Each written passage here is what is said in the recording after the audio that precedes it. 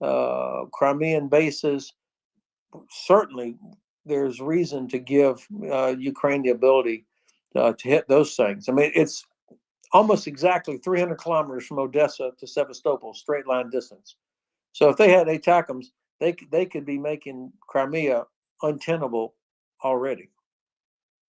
And that would mean pushing back both the Russian Air Force as well as making, as you said, Sevastopol as a launch pad for their navy and therefore their naval forces untenable. Making these areas untenable should have been, for a long time, already the policy at hand.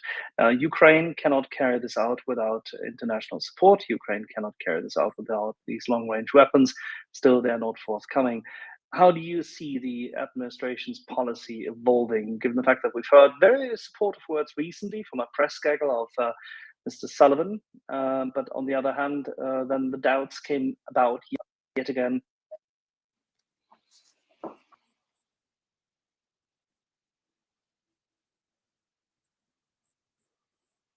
Did I lose you? Yeah, did we lose audio?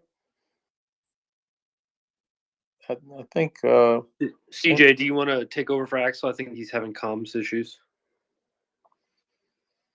Let's see here. Testing. Can you hear me? Yes, I got you, CJ. Yeah, I don't know what happened. Maybe we talked a little bit too negatively about our new Twitter overlords. We apologize, sir, for that. Continue on.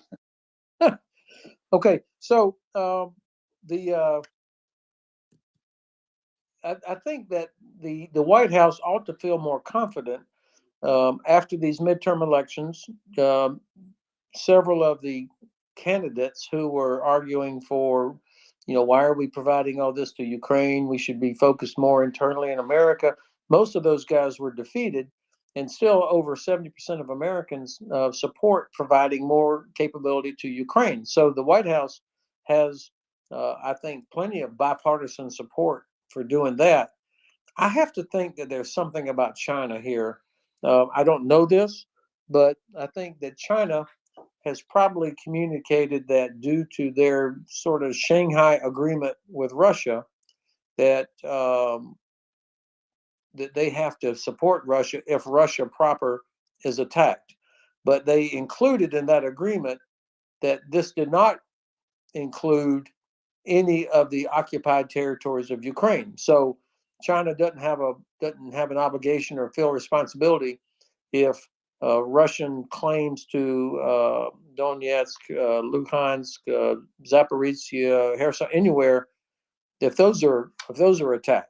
So we should be helping Ukraine throughout all of that. But the idea of hitting targets inside Ukraine or in U.S. providing capabilities that enable that, I have to think there's something to do with China, but I just don't know that. So this is Hodges' speculation here. Well, I apologize for the interim audio difficulties. It seems to be Murphy's Law today. But whilst we covered the missiles and we covered the hesitation of the administration, how do you see the European response at the moment evolving? You've been traveling and we've seen this. You've been arguing, interviewing, talking to many people across many places all over Europe. What is your impression over the last 4 weeks whilst Ukraine has been making progress in Kherson? Three things. Number one, an expectation of American leadership. So what the U.S. does obviously is going to be important. The second thing, though, is I don't get the sense of any lessening of support for Ukraine. I think people are appalled on many different countries. They are appalled at the endless murder of innocent Ukrainian people and the war crimes of attacking civilian infrastructure that is not related to military capability. These are all violations of Geneva, and so I think that we're going to see soon, like within the next couple of months, from the ICC, the International Criminal Court. They're going to start making announcements about investigations and charges against people in the Kremlin for genocide, and specifically for the kidnapping and deportation of Ukrainian kids. And so I think this is coming. I think that here in Germany, where I live, over 60% favor providing more help to Ukraine. That's powerful. And so I don't get a sense of a slackening. UK just announced they're going to provide 3 helicopters. That'll be the first time that manned aircraft are being provided to Ukraine. So Turkey's announcement that they're going to provide some MLRS, long-range rocket systems. These are all positive developments. And I think the people are inspired by Ukrainian resistance and the will. So because of all that, that's why I remain very optimistic of how this is going to turn out. With all that public support, how is it possible? How it become political statements and politicians' actions, such as in Germany, still tenable? How is it feasible that they can get away with that procrastination? Well, I think you know Germany better than me, but in this coalition government, and I'm not an expert on Germany. I live here, and I've tried to understand why it is like it is. I was in gave a presentation last night to 60 Germans, a mix of university students and then some older citizens. And we talked about this. And I asked, why is it that Germany has a hard time?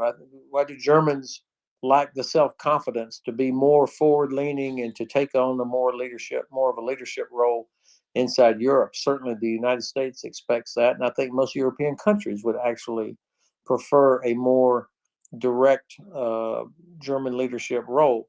But in this coalition government where you've got the SPD, the Social Democrats, the Greens, and the Liberals, the Free Democrats, the SPD, which is the lead party, Chancellor Scholz, it's in their DNA. I mean, that's where most of the pro-Russian sort of sentiment over the decades has resides, is in the SPD.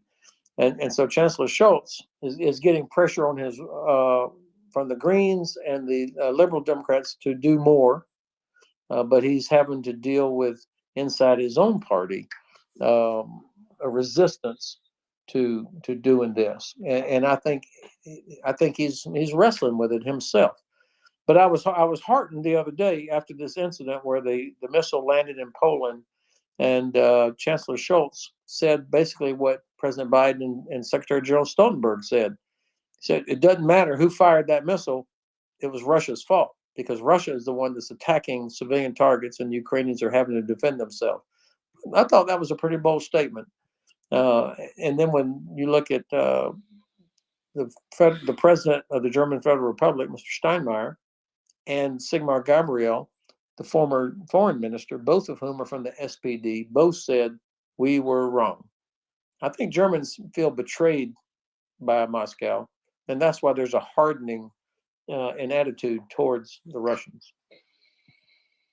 Well, there is a certain element of self-betrayal in there, but then again, I agree with you. The hardening you can sense, and you get this from the public statements, but still, there's no action. Yeah, well, I'm not defending them. And I'm not satisfied either. Why Germany can't provide tanks, for example.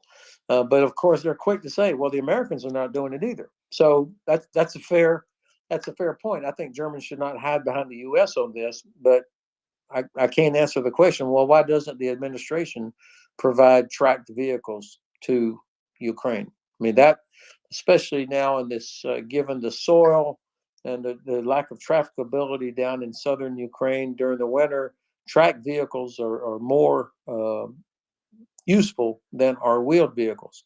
What is the problem with providing some model of Abrams tank or Leopards or Challengers to Ukraine? What is the real reason for not doing that? And it escapes me. Well, you said it, the expectation of leadership. It seems that only the US can break the mold. And whilst we're at it, CJ, given the fact that we only have 30 minutes a day with Jennifer and Hodges, let's go to questions. CJ.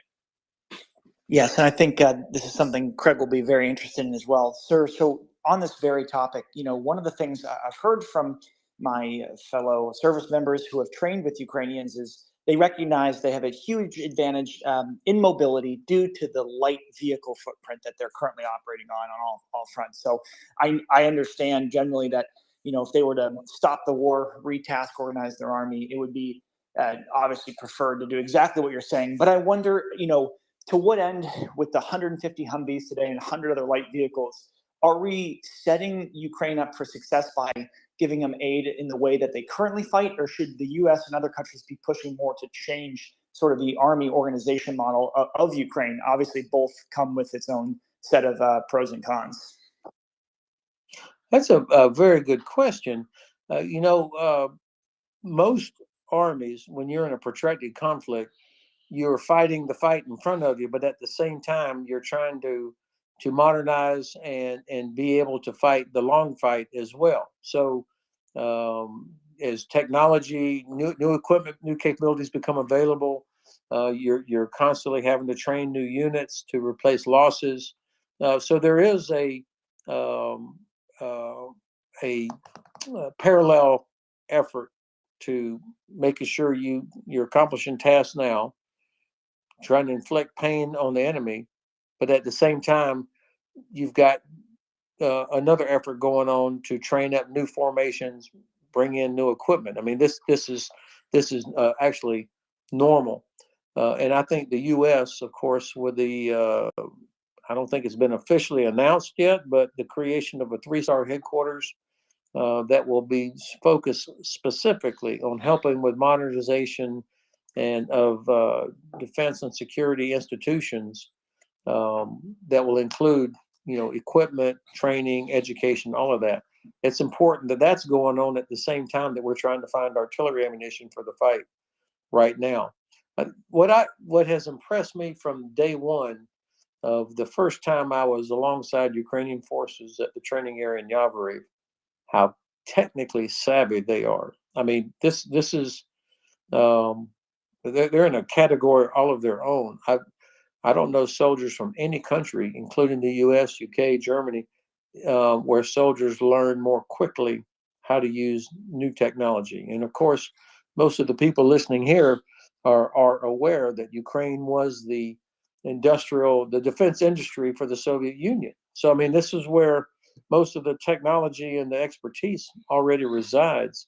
So anybody that says, well, we don't want to give them Abrams because, you know, it'll take too long to train, that is absolute nonsense. Same with Leopard or any other vehicle. They will figure out how to use it. And you know, my first experience with them was with Q-36 radar, counterfire radar. We provided that to Ukrainians, and doggone it, that radar was better than I knew it was once it got in the hands of Ukrainians. No, thank you for that. And yeah, before we go to Craig here, go Army, beat Navy. Craig, take it away. That's okay. I'm sure you'll call us when you guys need us, as you notoriously always do. So what I wanted to kind of talk about, and again, this is probably a question that CJ will enjoy, so I'll return the favor. What I have seen, sir, is a continual adaptation of Ukrainian forces, and I'll describe it this way.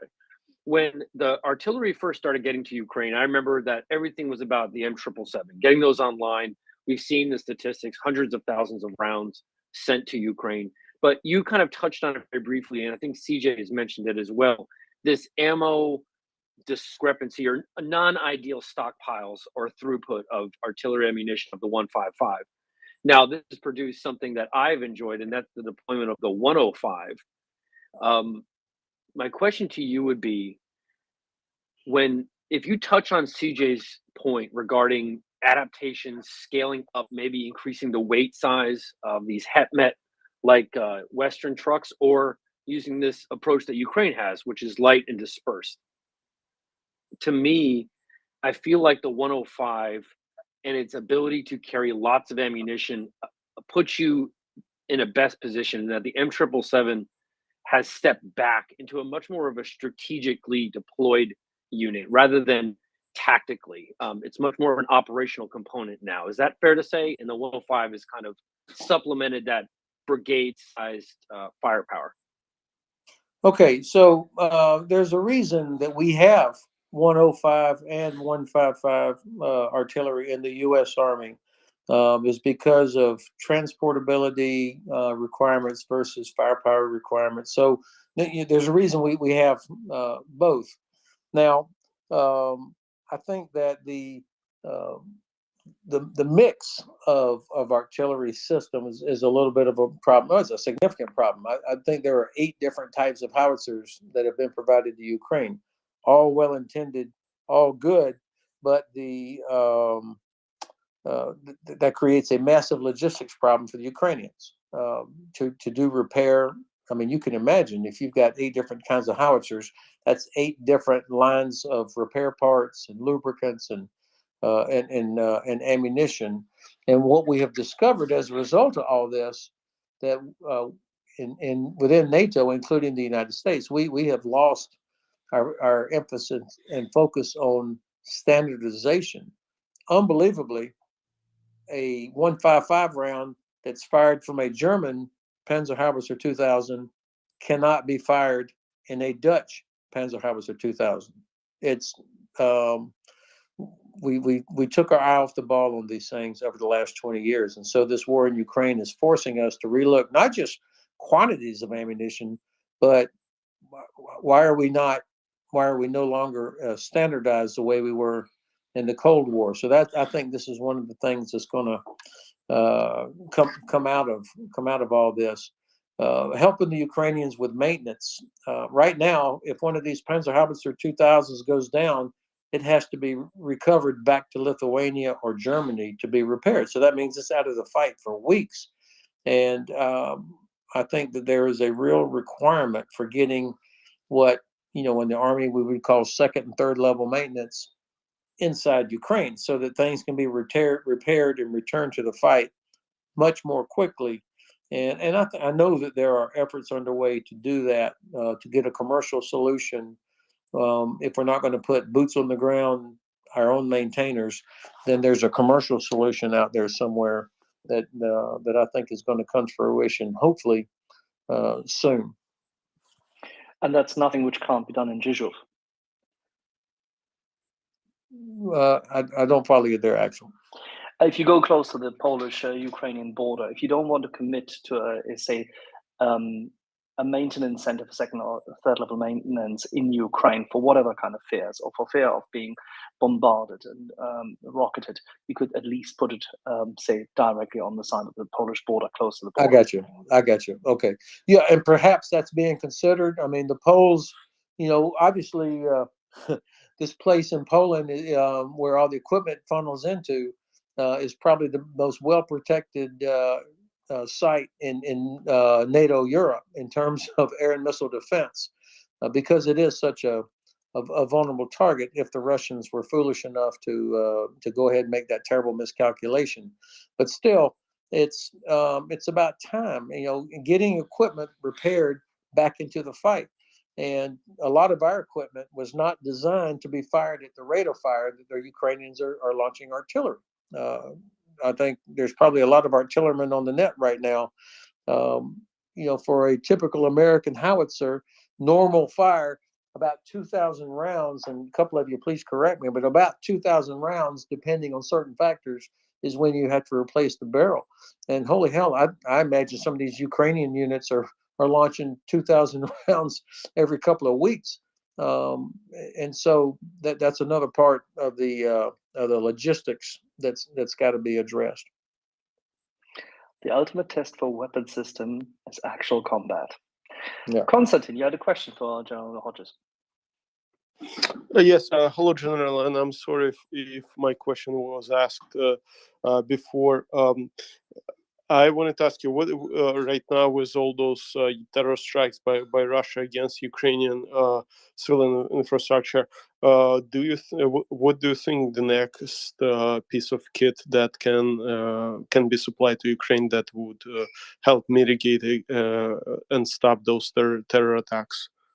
Well, I think that the U.S. Department of Defense and other allies and partners are looking for air and missile defense capabilities that can protect populations. There's no doubt about it. Everybody is looking for what can be provided, but unfortunately, we don't have a lot ourselves. I mean, the whole time I was a commander of U.S. Army Europe, I was very concerned about our vulnerability. We have one Patriot battalion for all of U.S. Army Europe, and that battalion, of course, would be going to Ramstein to protect Ramstein Air Base. So it's not like we don't want to give it to Ukraine. We don't have it, and one of the things we've learned here, of course, is that the requirement for air and missile defense is about 100 times greater than what we thought it was. It's not just about protecting critical infrastructure. It's about protecting hundreds of millions of European citizens, because the Russians are launching multi-million-dollar missiles against apartment buildings by design. So we're going to have to figure out how to significantly increase capability. But I think the best way to do this is not to defend sites and hope that we can knock them down. You got to go to the source. Where are they coming from? The bases from where they're being launched, and also these Iranian drones. I don't know how we have not yet figured out a way with friends and partners to destroy. Why is there not a big fire at the factory where those things are made? How are they being delivered without being interdicted somehow or disrupted? And then, of course, the really embarrassing part is that we're discovering that many of these drones are loaded with components manufactured in the United States. So, we've got to, it's not just about knocking missiles down, which is hard enough. You got to get to the source, get them before they are actually launched. Yeah, we need to hit them on logistics and production. I completely agree. If you don't mind, Konstantin, I would like to go to Rusty, who had patiently his hand up, and Ben, because we have another 4 minutes before Jennifer and Hodges will have to go to, if I'm not quite mistaken, Polish television. Rusty. That's correct. Yeah. So I'd just like to say thank you for your service and protecting Europe and NATO. And I would just like to ask, is there any military inventions or adaptations of such inventions that has surprised you when you've seen their use in Ukraine? I was impressed with the recent maritime unmanned system. The Navy, U.S. Navy, has been putting a lot of money into that. And some European countries are starting to realize that to have unmanned maritime systems is a good idea for anti-submarine, counter-mining, and so on. But what the Ukrainians have done, I mean, they are the MacGyver of military capability. Their drone strikes recently against the Russian Navy in Sevastopol, that was impressive. And I think this is going to cause Russia. They've already relocated their submarines away from Sevastopol to Novorossiysk, and I think pretty soon we're going to start seeing other parts of the Black Sea Fleet relocating. All right. Ben, you had your hand up, and then we have Carlos, who's been flying planes. But Ben first. Thank you. Good evening, General. Good evening. Question from Paris. Very good question from Paris. Recently, France tried to send a few Leopard tanks to Romania, and they were blocked at the border, not by a courageous anti-tank artillery crew, but by German bridges. Can I have your reaction on this? So the delivery of tanks was blocked by Germany? German bridges, because the bridges were unfortunately not fitting anymore. Okay. Yeah, thanks. So yeah, you've touched on a very, very important issue and a real vulnerability that we have in the alliance, that it is difficult to move equipment around in Central and Eastern Europe because infrastructure does not support the weight or the dimensions. And then, of course, there are some places where we still have problems crossing borders with so-called war materials. So this issue of military mobility is important. If we cannot move as fast or faster than Russian Federation forces, then I think we run the risk of the Russians thinking that they might be able to get away with an attack on, say, Lithuania or Romania before we could actually do anything about it. And so I'm glad you highlighted that this is still a problem that people thought went away when the EU announced we have PESCO and there's a military mobility project for PESCO and that it's all solved. and clearly it's not. Once again, we took the foot off the gas pedal. Carlos, last question. Yep, I'll make it real quick. And just I'm with Craig. Go Navy, beat Army. Since I'm a Marine and we have to join the Army or the Navy there. Real quick, General. To close out, I just wanted to ask a question.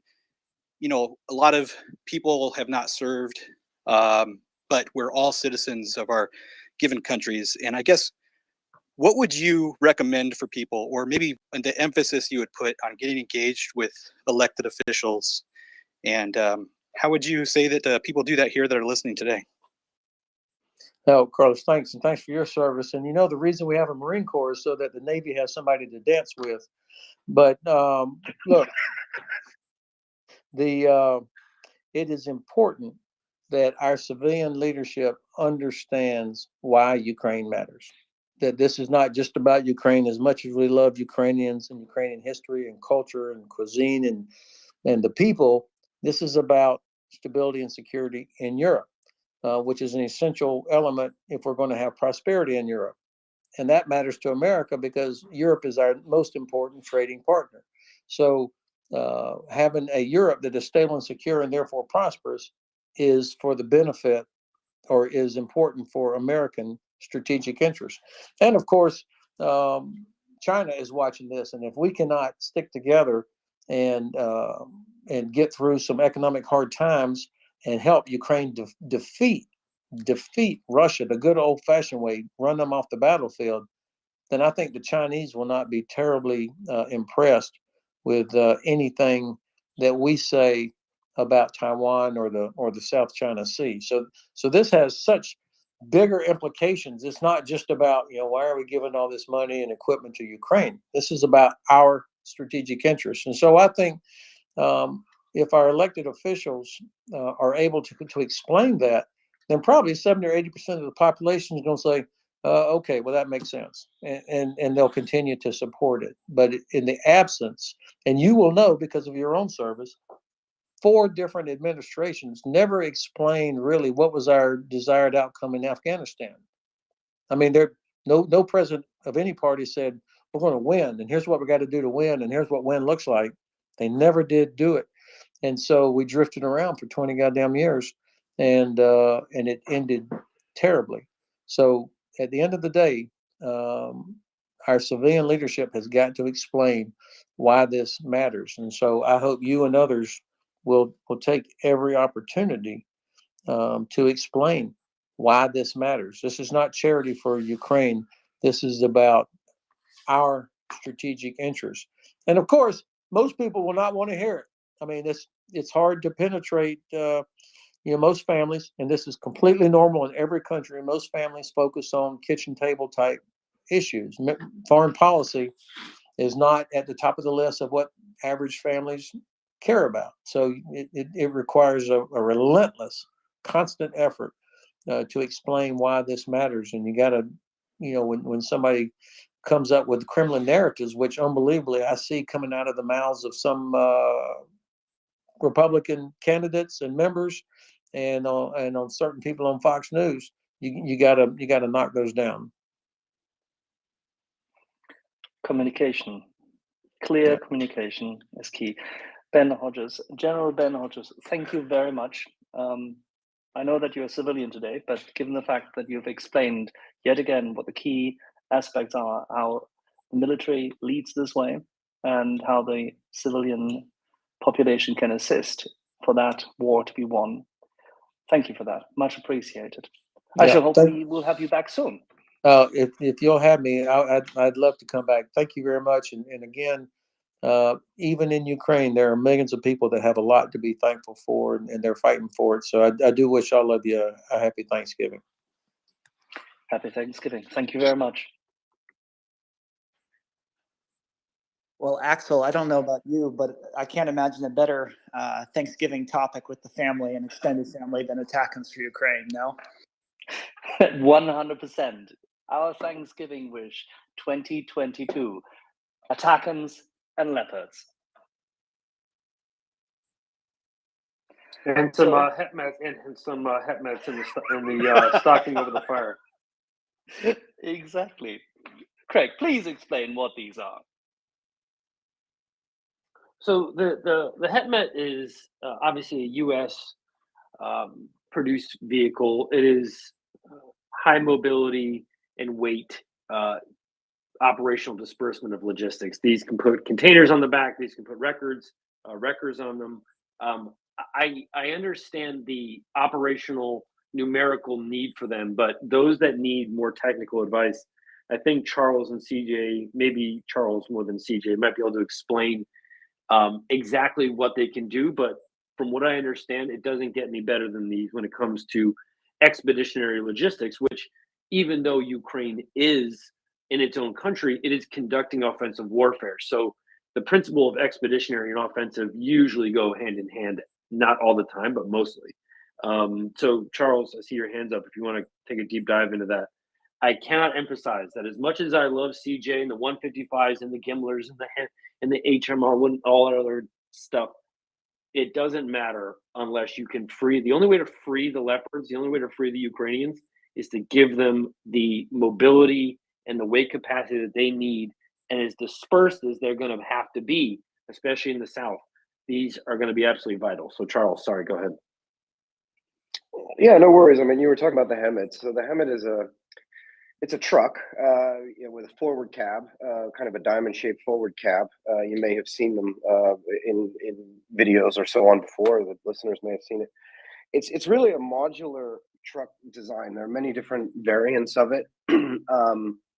There's a couple useful things about these. There's a wrecker version, which is a recovery vehicle, which has some strong recovery assets. It's not as strong as the big M88, the armored recovery vehicle, which is for main battle tanks. But the HEMET wrecker version will recover all kinds of smaller vehicles, MRAPs, armored personnel carriers, and so on.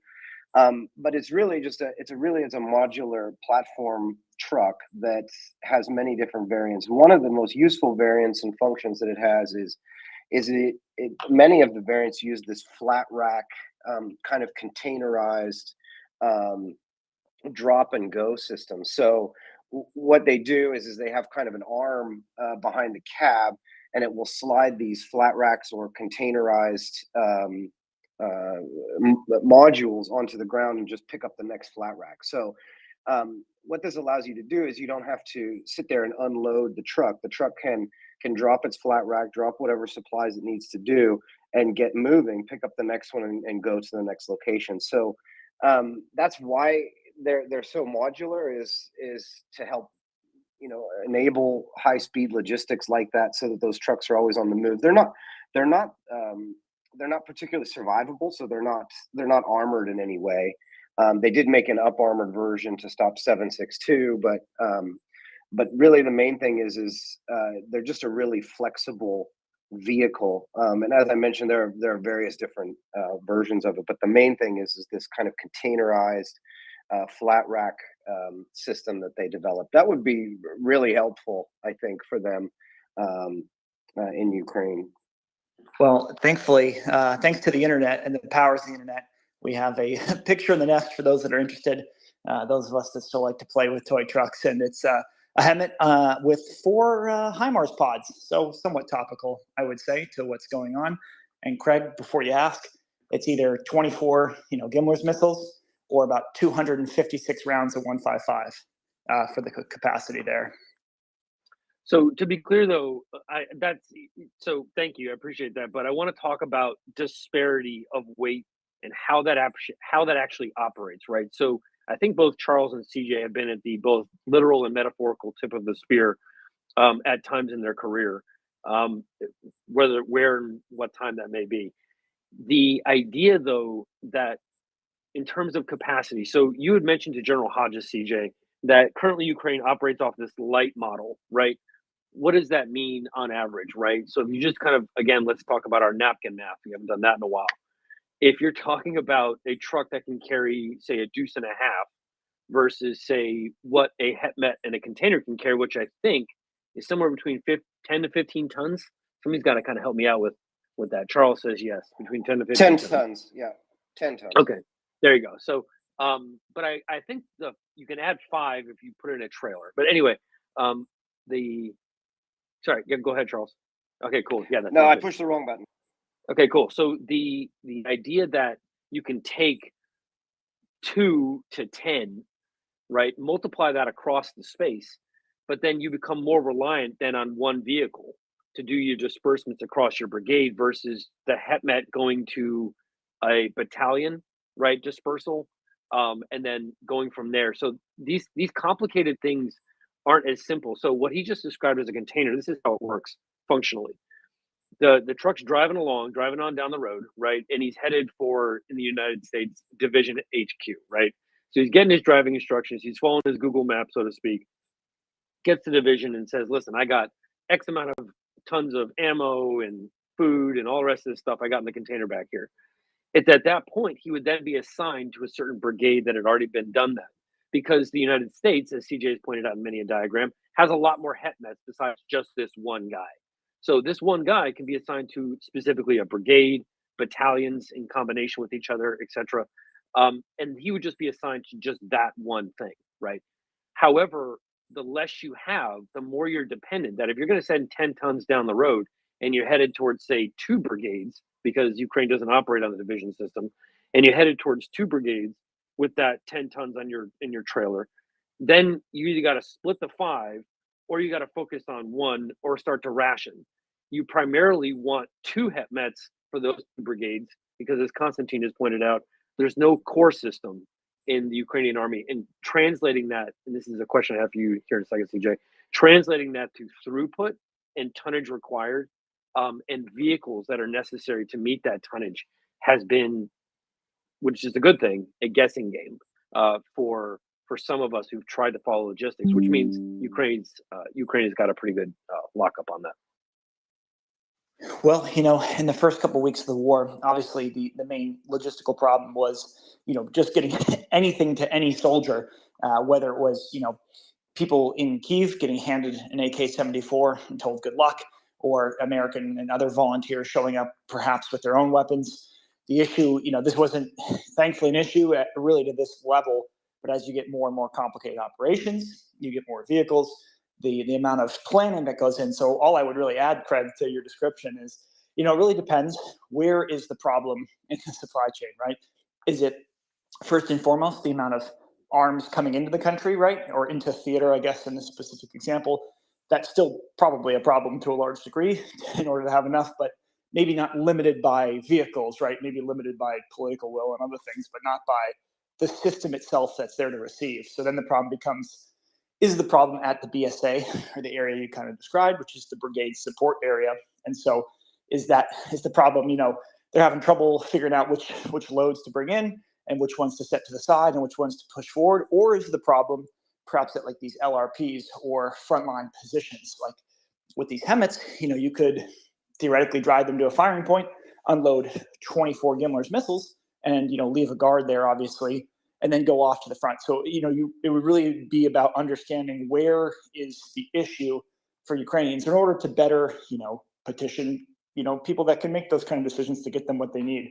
And I think having more of these vehicles allows them to, as you said, spread them out and solve problems at any sort of key point. Because the reality might be, once these Gimler's missiles, for example, enter the country, there's not that many. So they probably go on the truck at that point. They're not in the train with all the 155 ammo. And it's probably, hopefully, a lot of security and secrecy in where they go. But if they don't have the trucks that can do that, then they run out of options. So that's why these things are just so important. So, Charles, I saw your hand was up, but I did have an ammunition question for CJ in regards to artillery. Yeah, maybe just one thing on the HEMET. I mean, you'll see in the photo, for example, just the crane. For example, a lot of the variants have a crane on the back. I mean, it's not a particularly heavy duty crane, but we use that crane a ton. I think the MTO for a mechanized engineer, combat engineer company had 2 HEMETs in it. So we had them down to company level. We use that crane for a lot. This could mean lifting the deck on armored vehicle to do maintenance. This could be doing HESCO bastions, so the baskets that are filled with sand and dirt for survivability. This would mean placing maybe prefabricated any kind of concrete structures, bunkers. We use them constantly. So not only is it modular, and thinking about those modules, those containers, you know, there are modules that are like machine shop or maintenance shop. So you just drop the maintenance shop right there in the field off the back of the truck. The truck can continue moving, doing its resupply stuff. So it was really a modular thing. So I do like this vehicle. I think, and any, you know, the idea with logistics in my mind is not just you know, the availability, but also the efficiency of it. So I really like this vehicle. We used it a lot. But anyway, sorry to stop there, but then maybe you want to go on to your ammo. Yeah, no, actually, it's probably going to incorporate both you and CJ. So if you'd indulge me for just a moment, I want to revert back to the conversation we just had with General Hodges in regards to the sheer volume. Let's just ignore Russia for a second, just put Russia completely to the side, and what outcome this ammunition might be having on them. Let's just talk about the raw numbers, right? Because I think it's important to grasp that while I love Leopards, I love HIMARS, I love all these things, I think what the last piece of the puzzle that's missing are these, right? And I think that CJ, you hit it on the head when you said, you know, what is easier to do, right? To continue along this and to reinforce it and strengthen it using Humvees, or to alter it and to change it. And I'll be frank, General Hodges kind of said, do both, right? You know, do what works where it works. And that's obviously good, well taught West Pointer. I don't know if he went to West Point, but either way, the question I have. Class. First of his class, very good, rightfully so. So here's the question I have: ammunition expenditure, CJ. Let's just imagine you're a part of a brigade, a Ukrainian brigade. You've parachuted south in Zaporizhia. Your wildest dreams have come true. Okay, you're doing a combat jump. You're going to get a jump start. So here's my question: you're traveling with this brigade, and you have an ammunition disbursement assignment. Give me an ideal volume that you would have for, I guess I can't put a timeline on it because you'd rather have an operational goal than a timeline. So give me just that basic outlay. How much would you have in reserve? How much would you have deployed, etc.? Yeah, I'm trying to think of a way of answering it that's constructive, because obviously there's so many variables. So the main points to be: artillery will never be in reserve. So that's an important point. It seems like it's just you know, pedantic, but it's not. And by that I mean, your artillery will always be a part of every operation you do. It's either, you know, there's a bunch of different command support relationships, but long story short, it's going to either be, you know, direct support of your mission, or, you know, general support reinforcing, meaning, you know, all of the ammo has to be apportioned, you know, really before you go. So in the NATO model, of course, the ammo is not as pushed forward because, you know, there's a push and pull, and I don't mean in terms of logistics, I mean in terms of, you know, bottom up refinement and planning. So, you know, the infantry side comes to, you know, the planning cell and says what they want to do. Artillery says, here's what we can do with what we have. And then here's, if you want to do this, we have to request this. So this is pretty much the opposite of the Russian system, where ammo shows up and they just shoot it without really much integration. So, you know, what I can tell you is, you know, what each gun piece is generally supposed to shoot in support of either you know, stability operations, offensive operations, or defensive operations. You know, those numbers are still the same from what we saw in Kherson, with, you know, in defensive operations, defensive operations shooting almost at most 250 rounds per barrel, with offensive operations being about 100 to 150 rounds. So on the offense, needing a lot less ammo than on the defense. In terms of what I want to have on reserve or for planning, I mean, this is the important point that you may or may not know, of course, is each echelon of a military unit has a different planning window. So for a battalion, right, you're planning operations up to 72 hours out. At a brigade, you're planning up to 5 days out. In the division, you're planning a week plus. So if you're going to have ammo at all those levels, that's the planning factor you use. So that way, that battalion could fight up to 3 days on its own.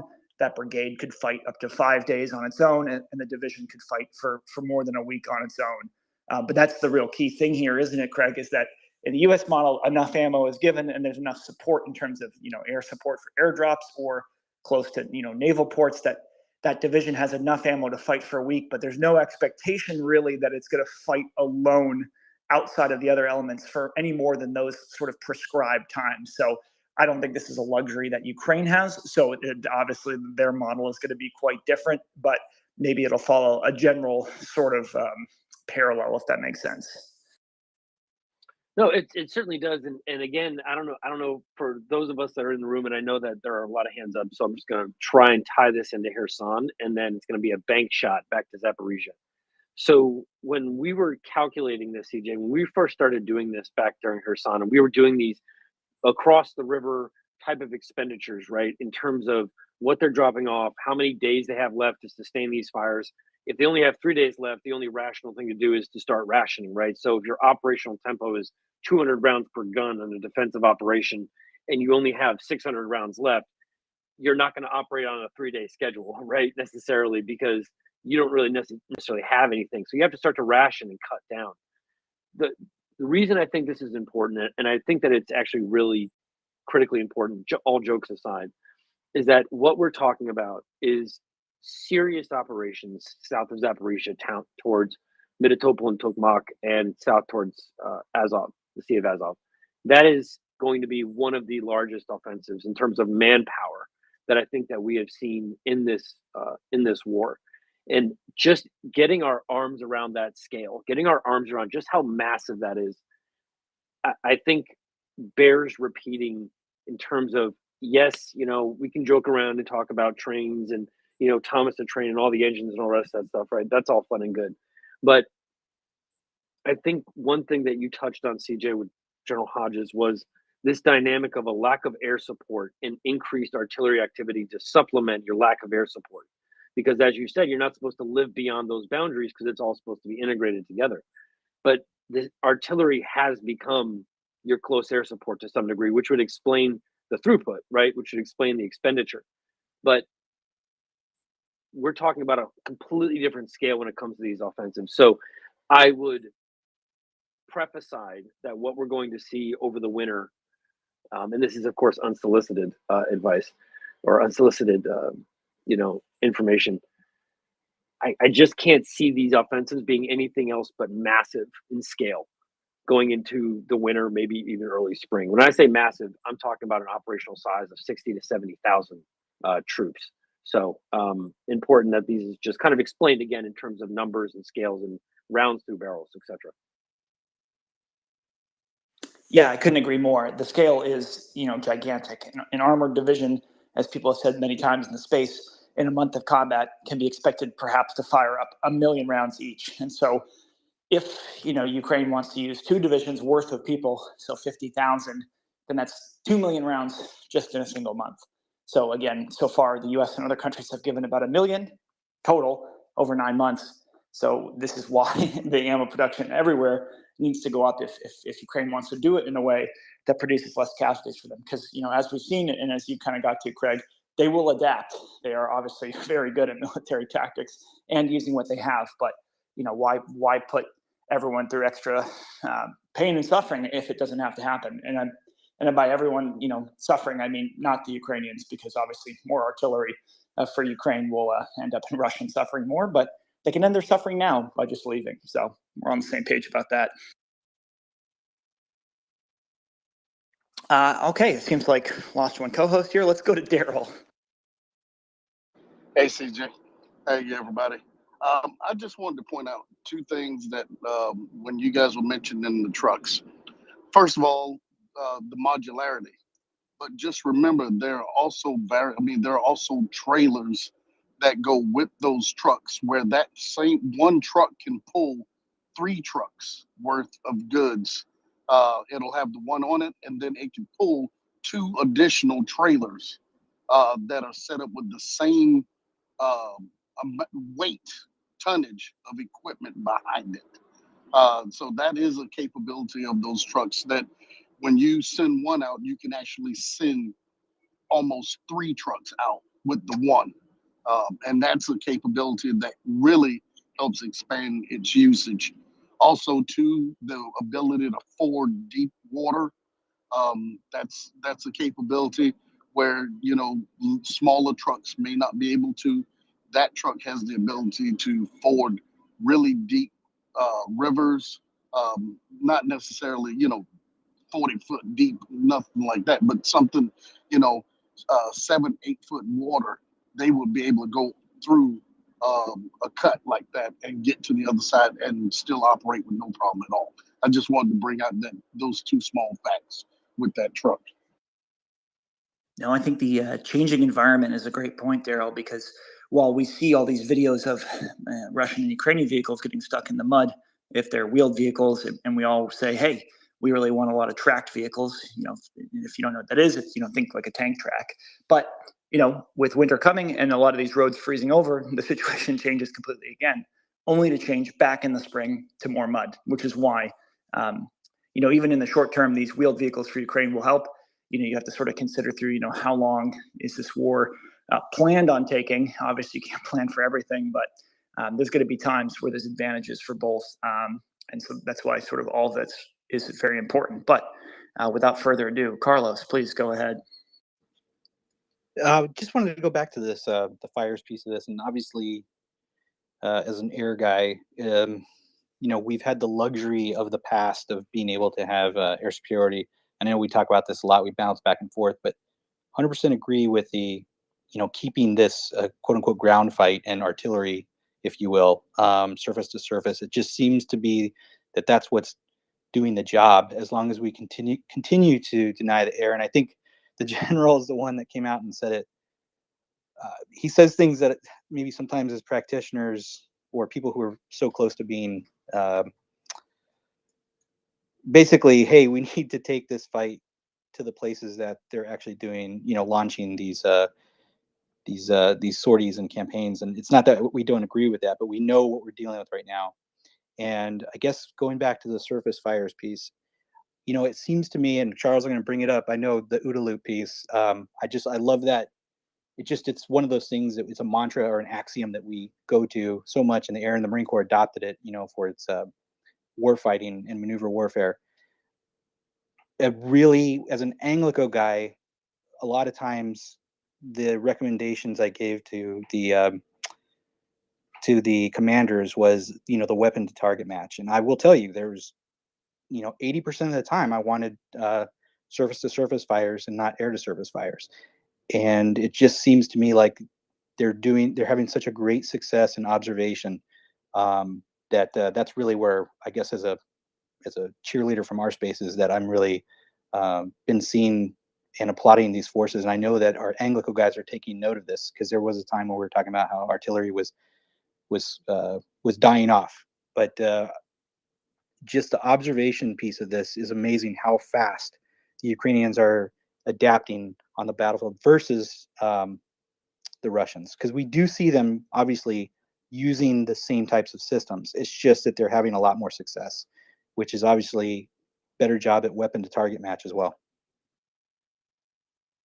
And I guess this is where I might disagree slightly, only because, it's not because there's a lot of artillery being used, of course, but, as you know, as well as I do, this sort of model would obviously not work in America, where, why would it when we have air supremacy from 3 different branches of service? But I wonder, if there was more of an effort or push to get, whether it be F-15s, F-16s, or hell, A-29s, what this would do was it would take off as much stress on the ground logistics system to get, artillery and rounds to the front, because a lot of it would be airdropped. Because, and I think if it was a consideration of risk, of course, people, and you'll correct me on this, hopefully, if I'm wrong, but the idea is, yes, those pilots would be taking more of a risk for flying, missions, CAS missions, AI missions in a contested environment. But every day that goes on, those artillerymen are taking risk. Obviously the people driving the trucks are taking a risk. And I wonder if it's a question of, taking risk, then it seems to me it would make more sense to get more aircraft to Ukraine, because, yes, this would be extremely expensive to start pushing this route more. But at the end of the day, it would solve so many logistical problems. But I'd be curious on your thoughts for that, Carlos. Yes. Well, here's the problem that I really do have with the model we just talked about. So we've talked a little bit in the past about how they're using rotary wing, and I kind of was digging into more of that. It's more of that CCA style kind of army maneuver, if you will. They're not using it like CAS, the way that we had maybe thought that they were, or would be the way that we would want to use them.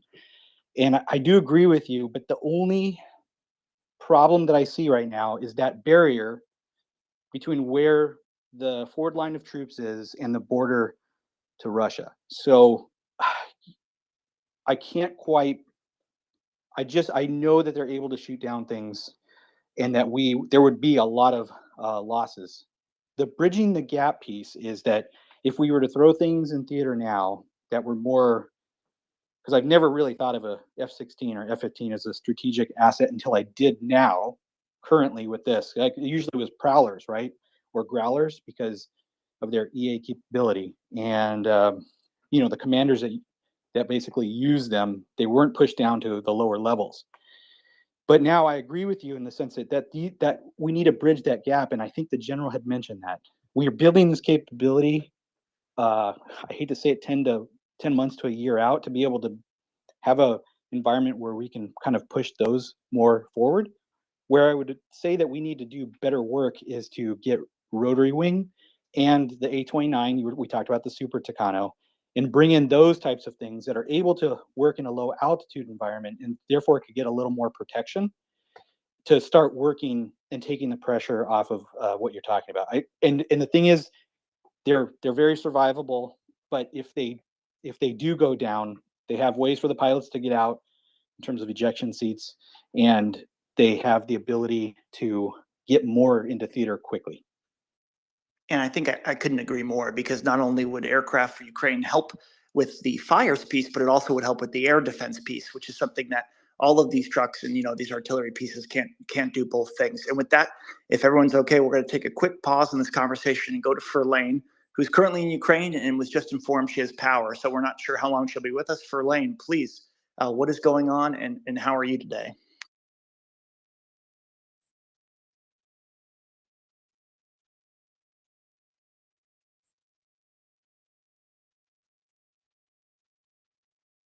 Mic check. You're good, CJ. I think she's away from the phone. Okay. No, yeah, no, we'll, I'm not. It's just because of the delay. Sorry, guys. Can you hear me loud and clear? Yes, loud and clear.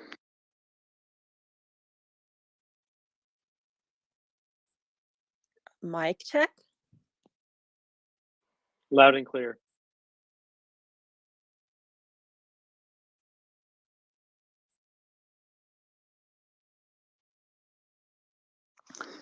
If Verlaine, if you can't hear us, you can go ahead and cycle down. We'll get you back up ASAP, because we obviously want to hear what's going on in the ground. No power is limited, so we don't want to waste any of your time with it if you want to join us and tell us how the day is going. All right, stand by. No lanyards here. Yeah, in the meantime, Craig, do you want to go ahead and respond to Carlos? We work on getting Verlaine to go. I actually had an interesting question for you, Carlos, in regards to CAS support, close air support, in regards to encircled Russian troops.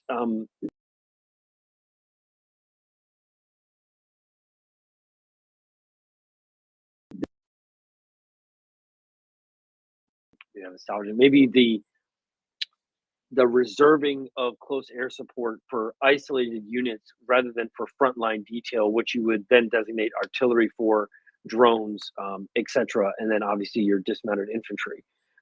What are your thoughts on reserving them for pockets of Russians rather than for frontline activity and support?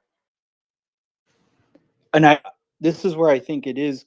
I think you hit the nail on the head with what they are actually doing, and it's obviously intel driven when they are deciding to launch those sorties and get that advantage, especially where the supported unit is that is calling, integrating those fires. I'll say, in terms of what they're using right now in their sorties, I would say yes, that's where they, at least anecdotally at this point, that I've been able to tell they've been able to do. They are doing exactly what you just said. And I think that kind of recipe for success bears highlighting, because you want to reinforce what works, right, and detract from what doesn't. and I don't feel like, and again, some people may agree or disagree with me, and I'm more than happy to take that criticism. But I think that at this stage of the war, these pilots and these aircraft are so valuable.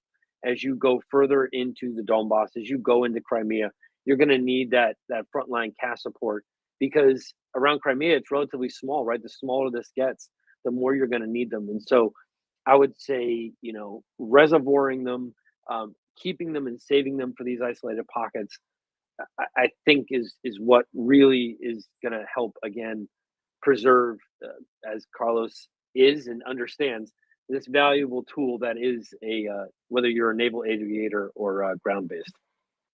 And CJ, just real quick, I wanted to go back to that other point that you made. I do agree that those guys want to get into the fight a lot more, and I don't know how much they're preserving them, just as we've been talking about, as much as to say they're not willing to make the allowable risk yet for those assets. And I guess the tension point is, when do you make that risk go up? Maybe it's just for those offensive campaigns that we're waiting for to show their hand. Yes, and I think it's with that in mind, it's so important to have Ukraine have that option, that flexibility to take risks when they want to and need to, as opposed to when they have to, because that just allows for in the long run much less casualties. We know they're willing to take risks. We saw it in Mariupol with these unbelievably brave helicopter pilots that made resupply runs, Kazovac runs, and really kept the fight going and kept so many Russians tied down for months on end. So we know that they obviously have the qualified people and the bravery to do it, which seems to be very lacking on the Russian side. It's just a matter, I think, of getting, of course, some pilots and the people trained. So with that, we'll take a break from this briefly and see if we got Ferlane. Ferlane, can you hear us? Loud and clear. Can you hear me? Yes, indeed. I think Twitter is liking us a little bit better now. Please, Ferlane, tell us how you're doing and what you've been up to today. Okay, so I just bid farewell to Sean from UK for UA a couple hours ago. It was a great privilege to have met him and to deliver some of the much needed medical aid, and not only to one of the bases. I was the hostess, so he stayed with me. He survived my Ukrainian hospitality, meaning I was cooking for him and have accommodated him for the night. Although there was a little bit of messed up situation with light yesterday when there was a blackout, so he was all I will probably feel guilty for the rest of my life for that moment, because if it wasn't for the restoration of the light in 1/3 of our way up, because I live on 14th floor, it would have been really bad. But overall, we have delivered the goods. We have met Harry, asked, so they have been providing much needed help to the other axis and all over Ukraine. So that was a great it was surreal to see them both in person, so to say, especially in Kyiv, like just out of nowhere. Fantastic but bittersweet at the same time, because you realize that it never in your life you would have met those two under any other circumstances, if you get what I mean.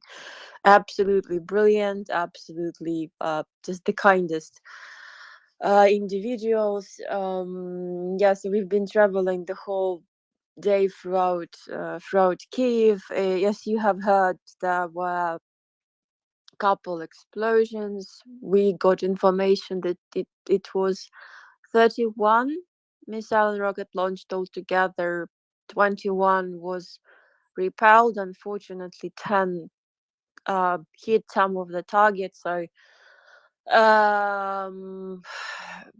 there was and still is lack of electricity all over Ukraine. Like, my parents don't have comms at all. My mom is texting me with just like cell messages in short forms, even though she's like 180 kilometers from Kyiv.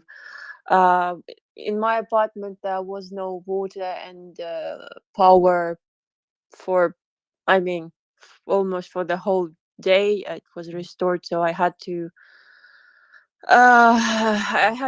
make one of the threads from the subway. So just got back and trying to warm myself up. Overall, the situation is more or less under control. I mean, we don't have Russians in close proximity to our capital, which is great, but still they're really much attacking the eastern axis. So, guys, once again, I do need all the help which I possibly can receive from all of the community, especially since it's Thanksgiving.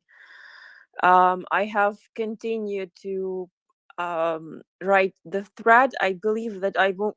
It's like gonna be like an like never-ending tale, but it's gonna be a never-ending thread of how we keep on supporting the soldiers, specifically the unit that I had been affiliated with, and technically my extended family, the Rapid Reaction Brigade.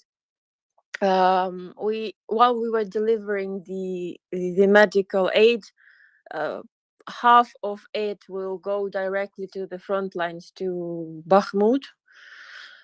We still lack 200 cats, tourniquets for them. And once again we'll start a fundraiser for that. So we're aiming for 700, like 7,000 200. So it's basically 7,200s for 205 tourniquets. You're gonna be asking why 205. Well, we just all are very let's say our reaction towards the word 200 or towards the symbol 200 is very is very awful. We hate seeing this number. We hate hearing this number. I have shivered down my spine if I see this number in my chat. So we avoid writing the number 200. 300 is okay-ish because we know that the person survived, and 200s are mostly departed. So we are raising for 205, meaning that we're gonna have some spares, but usually during the wartime cats are not spares, because from what I've heard, our soldiers have used some of their tourniquets for POWs. I have never doubted them in that, because they know what to do in these circumstances and situations. So they treat everyone like a human being, regardless of how they behave, right? And they also use their cat tourniquets for civilians who were wounded. So the need in those is still there. The previous fundraiser went extremely like successful, and we were all over the moon. I can even share some details that we have all, with the help of Mria Aid and all of you and the donors and supporters, and the the actual provider. Sorry for this cough. I think I have been in the cold for a bit longer than I expected. We have already paid for it, made all the paperwork on the background. I will be here to meet the delivery. It's going to be a diplomatic one, so shouldn't be any acts at the border. And it's gonna go straight directly to them. So this time we are not we are not feeling completely like, me myself, I'm not very comfortable of asking once again, but that's just the situation in which we are now. And frankly speaking, when people are asking like, how can we help, I'm having a hard time replying, not because I don't know the answer. It's just the answer is so complex, and in my head I have different categories, different priorities, different different ways to use those for different purposes, for different, basically a lot of different categories. So there's always a room for help, and right now this is the priority, because it's gonna definitely help to save lives, b feel more reassured that they can go to the missions and to come back alive, b come back even if they're wounded, because sometimes they're doing the craziest, boldest moves. They won't lose a limb, or they will be able to save someone who didn't know how to properly cover themselves, or yada yada yada. So overall the day was really fulfilled with good deeds, but at the same time the news from all over Ukraine, especially I woke up reading about Zaporizhia maternity hospital, and actually I felt empty. So yeah, so if you can help, just retweeting the thread, or making small donation, noting that it's cats for rapid response brigade or rapid reaction brigade. We have used acronyms cat and RRB. So the Mria Aid team will be able to allocate those funds when they come, because they have different projects, and sometimes it happens that there are no funds available and you have to navigate. So this is my way to help us all to make a difference. If you have any questions, because I see they're out of hands, please go ahead.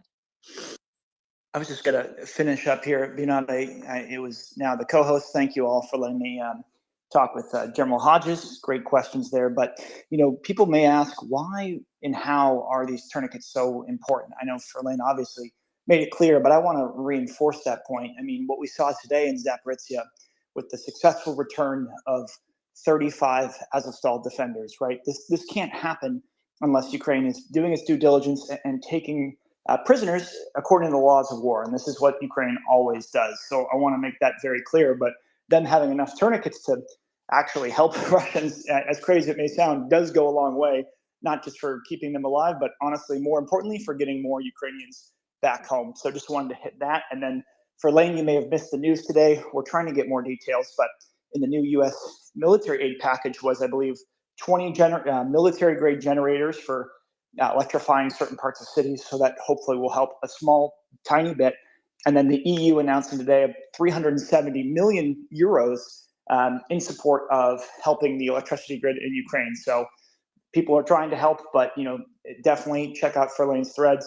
Give to the Rapid Reaction Brigade if you can. If you don't know, they're one of the most famous and storied units in this war. They've done some truly incredible things, and they still will until this war is over. So thank you, Ferlane. Thank you, CJ, for reinforcing that. And why it's important to provide cats overall, not taking into account whether it's a rapid reaction brigade or someone else. The high quality equipment as this, and I'm not exaggerating, will help stop massive bleeding. And massive bleeding is, if you know the March acronym and algorithm, is the major reason why people die. So stopping the massive bleeding is vital, literally. So what can I say? If you have any questions, if you want to have a master class of how to apply tourniquet once you come to Kyiv, I can do that once the war is over. I hope you will never need to utilize that knowledge, but who knows? Usually it's better to know how it's done and have the skill and never use it than not know it and then feel dumbfounded. Then you actually have to utilize that. A minute of philosophy. Rusty, please go ahead. Yeah, so my question is actually to you about how do you make food and how do you do the small things when when the power outage is there? Like, how do you prepare your normal life just to survive? That's a good question. So I have two modes. Mode number one, it's me being alone in Kyiv apartment, which I'm gonna explain you right now. And mode number two, that's me being at my parents' house.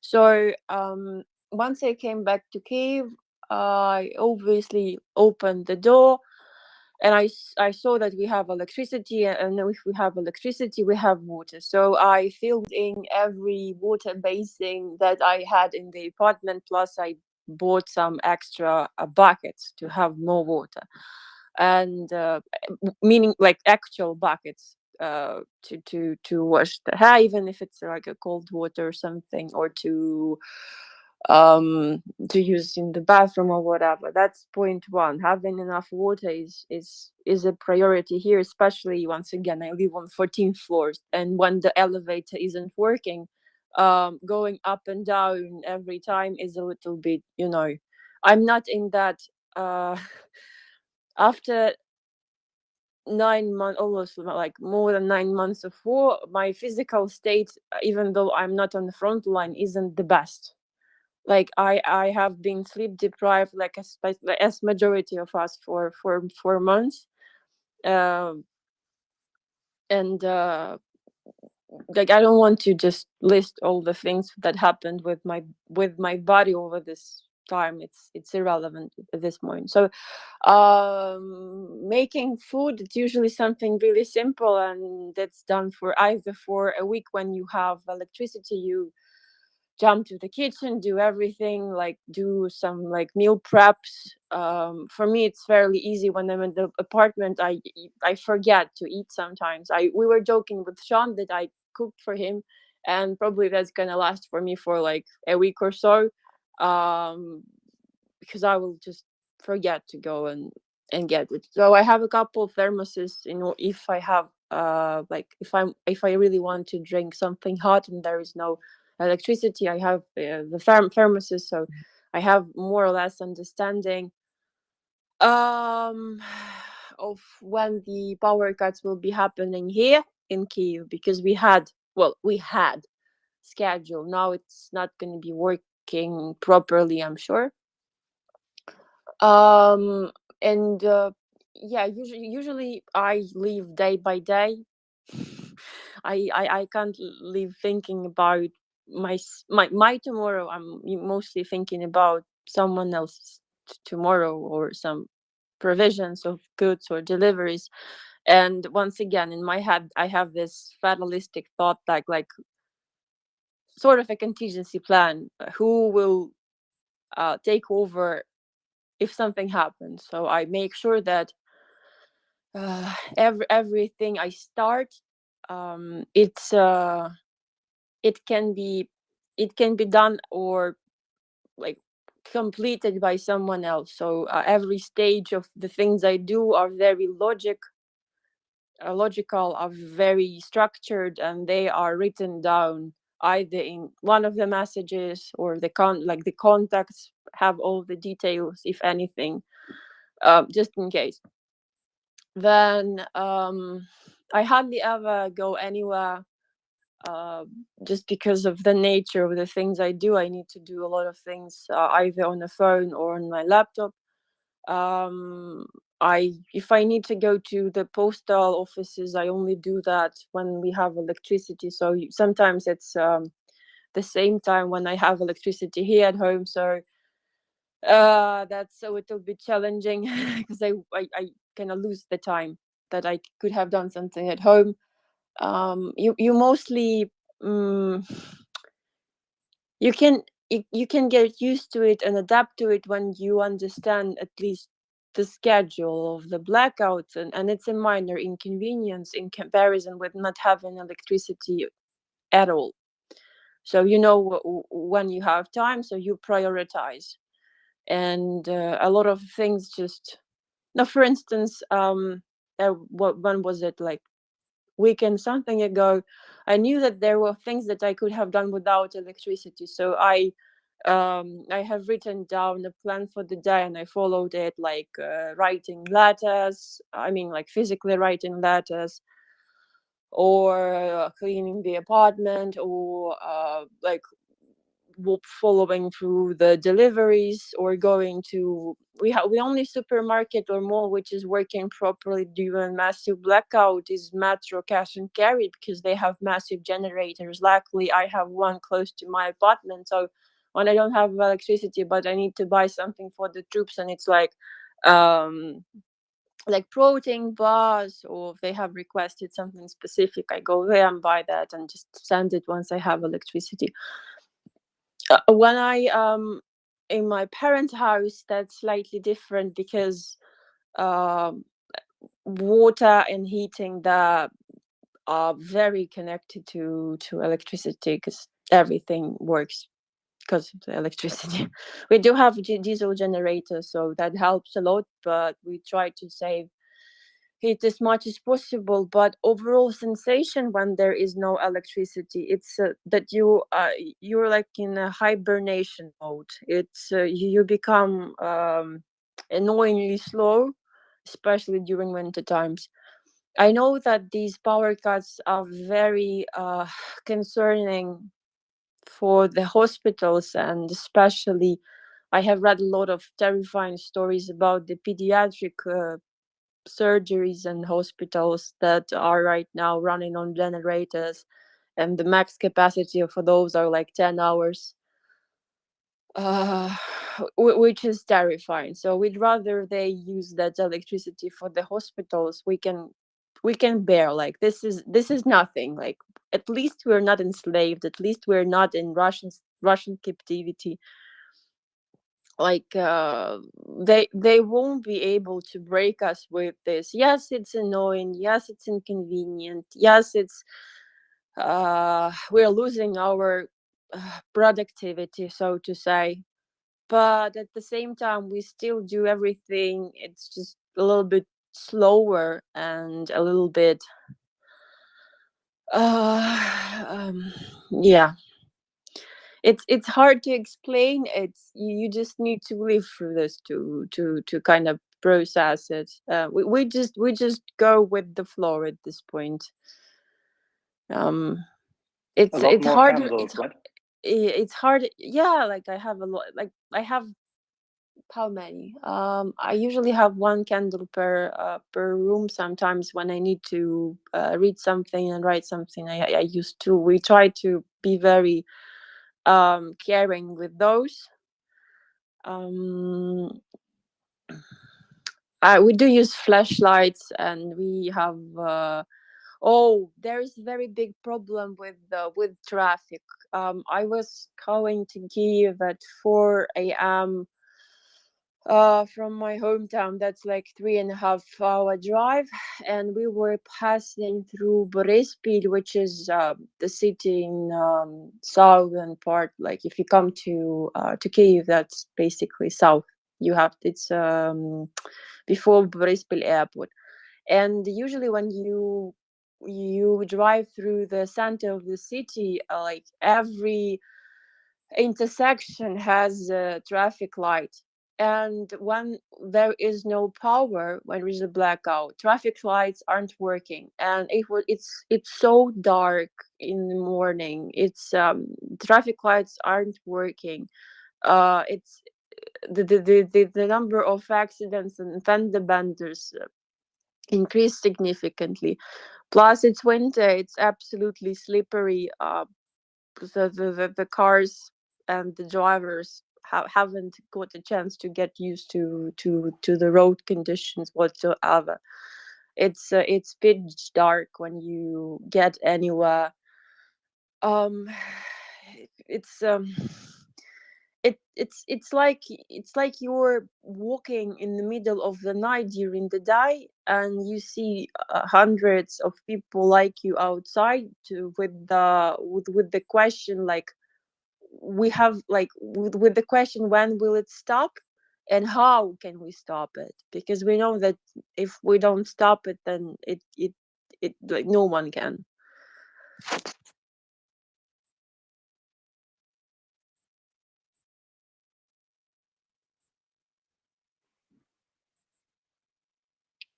resilience, stoicism, and patience are stretched.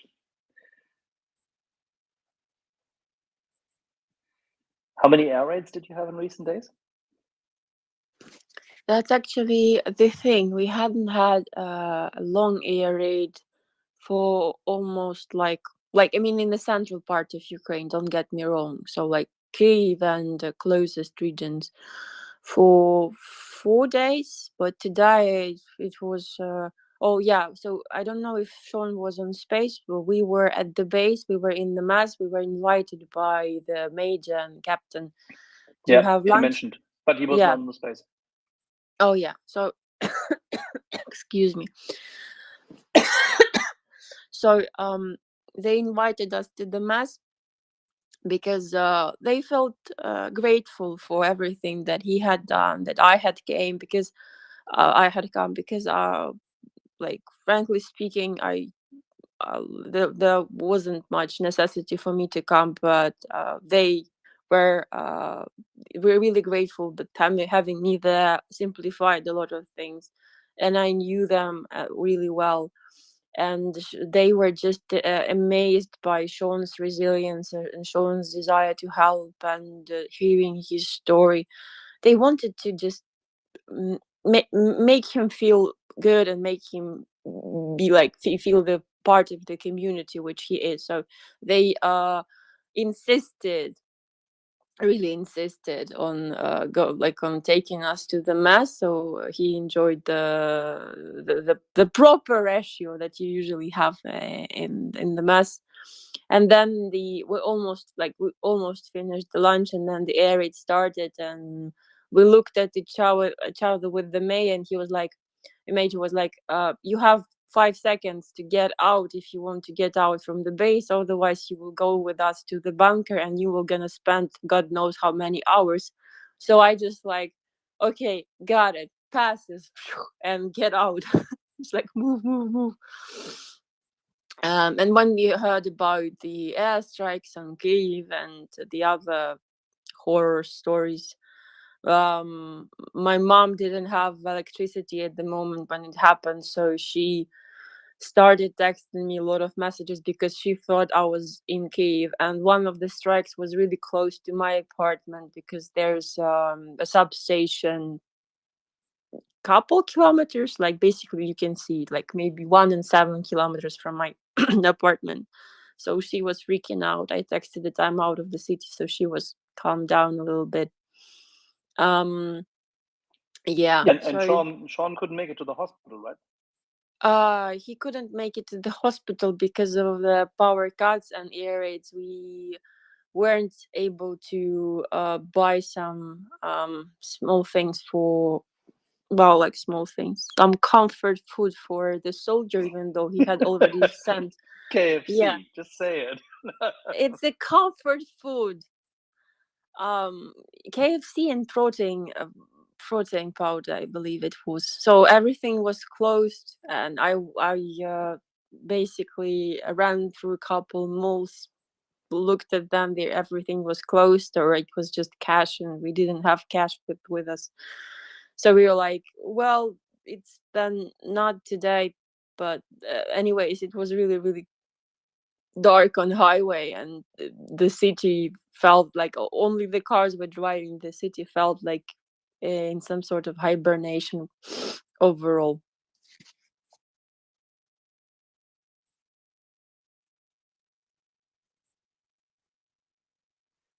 So, and you never know what happens tomorrow. Tomorrow is a new day.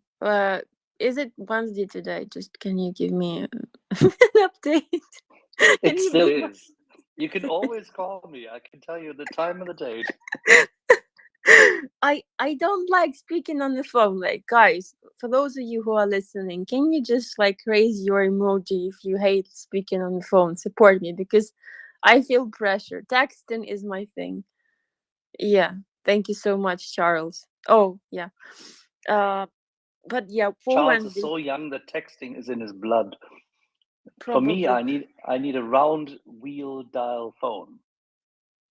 Yeah, but when you start talking, you kind of feel that you need to speak more than you should. Not you, but anyone actually. Then you start speaking, and at the same time you talk and talk and talk and talk and talk, and there's like, oh, I have forgotten to ask about the most important thing, because you kind of miss the person or you miss the voice, and it's an obvious thing, at least for me. But once again, I don't like speaking on the phone too much.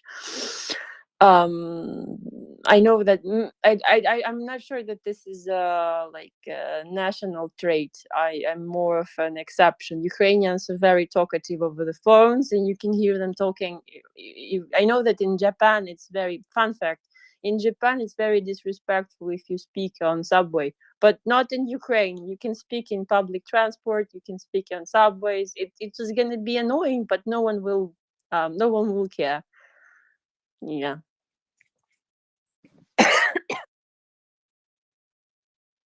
Let's go to Rusty. You have a question for Verlaine. I'm actually wondering how you respond to. Do you have air raid sirens going off when there's a missile attack against Kyiv? Or how do you get to know about incoming missile attack?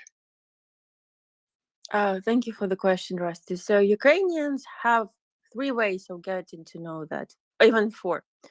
The most commonly used one is just being outside and hearing air raids howling from all the directions.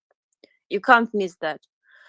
If it happens that you are inside a facility, you might have application which kind of informs you that this is an air raid and you need to get to safety. Then there are some like community chats or chats of your oblast, your region, where the authorities, let's say, passively aggressively send messages like "get down to your shelters now." And then, but I think the last one is you can physically hear it or you can physically see it,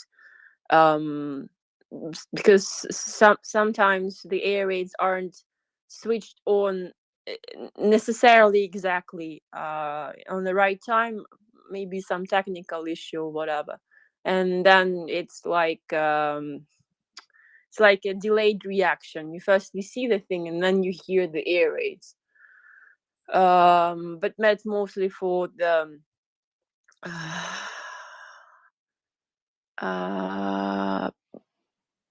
that's mostly for the eastern regions, or when the missiles are shot from Belarus.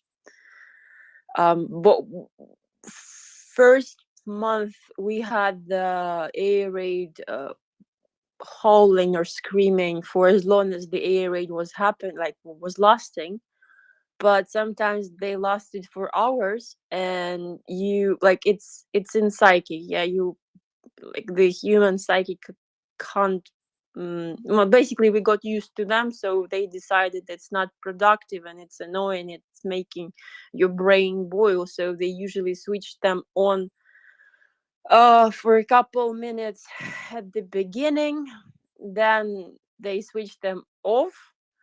Well, basically it gets down, it decreases, and then they switched it on when it's the end of the air raid, and they also notify you when that's the end of the air raid. When the air raid is combined with the attack on infrastructure, like on substations or whatever, it's usually longer, and you see that there is no electricity. So that's also an indication. The biggest indication for me when I was staying at my parents' house was hearing actually 3 of them at the same time. My ears are quite sensitive, plus I have a professional deformation. I can hear on longer distance. I don't know how it works on longer distances, so I heard the air raid from the center of the city, the center of the settlement, and from one of the major how do you call it? Oh god, from the major industrial center that was like towards south from my house. And I heard all of them three at once. And at some point, my brain just started to, how should I put it? To emit hearing them, to erase the trace. For me, it was like like a background noise, nothing more. Yes, so that was actually just a build up for my question. That was actually, how do you respond to the air raids now that the war has been going on for almost 300 days?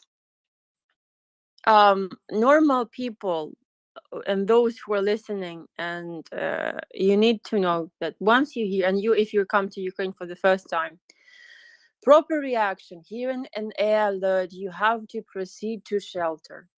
Like, find the shelter, get to safety, please. I have been here, and overall, that's just how I am. And plus, we didn't have proper shelter at my parents' house. I'm used to just staying in here. It's really like, I'm really high, so I just won't be able to get down real quick, especially when elevators aren't working. I'm used to be just working in the hallway, because there are two walls. So if you're leaving I'll give you an example. So my friends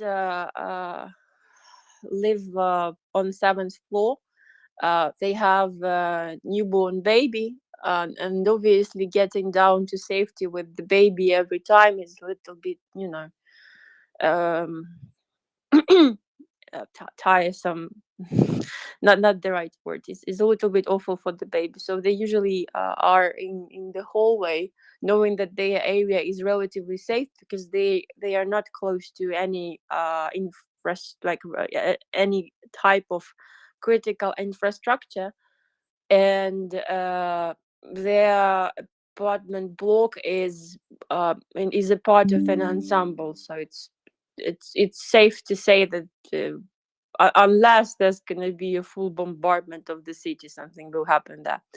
But anyways, once they hear raids, they go to the hallway, they relocate to the hallway with the baby, and they have to wash the baby there, feed the baby, and do everything there.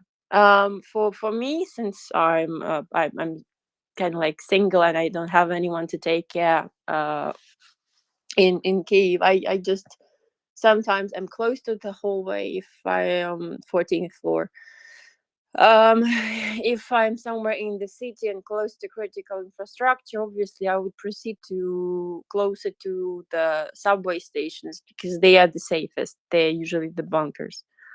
Not every time you can find the shelter real quick, so you just keep on going, and once you find the shelter, or once the air raid is over. If you live in the private area, like I said, I stayed with my parents for a couple months, which is another kind of experience as well. For I haven't been with them for God knows a decade. They don't have a proper shelter. Their basement and their cellar isn't supposed to be used as a shelter. So if some kind of like shrapnel hits, or if some kind of remnant of rocket hits, everything collapses, we're just gonna be buried alive. So we didn't bother going to the shelters in my private area, I mean my parents' house, because the chances of surviving are much higher. Yeah, but mostly people here, it depends on the person. Some do follow the advice diligently, and they proceed right away to the shelter, especially if those are kids or schools or universities, military bases especially. Once they hear air raid, everyone proceed to safety, because better safe than sorry. But today, for instance, I saw a lot of people just walking down the city center, passing by with Sean Borispil, and it depends on your personal recklessness, I would say. And some people do feel like our air defense is working and monitoring everything 24/7. So they're just hoping that our air defenses and weapon system will get better and better with the help of others. So that's also the thing.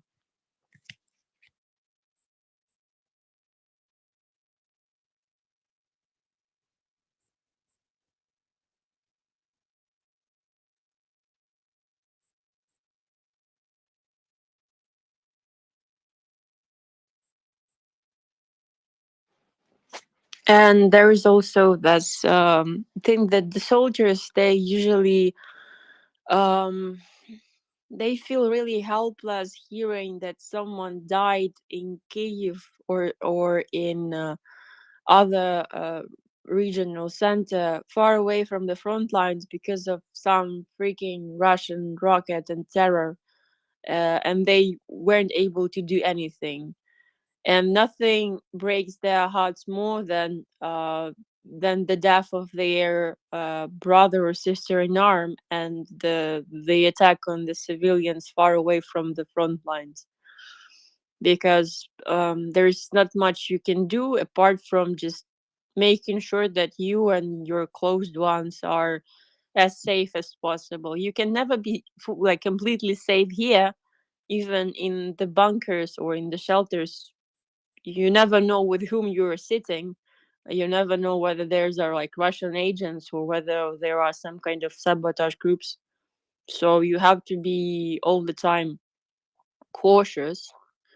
I remember, so for those of you who are listening and have never heard me speaking, I am a military interpreter. Like, actually, I'm a versatile interpreter, but mostly I have been working with military for a while. And I remember we were chatting with one of the NCOs when he just came to Ukraine, and it was a training mission. So obviously, he didn't carry his weapon with him, and he felt like being naked. And he was obviously all the time wearing uniform, but it was like, I don't have my weapon. It feels like all the people are staring at me and I don't know what to expect, even though I know these people are really friendly. It was long before the full scale invasion, but I still need to make sure that I'm as cautious as possible, just to make myself believe that whatever is going to be happen, I did whatever I could and more. So this is what we are doing. We're just doing a little bit more than we should, just to not regret anything eventually. Thank you, Helene. Yeah, you pointed it very well out. The soldiers on the front line, they don't feel fear after hearing these kind of attacks happened. They're getting angry, and the Ukrainians are resilient, and there will be no negotiations. It doesn't matter how many rockets or how many bombs they throw at Kiev or at yeah, other cities. Everyone knows what Russia is doing with the civilians in the areas where the Russians are, and yeah, we all know this fight have to be continued, and yeah, you need all the support out of the West you can get, and if you people want to support us, please share hashtag Free the Leopards or go to MriyaReport.org, and there you can donate to a very nice organization which is helping people on the ground. For example, Verlaine. Verlaine, do you want to shortly mention your project, your donation project? Yeah, thank you so much. So the last project that I'm right now trying to fundraise for is 205 tourniquets for the Rapid Reaction Brigade, one of the most combat effective units within Ukraine. They are representatives of the National Guards of Ukraine, the Brigade of the Future, trained following NATO troop leading procedures and decision making processes. Um, Brilliant bunch of fellas, though they are not NATO, but I'm trying to bring them to the other side and educate them when possible about Twitter, NATO, and so on and so forth. So we are fundraising for the much needed tourniquets. They do need to have them preferably as soon as possible. MriyaAid will be procuring them. We just need to, and I will help delivering them to the front line. We just need to, and doing the paperwork, we just need to fund them, which is the hardest part actually from all of this process. Even though there are a lot of stages, this is the hardest one because that's something which I'm not personally responsible for. So the things that I'm doing personally, I know that it's gonna be done. But fundraisers are usually very tricky because you know that there is a supportive community, but you also are aware that the funds are like they're not endless, and people have been helping Ukraine for a while, and we are really, really grateful and thankful for whatever support is given, even if it's like $3, $5, $2.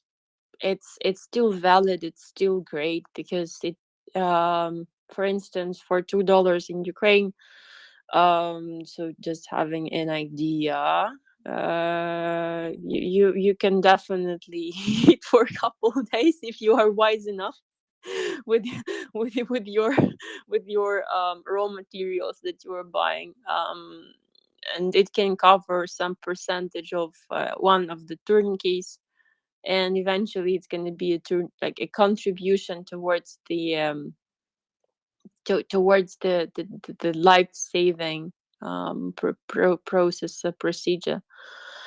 We have already helped the unit a bit, as it's mentioned in the thread. We have already fundraised the slightly bigger sum for the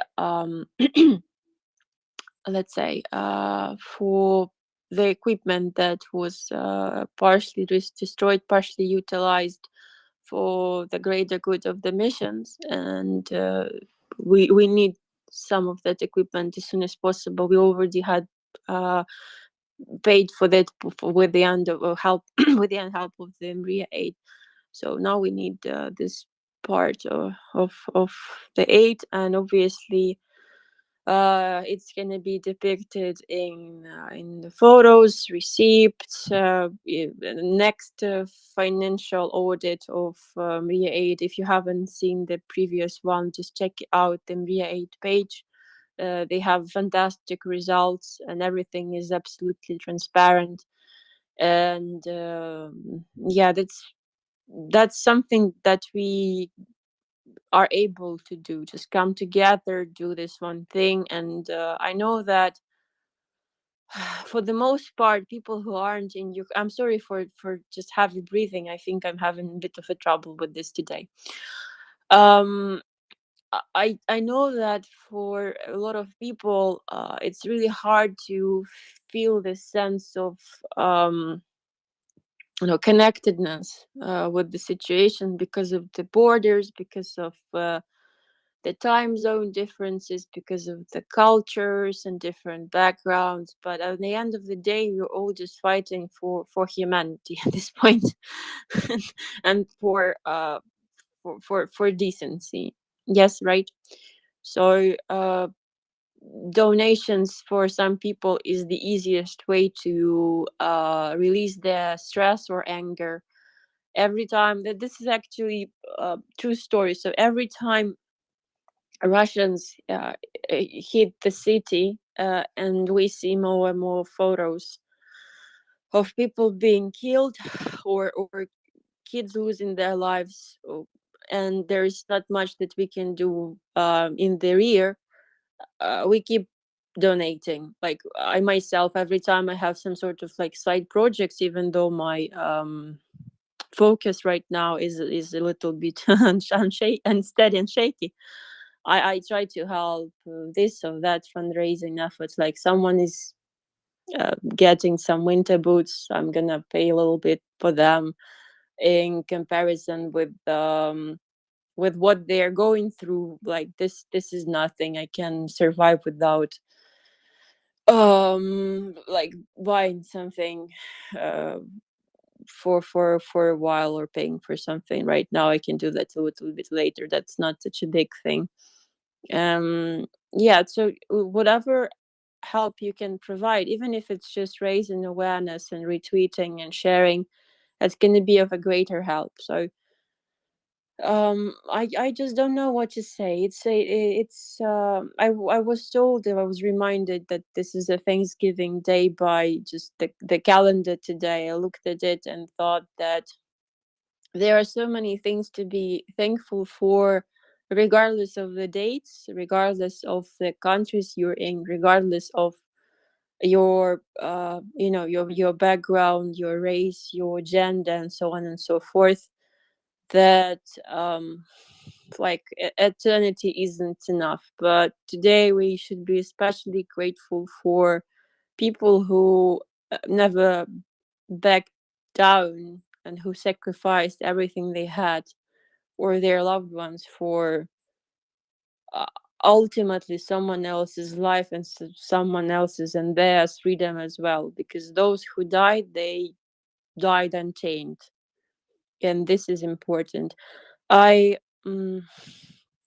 probably since I have electricity still and Wi-Fi, I would like then to share you like translation of the post.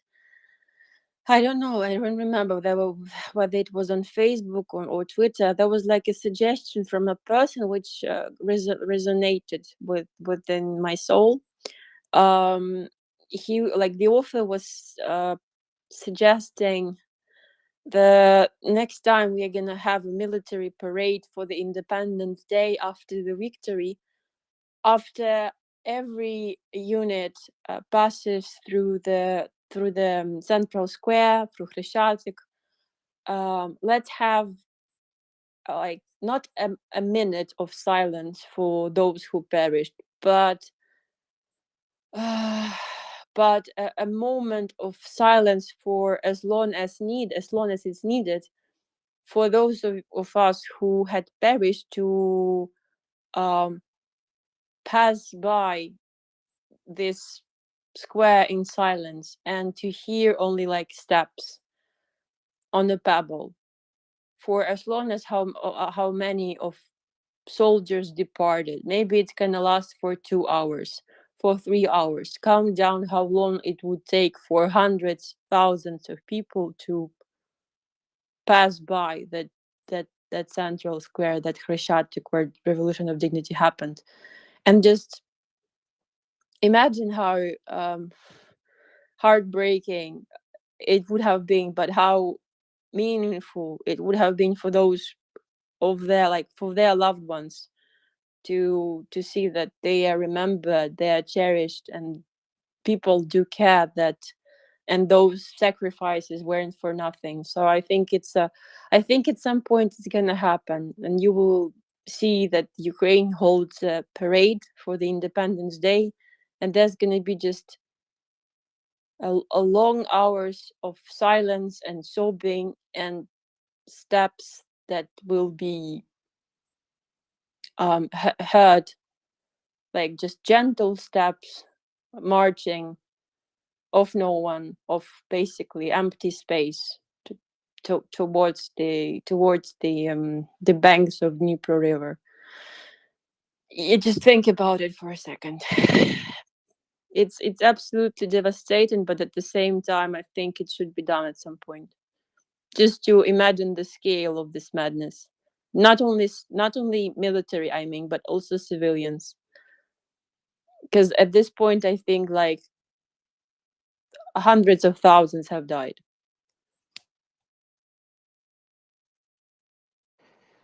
Thank you, Verlaine. I just want to very warmly welcome Wendy up as my new co-host. Welcome, Wendy. And Wendy, do you have any comment, or should we go to shorts? Thank you, Bernarda. Evening, everyone. Evening, Verlaine. Yeah, Charles has had his hand up, so yeah, go ahead, Charles. Thanks. Hi, Philin. What is the community or the government or whoever? How do they support the families of those who have died? Widows, children, parents, for soldiers and civilians. Thank you for the question, Charles. I think I can share with you two stories. So the first one is about a widow from our reconnaissance officer. Their child is only 4 months old, and even though she had buried her husband in September, on 8th of September, she keeps donating for the unit whenever one of the officer in logistics asks for some stuff that can be bought in Ukraine. Meanwhile, the soldiers who get wounded from the same unit, every time they get to the hospital and they have some time before they are willing to come back, they pass by her house and bring some toys, like or just play with the kid. And there is another story, and it's happening in a lot of units. And there is another story about the Azovstal defender. I'm pretty sure you have seen photos of him, Jan, of the one whose arm was not treated properly. People over the world, the global community, have raised like millions of dollars for his recuperation and for rehabilitation of his arm and hand overall. And he had decided to donate those monies for foundations for widows and families of the deceased and fallen soldiers, quoting that he will take care of himself, the state will take care of himself, and those people need the support most, for the most part, more than anyone else, because they not only have lost the loved one, they also lost the support, they also lost the friend, and sometimes the purpose to keep on going, even though they have kids. Some of them don't even have kids, and just they have old parents and the widow, and the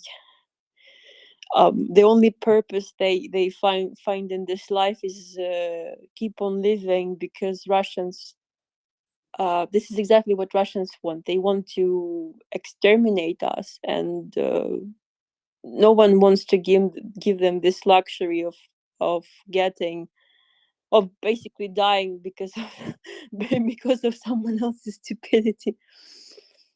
So yeah, like overall, we know that now supporting the soldiers is vital and crucial for everyone, but the soldiers themselves know that, especially those that are right now in the rear or recuperating, they don't want to waste time. They also are trying to find ways to support the families of their fallen peers, so to say. And I'm pretty sure there are a lot of state initiatives and NGOs that make sure that someone is there for those families in these dire times. However, I do know that there are some cases, and a lot of cases, where people just don't know how to help, or don't know how to accept help. This is also a thing. And the psychology of the wartime is really messed up, so to say.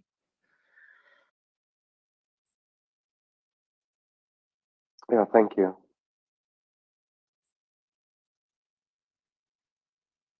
Verlaine, you've been an interpreter for around 9 years. Correct me if I'm wrong. 9 years with the armed forces of your country, assisting them as you have been in helping them defend your country. You always bring us stories of success here. It might not seem like it to you sometimes, but to us, I think they are always examples of success, the success of humanity. Could you relay a small story of success, and I mean, however small, I'm however trivial it may seem, but something which warms your heart at times of darkness?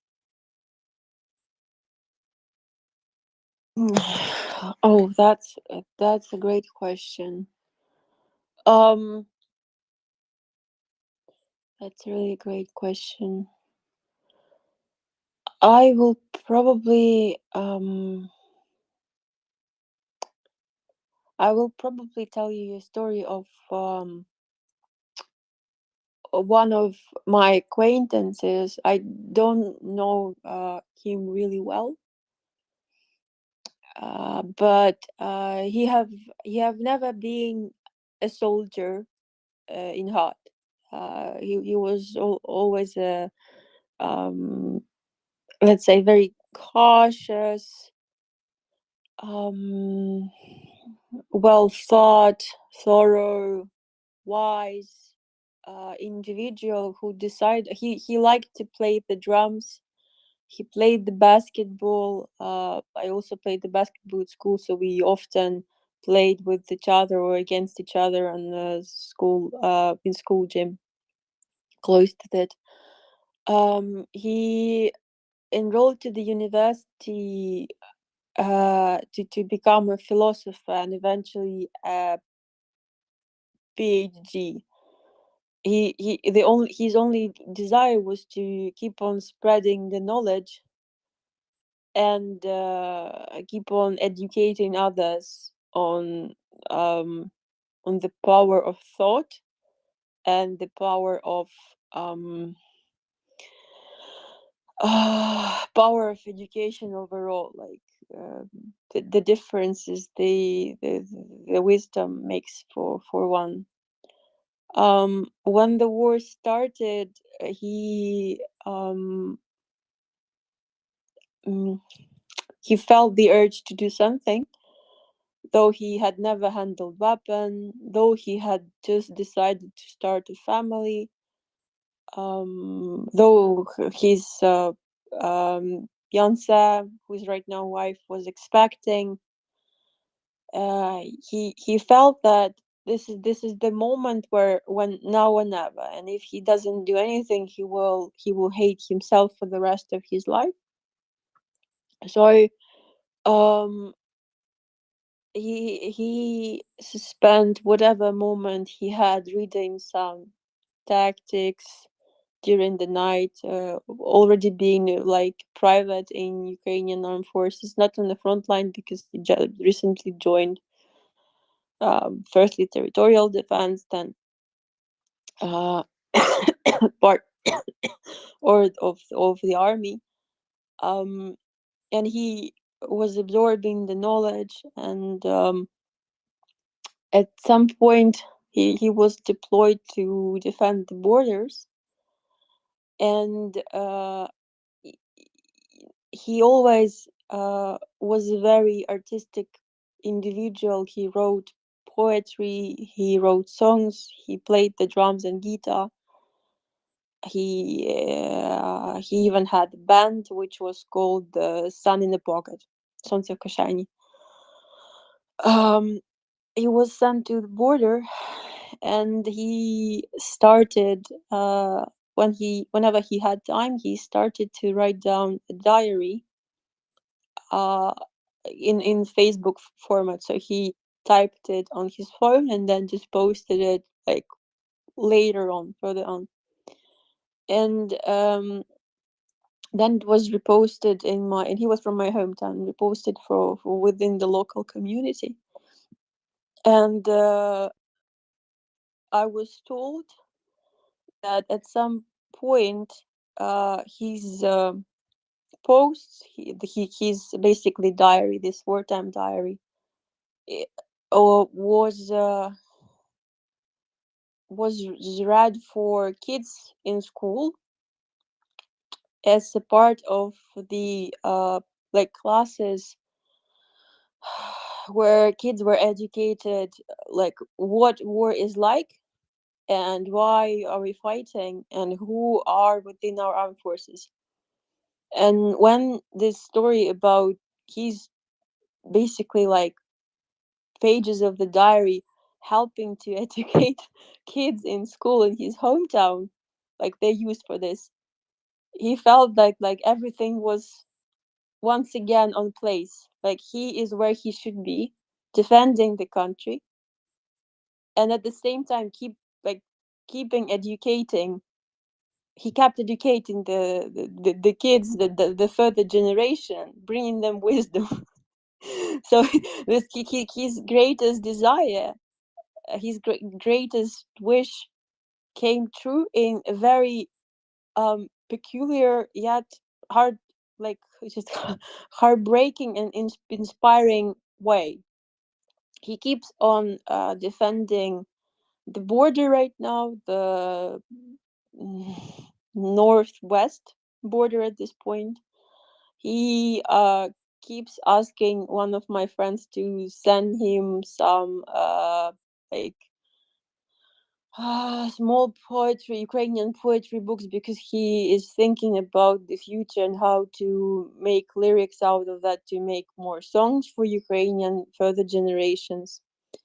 He keeps on writing the wartime diary, and they are still being used in schools in my hometown as an example of someone who has been educated and brought up by those same teachers, and they teach them wisdom, decency, honesty, and kindness, because those stories were right. So something about like funny incidents, sometimes it's about loss, sometimes it's about compassion, empathy, sympathy, quarrels, and it's really inspiring for me. It's a success story of a person who found his meaning in keeping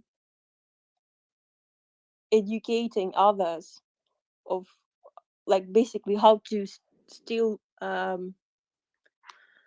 being themselves no matter what kind of hardships they have to face, or getting better at being a human being, I suppose.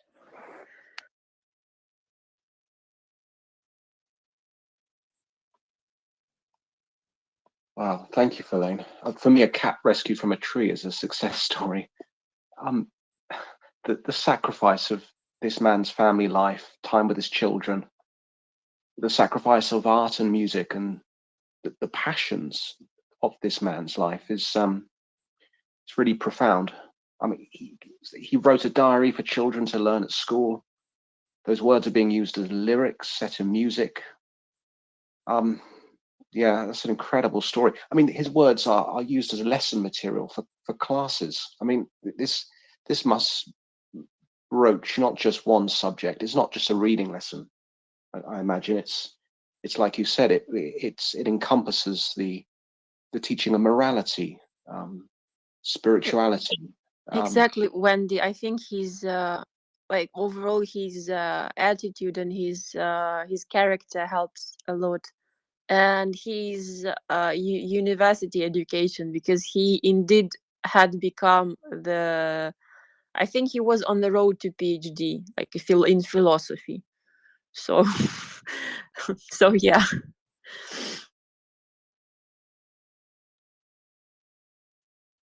That's a fantastic story. Thank you so much, Verlaine.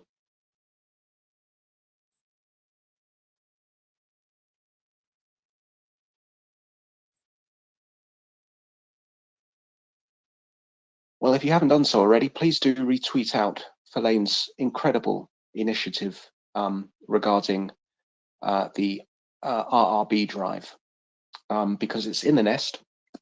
And if you look up into the nest, you can see that it's that the tweet up there is just one tweet from a significant thread, which details what her initiative is asking for, what the donations will be going towards, and yeah, it's life-saving kit, 205 tourniquets of the Cat 4 double RB variety, So please do like the tweet, retweet it, and quote tweet it if you can with MriyaAid added in. That would really help. Thank you.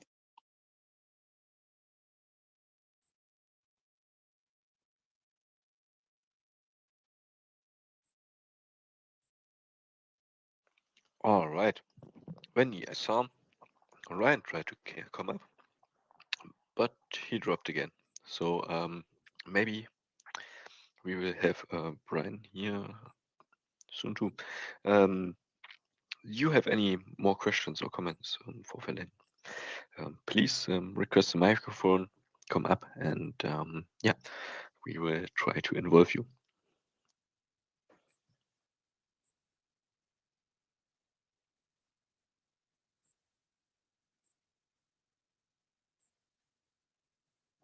Alrighty, Carlos, go right away. And I see Ryan is coming up.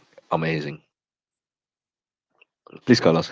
Yeah, no worries. I guess sometimes as for me, this has been incredible to listen to the experiences, the stories, and just the engagement of the entire population. And we use that word total war, but sometimes we just don't get in touch with the humanity. We use things like collateral damage and all these other kind of terms that just sort of take us off of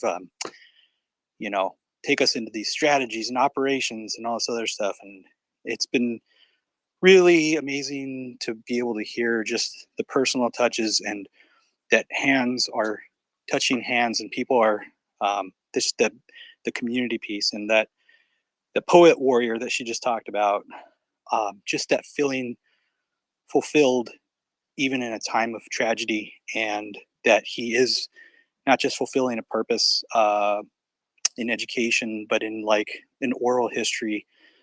And that stuff is so important. And I think this is the kind of, these are the things that we need to be able to take back to people that, like we talked about earlier, that are around Thanksgiving table. We have so many reasons to be thankful, but we also have reasons to engage in conversation that's not easy to have around these dinner tables to a conflict that's happening half a world away for some of us. So I just wanted to give my appreciation for that, and just be mindful of that these are lives. And also just something that stuck out to me is that the Ukrainians are taking care of the battlefield wounded, including Russians. They're saving Russians' lives, and that is again, that's just a part of the humanity. And I just wanted to touch on that point as well.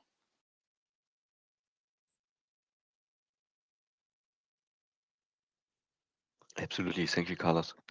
I see Verlaine has her hand up. Verlaine, please. And then we maybe have a nice conversation also with Ryan involved. Yeah, it's just a quote, a side note quote, after hearing Carlos. I think it's going to be forever engraved in my brain. It was the line from one of the videos where Ukrainians have found a Russian soldier who was stuck in between the vehicle and the wall, and his own brothers in arms, for God's sake, had abandoned him, and he was pleading to shut him down, basically to kill him, to release him from suffering, because he thought that Ukrainians won't save him for sure. And the Ukrainian soldier said, like, we're not you, we're nothing like you. And they saved him, and the next thing he is he's on the interview of one of the journalists, speaking with his families over the phone months after. This is the narrative where Russians were trying to. I'm sorry for being so slow. I don't know why. Maybe I'm a little bit under the weather. Russians have been trying to compare us, or show everyone that we are so similar, that we are basically nearly identical. But this is the thing: we are not them. We have never been. We will never be even close to them, because we don't share their values, if they even have those. We have different values, and human life is one of the biggest values: freedom, human life, justice, honesty. Like those things, those are the things that we would like to advocate for, promote, and basically spread around and share as much as possible. So yeah, like just we are not them, and this is just full stop, period. Yeah,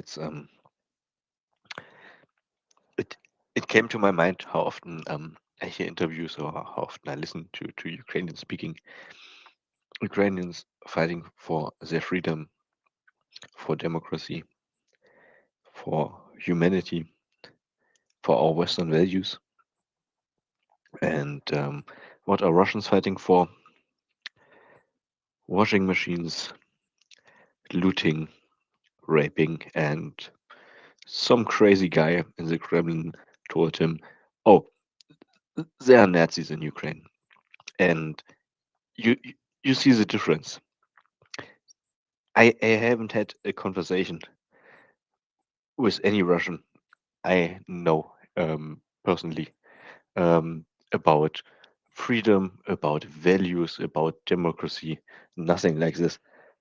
But I see the Ukrainian spirit, and everyone who is listening to this should always remember Ukraine is not only fighting for its own freedom, but also for our Western freedom. Thank you, Verlaine, for this very, very, very, yeah, interesting and deep comment of you. Ryan, how is the situation?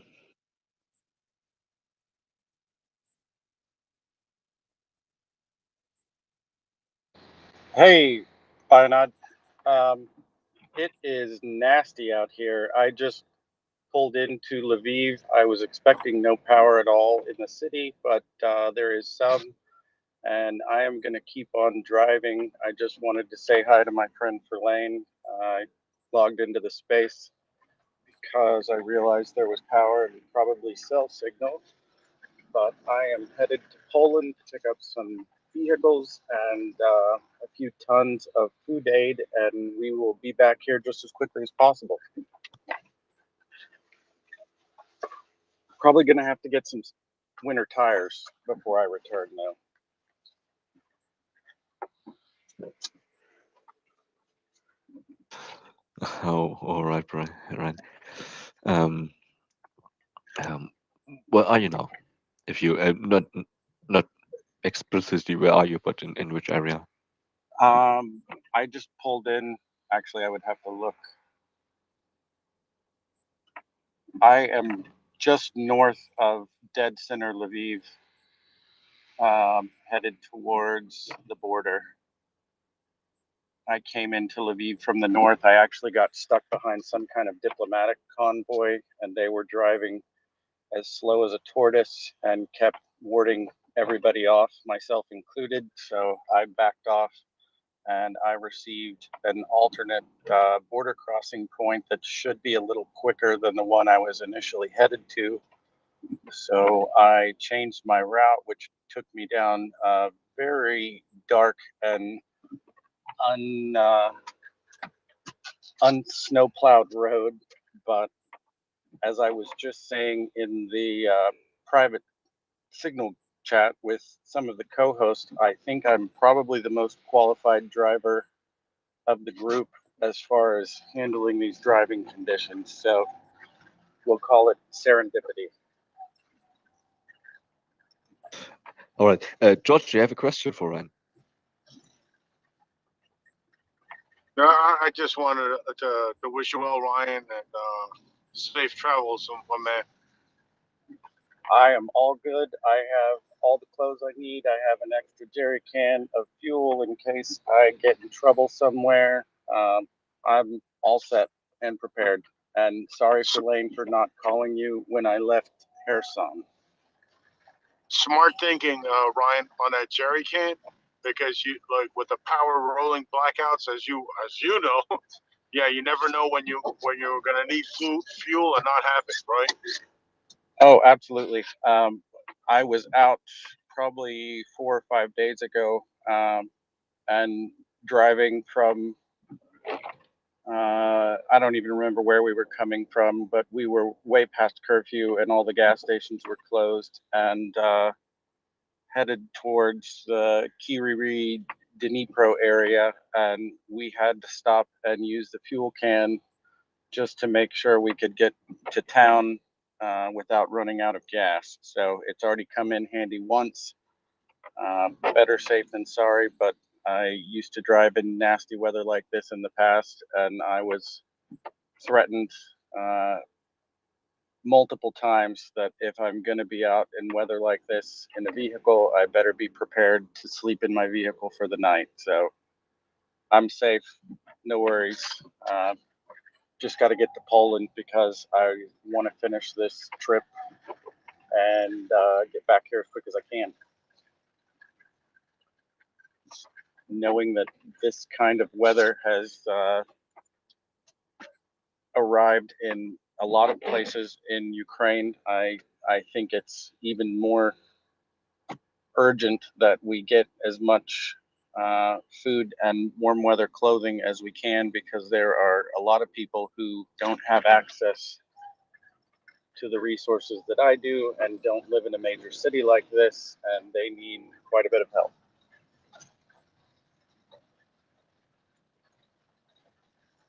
Looks like really challenging weather out there, Ryan. Stay safe, and pleased to hear you're safe and well. The trick is to keep moving. If you stop, you might not start going again. But Ryan, do you have your IFAC with you? For God's yes, sake, ma'am, tell I me. do. Thank God. Yes. But another And question: why haven't you changed the tires? Like, why? It's it's already not winter. my vehicle, and this is the first That's weather we have run into. excuses. If you want to do something, you will find the way. If you don't, you will find an excuse. I have already talked to one of the co-founders of 3XR. I sent Julia a picture of exactly the type of weather we are up against right now, and she said something along the lines of, "Holy poop, we are going to get some cold weather tires or some winter tires on that vehicle immediately, and we'll arrange it before we head back into Ukraine." So winter tires wouldn't do any good in this weather. You probably need snow chains, and I actually got stuck in the city the city I stayed in last night. Somebody was gracious enough to invite me to stay at their apartment for the night, and he told me to park on the side of the alleyway so as not to block other people from being able to get out. And I told him this is a very bad idea. I bet I get stuck in the morning. And sure enough, this morning, the vehicle was stuck, and he and another gentleman were very helpful with getting me out and on the road. Hey, Ryan, really quick, is it a front wheel drive vehicle? Unfortunately, yes, but it works. Better than rear I'm wheel. doing good. I would prefer rear wheel drive, but this is a big cargo van, so front wheel drive is probably safer. And Yes. I'm going to be explaining to everybody who convoys back with me tomorrow what number 1 diesel is and why you need that so your diesel doesn't gel up. Probably will try to go find some Heat, I think, is a brand name of it, but it's basically stuff to keep your diesel fuel from solidifying or thickening up in the tank and screwing up the engine. Yeah, they sell an additive, right? That's what you're talking about. That Yeah, additive. you can buy an additive for it, but actually a lot of the fuel stations here in Ukraine carry number 1 and number 2 diesel, and number 1 is like winter diesel, so good to go. That's great. That's great to know. You know, if you ever get a chance, you know what you need to do is invest yourself in a strap that's like got like a 3,000 or 3,500 pound rating. There's one in the floorboard right now. That's how we had Yeah. to get the vehicle out this morning. There you go. And a ratchet. If you can find a ratchet from like one of these like truck stops or something like that, that would help too. I stopped and bought some additional tools or some toolkit for the vehicle. We had a blowout a couple of days ago and realized that the tire iron in the vehicle did not match the lugs on the vehicle. So we went to an auto parts, I don't even know what you'd call it, a flea market, so to speak, a whole bunch of traders with stalls. I picked out a 4-way tire iron and a bottle jack. So we've got all the tools we need. That will be an interesting story for another time. When we had our blowout coming into the Dnipro a few nights ago, we realized that we were without some of the things we need. We were kind of in a rush to repack a couple of the vehicles a few days back, and I think somebody else ended up with some of my emergency kit, but it's already been replaced. I've got a new spare tire, and I think we're just going to go ahead and get a whole new set of winter wheels as soon as I arrive in Poland. But I've got an appointment to pick up some food supplies tomorrow, and I don't want to be late for that. I'm already running way behind schedule. I should have gotten up a lot earlier today and probably could have avoided some of this mess.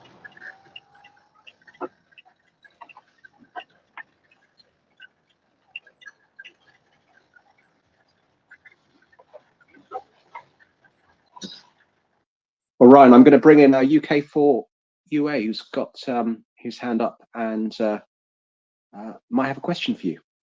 Welcome, UK4 UA. Hey there. Hi, Ryan. Yes, the roads are bad. Just a warning to anyone heading out to Kyiv tonight. The temperatures are down to -3 in places, and with the rain, it's freezing rain, and it's turning into sheet black ice. So there's a massive pileup on the E40. Yeah, massive pileup on the E40. I think I know exactly what you're talking about. I just about got this van sideways in that area, and everybody slammed on their brakes all at once because they realized there was about a half a mile of black ice. So if anybody is listening who is in Ukraine and driving tonight, be very, very, very careful. I would say it's not even hazardous, it's nasty out. Yeah, it's just strange that it's falling as rain, and it's literally freezing on contact to the vehicles and the roads. Freezing rain, you know, it's just the last thing we need with everything else going on today. And jerry cans, big jerry cans, really good idea, because the one problem I've had this evening is getting a stable internet connection to access.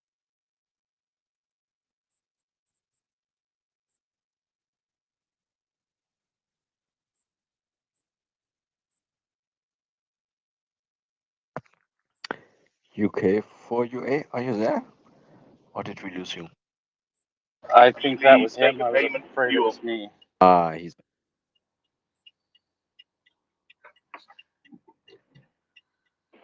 So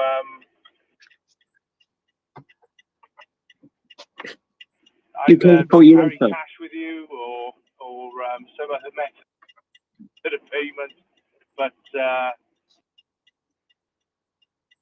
yeah, that's it.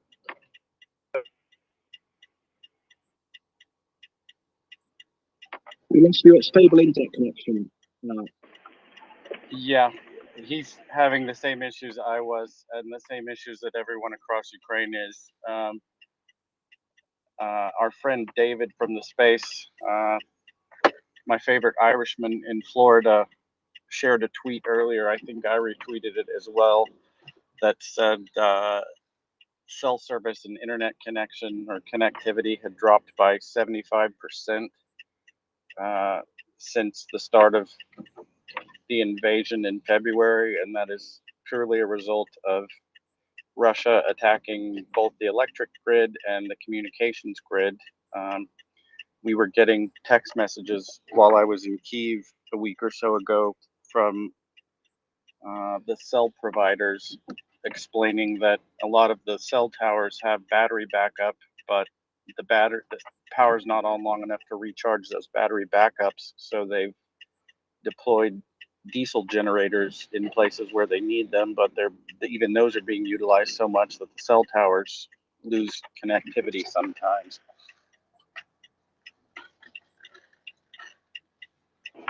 Yeah, I don't know if you're receiving me. We are, but you're spotty. You're in and out. Yeah, apologies. The big issue as well we've seen is, as you get these blackouts, even though you may have signal, there's not enough bandwidth for everyone trying to use these cell towers, or the backhaul that supplies the connection may be down and they may not be powered to that backhaul. So it's even having a signal doesn't guarantee that you will actually get good enough connection because of the capacity issues with everyone switching over. Because a lot of the home broadband is fiber. They use fiber converters to access that, so the telephone lines are not the old copper telephone lines that we use in the UK. So it's a case that everyone switches to mobile, and then the mobile network just slowly crawls and dies. So it's a big issue.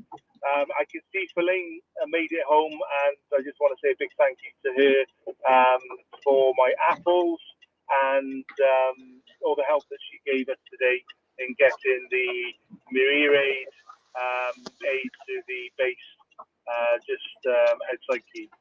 Thanks again.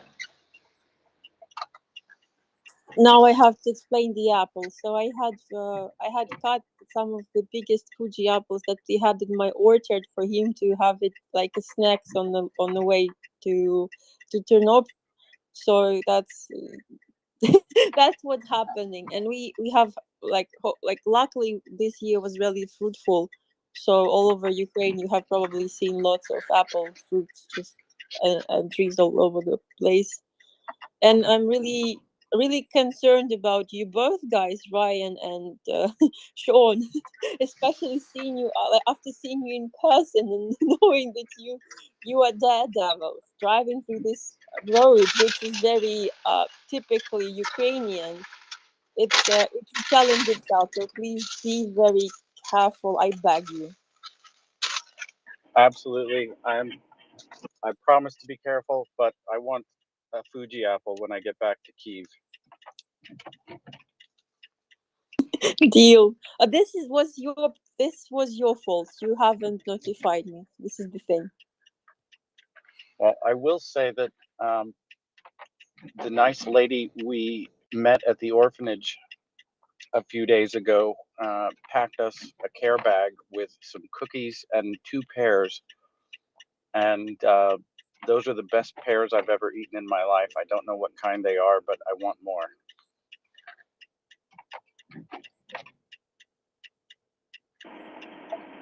I definitely would like a copy of the CCTV footage of the one fuel station where I was doing a good impression of Bambi with my crutches with the sheet ice. So that was probably quite comedic for anyone watching. And yeah, it's not ideal to be out in this weather. I would definitely prefer to be indoors.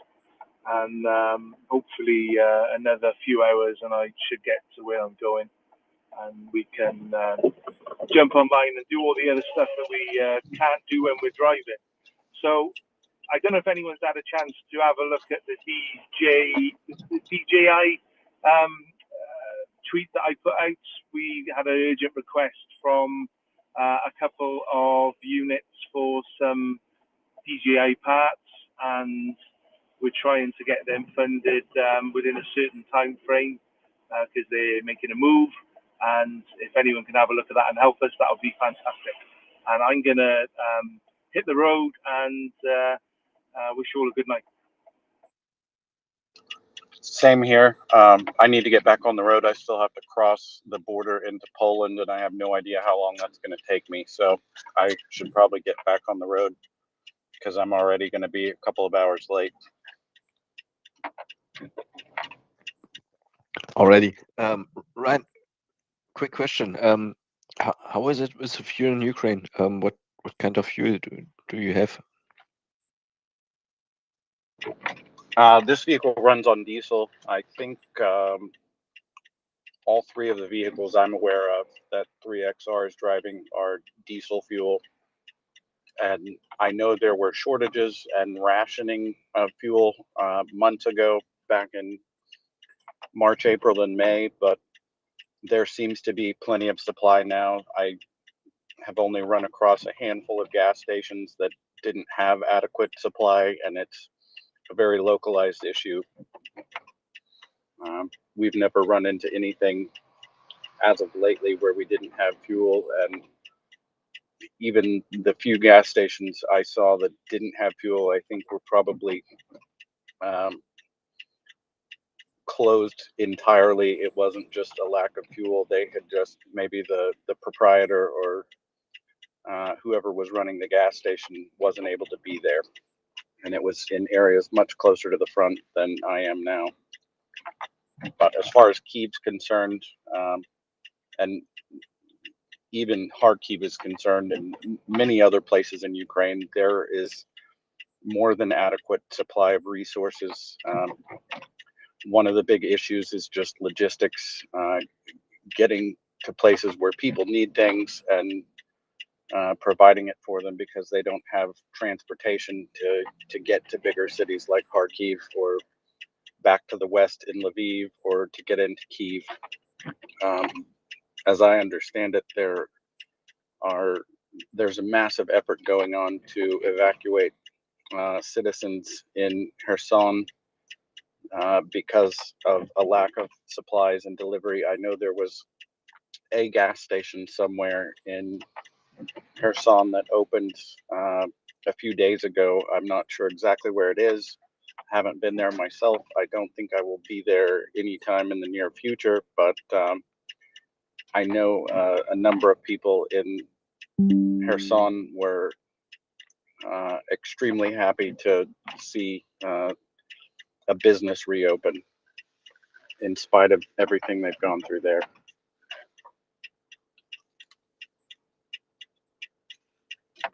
Even if it's just a gas station hot dog, that's some minor return to normalcy. And gas station hot dogs are a really big thing here in Ukraine. I wasn't aware of it. If I had known, one of the guys, when I first joined up with the 3XR team, had a bottle of barbecue sauce sitting on the dashboard of one of the vehicles. And I didn't mention anything about it for quite a while. And after we'd been riding together, he let me in on the secret that the gas station hot dogs are infinitely better if you don't get any of the gas station sauce on them and you just put some barbecue sauce on it.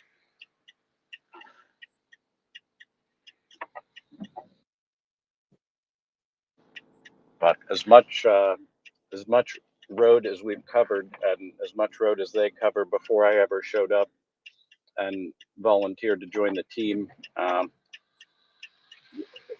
gas stations seem to be a major source of meals.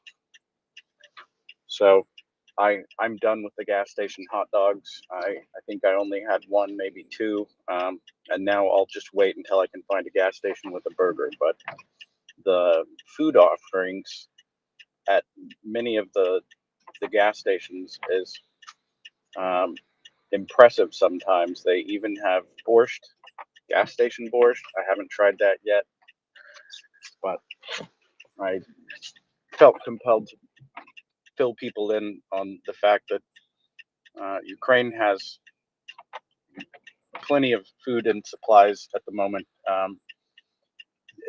There's no shortage. It's localized shortages in places that were occupied by Russia, and in many of those places, people had their vehicles stolen, so they can't leave.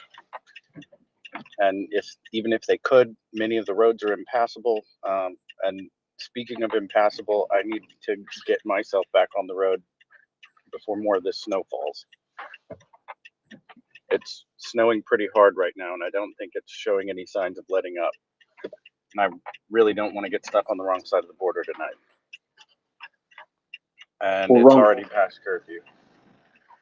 we really appreciate you coming up and speaking to us, Ryan. And if civilized people are truly split into the two types of those who lift and those who learn, you are doing the lifting, my friend, and we thank you for it. Thank you for the work you're doing. I would not sure how my conscience would sit with me if I didn't help when I could. I hope the road noise isn't too bad. I've started moving down the road again, but I've got to get out of Lviv and keep heading west. So I'm going to drop myself to listener just so I don't annoy everyone with all the squeaks and squeals.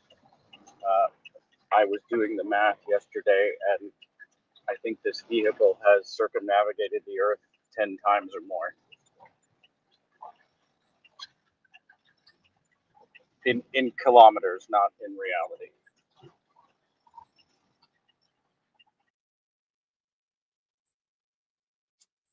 Stay safe there, Ryan. George, you've got your hand up.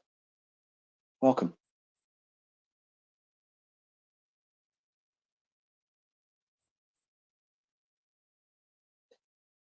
Ryan, I don't know if you can hear us, but the ambience, Ryan. It lets us know you're on the road doing good things.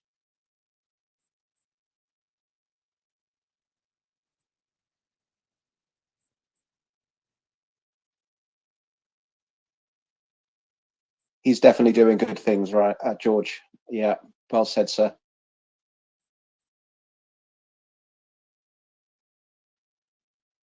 Same goes for UK4UA, of course, as well, and for Lane. Absolutely. Yes. I've seen what UK4UA has been doing as far as delivering very specific medical equipment that is desperately needed here in the time of war, when there are so many people who are suffering traumatic injuries in defense of their country and defense of democracy. So hats off to those guys.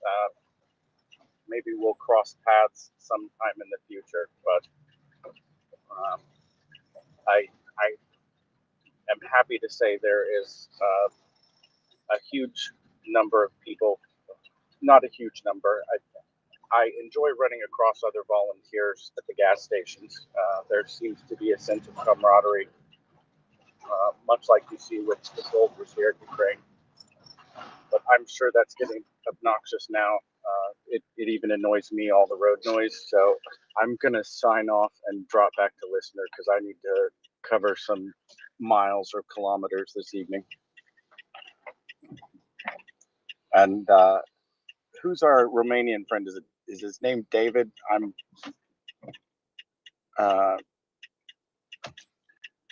Never mind. I'm going to sign off. Thank you all. I will be in touch probably from Poland if my cell coverage works tomorrow, and happy to talk more then.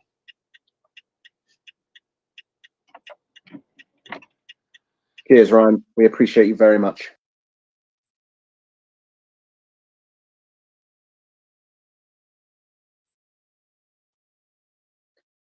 All right.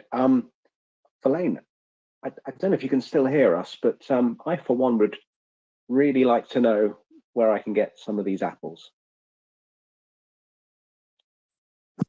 Well, let me tell you the grid. So 36 Unifer Alpha.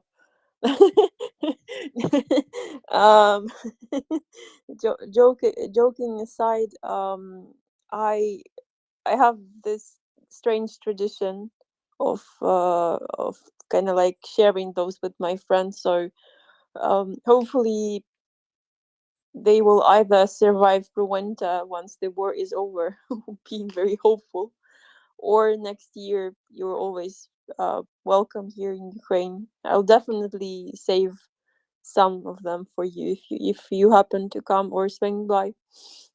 Actually, I tend to bring those every time I came to Lviv to my friend. We have to have this photo of her holding it, and it's so big that, and my friend is tiny, that it literally took both of her palms to kind of hold it. Yeah, you might call it Chernobyl apples, but no.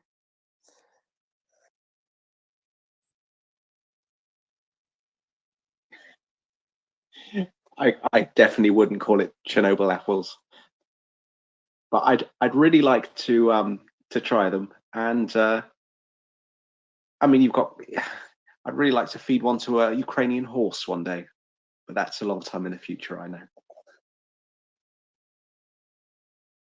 Maybe not so long.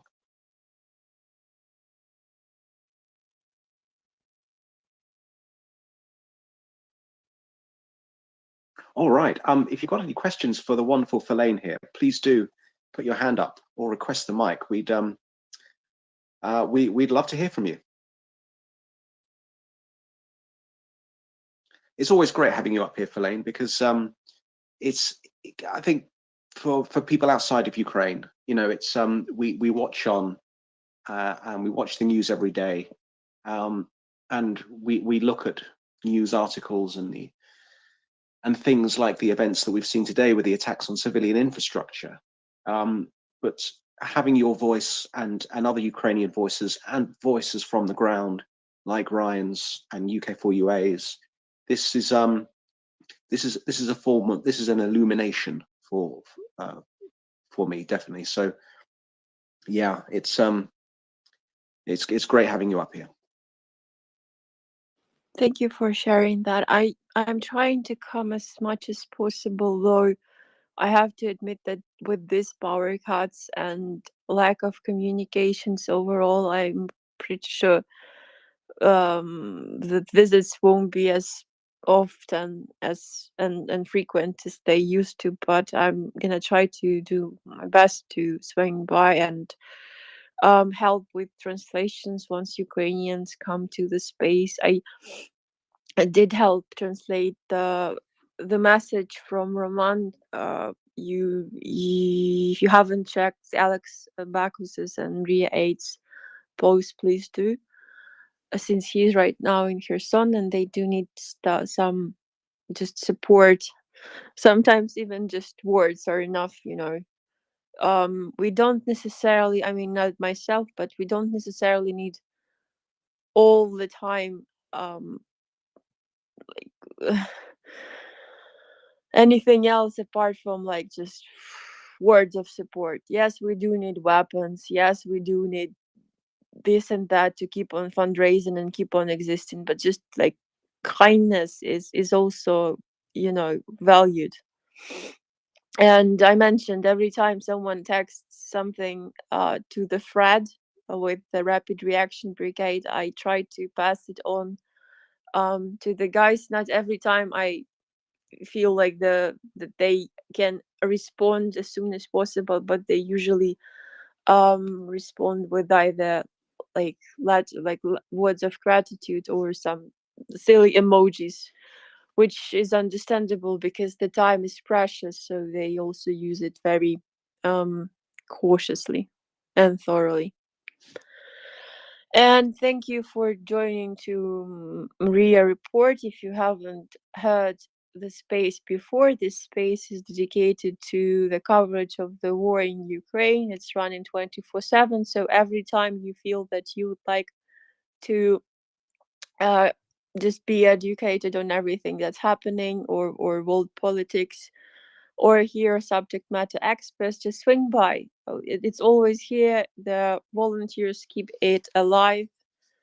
We have a team of dedicated volunteers all over the world. So if you feel like it, come here.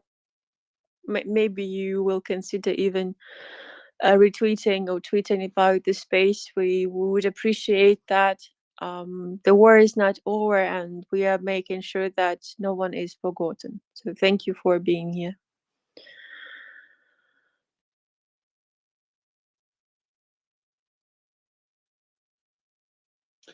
Well, Fellaini, if history was taught in the form of stories, it would never be forgotten. And the stories you have brought us ensure that the events of this year will never be forgotten.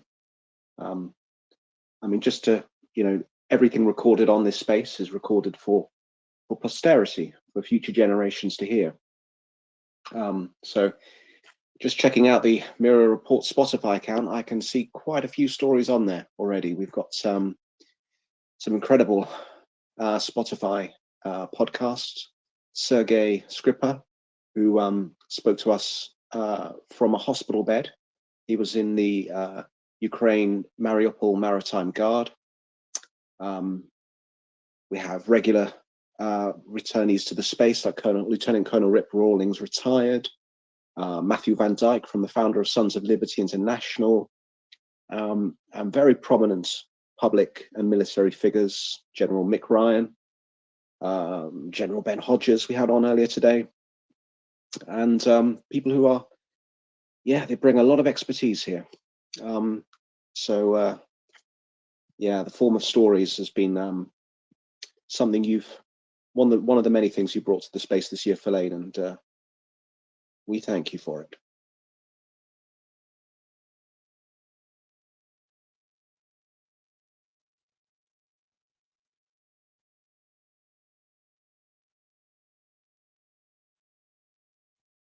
All right, so please do request a mic if you want to squeeze in a question for Fellaini whilst she's still up. We'd be very happy to hear from you. Lunchtime. I can see you're up to the speaker panel.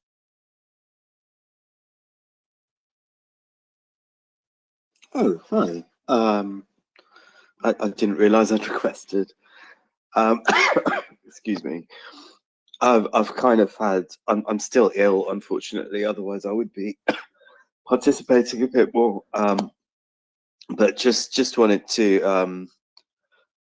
It's been a hell of a day, hasn't it? And it's always amazing to hear from you, Fellaini. I think it cuts through a lot of stuff. It's a direct connection with what's actually happening over there. The thing that's been concerning me all day, I think Klitschko mentioned parts of Kiev might be evacuated and so on. What do you think about that possibility? Is that something you see happening? Is there what I don't really understand how. I've been raging all day because I don't get how you're supposed to get through winter without things like water. So what are your feelings about that? Or what are your thoughts on it? Thank you for the question, Lunchtime. Well, let's say I believe that a lot of people have started to consider some sort of change of the environment due to the lack of water and electricity, and relocating for a bit to some relatives elsewhere, or going abroad if needed be, if it's an emergency situation. The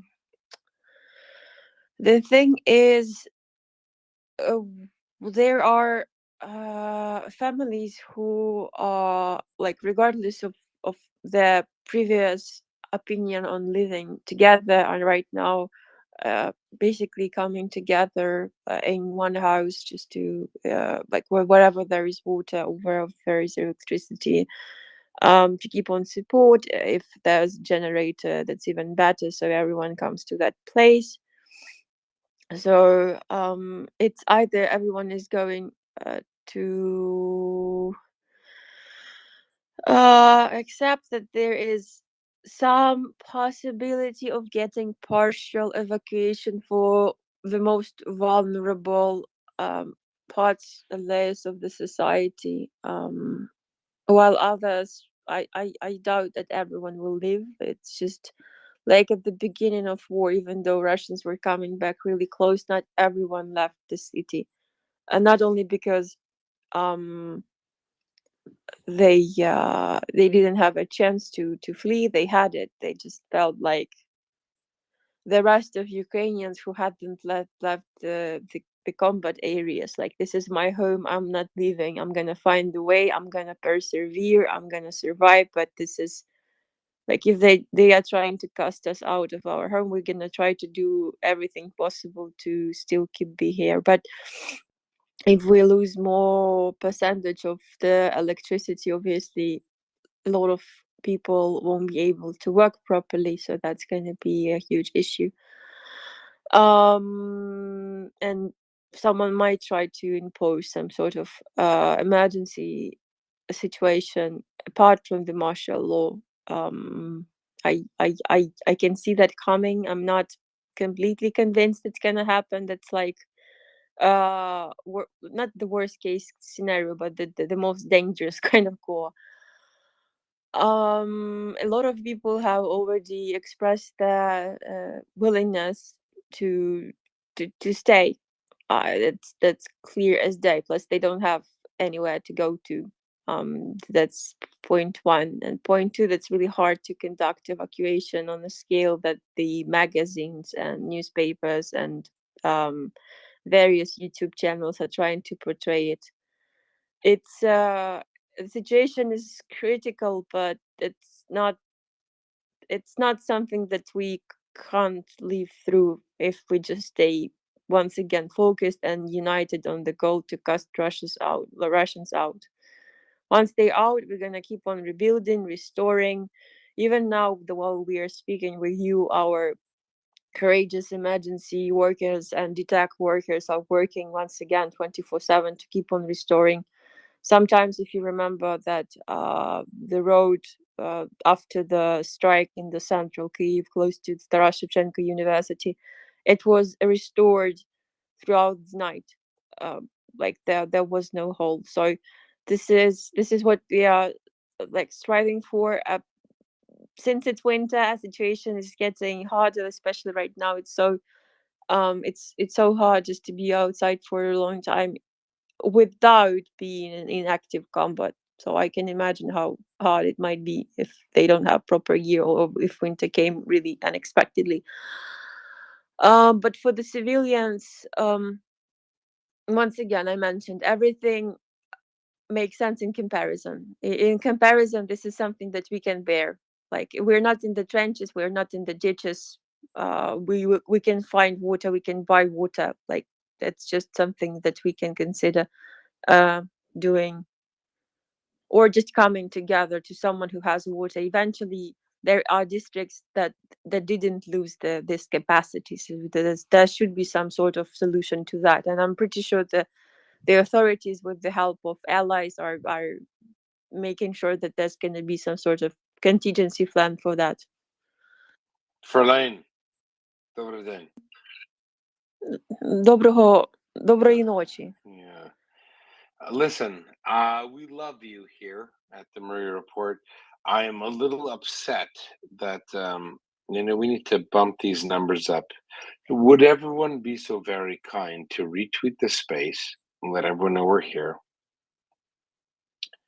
We've been here for 9 months, sadly, and we have heroes. I'm not a how do you call it? I'm not an individual who thinks very highly of others. And here we have Frelaine, who I suspect might be in some kind of underground cavern, subway, communicating to all of us by Wi-Fi. Where I am, I'm in a above ground beautiful house in Canada. I'm having a mix of different olives, pickles, and padano, cheese maybe, or a mozzarella. And I'm talking to you, I'm thinking I'm having a good time. but I'm not having anywhere near of a good time as, or rather, she's not having a good time as I am. We look at our friends in Ukraine and they realize that the Russian genocide machine are striking Ukrainian electrical targets. They figured it out after 7, 8, 9 months how to murder and make the lives of millions of Ukrainians untenable. So I think that we need to raise our hands and support, let people know this is what we're facing. We are facing a genocide of the Ukrainian people in 2022 based on the actions of Mr. Vladimir Putin. So, on that note, it hurts. It hurts because we have to deal with the fallout, the repercussions of Russian aggression. Russia could choose to take all of their garbage guided missiles and their Excalibur, the Caliber or their Iskander missiles and attack Ukrainian military positions, but they don't do that. That would make sense. That would be appropriate. What they do is they want to hit Verlaine. Look at Verlaine there, the picture of Victoria. They want to hit Verlaine's house. They want to make sure that she can't help her mother, her grandmother, her family. They want to make sure that she freezes to death in the night. But the one thing that all of us here do realize, can you hear my mic? Yes. We can hear you. One thing they want to do is make sure that Verlaine and the lives of her mother, her sister, her brother are disadvantaged. They want to make sure that she can't survive the morning. She can't survive the winter. But all of us here have said, nay, we will not tolerate, we will not accept, we will not believe in the destruction of the Ukrainian people writ large. We will keep fighting for them. We will donate money. We will be in the hole. We'll say no. We will not accept an independent, proud people, the people of my wife, my children, only half Ukrainian, half Italian. It's better, it's not their fault. But we will not tolerate that their countrymen and women shall be disadvantaged by the attack of the Russian, the Rus, the Muscovy on their country. So please do support, give a big hug, retweet, let people know. I don't know, pay $5 to Twitter, retweet this space, help us out. We're dying here. Ukrainian men, women, and children, elderly, handicapped, are dying defending their country against Mr. Vladimir psychopath Putin. We need your help.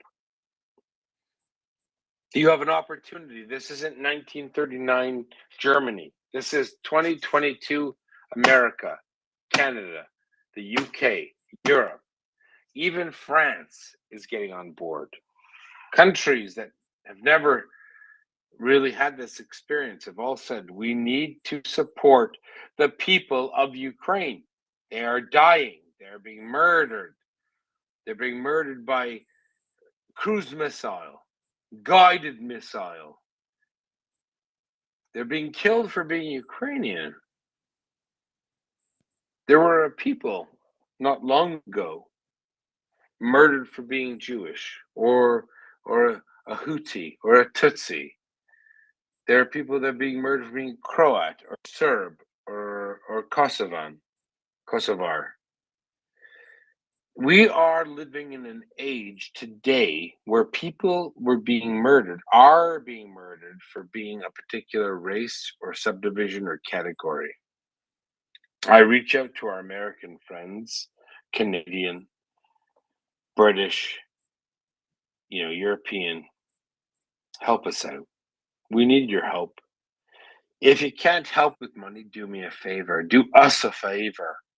Retweet the space. Let people know we're here. Tell them that we're here to stop a genocide. No one in the world thinks that Russia is a great place. No one thinks that Putin, he's a nice guy. He's misunderstood.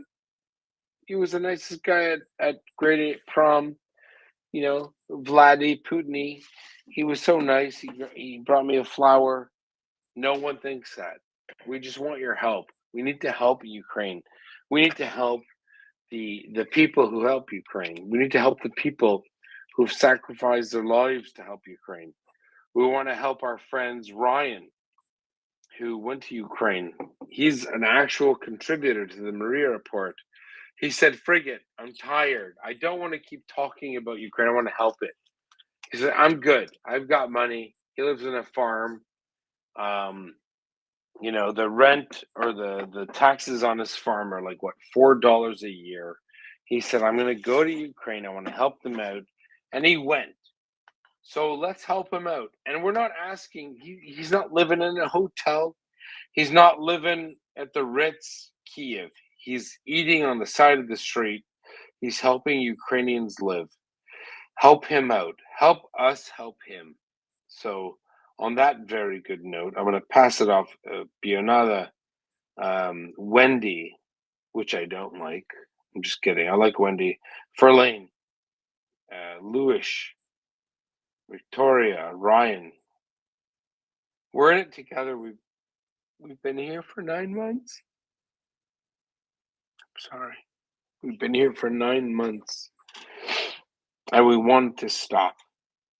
We want the genocide of Ukrainian people to stop because you know what? When I'm 120 years old, I don't want to tell my kids and my grandkids and my great grandkids when the Russian genocide of Ukrainians happened, I didn't do anything. You know why? Because it didn't make sense. I wasn't available. I didn't care. My wife has very few family members because they were killed in the Holocaust. And I made a decision a long time ago that I would never tolerate that kind of situation. I never thought it would ever happen. I never thought Russia in 2022 would be murdering Ukrainian people. The same people that, were murdered by the Nazis in 42 and 43 and 44. I never thought that people would be murdered in Ukraine in 2022, but they are. So all I ask of you is please find it in your hearts to help the people of Ukraine, help them survive the genocide.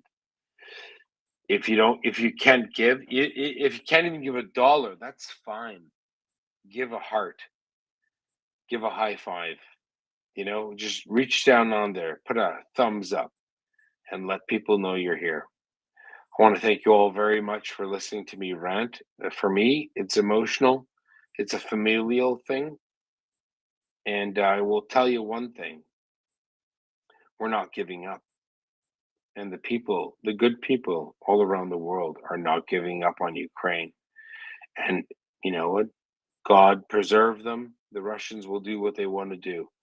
But at the end of the day, they will never succeed. They will never win. The cause of righteousness and freedom and justice will always persevere. And that's why I'm here. That's why I'm here with Bionada, Wendy, Ferlane, Axel, George, Lunchtime, all of you, Bud Joe, Lewis, Victoria, Ryan, DDLG. I'm sure that's an inappropriate name, and that's fine. Joseph, John, Daryl, all of you. I appreciate it. And I'm going to sign off. Cheers. Thank you, Yuda. Yeah, it's another of these days where we all have to reach out to our friends, to our people we know in Ukraine, ask them if they are fine, if they are okay, and we are really have enough of it, and it's time for a change. And please, people, if you don't can help financially, this is okay. Just retreat the space and yeah, give your ear to the Ukrainian people.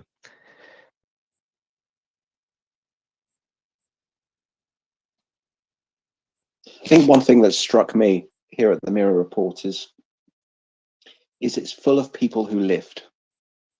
And we just heard earlier from Ryan, people like UK4UA, Verlaine, who's been a translator for, I think, 9 years, helping the armed forces of a country defend their country from invasion. And it's always struck me about this space that people are here to learn, people are here to lift. And those are two types of civilized people. And we've got a lot of lifters here at the Mirror Report. And it's a privilege to be here. Lunchtime. Thanks, Wendy. I was saying earlier today that the one thing I'm guaranteed of, much as I was ranting and raging earlier today, one thing I'm guaranteed when I tune into the Maria Report is to find people who care about Ukraine. And sometimes on some days that's really important, you know. Verlaine, you know, I can't imagine, the choices you have to make and the decisions, I can't even begin to imagine it. But you know, it's been a shit day, obviously. But know this, like you reach us, you know, and yeah. So in the way it's possible, we have you. We have your back.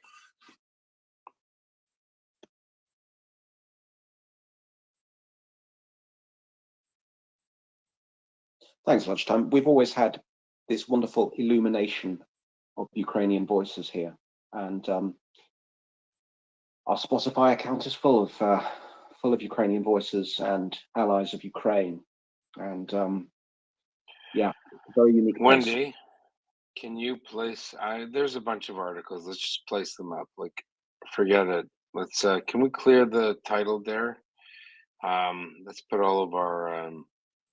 Let's put our good news. Let's spread the gospel. I'm saying this as a Jewish person. It's a little insulting, but I'm just kidding. Let's put the articles I had there. A lot of articles about us, and we should put it up. Let our audience hear what other people say about us. Is that fair?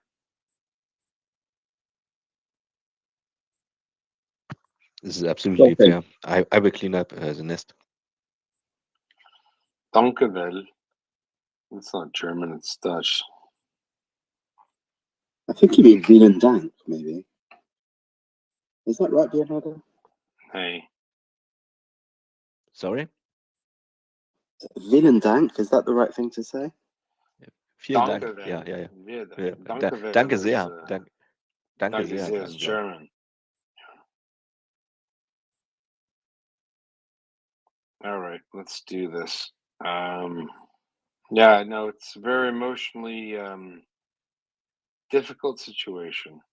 It's you know, who doesn't want to see what happens in Ukraine work out well, right?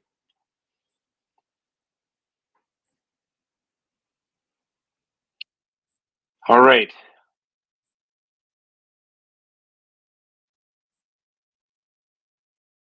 All right, Yuda, is a tweet on your page or?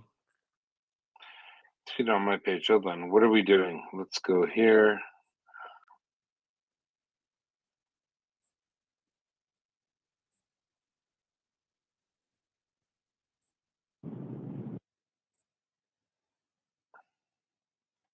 All right, I see.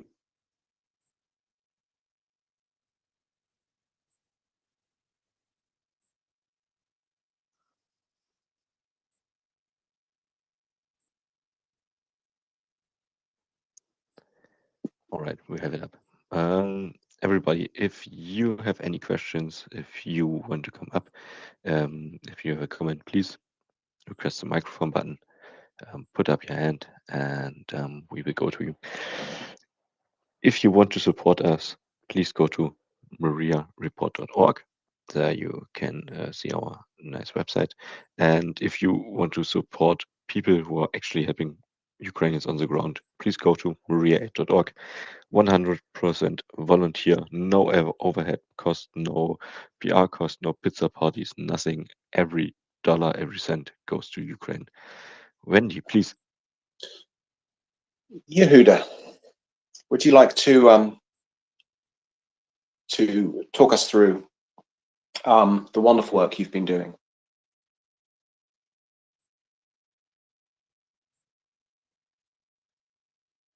Okay, we'll just wait for Yehuda to come back up, because when he gets a call, just like everybody else, and he's a very busy man doing incredible things, Yehuda is going to talk us through. Yehuda, could you talk us through the publication that's in the Nest and the wonderful work you've been doing?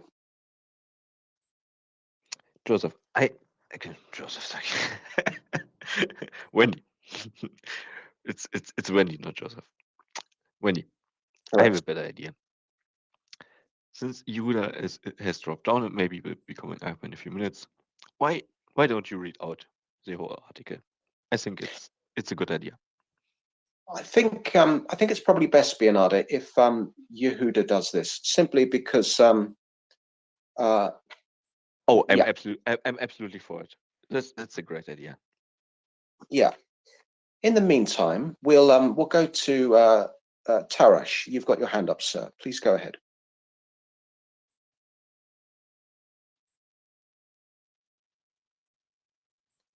Taras Rafa. Yes, I am.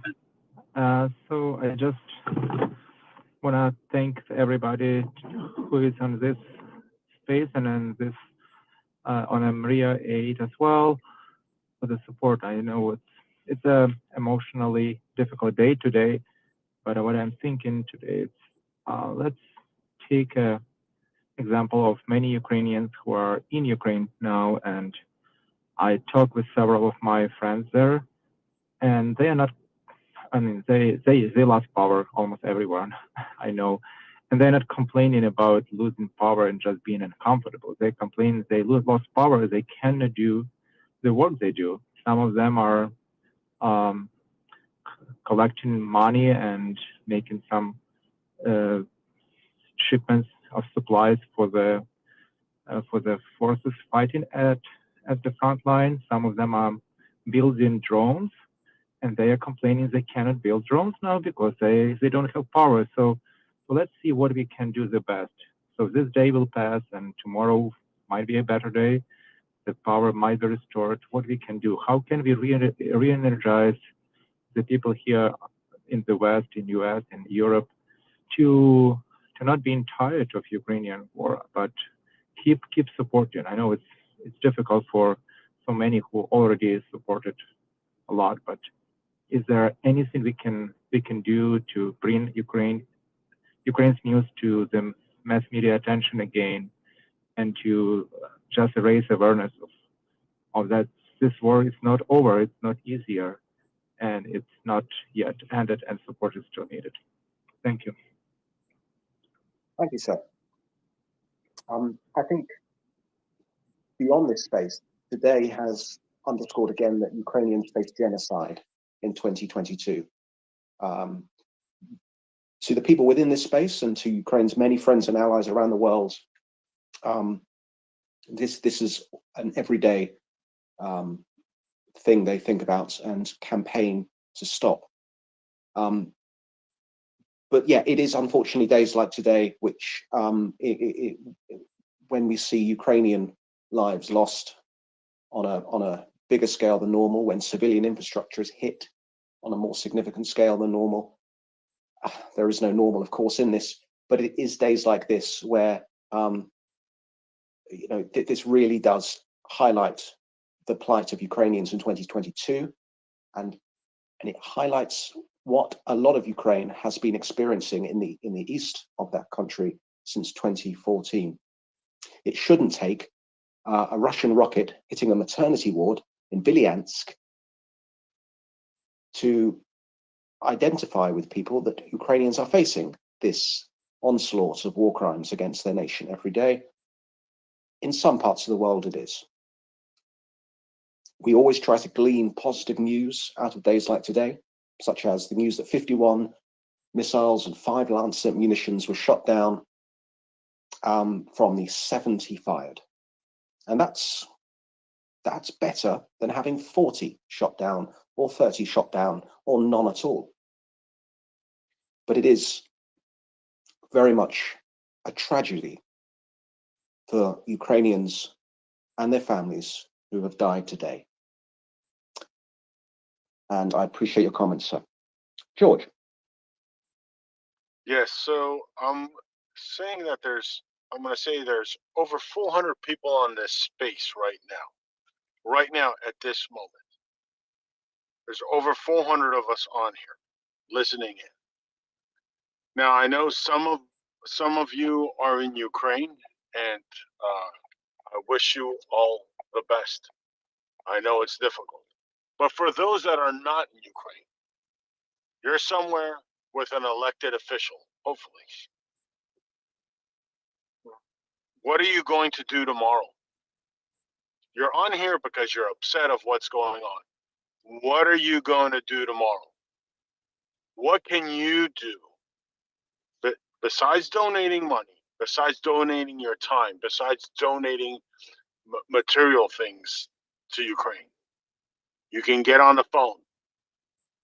Somewhere in your country, there's an elected official who's going about their merry way. You need to call them. Call them. Him, her, whatever. And ask them, what are you doing about Ukraine? Winter is here. Christmas is around the corner for us that are religious. What are you going to do for these people? What are you asking the head honcho in Germany, France, England, United States, Canada? What are you asking them? Not you. What is the elected official asking that head honcho for Ukraine? What are you going to do? Russia is a terrorist state. We all know that. It doesn't matter if they put that on paper. The paper, to me, means nothing. That's just me. What are you going to do? What are you going to send Ukraine? That's what we need to do. You have over 400 people on here. If these 400 people make a phone call, yes, some people will say, oh, that's a drop in a bucket. Not if it's 400 people.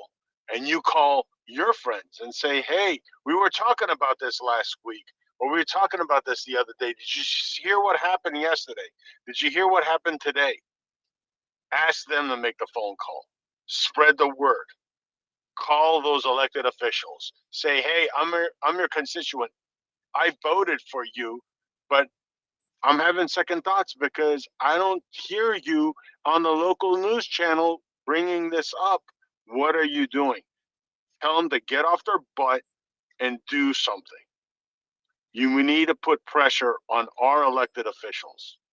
And if you have to call every day, whereas when the secretary answers their phone, they're like, oh, Mr. Jorgensen, oh, Mrs. Smith, yeah, hi, hey, you called last week. Yeah, I'm going to call every week. That's what we need to do.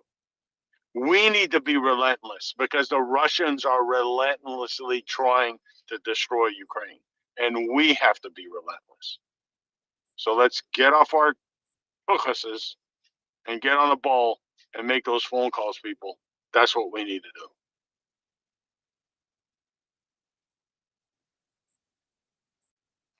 Thank you, George. 100%. And we can never make enough phone calls to our elected representatives, as George said. We can never I'm stress just going to barge enough in here real the quick. need. I can I have the speaker? Go ahead.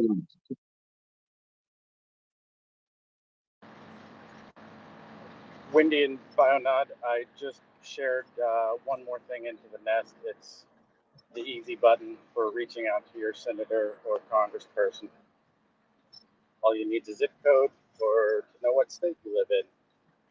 If anybody has an easy way to do that in whatever country you're hailing from, feel free to tweet that out.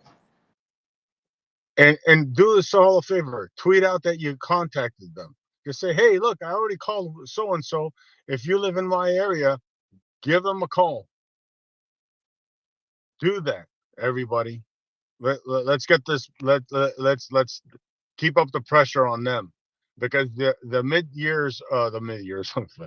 midterms are over, and they think they're going to be cushy and, oh well, business as usual. It can't be business as usual. There is a country that Russia is trying to wipe off the face of the earth, and we cannot allow that to happen.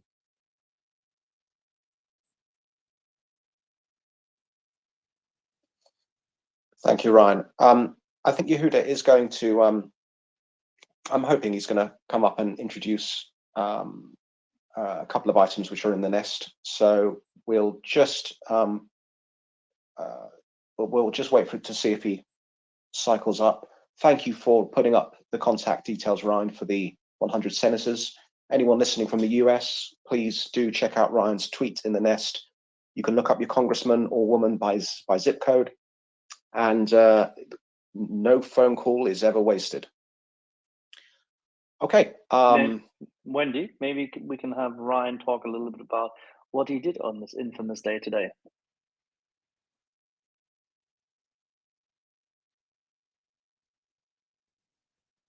Because he is still driving, right? I'm sorry, Axel. What was that? I missed the part of it. What did you do on this infamous day of the Russian attack on civilian infrastructure? Where have you been around today, driving and supporting Ukraine? I woke up in a city just to the west of Kyiv. Had to stop over for the night because the roads were pretty treacherous. When I got up, there were still apples hanging on a couple of the trees outside. The gentleman I was traveling with is returned here to his native country to serve, and he very graciously offered to let me stay at his apartment last night because we got off the road about 3 a.m. I had some issues, had to replace a battery. He called his adoptive brother. When he returned here to Ukraine, Ukrainian family essentially adopted him and said, "You're ours now." He was helping me to do some of the deliveries and facilitating basically translation, but he's got some things going on here as well. He was trying to deliver medical aid all across the country. Anyway, I had some battery issues because it was really cold and there was about a foot of snow on the ground. He called his adoptive brother, and they took me to the battery shop so I could replace the battery on the vehicle. And I've been driving in very nasty weather all day long.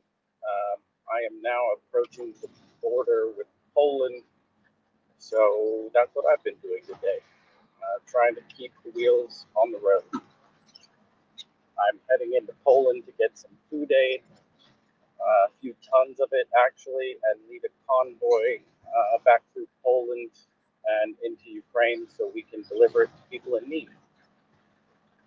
I think the primary focus for the next week or so will be pushing things out to refugees who are being evacuated from Kherson. I know there are a few different locations in Ukraine they are being relocated to and processed. So we are going to try and make sure some of those organizations that are well established here in doing that have everything they need to help these families out when they've presumably lost everything they couldn't carry in a backpack.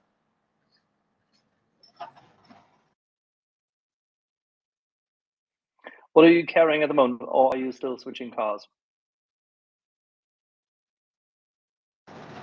I am deadheading Poland at the moment. I don't have any aid on me because I'm going into Poland.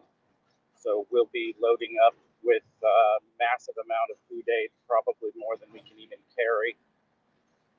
But we're going to load up some vehicles that are headed this direction anyway, and we'll be convoying back into the country tomorrow. Excellent. And the team is increasing, as I heard. Indeed it is. I think I might meet one or two of your colleagues or acquaintances, and we will all be working together for the next few days. As I understand it, they are already in Poland and they have crossed this specific border earlier in the evening. So I was told if I came to this location, I could get an expedited pass through the border. And right now I am, well, never mind. I'm not going to talk about that. No worries. All good.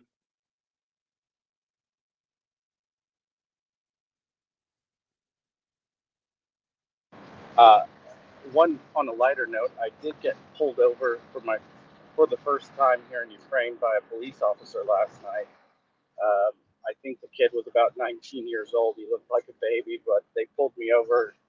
It appeared that they had set up a speed trap right outside of the city that I stayed in. They pulled me over because we had a broken taillight on the vehicle. That was just their excuse to get me. I was driving too fast for conditions last night. I was actually talking to the passenger in the vehicle about how I needed to slow down.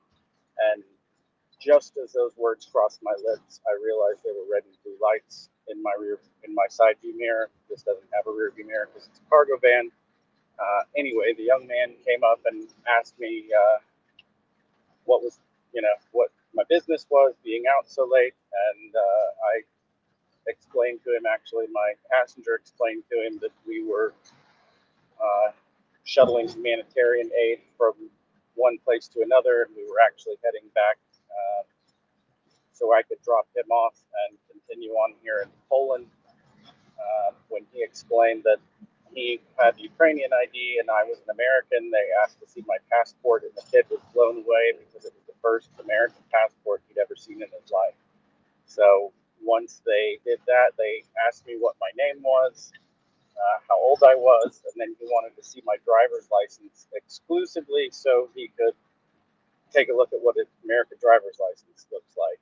But I was kind of amused just because he was so surprised to see an American passport. He's pretty young, but I noticed the guy had a body camera on, like you see some police officers in the U.S. Even the city I live in, which is a pretty large city, doesn't have body cams for every officer. And the gentleman I was riding with mentioned that that was the first time he'd seen a body camera on a police officer in Ukraine. But once they realized who I was and the reason I was here, they were more than happy to let me go. They mentioned we had a broken tail light. The guy I was riding with informed them that it was broken because of the shape of the road leading into Kherson, and it had been broken a couple of days previously. I'm maybe pulling up to the Polish border right now. Let me see. No, I'm not. I've got a ways to go. Okay, yeah, I can keep talking. But the weather here it was bad last night. There wasn't active precipitation, but it's been snowing or raining. It's been essentially raining for the last week, almost everywhere I travel. I feel like there's a cloud following me around. But the cities I was in a few days ago received pretty heavy snow, and then I didn't see it anywhere else until last night. And then today has just been extremely wintry weather. It's not all snow. Sometimes it transitions to rain or freezing rain, and that's probably the most dangerous part of all this is you don't know when it's raining or when it's came down as rain and turned to ice or when it's just snowy roads. But I'm glad I'm driving this vehicle and not someone else because I have quite a bit of experience on roads like this, and I wouldn't want somebody else to have an accident. I guess I should mention that once I got in and around the Lviv area, the public service workers are doing an excellent job of clearing some of these roads. I was concerned that it was going to be as bad on the west side of Lviv as it was coming into Lviv, but thankfully they have cleared off a few layers of this snow. Otherwise, I suspect the roads would have about 6 inches on them.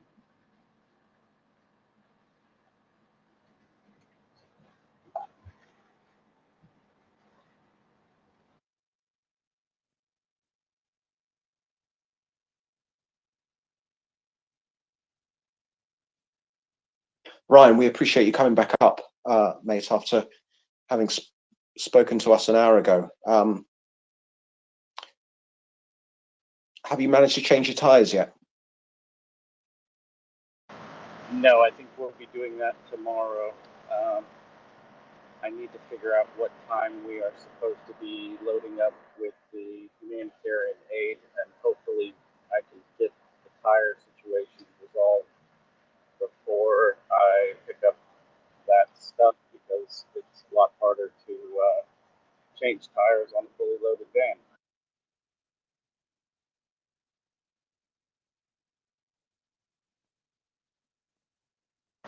But knowing what I've been driving through for the past 2 days, and knowing I'm headed right back this direction in hopefully under 24 hours, I think it is imperative that I get some better tires, just so once I have a loaded vehicle, I can make my way back eastward with pace.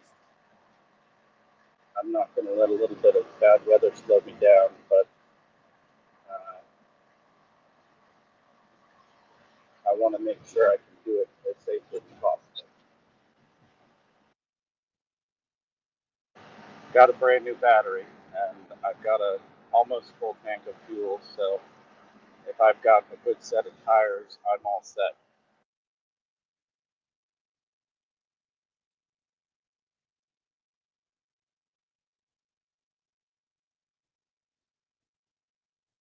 We really appreciate you coming back up, Ryan. We were talking earlier with Fellaini and UK4UA. You're one of these incredible lifters, the people who lift. And we really appreciate the work you're doing. When's your next service station stop?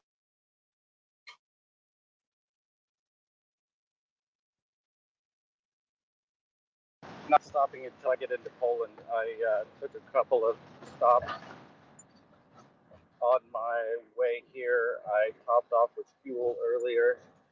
Actually ran into a gentleman from Canada who is delivering humanitarian aid as well.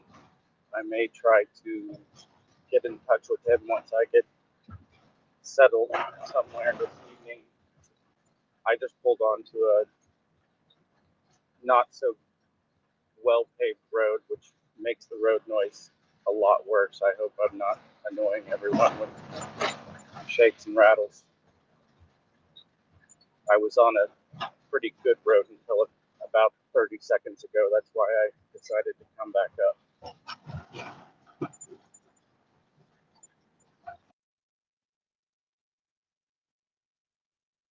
Okay, I can imagine you're on limited signal there, Ryan. So anyone who's got a question for our wonderful Ryan here, please do put your hand up, request the mic, shoot us a DM, and we'll be happy to ask him. Luis, it's great to see you up here. How are you doing?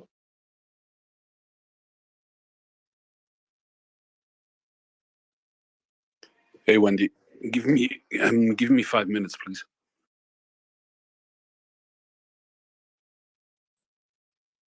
Understood, sir. Ryan, I expect that the going's pretty slow where you are right now. Have you? Yes, unfortunately it is. This was supposed to be about a 7-hour trip today, and it is turned into, let me do the math here, it'll probably be a 12-hour trip when it's all said and done. I was expecting some delays, but I did not expect blizzard conditions and to be stuck behind some sort of diplomatic convoy that definitely did not want them passing, did not want me passing them. I got warded off, and I quickly realized that it was not just a regular Ukrainian police officer. They typically drive around with their blue lights flashing, and if you do something wrong, they turn on the blues and the reds. But this guy, once I came up on his rear, turned on a whole slew of lights, and then somebody stuck their hand out the passenger window with a hand direction device and told me to back the hell off. So I did as I was told. Unfortunately, whoever was traveling in this convoy apparently wanted to be really safe, so they were driving about 40 kilometers an hour, and that's much slower than I prefer to travel when I'm here in the country. A lot of the driving I do is done after dark because it's dark about 4:30 here, but I'm not trying to do any sightseeing. I'm trying to get a job done. And when somebody with diplomatic plates decides they want to drive as slow as a tortoise, it kind of cramps my style. But given the weather conditions, I was more than happy to follow along behind the convoy as it made its way into Lviv. And luckily, Julia with 3XR sent me alternate place to cross the border, so I diverted off from behind the whatever that was, the dignitary convoy, and took another route, and I am approaching the border here in about 20 minutes.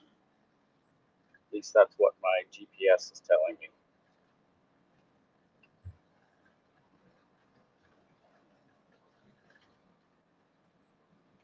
Right, I know you're driving, but have you could you give us an idea of what being outside your vehicle is, and the conditions on the ground, the conditions for people who are outside in trenches, in defensive positions, perhaps in kind of with this kind of weather and in that kind of terrain?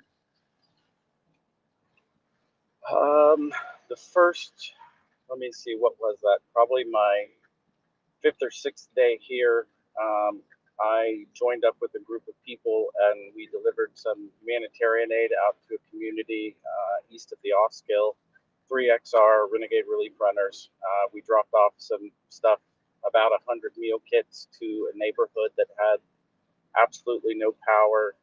It was immediately adjacent to a steel mill that had been essentially razed to the ground, but these people were in dire straits because they had absolutely no power, and nobody's going to be out there to restore their transmission lines anytime soon. It was fairly close to the line of contact. Not at all what I was expecting. We heard some artillery fire going off in the distance as we were delivering aid that day, but we pulled up to the community just after dark. Chris honked the horn on the vehicle, and much to my surprise, people started coming out of these apartment complexes that were pitch black. We delivered all the aid we had, and then they informed us that they didn't have any light. I'm assuming they probably didn't have any water in hindsight. Some of the buildings here have a manual hand pump for water down in the basement if needed. But depending on where you're at in Ukraine, some people have, in some of the major cities, they have well-stocked grocery stores and all the comforts of modern life. And in other communities, they're living in very bad situation because they don't have electricity, they don't have running water. Some of the smaller communities outside of Kherson, I was told, were gathering water from the local rivers and streams, and those had been polluted with human remains. So it's some unthinkable circumstances depending on which part of Ukraine.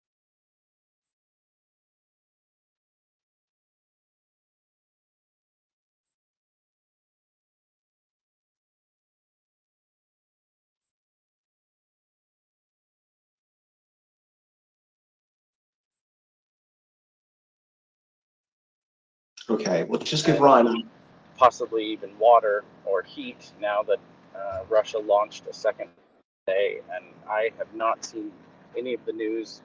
I heard some of it while I was listening and driving, but it's a gut-wrenching situation.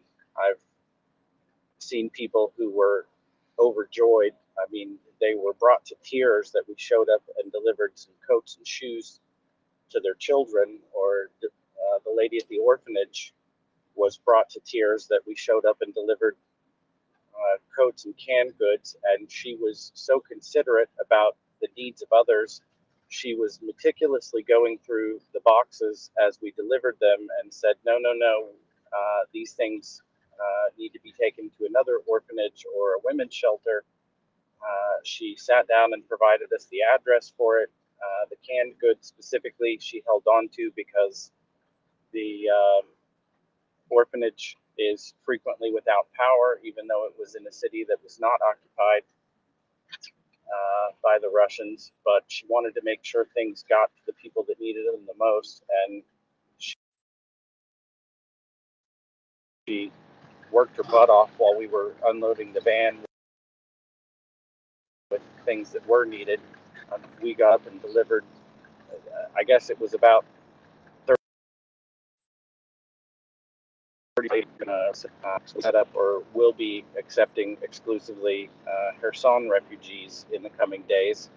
And just after we made that delivery of a jam-packed full van of everything you can think of, coats, blankets, sleeping bags, toiletry items, a small bit of food for that.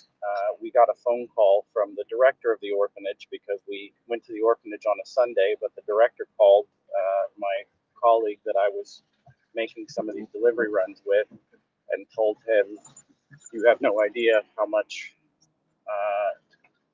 this stuff is appreciated. We desperately needed coats for these children here in the orphanage. And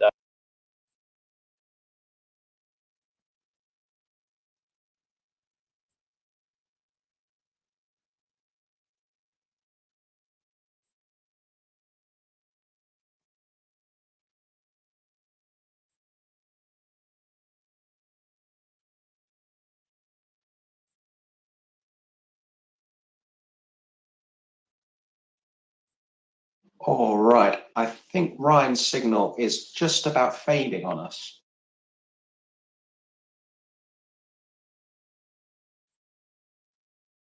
If he comes back, that would be wonderful. But as we know, he's out in the sticks. Absolutely. And yeah, out there, the connection is not the best.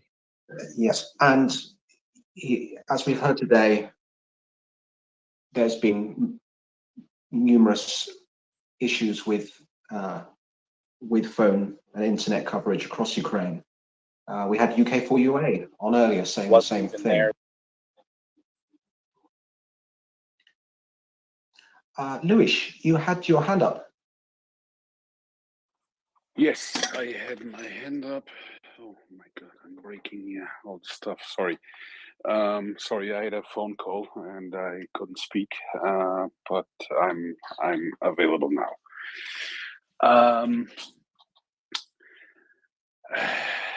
I will break if Ryan comes back, but I have to say one personal thing. because it's getting me really, really, really mad. I will not get into details, so everyone listening that knows about this, don't be afraid. I will not speak about details, but I just want to tell you that it really pisses me off massively when we not only have to deal with a genocidal war from an insane dictator that thinks he can assault sovereign countries neighboring his borders. But we also have to deal with people that are trying to harm the good cause that we are fighting for, and trying to harm people here on the space and the space itself. And I really, it's tough because it's going on for a lot of time now, and we try to remain silent and to not focus away from the cause that we volunteered for and we are trying to fight for. But it's getting so insane that it is affecting people's lives. And this is something that I definitely will not accept. And we shouldn't, we all as a community that is now here for 9 months, shouldn't accept at all. I think there will come, the time will come where we will be able to talk about this, but if you are a friend of the space, if you are a friend of Ukraine, if you are against this madness that is going on the ground, that is being committed by Russia and Russian soldiers and Russian regime, this is the time where we or the people that created this space need your support and your help. I'm not talking about donations. I'm not talking about money. I'm not talking about that kind of things that you should keep for Ukraine and Ukrainian people. I'm talking about moral support for what I'm not even including myself there, because I'm a joke in relation to other people that are working relentless since 9 months. And you should, whenever you can, wherever you can, please try to support this cause that this space and this volunteers are fighting. Because like I said, it is a very, very difficult time at the moment for some people. Because like I said, their private lives are being attacked, and we cannot accept this. We should call this out when we see something like this.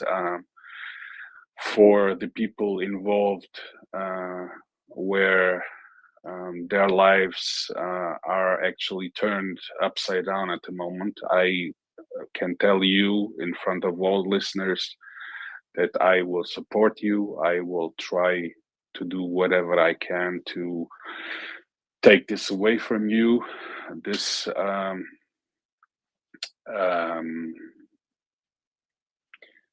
this I don't even have a word for it, because it's for me and I don't know who was talking earlier for about 20 minutes ago, saying that we have almost 500 people, 450 here in the space, and we all should call our elected officials. You all are here because you have the right thinking, the right cause that you are fighting for. And we cannot see someone being punched or tortured or killed and look away. We try to stand up. So for the ones that are here since not since today, but since a couple of weeks or months, you know, the noise that was around the space when there was a change. And if you see something like that, please stand up. Please tell everybody that you know what this space is exactly doing. Please do not allow attacks on people that are fighting 24/7 for the good cause, that our children, and I literally mean it like I say it, our children, the future of our children is saved. So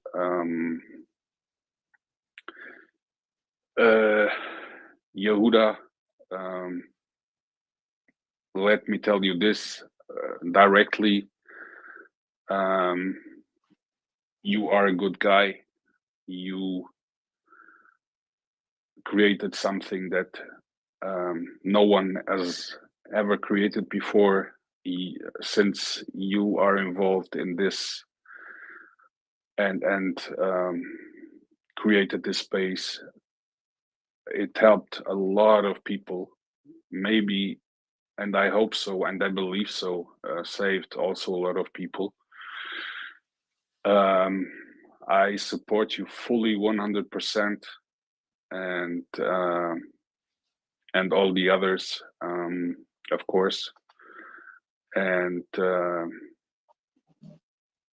yeah, that's what I want to say. I hope that someday, somehow, people are allowed to talk about this, but please do me a favor, do us all a favor.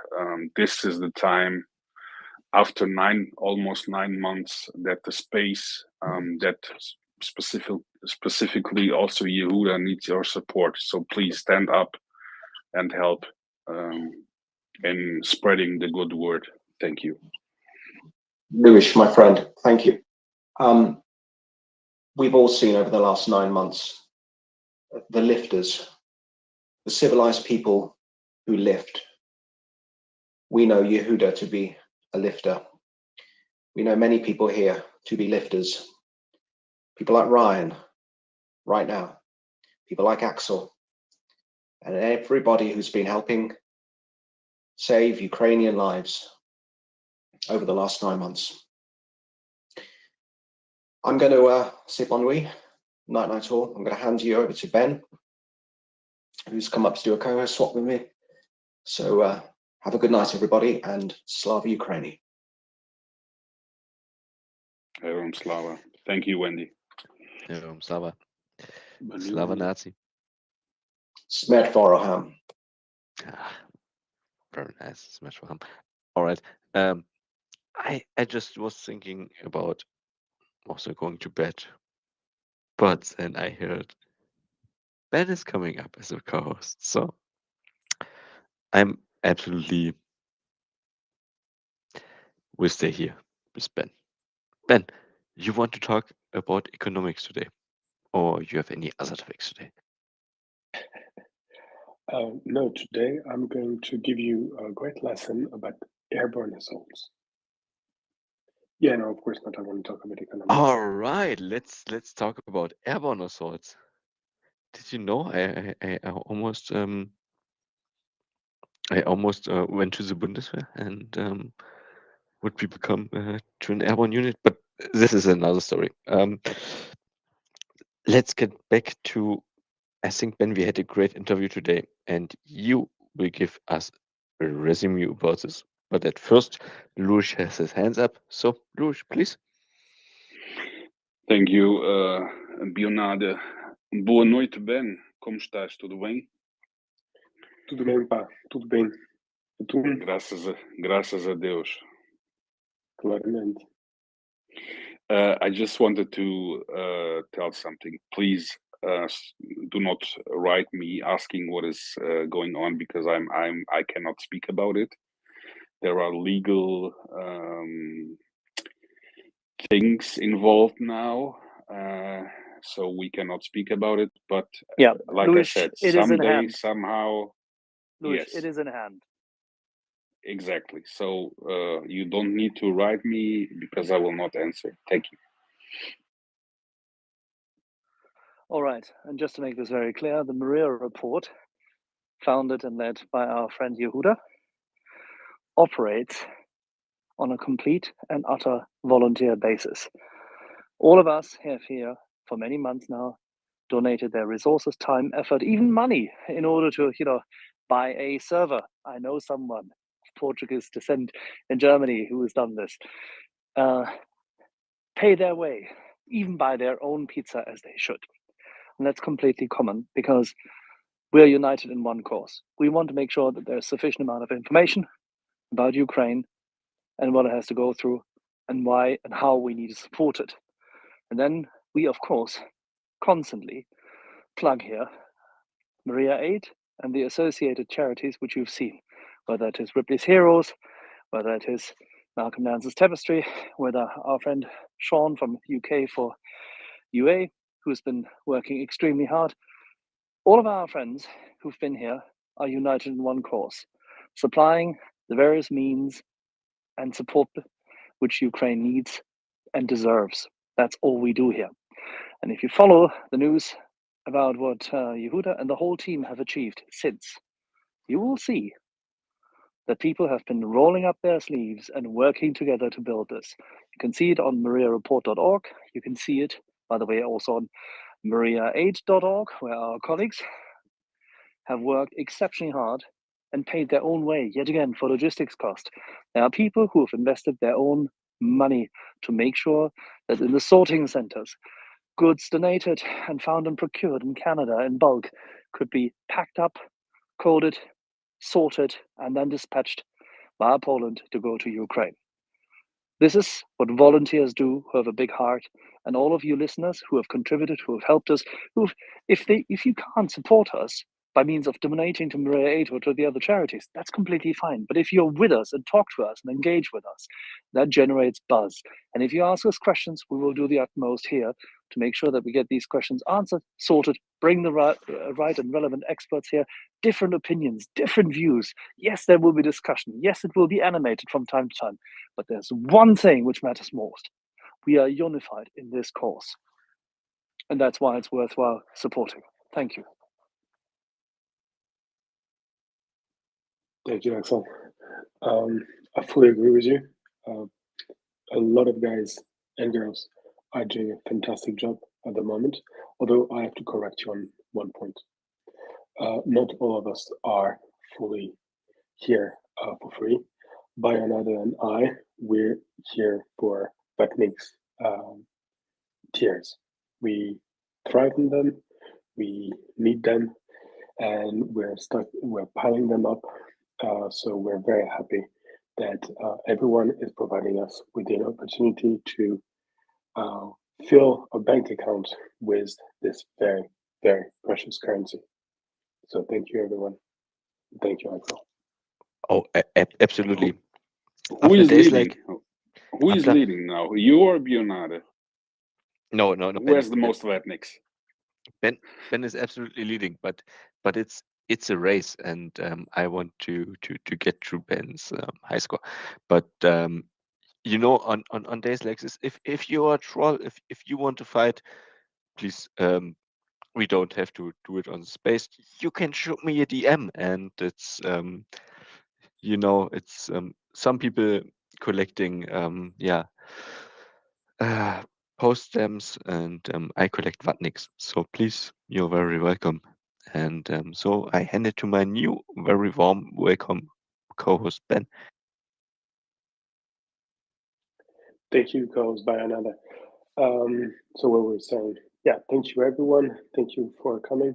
Thank you for pushing us. And so, for instance, me, I'm not exactly the sort of person who bumps out on people and asks them, "Hey, what would you say about coming and talk to us about this or this thing that you've been writing about?" I'm a bit shy. I don't like talking to people I don't know.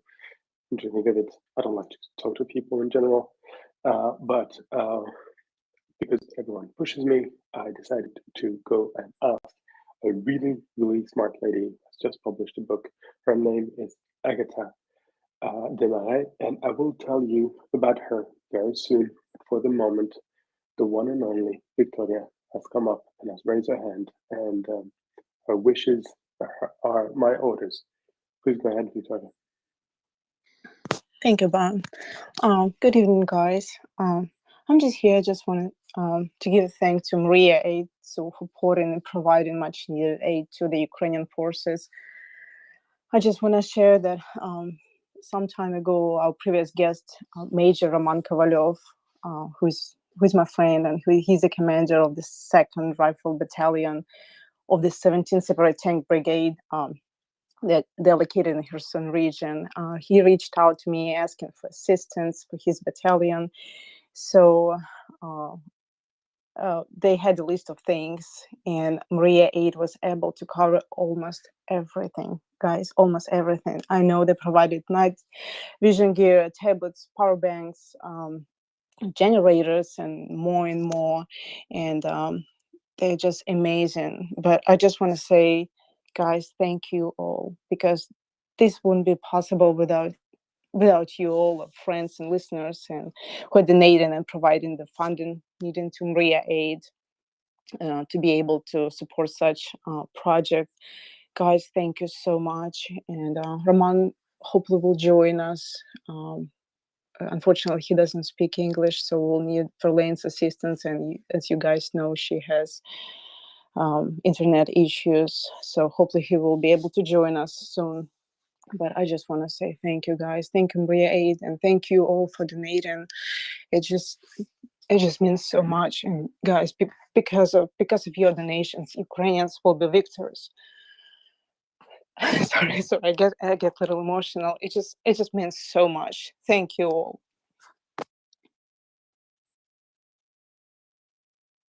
Thank you, Victoria, and thank you for carrying the words of Roman. Was he Major Roman who came and visited us a few months back? I think it was mid-August. Yes, that was him, and he stayed on for like 5.5 hours. He's so amazing, and and he would love And to it's funny. yes, he is. And he would love to come and join and say thank you. And then he would love to share the latest news, which is exciting because he's in Kherson region. So they were one of those who were just liberating Kherson. And I would love to hear what he has to say. So hopefully when we get Verlaine, be able to translate, then we can arrange his interview again. Yeah, super exciting.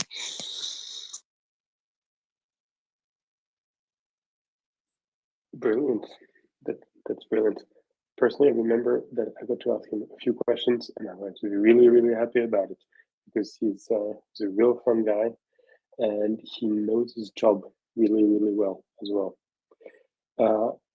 Luis, don't think you need to raise your hand. Thank you. I just wanted to ask Victoria. I just pinned a video. I think it is from Roman, where he mentioned what he got. Right? Is that correct? That video from Alexander? From Alex? Yeah, that's him. He posted his video. You guys can check out on his page, Alex Bacchus. Yes, or you can just go to my page and see what he had to say. I think it's in the nest.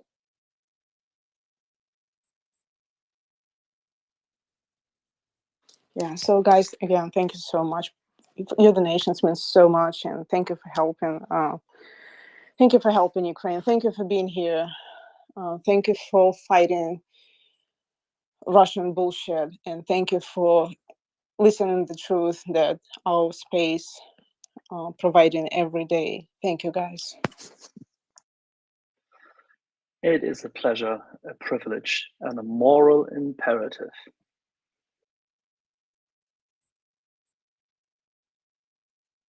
Yeah, and we shouldn't forget that, if it wasn't for Roman and his boys, the night vision goggles and all the good stuff that they're receiving would just be boxes in the mud. So all praise to the heroes. Wish.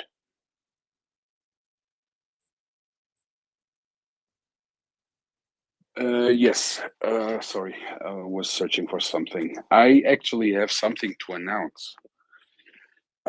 We are working on the website. Sorry, we are working on the website, and we will share in the next couple of days, maybe starting today with the first post. About the Veteran Foundation of Ukraine. They are actually visiting the US and are providing us with articles about their visit, who they visited, what they are discussing, and this will be posted on our website, MriyaReport.org. So as soon as we have the first post online, we will share it, of course, through the Twitter account, the main Twitter account, and then you can check the blog posts and the pictures and see what work is being done in the background. And it's nice to have this connection to the Veteran Foundation,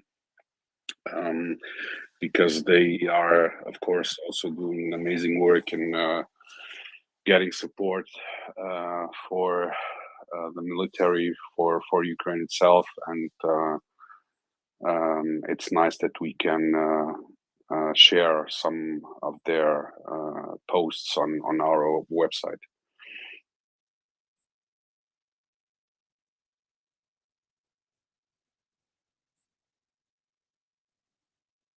Thank you, Luis. And thank you for letting us know. We'll be looking forward for those improvements. In the meantime, Nancy has joined us. Yeah, I just want to reach out and thank everybody on this space, the co-hosts, the regular speakers, the irregular speakers, all of the listeners. And it's particularly humbling to me to hear the people who do the heavy lifting, like Victoria and Verlaine, thanking us for being here and for listening and for sharing, because they're bringing us truth and allowing us the information to speak truth to power. And all I can say is I am so thankful for that. And it's important for all of us to help the helpers. They always say, look for the helpers in times of crisis. Well, we've found the helpers. They are here with us 24/7. And it's important for all of us to help them and continue to uplift them so that they can carry on the direct fight. And I just, Luis, Victoria, in particular right now, but everyone on the space, I just want to reinforce that and thank everyone for being here. And thank you for all of the work, Luis and Victoria, that you do behind scenes. Axel, you're usually a front man, so I don't consider you behind scenes. Ben, Bionade, George, the same thing. It's just the extended group, but it really behooves us all to lift up and support the helpers, because Lord knows all of us will have really good days and all of us will have really bad days. And I'm here to do everything I can to soften the blow for people on those bad days and to cheer the victories on the good days. That's all.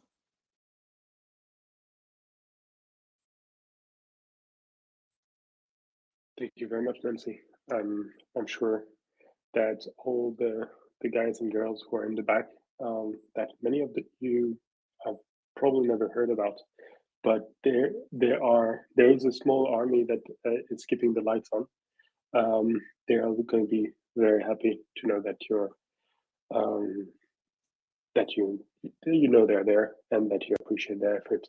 I think personally, I'd like to thank Ghost, who's well, he's not named like this for nothing, and he can diffuse the information that everyone loves them to all these minions that are working really, really hard at the moment. All right. There's a number of information that I'd like to share with you. I'm very happy and very upset. There's a lot happening in the world of the economics of the conflict at the moment. But for the moment, I'd like to welcome a voice, I think from Iran, who's going to tell us about Ukraine. Aren't you? Out of control, Cartman. Hi guys, I am from Iran, and this is my first time joining your space. I heard about it through one of the other spaces that I attend, and I am with you, Ukraine. We're hoping that we can topple our regime so that, what's happening in Ukraine with the kamikaze drones and stuff will stop. And all my love to you. There's another reason I joined this space is because I want to ask for help, not for Iran. And I want to know if any of you can provide me with some resources. So I'm not going to go into too much detail about what I do, but I work for a nonprofit that is involved in Ukraine. But what we do is we try to help people through translation.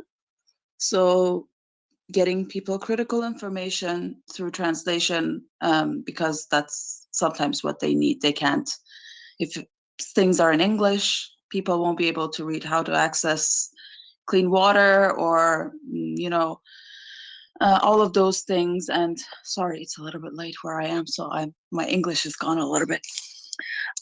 But we have a large community of Ukrainian speakers, and we have large communities of the host countries.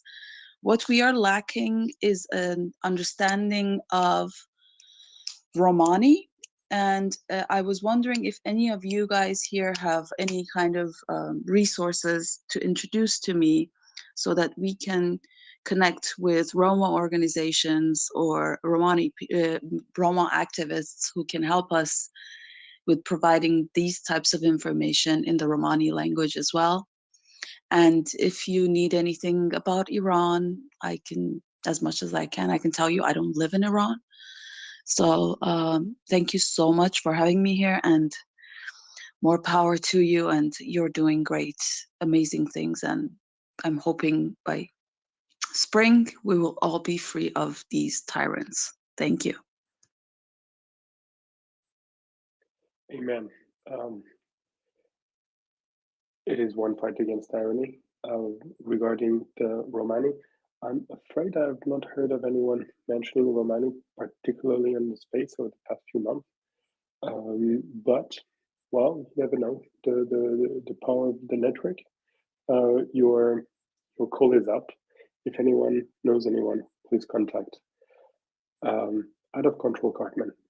Yeah, thank you. If I can, I will leave my DMs open if anyone knows anything, and then within the DMs I can talk more freely and introduce myself. But I'd rather not. You know, I'm Iranian. I'd rather not introduce myself on a public space, which is being recorded. Of course, we understand. For the moment, your DMs are closed.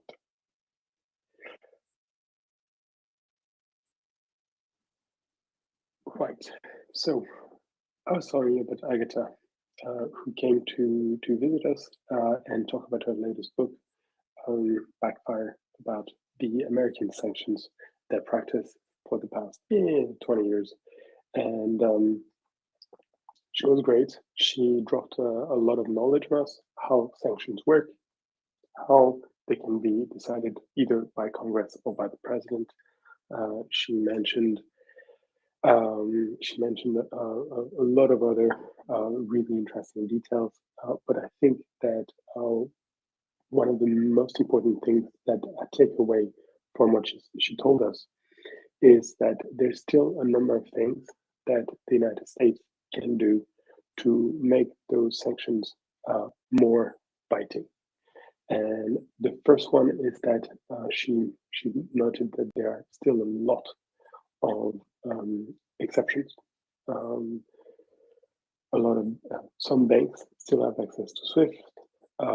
Some factories can export. Of course, there's still the export of oil and gas that is still possible. All those basically, if the United States Treasury decided, it would be over in a matter of minutes. So there's still a lot of bite left in those sanctions. The second thing she mentioned is the fact that the United States can work a lot better in bringing in more countries into the sanctions. A number of important countries, such as Japan, have not fully followed the lead marked by the United States, and there's still some progress to be made at that level. And finally, I think she mentioned a third thing, and of course I didn't write it down, so I'm gonna I have forgot it. But the important point is not there. The important point is that there are still there are still things that the United States can do, and I'd like to cycle back to what we were saying about an hour ago, or was it two, that you should contact your elected representatives. Most of us, almost every single one of us, lives in a democracy at the moment. We can tell them, guys, we voted for you. And now it's time to deliver. And if you're Americans, don't let them tell you that there are no, that the sanctions have been passed, and that it's just a matter of waiting.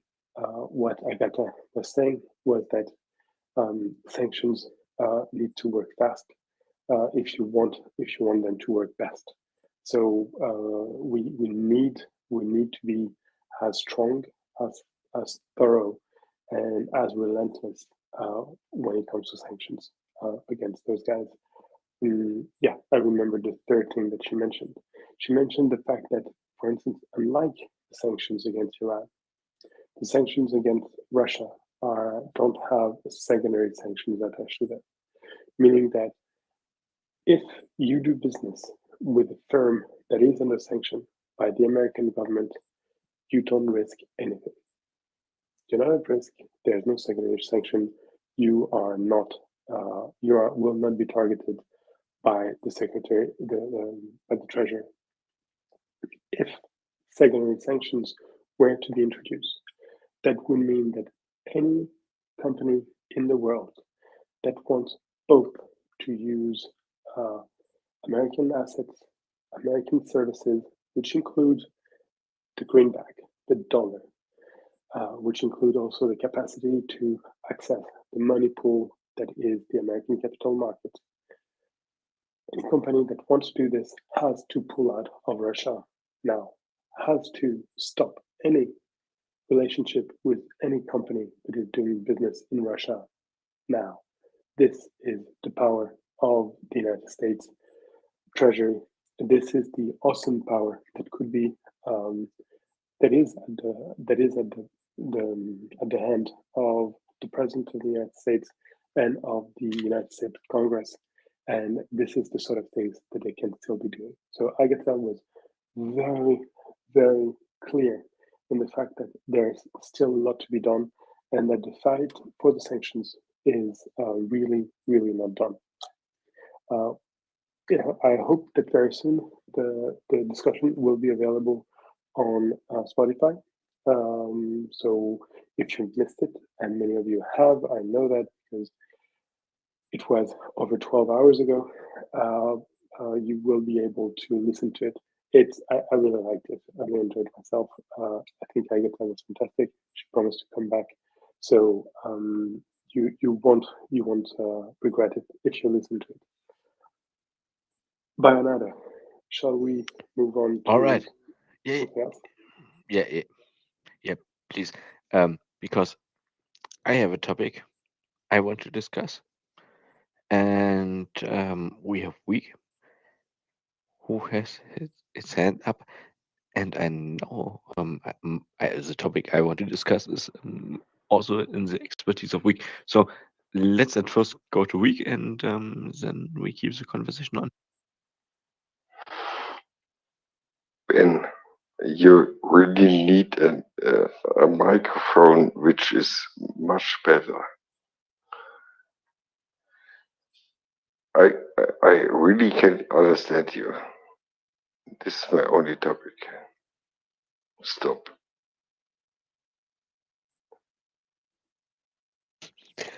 Oh, all right. in Better like Ben's this, defense, I have to Bayonada? say, in Ben's defense, I have to say, your microphone wasn't as well either. So back to you, Ben. Okay, I'm sorry. So I will tell you everything back again. No, I'm joking. Long story short, listen to Agatha's interview on Spotify when it's on, and don't hesitate to send a message to your representatives telling them that a lot still needs to be done on the sanction front, and we want secondary sanctions, we want more thorough sanctions, and sanction. George, have you been sanctioned recently? No, I have not. My problem is I can't get on the Russian ban list. Like, I want to be banned by Russia. I'm doing something wrong. I've been trying, I've been going after them, and I just can't get on that list. You know, it's horrible. I'm feeling very dejected right now because I can't get on the list. Josh, I even started a petition. You know, I even started a petition in my clear name, and it's still pending in the German Bundestag. So it's no, but it's annoying. I can't get the Russians to ban me from their country. I mean, the last time they banned me was for 10 years. That was in 1993 and expired in 2003. Seriously, guys, that's a God honest truth. And I What don't had you know. done, George? Wait. What had you done in 1993? I can't say on air. But anyway, yeah, I think I'm gonna have to revisit Moscow somehow and get myself banned again. But I have to make sure that I get out before they realize what I've done. Anyway, what I do want to, on a serious note, what I do want to discuss is I think aid groups and aid organizations, we need to start thinking about safe water options. You know, I am hearing things of people that don't have access to safe water. There's a lot of things. I am going to start posting things that people can do at home, right? Besides boiling water, because and filtration methods. There are ways to make rudimentary filters that you can use for at least 72 hours, and then you can toss by using things at home.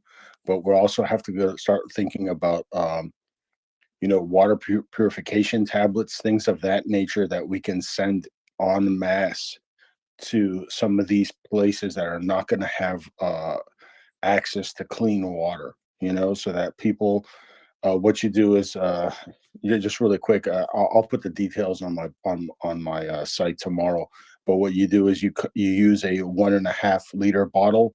There are certain things that you can put in the bottle, and what happens is, even if the water looks kind of dirty, you'll filter it through that means. You boil it, and then you can use actually the tablets, and the water is safe. There are ways to do that. We learned how to do that in one of my courses that I was in the military. But we need to start thinking of that. We need to start thinking about water purification sources that we can get to people in Ukraine.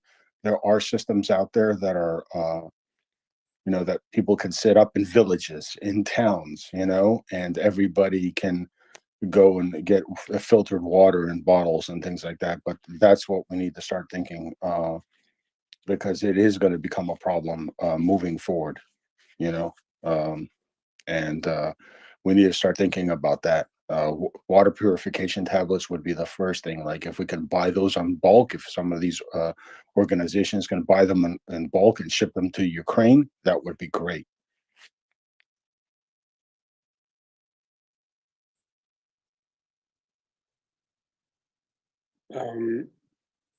George, don't you think that's the sort of thing that big NGOs have in abundance? Like, they're ready to, whenever there's a disaster, clean water is one of the first things that they bring, and as a result, it's maybe one of those things that is widely available. You would hope, Ben, but I've been to some of the disaster areas, and what they think is enough isn't never. How am I going to put it? Enough is never enough. Trust me on this. The formulas, like some of these international aid organizations, they're always short on this. It's a huge problem. It's a huge problem. Trust me, you can never get enough of that stuff in there. You're talking about a country of 45 million people, and we're talking about maybe 25 to 30 million not having access to clean water. That's a huge problem. And we haven't seen numbers like that in a very long time. I was in Somalia, and the population wasn't nowhere near that, and we had issues.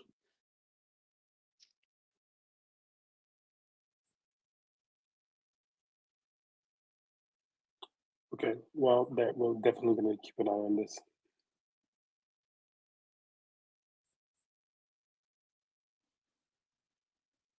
Bayarada, do you want to be a gentleman, or do you want to go ahead?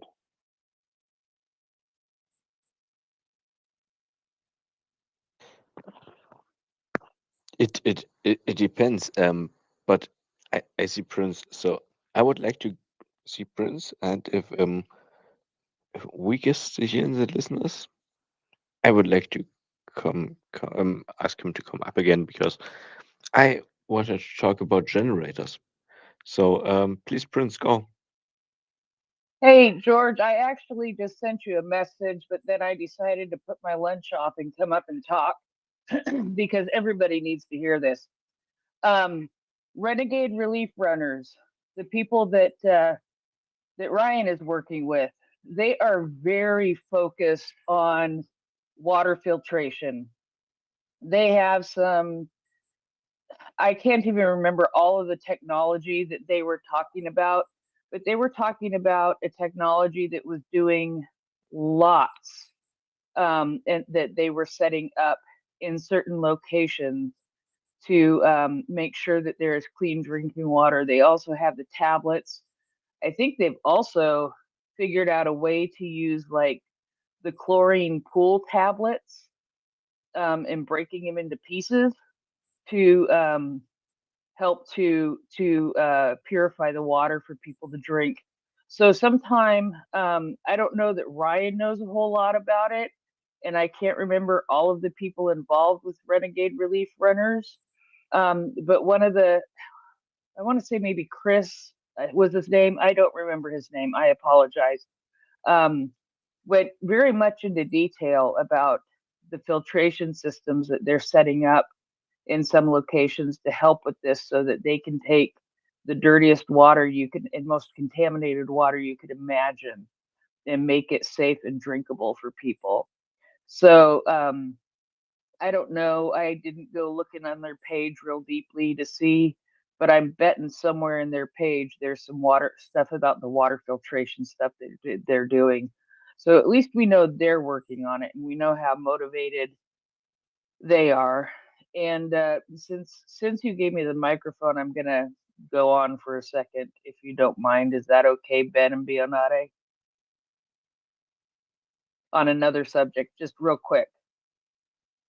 I took the time this afternoon to tune out of the MriyaReport and listen to the Security Council meeting at the UN that Zelensky requested.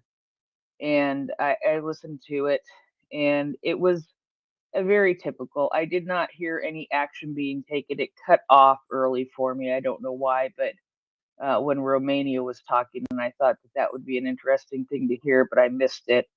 But it was a very, very typical thing. That the two things that I loved that was when Zelensky was talking, he didn't refer to the G20. He referred to the G19, which I don't believe was officially done, but I loved that he referred to it as the G19 and not the G20, omitting Russia from that. And then the other things of note were just the condemnation all around of Russia's actions. Was pretty much 100%. Yes, there were some weaker than others, but I didn't hear anybody say "Go Russia," except for Russia, who blamed all of the tragedy and disaster upon fallen air defense missiles. So none of their missiles worked or got through. It was all the Ukrainian air defense missiles that did all the damage, which just pissed me off and nauseated me, because we know what false bull that is. So I'm going to shut up here for a second, other than to say, Victoria, it's nice to see you up on the panel. I tuned back in as you were talking, so I missed what you said. I see your tweets up there that I haven't been able to look at really, because I'm still collecting myself. But I will check that out. But it was good to hear you up here speaking, and they were clearly heartfelt words that that you were saying, and I appreciate it. So those are just the things I wanted to jump up and share, and now I'm going to go and eat my lunch. Thanks, guys. Bon appetit.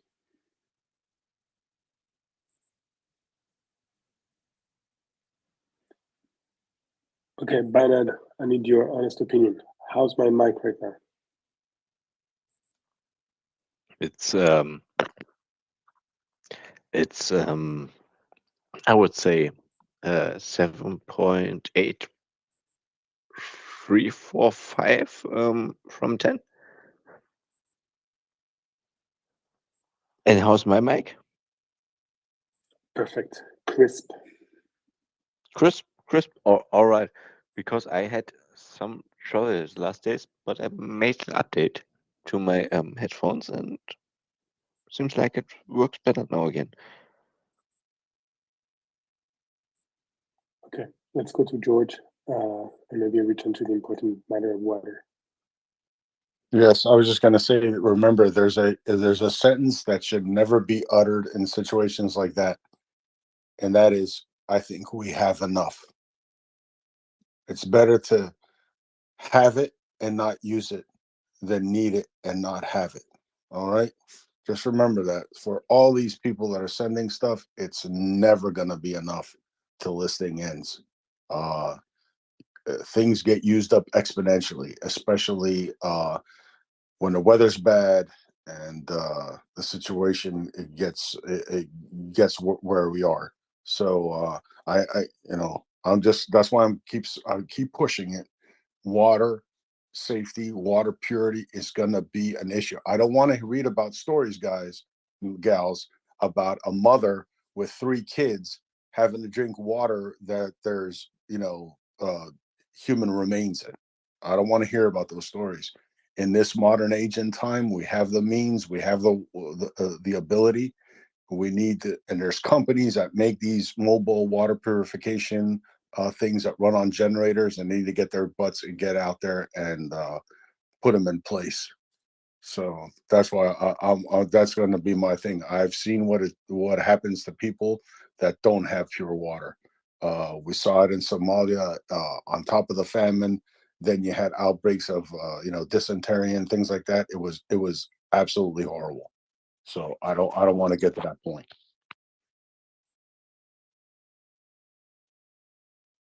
Hopefully we won't. We're standing at the ready.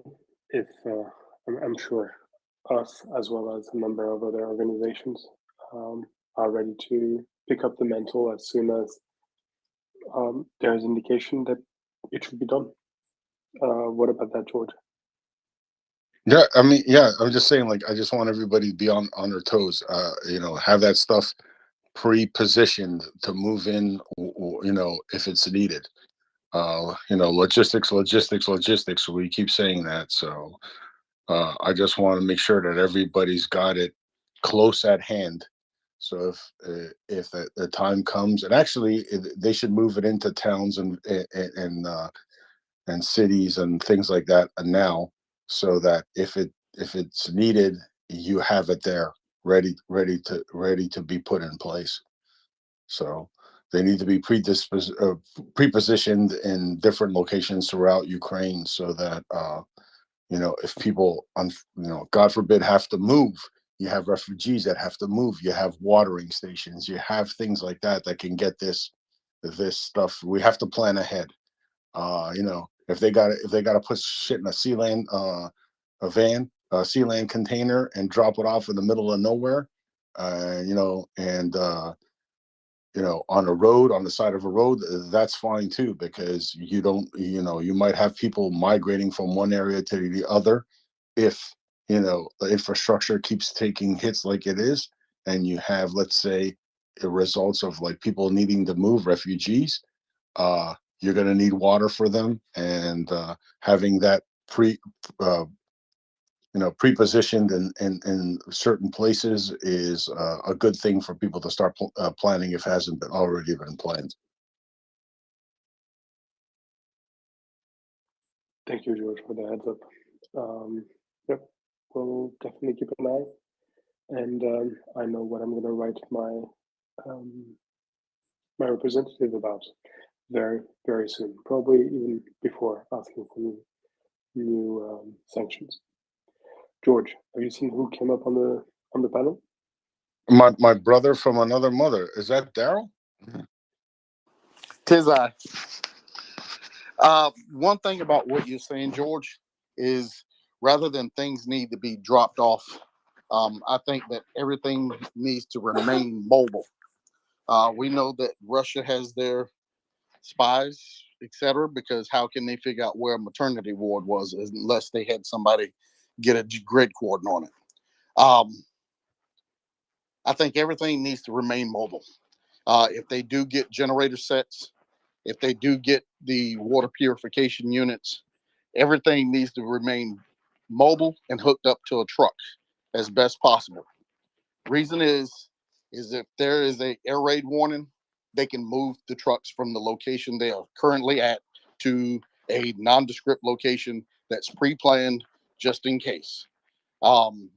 Nobody needs to know those locations, but maybe the town mayor or the governor, somebody of that sort, and the driver. that driver needs to remain with the truck at all costs. And the reason is, if they know that there's a location where they can hit, if it's something that's stable, if it's stationary, they're going to try to do it. They have their spies, and we know that they do. And so my only advice is anything that's moved in must be mobile. I would love to see the huge trailer-sized generators being moved into locations so that they can hook up to a location and bring power at least to portions of the grid. It's already set, those things are already set up for household use as far as the power being generated. You don't necessarily need transformers for it in certain cases, but if you can get those things in country, we know that Caterpillar, John Deere, all those companies make these big, huge things that they use in hospitals and whatnot. They have these things. They can produce them at the drop of a hat because there's really not a whole lot of lead time on those type of items because they are just huge and they are used everywhere. They're used at work sites. They're used in all kinds of industries. So those companies need to be pushed to get stuff there, even if it's at cost. Hey, they can write it off from the government if need be. The water purification units, I'm not sure um, how prevalent they are. We know the military, we have them because we're set up to put water, get water from any location, but they are not really um, prevalent in the outside the military. So we need to figure out a way to get that kind of systems available to the Ukrainians and at least have major water pickup points. They may not be able to stay there, but if people can come in and get the water from a mobile unit and go back to their homes with containers, then God bless, let it be the way that it has to happen, because other than having a stationary site just means that it's another target. You're right. You're right, Carl. You're right. I just don't. I would just want them in country, though. You know what I'm saying? Yes, That absolutely. They need to be in country, post haste. in country. Yeah. If we gotta like collect all the 5 gallon jugs that we had and get them sterilized and whatever, and get them to Ukraine where they drop one of those filtration systems and start filling 5 gallon jugs, and they get trucks to deliver them. Whatever they need to do, but that needs to happen. Absolutely, absolutely. I mean, you have all these water companies that ship water and make money off of just pure water. Where are these companies at in shipping water to Ukraine? Um, Everybody has something they can offer. Um, if they have an industry, they can. If they want to take the write off, go for it, please. I don't care if they get a write off for it.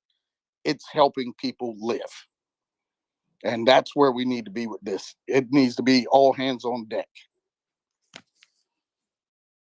Yeah, exactly. I mean, there like Coca-Cola, although even soft drink companies, they sell all that bottled water. They can drop tons of that stuff in Ukraine because they have bottling plants right all over Europe, so they can drop tons of water into Ukraine if they wanted to. I wish there was a way to get ships there because a lot of ships can make water, and but that's something that can't be done because of the situation as it is. But if they could get you know uh, vessels that can create make water, those things can can be great. But that's just something that's just not on the table, and it would only help coastal communities. But there needs to be something done by corporations around the world more than just the lip service and the smaller donations that some of them are giving right now. Some of them really need to say, hey, do we have this? Ship it, get it there. And we'll worry about, they can worry about the costs and the donation amounts later. I'm pretty sure the federal government, hey, people may look at sideways at companies getting tax bennies for gifting materials, but hey, they do it all the time around the world. They do it all the time, And this is one of those times where they need to go beyond the balance sheet and make it happen. Yeah, they did it. They did it during Desert Storm. Like a lot of the even companies in the Middle East were getting we're getting like money from Uncle Sam and Saudi Arabia, whatever. But they were trucking water in, in those 1.5 gallon. I remember those cases. There were 6 1.5 gallon bottles in one cardboard case, and they'd be bringing in flat beds full of. There used to be a time when people said, you've seen all of the movies about the post-apocalyptic world where water is currency. And for Ukraine, it's going to get there. They keep knocking out facilities. They keep knocking out electricity. You're going to get to that point where water is a currency, and it should not be. It should mean just help. It should mean a gift. Out in the west of the U.S., out in the desert territory, out in the desert states, you have a party, you bring water, because water is something that people need more than you bringing liquor to a party. They bring water and ice to parties as a customary thing. And I think that this is, for Ukraine, water means life in the same sense. And I think that's a gift that people should be willing to give. And these corporations, they make enough to do it. Yep.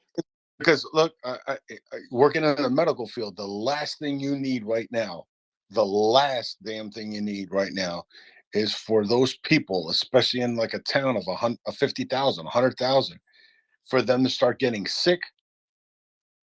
Then you got huge problems, right? Oh, sorry. Now you got Yeah, huge. sorry. This is my first time I'm speaking in Twitter. Sorry, a bit slow. Sorry. Please Yeah, continue, Helmut, George. Yeah, can I? Just, yep, welcome to you. Just welcome to you. Don't you worry. George was speaking. Yeah. George, please continue. Yeah. So that is another thing that could be on the horizon, right? You get like a cholera or dysentery outbreak or something like that. That's what we don't need. So you're right, Daryl. This stuff needs to start getting planned. It needs to start getting put into country right now. People like there should be leaders of countries calling these corporations, whether it's a French, German, whatever, I don't care what corporation is, and say, how much can you give me, and how much water can you get into Ukraine by the end of next week?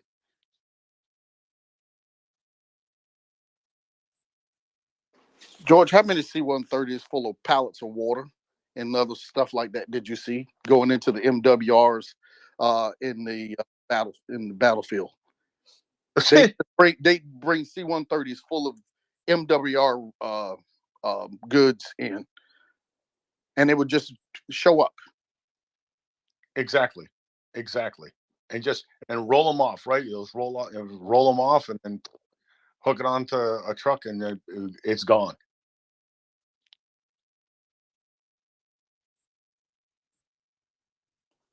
It needs an airlift. Damn the airspace. It needs an airlift. Yeah, and exactly, and like if we have the trucks, whatever you need to get there, start hauling that, and start, like I said, pre-positioning it. Don't tell, whatever. Only certain people know where these caches of water are, but start getting them in country.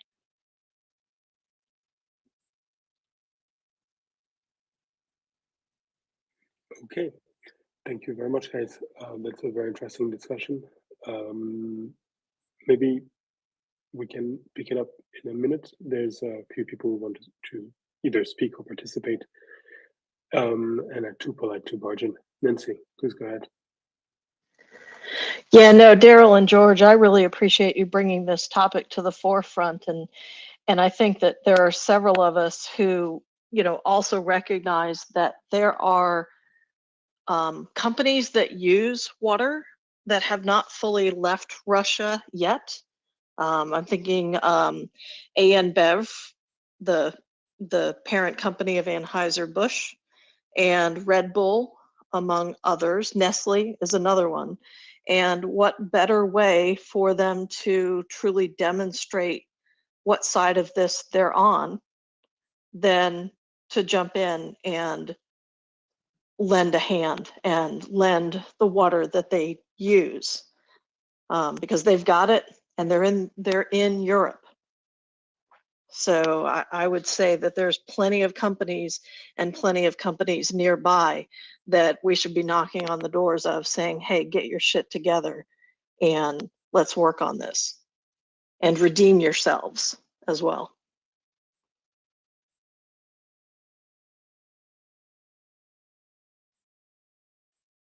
That's very true. Shovel, please go ahead. Mic check. Can you hear me? Just about. If you can speak louder, it's great. Okay. I am near my in-laws for Thanksgiving and I'm walking the dog. I wanted to say two things. Daryl, you and I don't live far from each other. We both live in Georgia, and I don't know if you know this, but in Athens or near Athens, which is where I'm at, is a Caterpillar plant. And then we've got Coca-Cola here in Georgia. So I feel like you and I should team up and go bang on their doors and get them to listen to us. If I need to look up and see what they might be doing already, but I think you've got some great ideas there. It would be nice to team up and do that. The other thing I wanted to say just to everybody, tomorrow's Thanksgiving here in the United States. If you can, if you feel comfortable, we really should, especially after everything that happened today, talk to your family and friends about what's going on in Ukraine and be thankful for what we have. And I want to be able to make sure you remember them. Remember the Ukrainians tomorrow when you're being thankful for all that we have. So I'm probably not going to be able to hang out much tomorrow because of the holiday, but keep up the good work, everybody. I don't have a problem doing that. We send me a DM. Let's talk about it and get down there. It's right downtown Atlanta. We know where it is. If we can get other folks out there, put signs up and get in front of Coke, hey, let's do it. Caterpillar, same thing. The thing is, we need to find where Caterpillar headquarters is. That's the most important thing. And see about somebody. Yeah, I think it would be a good start to start local and put. I mean, it's a big plant here in Athens, and they might be able to send us on up the line. I have tried before during Hurricane Maria to get help to my friend in the U.S. Virgin Islands, and it's such a monstrosity of a corporation that sometimes I think it would be helpful to just see a face and talk in person and get that process started. I love it. I love it. I can't wait to meet you, Daryl. All right. Take care, everybody. Thank you, Nancy. I don't know Georgia very well, but I'm led to believe that if you're looking for the headquarters of a caterpillar, you should follow the butterflies. Yeah, this is a joke for my 3-year-old. That being said, what else? Oh yeah, Daryl, do you want good news or do you want really, really annoying news? Give me the annoying, and then we can work our way up. That sounds like a plan. I love it. You know that initially I thought that you were the smartest teenager I'd ever seen. I was sure you were in your 20s. I don't know why. Anyway, what I was saying. Yes, you've probably heard of this British newspapers called The Economist. A very important newspaper. Our friend, Agatha Demare, she works for a sister company. They're a bit everywhere. They're very important. Whenever they decide on an issue, everyone takes notice. They started, I think, around 1837, fighting for the freedom of the grain trade. So you know they have historical roots. They're really old and important, and they tend to be pro democracy, pro freedom, a bit on the let's intervene Hey, side. Ben, I need you to speak a little bit clearer, or try to get your mic a little bit clearer, because some of that just kind of muffles a little bit. Sorry, bud. Sure. I'll try again. Is it better like this? Oh, Ben. That's much better. Okay, so no more headphones for me. What I was saying. Oh yeah, The Economist. Old newspaper, important newspaper, has always been on the side of freedom at large, freedoms in the sense that they tend to be pro democracy and pro liberalization of trade. So that's who they are. Since the beginning of the Russian invasion of Ukraine, though, they keep bringing extremely positive news about Russia. They always interpreted them in the most positive way that you can imagine. And for instance, you will not believe it, but today, some of our listeners brought to me an article that they had written that basically went, while all the European economies are slowly sliding into recession, Russia is climbing out of it. And I was like, in what world do they live? The country is on the brink of collapse. Their numbers are dreadful, and yet those idiots are saying that everything is funky dory. I was absolutely stunned. And then I read some parts of the article. It's the second large article that they do in the past 6 months that basically spends pages and pages and pages raving about the Russian economy. I have no idea why they're doing this. And the worst part is that any, maybe not first year, but second year economic student would see through that. Their numbers are trite. Their reasoning is tosh. They have they're falling for every single trap that the Russians are laying for them. Every single one, every single bad news. Well, I mean, every single news that seems to indicate that the Russian economy is doing great, they fall for it. So, just one example. Some months back, Domin and I were really happy because the Russian production of automobiles had decreased by 83%. 83%. Can you imagine? This is massive. And we're like, wow, there's barely 15% of the Russian automobiles left in the country. Their whole sector is done for. Well, it seems that we were a little bit too enthusiastic. It turns out that by now the drop is limited to 60 and something percent.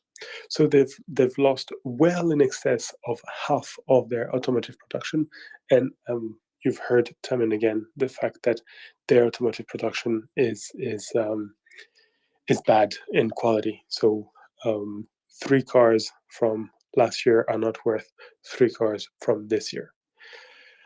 All of this we know. you know, I know, anyone who opens a book of Russian statistics knows. What do they say? They say, oh, over the past few years, Russian automotive productions has more than doubled. And then they compare this with the German numbers. You have to be a complete idiot to be doing this. I'm usually thinking that some people on this space are a bit too violent when they're talking about some news organizations, but in this case, you're not even a useful idiot at this point. You're a useful moron, and that's really really annoying, especially coming from a newspaper with such a brand and such an important newspaper. So that's what really annoyed me. If anyone ever brings up this article to you, you can consider this person as at best misinformed, and at worst as willingly carrying water for the Vatniks and the genocidal maniacs. This is really really bad. All right, sorry, I'll stop here. I got a question. What are they citing as their sources for the data? What are they using? What's their method of um, correlating and referencing? Did they even mention it? Oh, but the problem is not the data itself. They're using exactly the same data as I'm using. But the thing is that when you've got a production that goes down by 85%, and then compared to last year, improves a little bit and only goes down by 60%, you still have the production that goes down by 60%. In my book, your automotive sector is crashing. For them, they compare the 15% that was left a few months back with the 40% that is on now, and they're saying, "Oh, look, the size has doubled." So it is the same data. They're just willingly making calculation mistakes.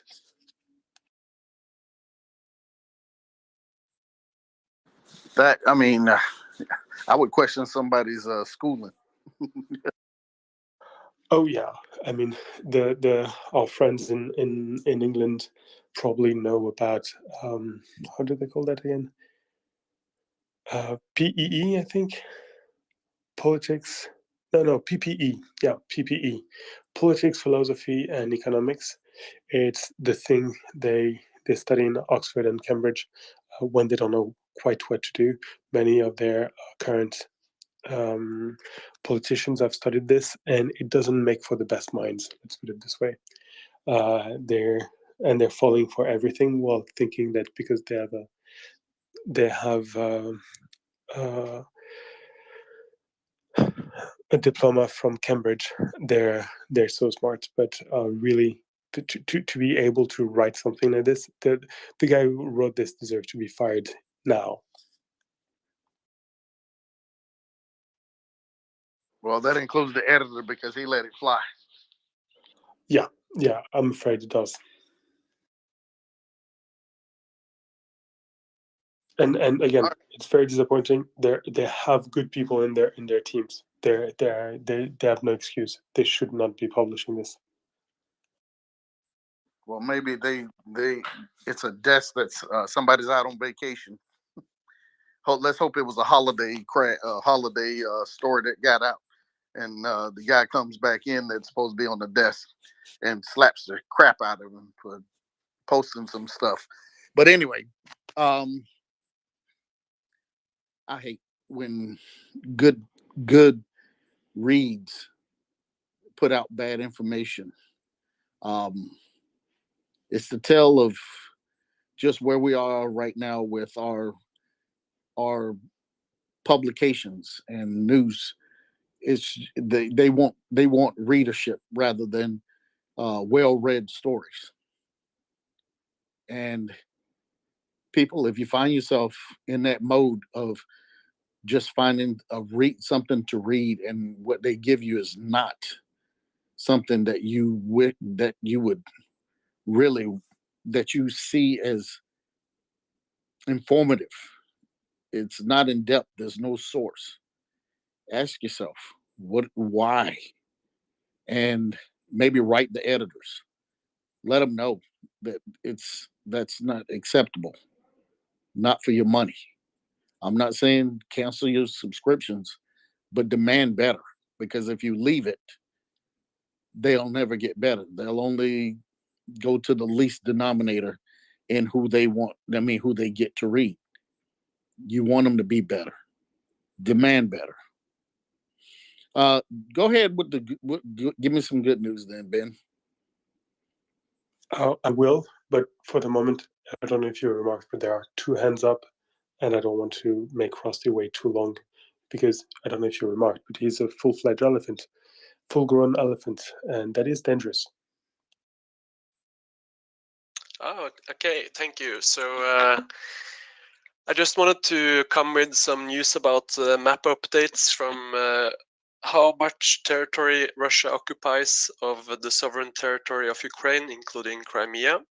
Because I did this last week and I kind of promised I should do it this week. So last week I spoke about how much territory had changed from the 1st of September to the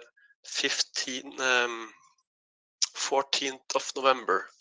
And from the 1st of September to the 14th of November, a territory at almost the size of the country of Slovenia got liberated in Ukraine, and that was big news. And this week I can't actually say that a lot of territory has been liberated, and there's a lull, there's less happening. And I have been using the map that's deepstate.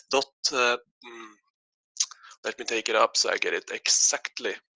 deepstatemap.live, and deepstatemap.live is pro-Ukrainian in the sense that they're not updating their maps quickly so that the soldiers of Ukraine and their personnel are protected. So they're always a day or two behind. But this week there has been really few map changes, and I can say that 0.0388%. That's 400% of the total territory of Ukraine has been unmarked or freed from Russian occupation. That's not a percent of Ukraine, not 0.1%, but 400 of 1% has been freed this week. Exactly from, let's see here, I used the map on yesterday on 11:23 p.m. and that's from my last update on the 14th of November. And the territory is equal to Cook Islands, or for the Americans that don't take that reference, it's equal to St. Kitts and Nevis in the Caribbean, or American Samoa. A bit bigger than American Samoa has been released the last week, and that's really not much, but I believe one of the aspects as well is that there was a big push in September to November, the big liberation of Kherson, and when that liberation happened, a lot of movements was also going on in the Svatov area, and there was a lot of uncertainty about where the borderline was, and during this time it has been redrawn, and some of that new accurate border showing on deepstatemap.live does actually mean that Russia kind of recaptured, because some people was a bit too positive with where the border was, and now it's been redrawn, and it just seems like there's a lull because this is not more than the Marshall Island, the Marshall Islands or Saint Kitts and Nevis, and it's not a lot. But I think we all know that there will be a new offensive, and when it happens, I'm glad to report how much territory gets freed this time. But the total amount of territory occupied in Ukraine as of now on deepstatemap.live is 41,852 square miles, or 108,396.93 square kilometers. And that's almost exactly the size of Cuba, I think. Let's see, 2 seconds. Almost exactly the size of Cuba, or just a bit more than Guatemala, a bit less than Cuba. So there's still a lot of territory occupied in Ukraine, and the Ukrainians are slowly freeing their country, and Slava Ukraini. And last time I could say that an area comparable to Kuwait was freed, and I remember George had some could relate to that. Thank you, Rusty. And yeah, let's make it proper. Slava Ukraini.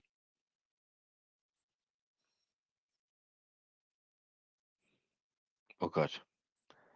Herem Slava. One, at least one. Ben, I was Ben, waiting for the big response here. Yeah. I was waiting for a big response. Oh, all right, everyone. We're trying this again. Slava Ukraini. Herem Slava. Slava Nazi.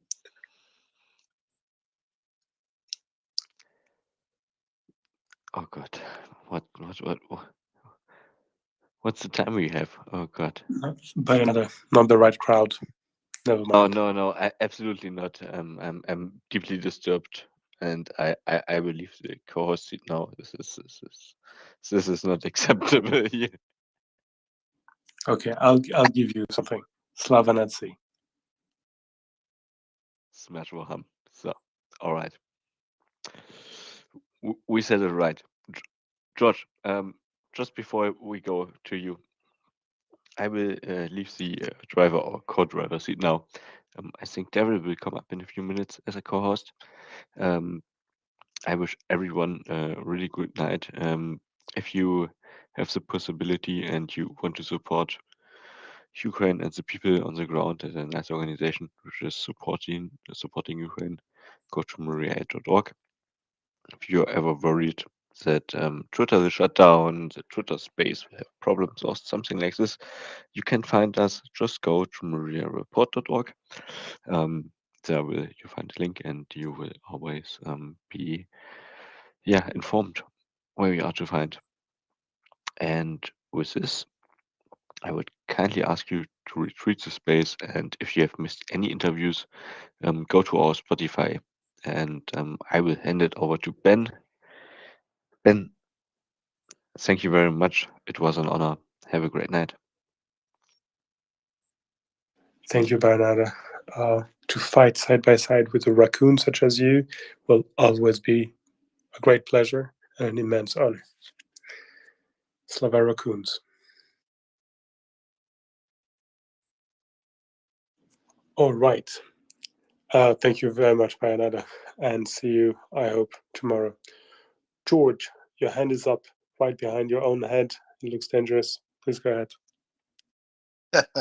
Yes, for what you were discussing that article with The Economist and with Daryl, you know, and I don't want to rehash it really quick, but our good friend that's been on the space numerous times and has gone on these marathon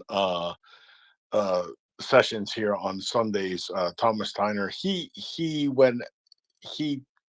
correctly went after a New York Times article that was referring to an incident that happened with some Russian POWs. And I'm not going to go into specifics here, but he went after the article because the so-called expert that the Times used was someone who's never, ever done any ballistics, has no training in ballistics. Her supposed expert opinion was based on the fact that she's a faculty teacher on ER medicine, but doesn't work in an ER. She's not an actual doctor. Yet they pull this person out of their you know what, where the sun don't shine, and put her on there as an expert on what had happened in this incident. That's what we're talking about. That's why people have to start really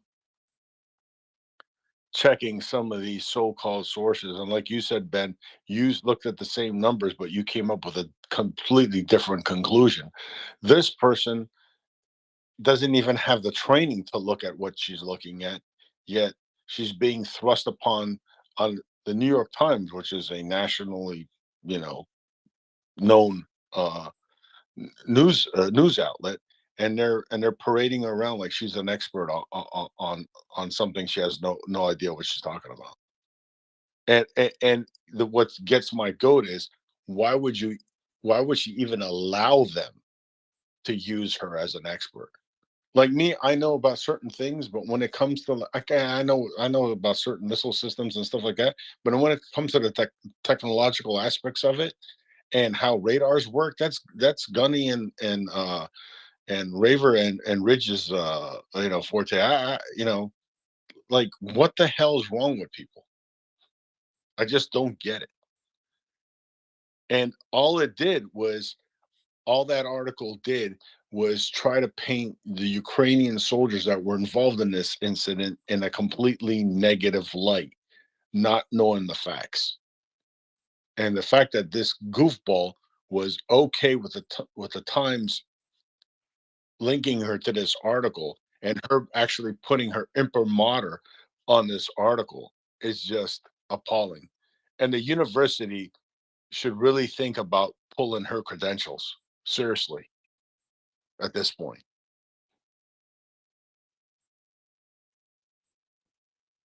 Yeah, there's a slight difference with The Economist, because if I'm not mistaken, in The Economist, the articles are not signed.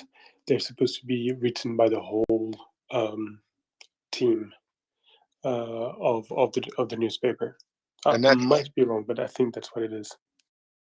and that's even worse, right? That's even worse because then you don't even know who's the clown that actually came out with this. Yeah, that's bad. There's no way around it. That is bad. They should never have let it go through. I mean, I've got nothing against a little bit of guys. Let's face the truth: the Russian economy is big. The Russian economy is not that easy to bring down.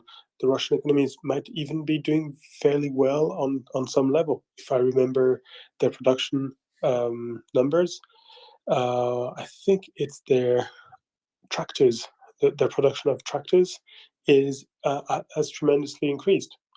I don't think that's going to help them much. I don't think it's going to replace the good American tractors that they've been receiving before. But at least, if you want good news, you can have good news. You don't have to invent stuff. Anyway, I'm getting upset again. Rusty, please go ahead and for once talk about a country I've got some inkling about their size, because I don't know the size of Slovenia. Yeah, so Daryl, have you been keeping up with the railway works in Ukraine? Are you ready for some choo-choo time? Go for it. Give me some choo-choo time. Yeah, so I've just been seeing there's this Russian guy that goes around to every site there's been a HIMARS strike, and he stands there with a A4 blank slate with a date sign on, and The calendar man. yeah, The and calendar guy. he's been showing us that HIMARS can quite exactly hit railway lines, and I'm just wondering, do you have any information about whether or not the Russians are actually able to operate trains in Kherson Oblast and down to Crimea? Based on just the fact that Russia has a an engineer, I'm going to call them an engineering battalion that they replace and repair rail. Much to our chagrin, and they do it very, they're able to fix rail lines pretty quick. It's really hard to completely knock out the rail line, except for like with the Kerch Bridge. They have that one to where they can't just repair it because of the size and the enormity of the job itself. But most of your hits on the railroad, they really don't take a long time to fix. It sets things back hours, if not just a half a day or so. That's the reality of it. But any time that they can knock it out and keep goods moving, it's a delay in the fires that they can do. So it's still good news that they can knock it out. It's just that it's only a delay, more or less, than a complete removal from the battle space as a means of transportation. So would you hit the same place twice, or would you hit another place? So I'm thinking like we know that they have their repair workers, and I do believe that's military guys that do believe that could be a valid military target. So knowing that the HIMARS are very accurate, couldn't you actually just hit the same place exactly when they're repairing it, and instead of hitting a second place? That would just tell them that you can hit it, and that's a good thing because they may think about an alternate route. However, if they have no alternate route, they'll continue to just rebuild, just like the air base. They continue to use the air base, even though it had been hit by HIMARS, what, 20 times? Something like, it was some crazy number. It's been hit. Savatove, I think that's it, the air base. So it's one of those things that you can delay, you can hit it. They know you're going to be able to hit it, but they need to repair it because they have no other means of doing the job that they need to do. I wish there was some more permanent way, but usually it involves a lot larger territory, such as a natural event. Much like when the hurricanes damaged the railroads in the southeast of the U.S. It washed away, the railroads and for a good long ways. That's the way you shut down a rail line. You have to completely demolish it for miles, and that way you can actually do a better job of either putting it out of service for a longer period of time, and then maybe hitting it while they're repairing it to knock out the assets that they use to repair it. If I could just come into one follow-up, do you know the difference between different types of ammunition? If you were to hit the railway line, would it be better if Ukraine gets ATACMS and use ATACMS? Do you know how much harder it would be to repair the railway line than using HIMARS? I'll tell you, if they could hit it well, I wish I could tell you something, but I would rather say it offline because it goes both ways. If you hit something, if I say something here, it can go both ways in what I would say. So, what about if I just DM you that item, Vice? My DM is always open, especially for choo-choo time. Okay, I'll do that. Sorry, folks, but when you're talking about stuff like this, it's better than both sides. I mean, one side not hearing it because we know that they do. Hey, Daryl, really quick. You know, during World War II, like remember the Allies were clobbering the German rail lines, but bomb them during the day. The Germans would repair them at night, right? That was the game. What was more important was the things that were being lost, the material, the supplies on the trains that were being hit. The most difficult things, right, to repair are like bridges that are built in places that was difficult for you to engineer a bridge over, right, Daryl? Like you talked about the Kerch Strait Bridge or any other bridge like that, because you can't repair, you just can't rip up the rails and put another a bridge in. You know, that takes time. That's right. Your through truss bridges, which for anybody that understands what I'm saying, a through truss bridge is your steel girder bridges. That's what you call a through truss bridge. Those are a lot harder because it takes a lot of lead time to repair and make sure that it can hold the load, because those bridges are designed with arches, and in some cases they're designed with um, geometrically where it's stronger in the center point as the train is going across than it is without the train being there. Believe it or not, the weight of the train actually uh, makes it even more stable as it goes across. Um, it's a it sounds counterintuitive, but yeah, that's the way it works. And so those would be what we would call your choke points. If you can take things like that out. But you see what you're talking about is a steel bridge. I don't know if a HIMARS rocket, right, has the capability to even 6 of them to hit the bridge to take it out. Might be able to damage it, but to take it out. Now, ATACMS might be a different story, but I'm not sure about it being able to take out a bridge.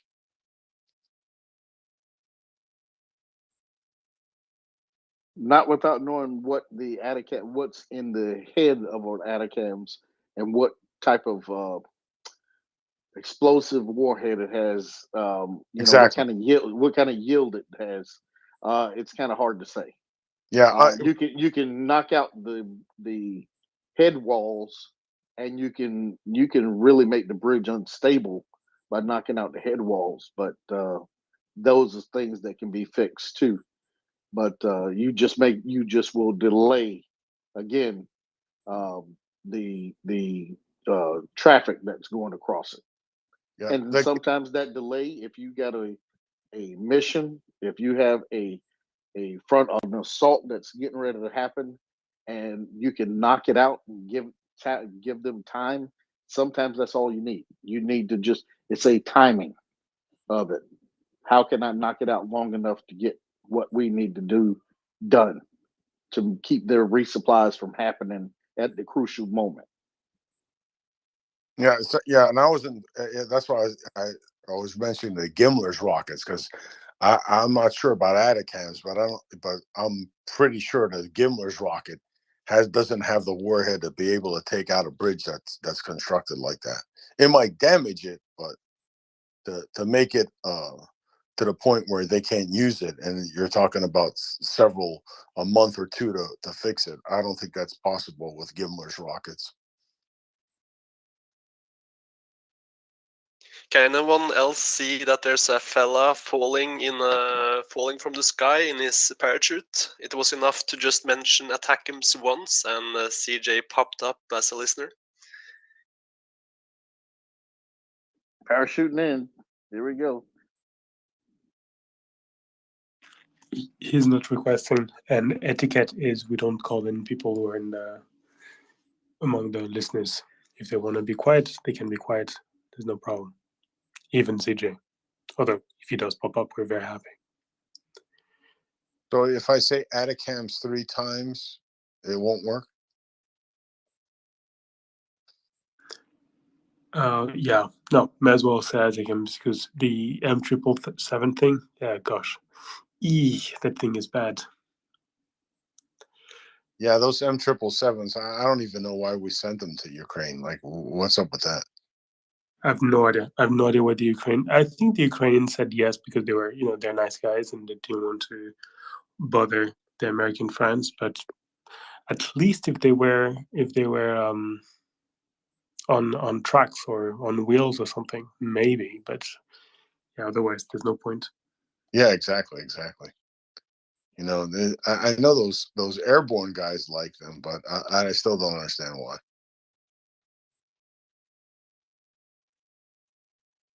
Oh, right. I think we've rattled Gunther. Yeah, I was so inspired from the Ben Hodges today that I wrote all my congressmen people, including the President of the United States, and asked them to send ATACAMs. So if you show it up, you can kind of thank me.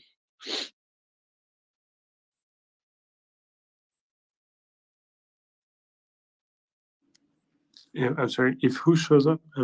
If ATACAMs suddenly show up after I wrote a couple of emails to different Congress people, you can thank me. Oh, we'll definitely do. We'll definitely do. I think you must have not only written some messages, but twisted some arms, I'm sure. Rusty, have you broken some arms recently? No, but I was actually wondering about the indiscriminate shelling of Kherson.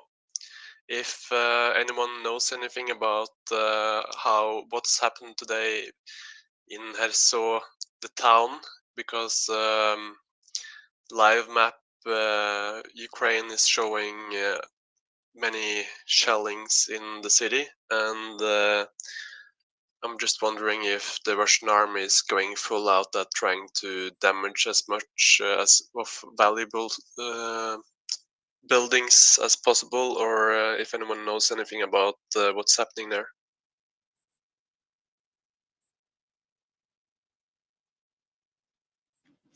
I don't. Well, and no one is volunteering. So if there's more information, we'll make sure to let you know. Daryl, welcome as a co-host once again. I'm happy to be your wingman, and I've got a question for you. How do you think? No, sorry. What would you feel if you had to cross a border back to Russia after having sold some commodity, let's say oil, and had been paid in banknotes, stuffed into a bag, and this bag had been given to you, and then you were shipped back to Russia? How would you feel? Wait a minute. Say what? I sold some oil, came back to Russia with a bag full of money. Or what currency? How would I feel? Yeah, dollars and not a little bit of oil, a full tanker worth of oil.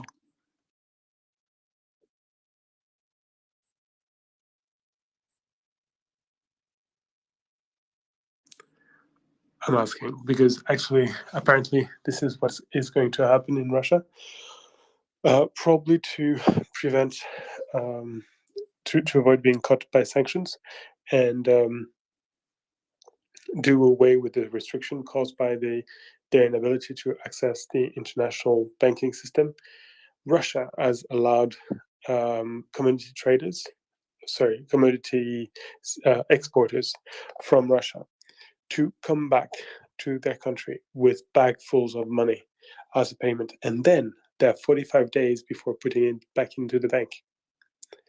45 days. Can you imagine? 45 days? Are they really expecting all the money to make it? Officially, yeah. Can you imagine the poor guy who's got several millions worth of dollars in his apartment in Moscow, terrorized and counting the days? This is ridiculous. And but apparently, I see a lot of window accidents. Apparently, it's the return to an old practice that was fairly common back in the 90s. So I don't know if you lived those this time intensely, but some Russians seem to remember them quite intensely, and they seem to be back. So that puts a lot more, a much bigger smile on my face than the article of The Economist. We're gonna have fun. It's gonna be. They're gonna go down, but they're gonna go down screaming and on fire and doing very, very silly stuff. So positive.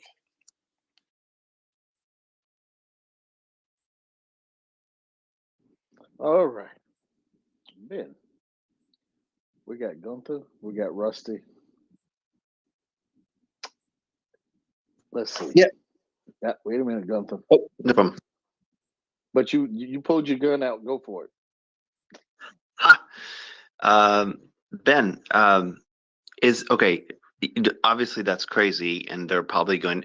I mean, people will rationally will take as much as they think they can get away with, and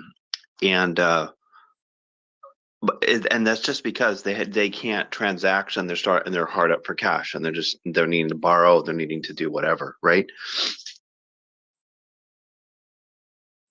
No, I wouldn't say that's the main reason. The main reason is that transfer of money across border is becoming increasingly difficult because most of their banks don't have access to the international financial system. So you cannot transfer your money from, say, I don't know, wherever, Cairo to Moscow. You have to. It's in most cases it is impossible. So you have two choices. Either you go through one of the few channels where it is possible, but I assume that some people don't want to go through those channels, or you do basically money laundering.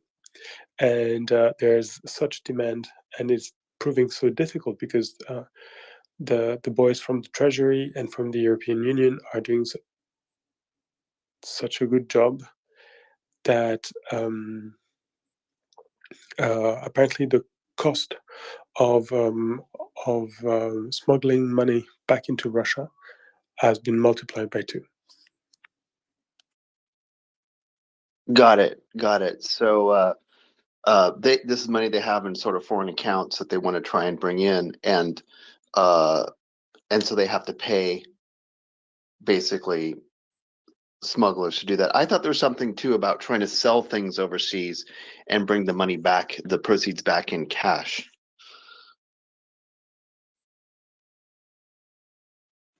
I mean, there's always the advantage of not being quite as noticeable by the taxmen, but I'm not sure you want to dodge the Russian taxmen, if you see what I mean, unless you have ways around it. So the usual argument I don't think applies as strongly as it would in another country. Well, whatever they're doing, they should do the same things to Iran. That's my other comment. Thank you. Yeah, but according to Agatha Demarais, it's actually the other way around. The sanction system is a lot harsher in Iran than it is in Russia. So whatever they're doing to Iran, they should do to Russia.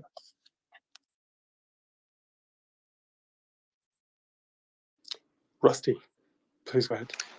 Yeah, I just got a short public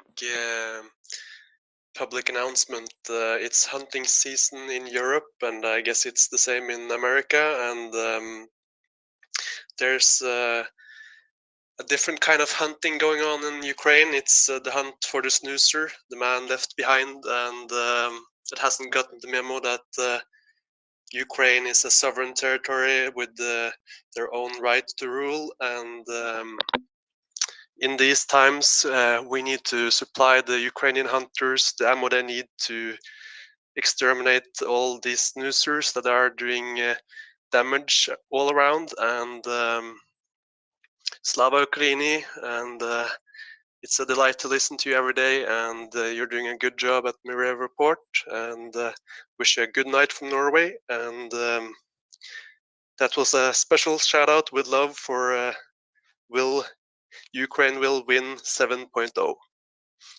And Daryl, choo choo, Ben. I'm gonna try to stick to all your French etiquette. I'm gonna get civilized. I'm gonna go to Versailles. And George, I'm probably gonna get a tank man or something. What do I need to do to appreciate your taste, George? Just keep doing what you're doing, man. Just keep doing what you're doing. You don't have to customize anything for me. So I no appreciate what you do. Okay, but thank you a lot, and Slava Ukraini, Herom Slava. I'm gonna do my own second. Herom And Slava. good night. Good night, Rusty. Thank you. And check that message out that I sent. You should understand that one. Good evening, Leonard. How you doing, man? Yeah, and good evening to you, too, Sir Daryl. Just fine. How are you doing? All well. I wish it was a better day in Ukraine, but all well. Yes, indeed. Well, that's excellent. I just had a quick follow up for Ben's last comment regarding Iran and regarding the sanctions regime that exists and that should be directly transferred over to Russia and have Russia treated with the same severity. Just note that the difference presently between Iran and Russia is that Iran has been declared a state sponsor of terrorism by the US Congress since literally 1984. So they have been under severe interdiction in every respect economically for that time. And just one item of fallout from that, that Ben, I'm sure you're probably familiar with, the French bank, Banco Paribas, which had its US subsidiary headquartered in San Francisco, ran afoul of that very sanction regime and was literally hit by not just the US Commerce Department, but also the US Department of Justice. And they were found to have been expediting the oil trade with Iran under the table, which was a clear violation not just of existing sanctions, but also of the state sponsor of terrorism regime. So they were literally hammered by the Commerce Department and then hammered again by the Department of Justice and subjected to a $10 billion fine for their nefarious actions in expediting the Iran oil trade. And it to this day stands, that's roughly 6 years ago or thereabouts, and it still stands as the largest single financial penalty ever imposed by the US government or the Justice Department on a financial institution in the United States, period. And essentially any institution that's involved in that kind of a trade, whether the oil market is nationally or internationally, is subject to those provisions. So even the current oil trade that goes on with Russia and say India or Pakistan or the third world countries, if their financial transactions in any way impinge upon the U.S. financial system, then they're subject to be hammered in the same fashion. So that's a very, shall we say, awakening experience for any of these states that are trying to do business under the table with Russia and any of the corporations that fall under that umbrella. So yeah, hopefully that sheds a little bit of light on these sanctions differential. Thanks. Thanks, Leonard. Yeah, it's been the amazing thing about Iran is that they are able to do what they're doing right now, even with sanctions on. That tells you how hard it is for sanctions to work in a situation where you have countries that do not follow you into the sanction realm, where if we had a serious coalition to crush their ability to spread terror, and that's throughout all of our friends, friendly nations, and those maybe not so friendly who understand what these people are doing around in countries not even their own, but in other countries. If they could, if these other countries could see that and stop the trade long enough, then they could then it would really bring Iran to bear and maybe change the behavior.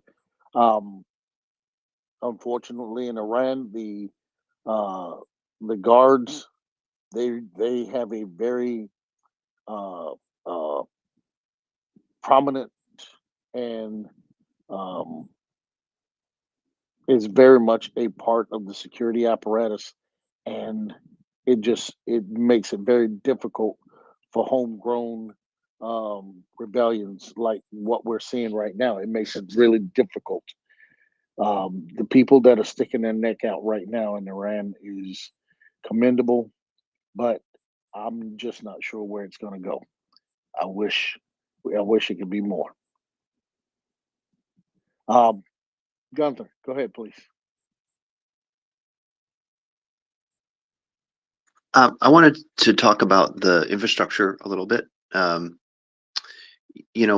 thing that is sort of a stopgap measure, but isn't necessarily so bad, is just having lots of little generators to go into Ukraine to help out the country.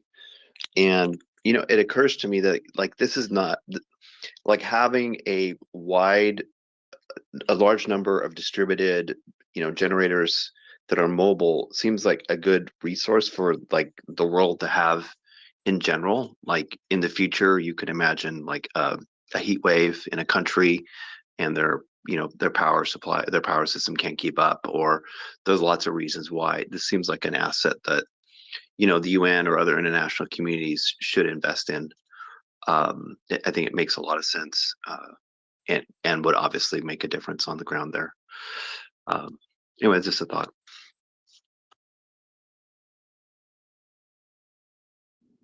Thanks, Gunther. We're in uncharted waters to a point, and where Ukraine is. We've never had a country this large. There have been issues in countries like in Africa and places like that where water was the issue. Um, of course, there's been famines, things like that, and it hasn't been on the scale. I mean, yeah, those countries have millions of people, of course, but they are not as large in the population as Ukraine, and you don't have a country that is constantly thwarting efforts to rebuild. And most of those countries, nobody's there to rebuild. It's the aid going into the countries in Africa is minuscule to comparatively what the aid that's going into Ukraine. And Ukraine is trying to do it themselves, rebuild and repair their networks. And it makes it this difficult for them to succeed when every other day, every week, every night, they're being bombarded and hit in along the same uh, axis of in grids that feed the same places where they just repaired. It's like I hit this one, this place, and another place down the chain is hit. So you have to go you just got this one up and running. You got to go to the next one and get it back up and running. And then 3 days, 2 days, a day later, go back and hit the same one again. I mean, and repair the same one again. You have to know that has to be frustrating. Doing the same job over and over and over again, not because the work was shoddy, not because the work was just done hurriedly, not because people aren't training. It's being done over again because somebody just does not want you to live and succeed in living free of their proposed lifestyle, of their proposed values, which they have none. Go ahead, Gunther.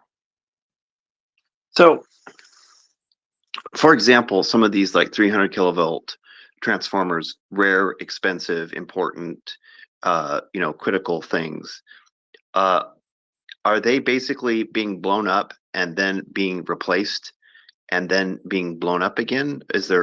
Are there any like mitigations happening in the process? Is that really what's happening? Or is it, I would have to imagine that they would try to take some preventative measures if they are, because those things are like super valuable, and like prime targets. Do you know, Gunther, without. Constantine? Oh, okay. Could you repeat the question? I'm sorry, I was listening half ear. No problem. So, say one of these caliber missiles hits like a major transformer, and it's destroyed and needs to be replaced. Are they just simply going out and replacing it only to have it then blown up, like a week later? Is that basically what's happening? That's only one part of it. The other part should not be spoken in the public. But yeah, essentially, we have like it's not the entire transformer that is destroyed. First of all, it's only part of it usually, and it's going to be repaired, put back in place, and it's going to be it's going to be functioning again. And there are really no other solutions other than building underground facilities, and that's the problem because, for example, those transformation equipment, it needs a lot of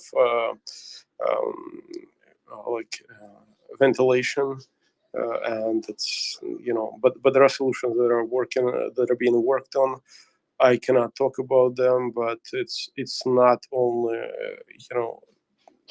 there are no final solutions yet, but they're being worked on. But for now, to get everything working, it just basically fix where it was hit.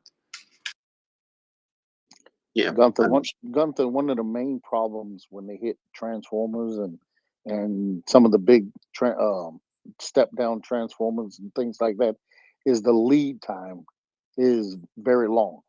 I think I was looking up 2021. It was almost a year for certain components of those in that transformer rebuilding and replacement process. I'm pretty sure what they probably do is they repair the portion that they can get. They bypass a piece that's been blown up or something that's been burnt out, repair what they can and get a portion of it back running if they can. Sometimes that's all you can do. You bypass the problem and make it as stable as you can so that you can get electricity back to the people. And that's how come you may have brownouts, and so that when they heat up or something like that, they have to let them shut down to cool them off, so they don't overheat and burn all the way up. Um, and it may be a means of taking a piece out of one transformer that was blown and maybe repairing another one that was blown somewhere else, and making them makeshift. You have to cut a lot of those. You have um, those steel boxes. Those steel boxes are integral to the makeup of the transformer because it allows the cooling. um, those ridges on the side of it, those are cooling ridges, and you have fans on them to help keep them cool, create a draft around them so that they can cool effectively or somewhat effectively. And so, um, if they're getting hit, they have to go in and repair things like that so that they don't have the roving. The blackouts are going to happen because they're taking out sections at a time. And when one section goes down, a lot of times there's excess capacity in a transformer. And if that one goes down, then the other one can pick up a little bit of it. But as they're hitting them, that capacity is taken up to the point where that one could fail if they don't shut them down. So those are things you're looking at with, where transformers in some of these transfer stations. They may need isolators. Those isolators are important in the process, things like that.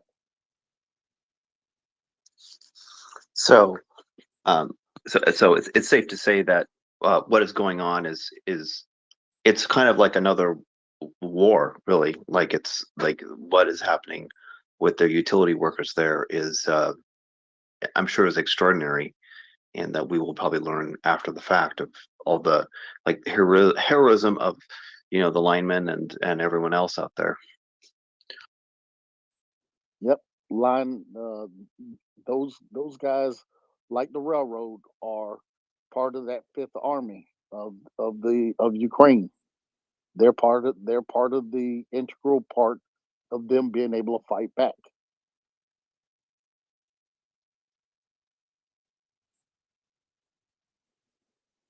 I see Axel has come up, and I see Ryan trying to connect. Ryan, drop down, and I'll try to bring you back. He finally managed to get into the Polish network, I take it.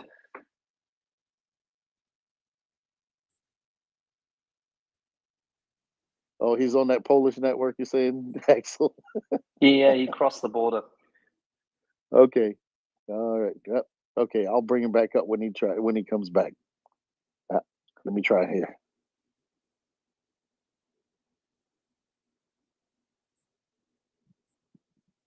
So, what's interesting, Axel? It's very strange. Past couple of hours have been, apart from being very strange, the messages which have come out of 4 different locations in Germany are very strange. There's a lot of movement, there's a lot of buzz, and it's very strange. It's interesting. Actually, it's very interesting. Can we see? Because could it mean that we see some kitties creeping across, lightly stepping over a border, or is it that somebody's put the kitties in a cage? No, I think that somehow people have now finally found out that it's enough. Axel, stop teasing us, Axel. I'm not teasing you. I'm just telling you. It's very strange messaging which I receive. People being surprised and rather substantially surprised, and yeah. So there's a lot of buzz. It's very strange. Normally it doesn't happen on a normal day in such a fashion, and especially not that late. Berlin is not whilst Berlin goes for party for long, it doesn't work that long. Axel, you could rehabilitate our views of Germany here. Why? Berlin never worked long. Berlin doesn't work much. Average work time in Berlin, given the fact that it doesn't have industry much, and is different. Not joking.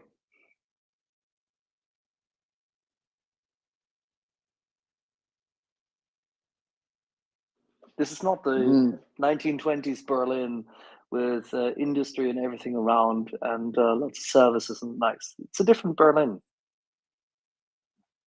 The Second World War, the fascist empire, the 1,000 Years Reich, which only lasted 12 years but destroyed a large part of Europe and humanity. And then the Soviet occupation.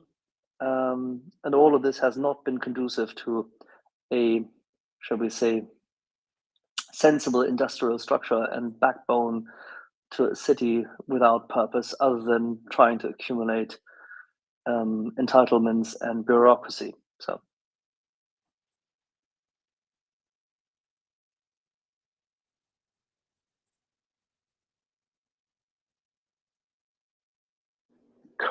very coded here. But Yeah, I it's guess we'll very, wait. what shall I say? The stuff which I'm getting in the last 1.5 hours is astonishing. I'm not quite sure what to make of it yet. So as soon as I know, I'll tell you. Well, Excellent. I'll We say, don't okay. give 'em a machine. Well, I will say this. If I was looking at the messages, I would be looking who they are coming from and why they would be sending it. Because if they cannot say something definite, they are leading. And if they're leading, it's because there's an intent. And that intent is what they want you to know. But they can't reveal because there's other parties involved whose arms haven't broken yet, but they're close. Yeah, this is from the whole establishment. Every single area. To me, that means that there's just one person there. It's germinating.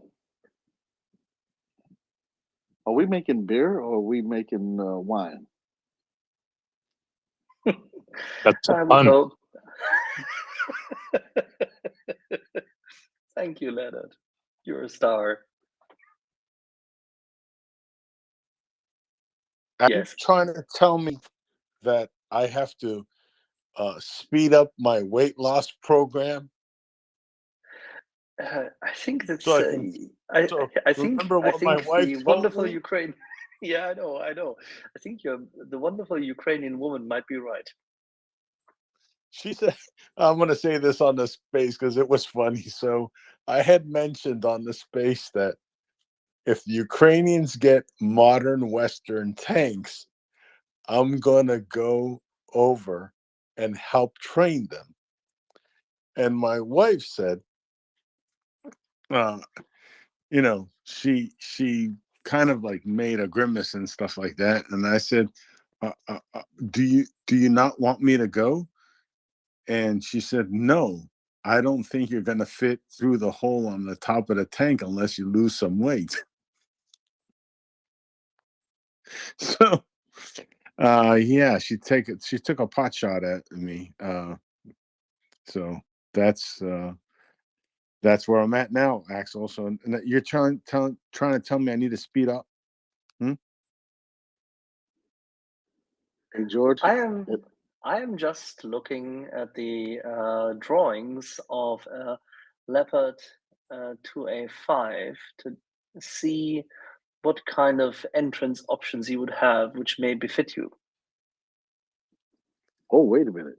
Wait a minute there, Axel. That is something that's a little bit different than what we've been thinking about. That did you hear that, George? Yeah, Daryl. Did you see This was you heard those numbers and letters afterwards, right? yes. You have no, Daryl. I'm telling you, my wife is like, she's Ukrainian and she's brutally blunt. And she said, "There's one problem with you saying, you would go to Ukraine and help the people out." And that's when I said to her, "What, you don't want me to go?" And she goes, "No, you need to lose weight so you'll be able to foot." She doesn't know what a turret is. She just knows there's a hole on top of the tank.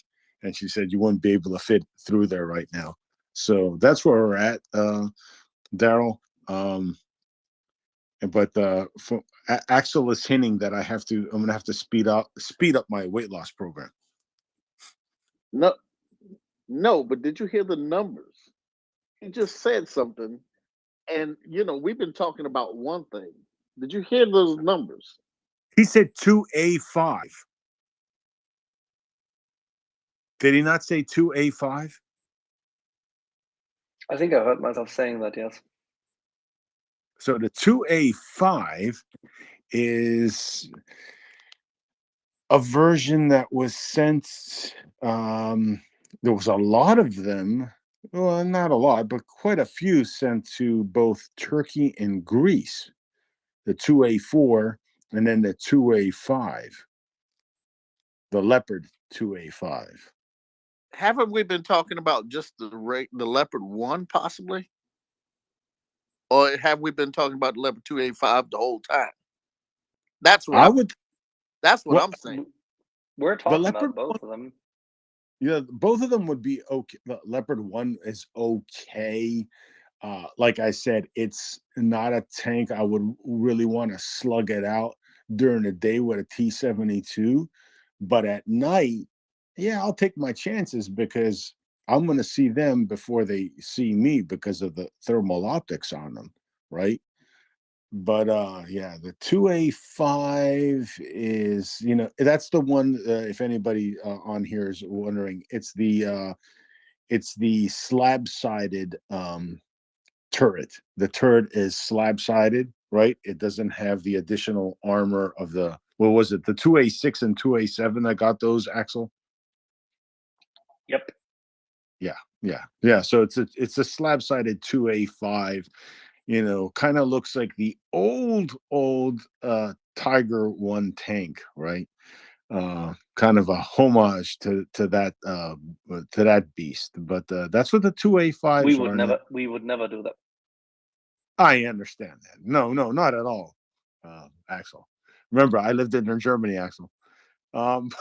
Anyway, yeah, the 2A5 is a fantastic tank because all the 2A5s have updated optics that I know of. They have the same optics as the 2A6s at least. So I don't know where these 2A5s would be coming from unless Germany has them in storage, or are we sending them from other countries that have them? That's would be my question. Does Germany have any 2A5s in storage? I don't think so. Yeah, I don't think so either. That's why I'm starting to scratch my head now. Where the hell these, if they were going to send 2A5s, where would they be coming from? But like I've said, I'll take anything that's got thermal optics right now. And so will the Ukrainians. Remember, the Normand brigade were here Let's yesterday. see how this germinates. There is a lot of chatter going on. People are When you say going. germinate, is that a pun on the Germans because they're slow to act? It's about beer. It's about beer. It's all about beer. And the plot or the pot thickens. They don't do beer in a pot. They don't do wine in a pot. Okay. Let's just say the brew thickens. The thick plottons. Yeah. I could use something. I could use that right now. Let's see. Princess Heather, good evening. How you doing? Oh, I'm doing good. Are you I wearing just, leopard print? Princess, are you wearing leopard prints? oh, honey, I've done drag a couple of times for charity, as in dressed up like a girl. I mean, I realize I am a girl, but they put me in a dress and heels and put makeup and a wig on me, and it was one of the scariest things I've ever seen in my life. But so no, I have leopard print vet wrap. That's about as good as I can do for you. That'll work. Regardless. Most women have shoes at least. No. If I did, they would be Crocs. Okay, Croc. Hey, we'll take it. Okay. Anyway, George, one of the did he just drop? Darn it. Who? George. Listen, he probably had to take a call. He's good. We're good. Go ahead. Well, no, I was just going to say, George is one of the people who talks very consistently about all of the lubricants and all the specialized lubricants that are required for all of the different tanks and how that changes with the weather. And I was just going to suggest to George that maybe he look into a lubricant that would help him squeeze into the porthole of the tank. Oh, you mean some 10, I mean 10 W, I mean 0W. No, he'll need the 40 weight. He'll need some good 40 weight. That it stays on, it's really thick, and it doesn't burn off easy. Yeah, and he might not have to lose.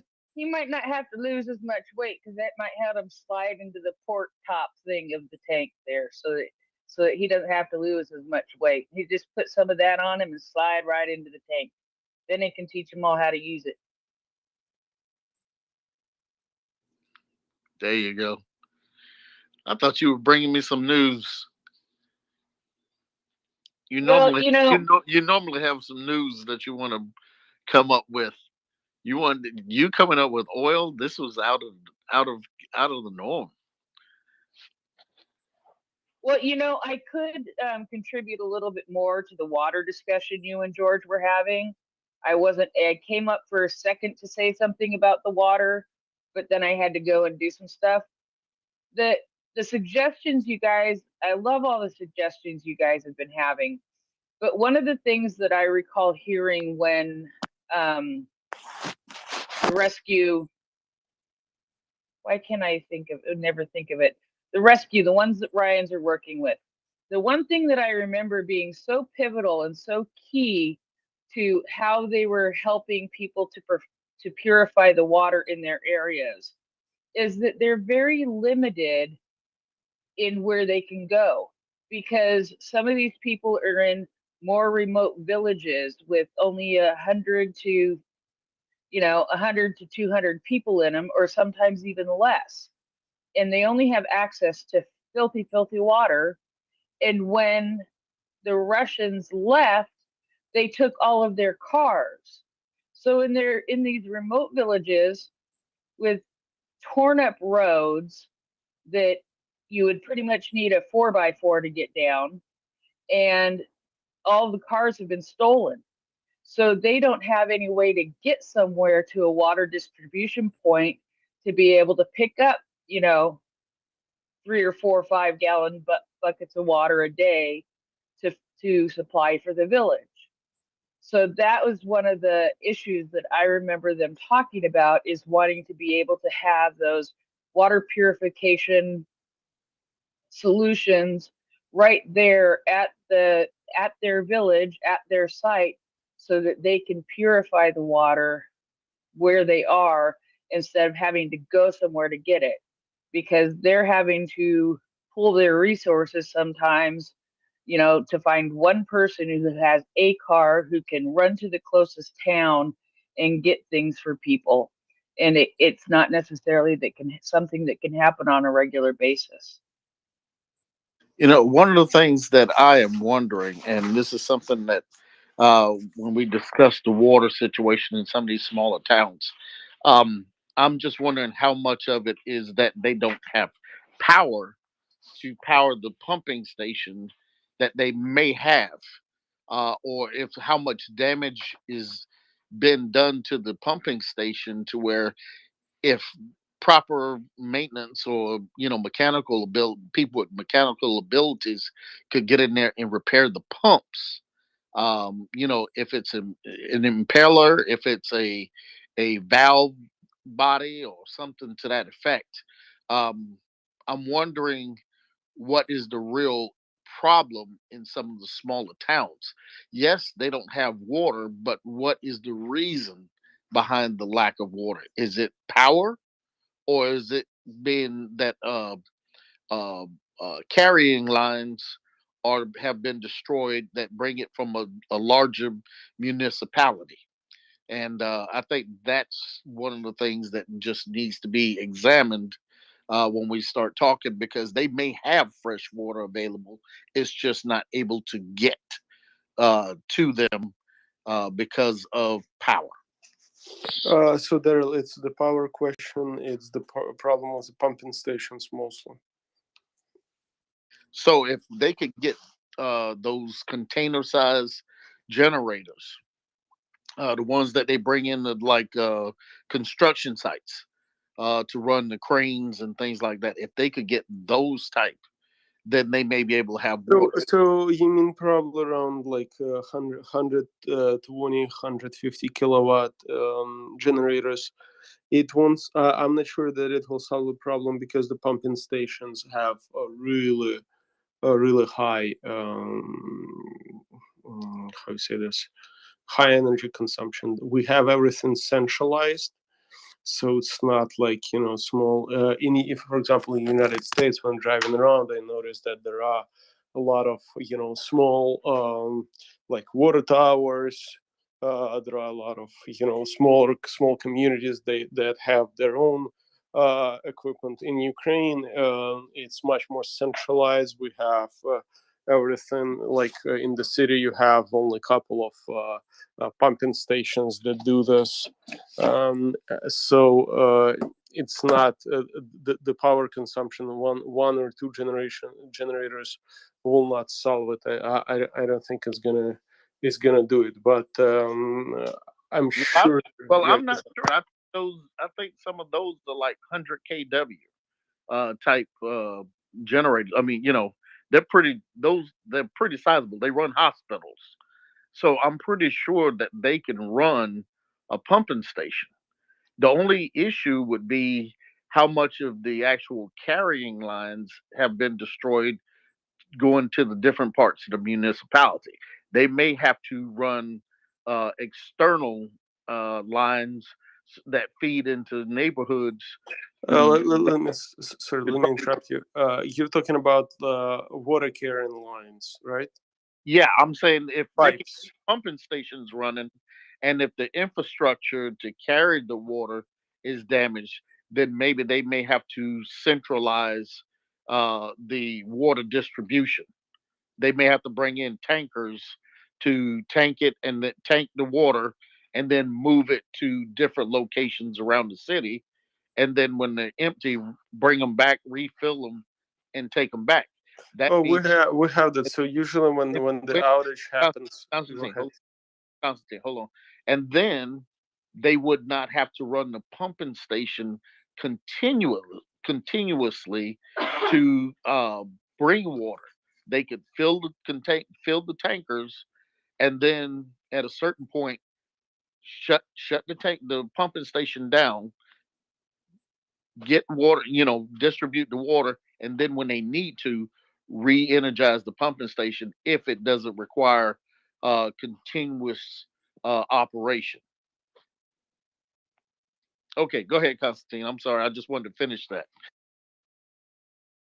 So when the accident or terror attack like this happens, we usually have the trucks with the tankers that drive to the neighborhoods where the water is not being supplied. Of course, with such a wide scale, there is going to be a huge lack of those tankers. It's going to be absolutely true, 100%. But yeah, we have those tankers, and we will use them to distribute the water while the station pumping station and being electricity is being resupplied. But also, I want to say that most of the city's infrastructure is under the ground. So you don't. I don't think Russia is capable of having any means of damaging the pipe infrastructure itself, other than some kind of central hubs, which usually can be easily repaired. Yeah, but I mean, like if you have open, like they've damaged a lot of homes, and those homes would have open spigots and lots of leaks. And so what I'm saying is that type of infrastructure, they can't go and just shut off the water to, all the houses. Um, it may mean shutting it off to a grid and then having a pump station there at a central location within the grid that they can distribute the water because like I said, with mass destruction of homes and buildings, you're going to have a lot of water leaks. But being able to um, uh, cap the leaks, then you can, if you can cap the leak, or the general source of the leaks, then you can create a, like I said, a distribution point that may not go through the current infrastructure, but until they can get in and start the repairs as the city becomes more and more viable. Yeah, okay. Not arguing with that, and another thing that I want to add: each house, each apartment building has at the basement. Every apartment building has basement, and in the basement there is a valve that you can shut to close the water for the entire building. So usually when there is a leak or like a heat, because also you must understand that our heating system is also done through water. We have hot water flowing from the centralized heating station. That is actually a part of the power plant as well. It's dual intent power plants. I don't know how to call them in English, but The thermal plant. Huh?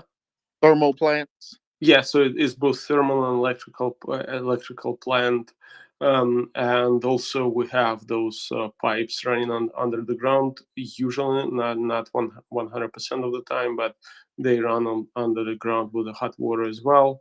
And we have another valve in the basement of each apartment building that shuts off the hot water, hot or cold water, for the heating or for the washing and cleaning.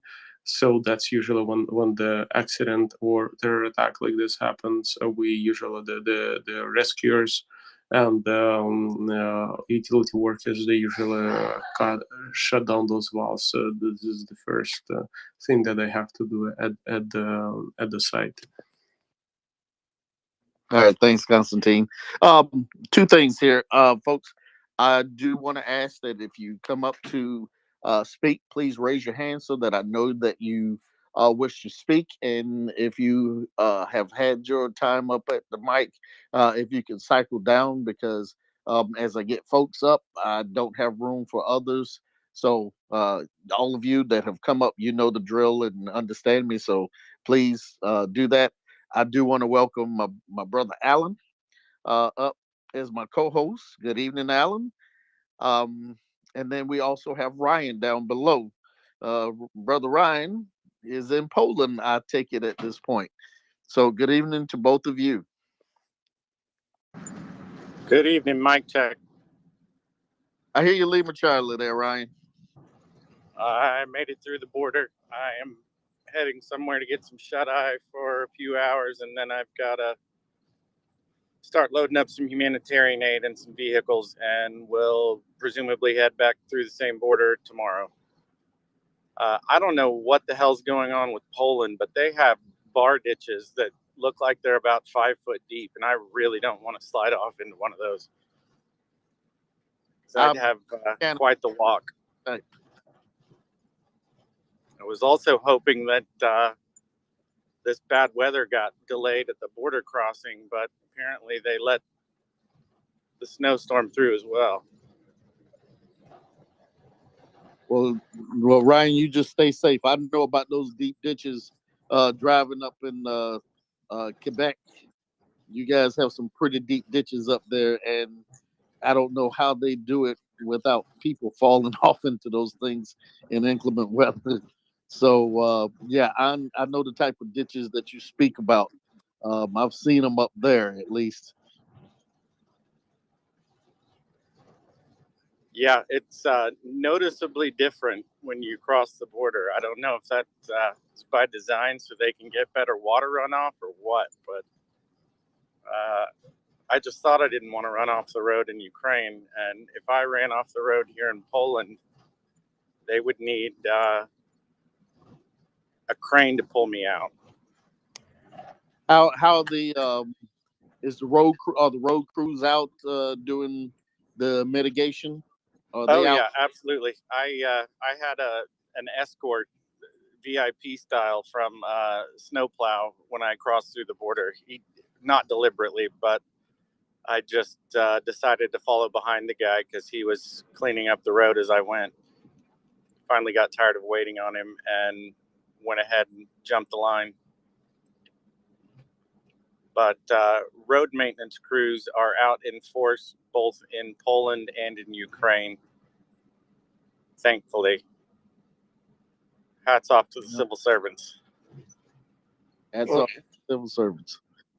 well, Ryan, how long is this snow and sleet supposed to last? I have no idea. I've been too busy and focused on staring into my windshield to check the weather forecast. And honestly, I change locations so frequently. I don't know that it would even be worth my time. I have,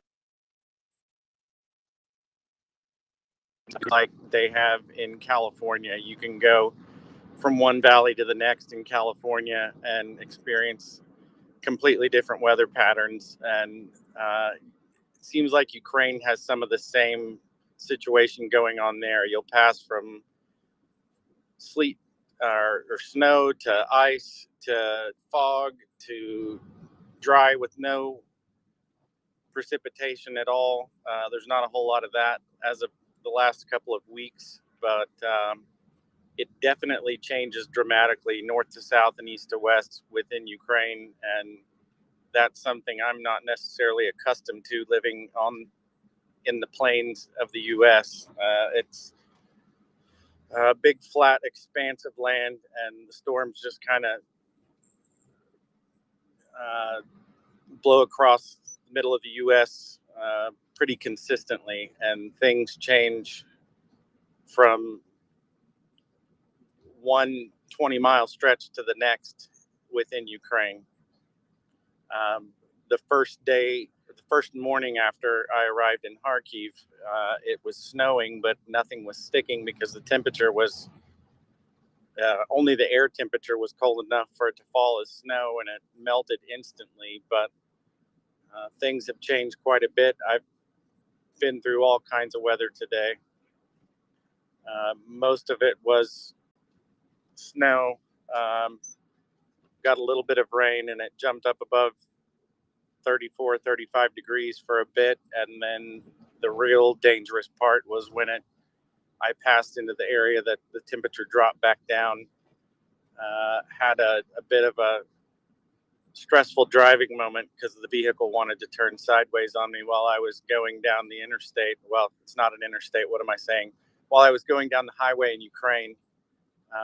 Luckily, it was one of the more well-maintained roads. I think the salt or sand crew just hadn't gotten through that area yet, and I think that's what UK for UA organization was mentioning earlier. Was there was a big pile up on the E40, and I was on the E40 earlier today, and I have a sneaking suspicion I know exactly where that pile up happened.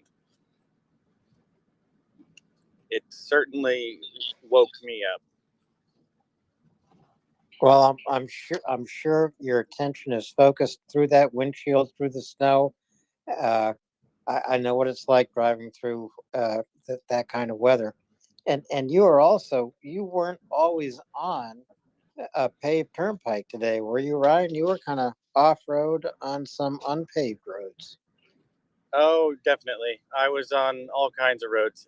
That's one of the interesting things about Ukraine and trying to navigate with GPS guidance is sometimes it will tell you to take a route and you think you're going to be taking a highway, and it instantly turns into what I would consider a county road or an unpaved road. It goes from, nice, good, well-maintained pavement to dirt road and then back. And I think part of that might be a function of the Ukrainian government changing around some of the road recommendations. I don't know exactly how all that works, but I think they might divert traffic around specific areas when they have military convoys moving through. At least that's what I was told by somebody in the Ukrainian military. So lots So of interesting things when you're trying to navigate by GPS in Ukraine. Sometimes when there are air raid alerts, they will activate some kind of GPS jamming, as best I can tell. That was mentioned while I was in Kharkiv, and I've seen it myself in a couple of different locations within Ukraine. If you're not terribly familiar with the area you're in, it can be a little bit problematic, but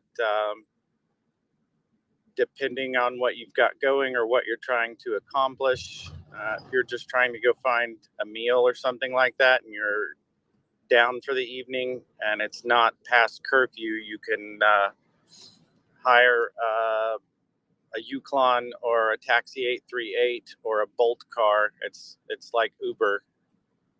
They have 2 or 3 different apps in Ukraine that you can hire a ride share or a private taxi. So that's a real easy way to get around if you don't know if you don't have your bearings yet, or if you don't have a vehicle to utilize. And it's extremely affordable. You can get across town for a couple of bucks. So I have availed myself of that okay, option more than once. cheaper than Uber. So Ryan, if you're on the road in Ukraine and you're notified of an air raid alert, but you're outside a major city, do you keep driving? Do you feel relatively safe? Do you take action? What do you do? I keep driving if I'm in town. I don't hide in basements. I'll get frightened when something lands within my sight line. I'm from Oklahoma. We have tornadoes all the time.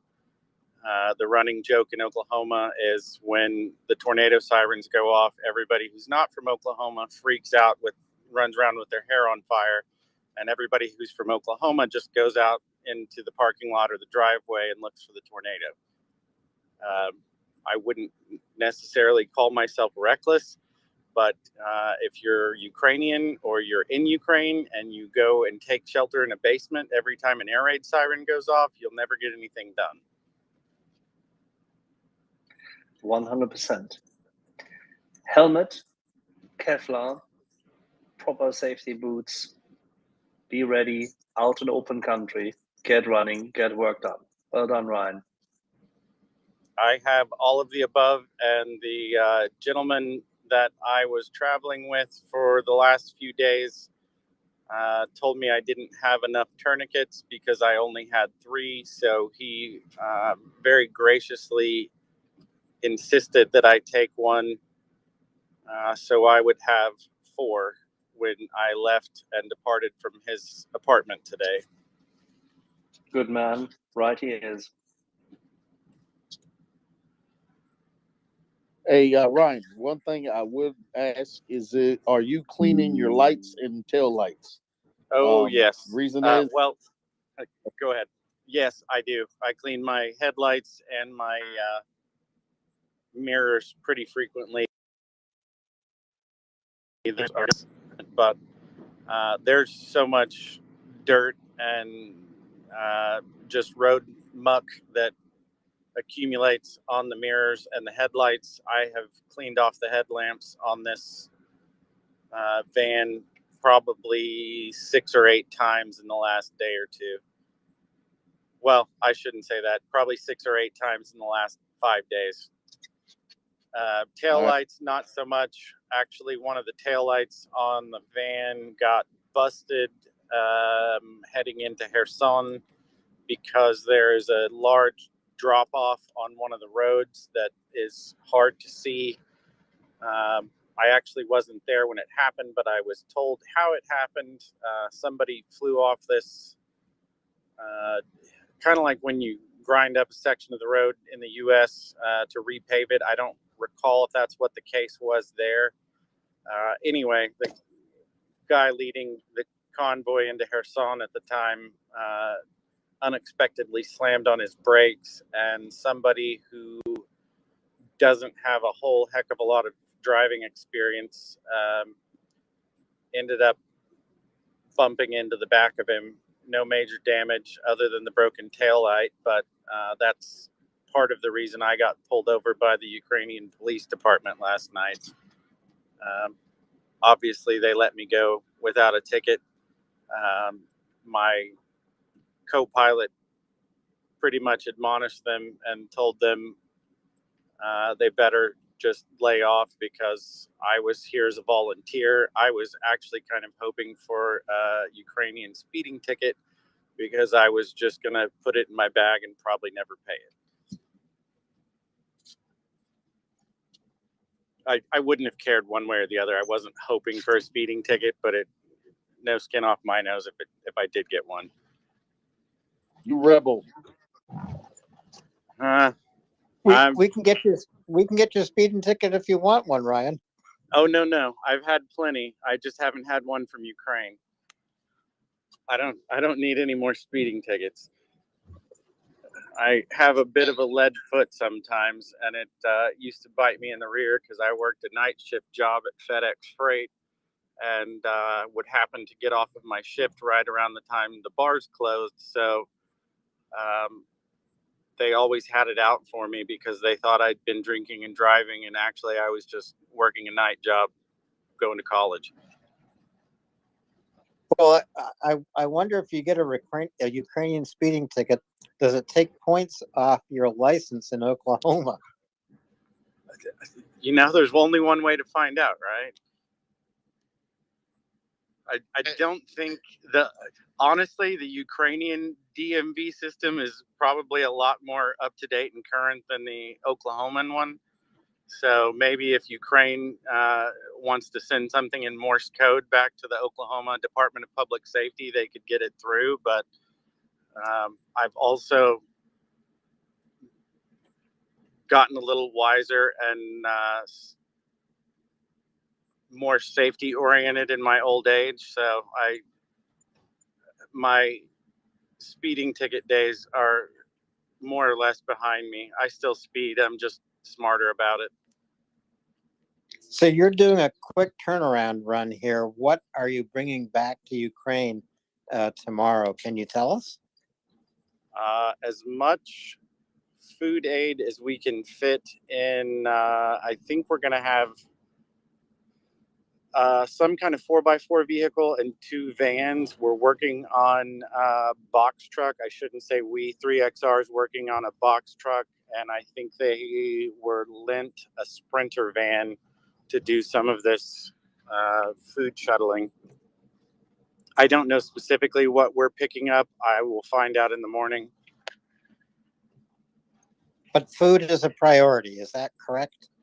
Yeah. In certain areas, World Central Kitchen or whatever Jose Andres organization is, has a solid footprint, and they've even set up kitchens in places like Kiriri that are in communities just providing food to refugees or people in need. But in other more remote areas, like some of the villages outside of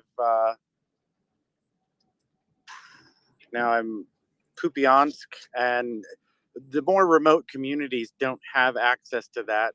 And World Central Kitchen doesn't always have time to break off and go feed 50 or 100 people. So I think that's kind of the niche that 3XR is trying to fill. Obviously, any collaboration is welcomed. I know I ran into Chef Jose when I was in Kherson a week or so ago. I was actually waiting to meet up with someone in the city center, and 2 World Central Kitchen SUVs pulled up and backed into the space next to me. And I actually met Chef Jose. So I talked to him for a few minutes, and he mentioned some of the logistics issues they were having as far as not being able to advertise when exactly they would be in a certain part of the city for fear of Russian shelling. And just for security reasons, he doesn't go out with every delivery they make. He, I think, is kind of trying to supervise and survey the situation as best he can, but it's not always a good idea to tell everybody where the humanitarian aid workers and all of the civilians are going to be gathering when you're within Russian rocket distance. So when you say World Central Kitchen can't break off and feed 50 to 100 folks in a remote village in the cities, how many people are they feeding in a day or a given meal? That would be a better question for him. I think they try to split up some of that as best they can, but there are areas that are just too dangerous for World Central Kitchen to be sending big trucks or massive amounts of food into. A lot of the roads are impassable. I don't know exactly what all their logistics are, but I do know that some of the areas that are recently liberated just haven't been, the roads aren't cleared. They were delivering massive amounts of food into Kherson a week or so ago, big, like 30-kilo bags per family. But that's an issue I think he's trying to work on as well, is coordinating people that can assist with some of that last mile delivery, as it's referred to. And I don't know that 3XR won't be assisting with some of that in the future. So when you say the roads aren't cleared, Ryan, you're not only talking about snow, but you're also talking about mines. Is that right? Absolutely. The road leading into Kherson from Kupiansk actually had a bridge blown when the Russians retreated, and what they did was blow the bridge on the road leading to Kherson, which some of that area looks like I don't even know how to imagine it. There's a little village on the road leading between those two cities that looks like it was hell on earth for a few days. Even the trees are stripped bare and shredded. The houses are destroyed. There are blown out cars sitting on the side of the road. Going in the first day I went in, which was actually the second day some other people went, there were tank tracks laying in the middle of the road. Not a tank, just the track. But back to the bridge and the issue with delivering aid out to the remote villages, the bridge leading into Kherson directly was blown, and there was a side route that was created that was essentially somebody just made a dirt trail, and I'm almost certain somebody found out the hard way that that area was mined. The day prior to when I arrived, they were clearing mines and a bunch of other items there, and had mines piled up in a specific area that had been cleared, but they had also cordoned off a big section of field with red tape and landmine markers warning people not to go into that area. And you had to drive across a dirt path that had a bit of a slope to it, and the road was wet and it had been raining for a day, so it was a bit treacherous because the low side of the slope was actually the minefield. So if you got out there and started fishtailing around and slid down the hill, you might be in a real bad situation.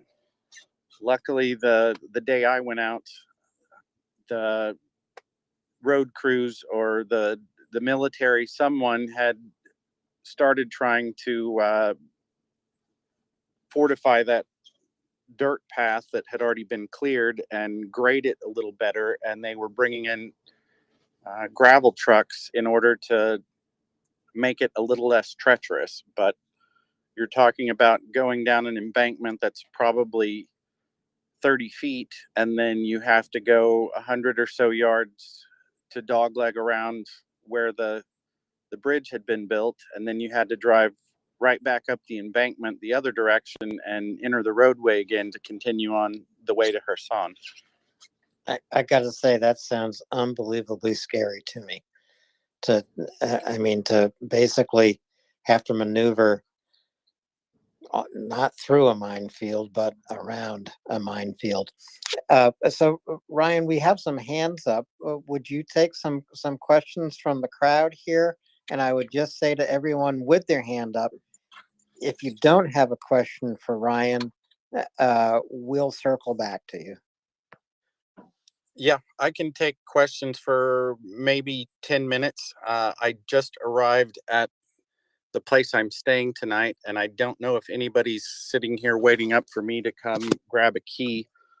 So, and I'm also bunking up with two other people. I think Axel knows one of them, and I'm not trying to wake these guys up at 3 a.m.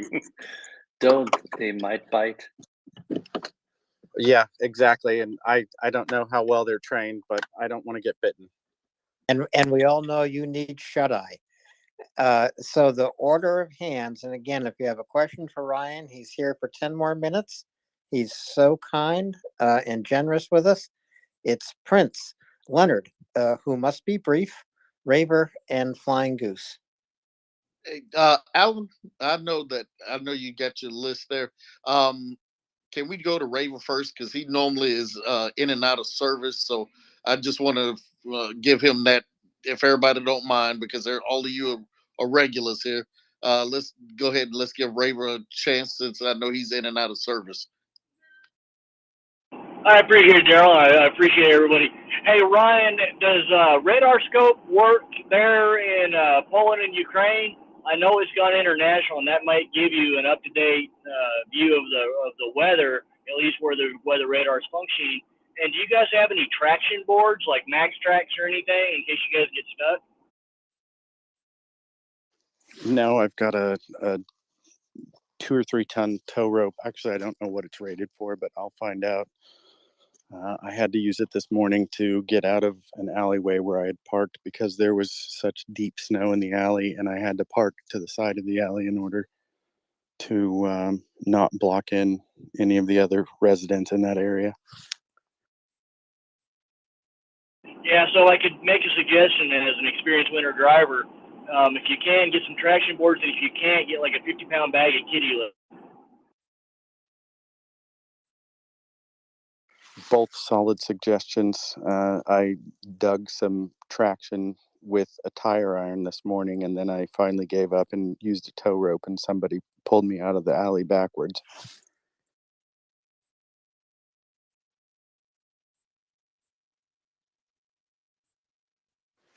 But if I run across any traction boards in Ukraine or Poland, I will probably get some, just knowing what I've dealt with in the last 24 to 48 hours.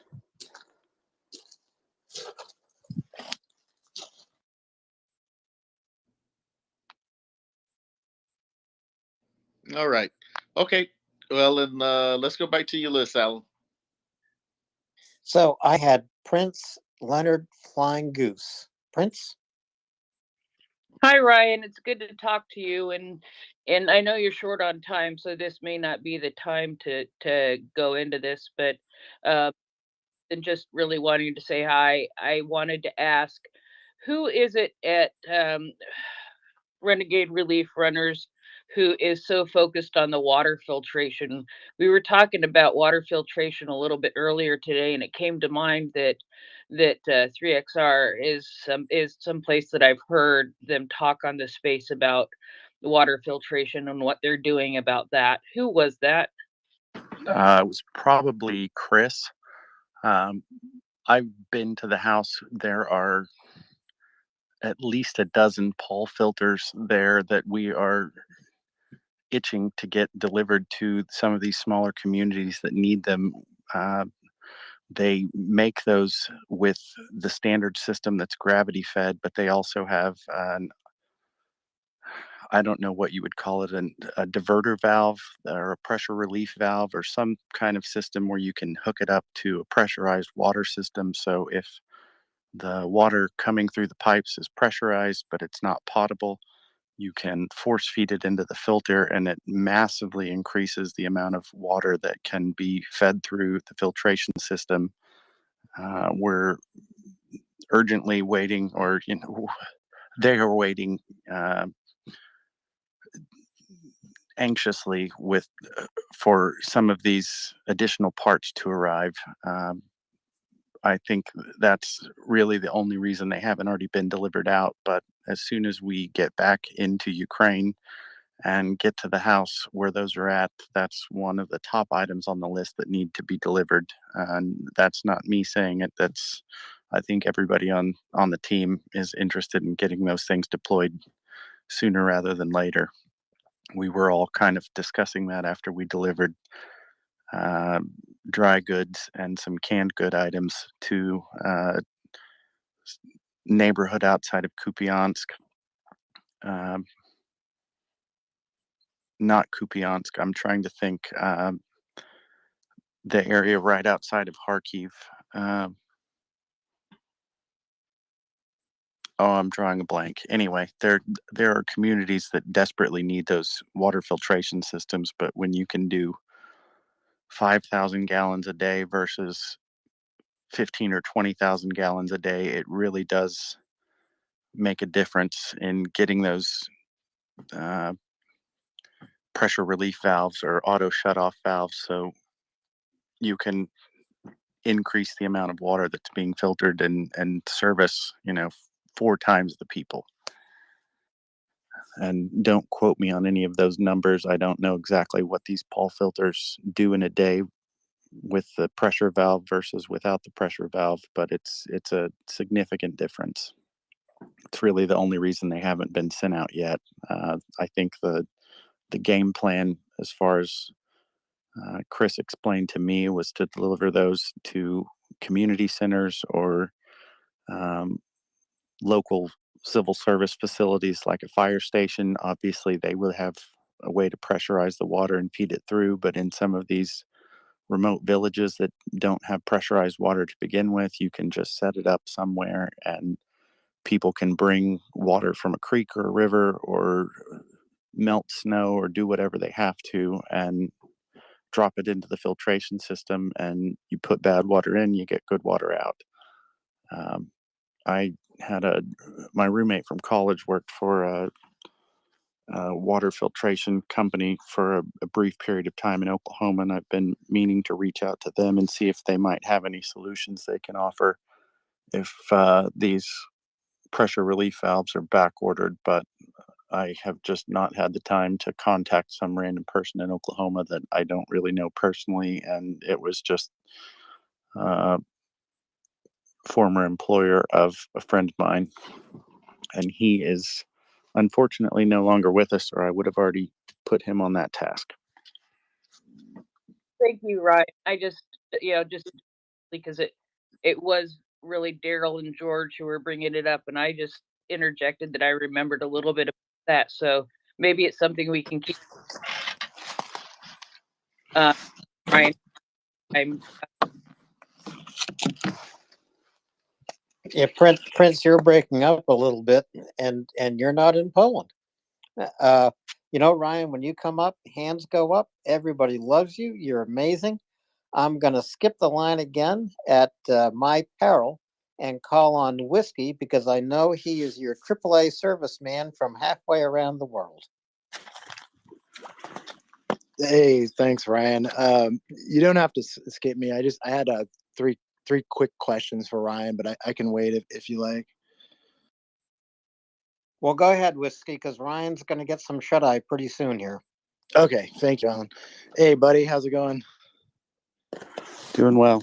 Finally arrived at my destination, so I am looking around for my flashlight with my phone light, and then I'm going to grab my gear and head in and get some sleep. Yeah, it must be like 2:30 in the morning where you're at, huh? Yes, it is. 3:33. 3:33. I came on a little late, but I thought you were talking about some of the driving over there and the current conditions, and I wanted to ask, Is anybody running studded snow tires out there, or is that not a thing? I was told a couple of people to look into that. I know some of the big trucks are obviously running snow chains, or the roads wouldn't be as eaten up as they are. And Later I know. in winter. This comes later in winter. Yeah. Are you talking about Ukraine or Europe? Specifically Ukraine. Well, we use a lot of in Ukraine studded snow tires. Studded snow tires are really popular. A lot of people use them, so it's super popular and But dangerous later, if it's cold. Constantine, it's later in winter, right? So people don't have 3 sets of tires in Ukraine. We have 2 sets of tires, one for winter, one for just every day, summer, spring, and autumn. You usually change it in November, end of November, like right now, and just drive through them through entire winter. The studded tires, of course, have problems when you drive on the pavement or asphalt, but people still buy them. Of course, when the winters have been a bit dry lately, they lost a bit popularity, but still people, it's not like you have 3 sets of tires and you switch between them. You usually have only one. And because it gets cold and snow can start, it can start snowing in the mid-November. You usually just change it in mid-November and just drive it as is. And this winter, for example, is already snowing in Kharkiv, for example. And I personally myself is not a fan of those, because if they're not new, if they're a bit old, if there is an ice, you feel like it's you're on skates, instead of grip, you slide better. So there are a lot of questions regarding them. You have to use them right, but they're really popular and they're really helpful if they are new. And yeah, that's in Ukraine. They are popular. Awesome. Thanks, Konstantin. Ryan, again, I came in a little late. What are these pressure relief valves that you're in need of? Maybe something I can help with potentially. And the second question was talking about small pumps and filters. I'm sure you've probably seen this at the local home improvement store, but they have those small $5 kind of rotary vane pumps that you can hook up to a garden hose on either end and power it with a portable drill. Was that something like that? Could that help at all for the water filtration system? I don't know specifically what the valve or the item is that is on back order. They've already been requested. They just haven't been delivered, and I didn't procure them. I was interested to know a little more about them, but things change so quickly here that it just kind of got sidelined because they're waiting on them to be delivered. But I just saw another 3XR vehicle roll up here, so I may hop off in a moment. Actually, I'll definitely be hopping off in a moment. I'm looking around feverishly for my flashlight. Okay, Ryan, thank you so much for calling in. Really appreciate it. Love to hear from you every day. Love to hear that you're safe. And of course, you're doing great work.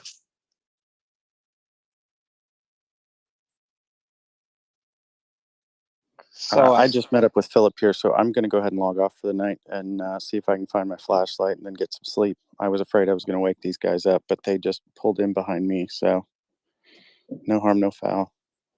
I will try to log on tomorrow once we get up and around and get some of our work done here. Okay, thank you, Ryan. Sweet dreams. We're going to look forward to seeing you tomorrow. And and we're going to move on to hands, even though Ryan is signing off. I've seen a couple of hands drop. That's because we love Ryan, and all the hands are for Ryan. But Nancy, your hand is up, so please. Thank you. Yeah, that's because I'm stubborn. That's just the nature of who I am. And so I just want to share with the group. Ryan's probably dropping off, but I wanted to share with you guys what I just sent him as well. Now it's Thanksgiving Day in the US, and it's 3:30 in the morning in Lviv and Poland, where Ryan is. But today, I want to make sure that he knows and that everyone knows that I am thankful that there are Americans like him who see wrong, who see harm, who see this genocide and are actively boots on the ground, standing in front of it, saying F you to those trying to oppress the people of a free country. Democracy is passionate, it's messy as all get out, and above all, it's humanity. And I really appreciate people like him going to Ukraine and representing those of us who can't today. And today, Thanksgiving Day, I'm thankful for Oklahoma City Ryan, and he is my hero. That's all. Thank you, Nancy. Lots of folks are still thawing their turkeys, or are thinking about thawing their turkeys when the sun comes up tomorrow morning. But Nancy has a great point. Here in the United States, in Canada, in so many Western European countries, and so many places around the world, most of those places are not celebrating Thanksgiving. But here in the United States, we do have so much to be grateful for. And so rather than just count our blessings, I think it would be a good idea to look to Ukraine and count up what we can give personally. Take a look at MriyaAid.org and see where your contributions can go, because Ukraine is counting on everyone in this space. Ukraine is counting on the free world, because that is the world Ukrainians want to join. And come hell or high water, they are going to join the free world. Amen, brother. Amen. And folks, it doesn't take much. You give $1, $2, it still adds up. And it doesn't, so the gift does not matter how small. It's the fact that you take the moment out of your day, take the time and the money and send it, and know that, and you can feel good that whatever you gave, it went directly to a soldier or into a tourniquet, or into a night vision goggle, so that somebody stayed safe or is kept alive. Just remember that. It doesn't matter how big,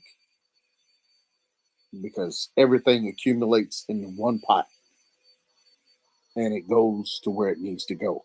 Because the requests and the aid that is sent is not something that is just made up and sent over. It's not hodgepodge. It is things that are currently being requested by particular units, by particular individuals that they have contact with, and they say, we need this. And MriyaAid goes and gets that particular thing that is suitable for that, in that type of, in war, you have to have specific items. Not everything you can pull off the shelf can go into a soldier's medical kit. There are specific things that they need that are at a specific requirement. You know, everything needs to fit the regulation, so to speak, or they fit the need. Not everything you can buy on the shelf fits that need. What MriyaAid does is it goes and gets the exact items that are required for that kit and make sure that they get something that when they get there, the soldier doesn't have to throw away because it's no good for them. You know, the first aid kit is no good because it doesn't have the specific things for a battle type kit. So just remember that. Okay. Go ahead. Let's go back to the hands there, Alan. And Well, Daryl, I don't see any hands right now, but one thing you were talking about just takes me back to what Ryan was saying. He had 3 tourniquets with him. He is one individual, and the person he was staying with in Ukraine said, "Well, Ryan, you only have 3 tourniquets. You need more than that. Here is a 4th. Why does one guy in Ukraine need a tourniquet? He might need to use himself. It's because you don't know what the danger is and what the risk is. But if you are a company of Ukrainian soldiers, you need 200, 500, 800 tourniquets that are reliable, and you do not want to have a tourniquet snap and wait for the soldier who's taking care of you to have to go to his first aid kit to find a new one, because those few seconds or minutes could cost a life. Tourniquets are one of the things you can donate to send to Ukraine.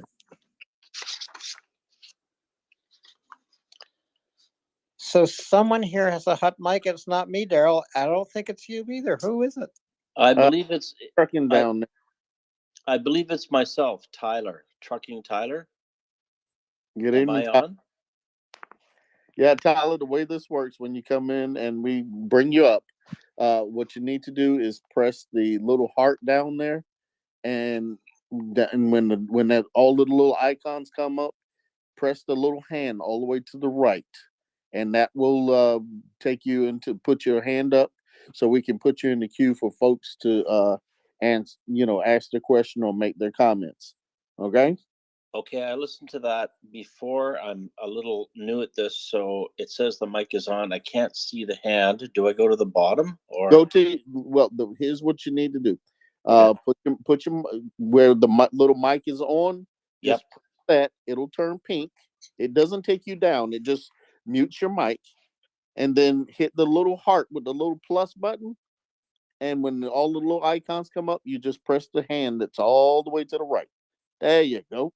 And then we'll call on you. So right now we're gonna go to Rebecca, and then we'll come back to you there, Trucking.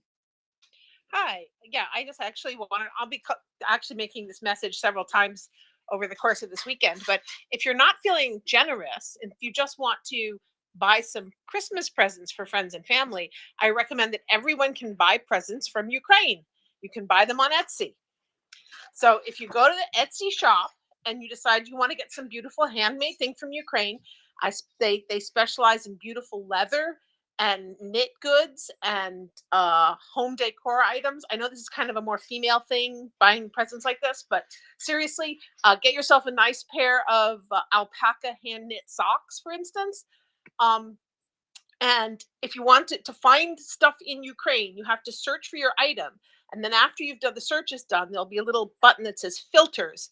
Turn on filters, go down to location and type in Ukraine, and it'll redo the search, just giving Ukrainian craftsmen, Ukrainian manufacturers. And then you can order your gifts from Ukraine, and they get delivered to the US, or they can be delivered in Europe. I've ordered lots of stuff from Ukraine, and it's always come pretty fast. But obviously, if you want to get it for Christmas, you want to be ordering it like this week. So I've bought presents for my whole family from Ukraine, and the money goes directly into the Ukrainian economy. It goes directly to people who have jobs and are working and are keeping the whole country functioning. So I'm going to say, even if you're not feeling generous, you can still help Ukraine. And what was that site again, Rebecca? the site is Etsy, ETSY, Etsy.com. And it's a site, it's a worldwide site for buying things directly from artists and artisans and small manufacturers. My sister and I own a company. We've been selling on Etsy for years, almost a decade now. It's a really good site. It treats the dealers quite well, so you can feel that you're completely comfortable about using the site. And you can order from artisans all over the world. And this year, I am ordering all of my gifts, almost all of my gifts. A couple things I can't find, but almost all of my gifts, I'm ordering them from makers in Ukraine. And figuring out how to search for the country was a little tricky because you do your search first, and then you filter it on the country, and then you get the providers in Ukraine. But really beautiful stuff. Ukrainians have been on Etsy in a big way for a number of years. It's not like a new thing for them at all. And I'm also somewhat active in the reenacting community, and they do a lot of beautiful recreations of historic items. And they do beautiful knives, beautiful ironwork, beautiful metalwork. It really is just an incredibly inspiring country, just full of fabulous, fabulous artisans and artists. So I highly recommend. And I mean, I have a leather backpack that I adore. And there's a lot of beautiful leather work, a lot of things that are good gifts for guys. So if any of you guys like actually want something, you can go to Etsy, find out what you like, and then tell people that you like these things. Because if you just really gorgeous, and also they have lovely antiques. And I bought a beautiful Tsarist era brooch for my sister. And it's gold. It's a silver and amber brooch from about 1901, from a known, fairly mildly famous jeweler. So that was really fun. So anyway, totally recommend that you buy your Christmas gifts from Ukraine using. You can also find Ukrainian sellers on eBay, but I've been really happy with Etsy. Anyway, that's my advice for the evening. All right. Thank you, Rebecca. Appreciate it. Okay, trucking. I see your hand up. Let's go. Okay, trucking. All you have to do is press the mic now. Thank you very much. I'm a little nervous. I took a couple notes earlier, and I'm a little bit behind, and some of the stuff might have been covered before. I want to talk to Ryan just because I've followed him trucking across Ukraine and Poland, and I'm a trucker in Canada and cut my teeth in northern Quebec, where we hauled paper out of the mills. And yeah, it's a different world, trucking. One of the other guys gave him some advice, and I'm guessing he's always available for advice. The steel, rather than getting a rope or a steel or a winch, you need to take care of yourself, or he needs to, or anybody driving does. The Army always has winches, but someone like himself or anybody doing humanitarian aid, et cetera, simple aids like, and I'm sure the Ukrainians could weld them up. You see, it's when you walk up a steel staircase into a factory. It's kind of a reverse steel thing. They weld those up, and they have them in every Quebec northern places. You shove them underneath your tires, and you shove another one underneath your tires, and it gets you out of it. And that's really important because you can get yourself out without, and you can always call someone, but regardless. But my heart goes out to Ryan too, and all he's done, and I can absolutely understand. A simple one too is, and I don't know if he knows, but I drive to Detroit in Michigan every day. I'm from Canada, but a lot of guys are always using towels and stuff to wipe their mirrors off. It's easier just to use a spray bottle and a squeegee.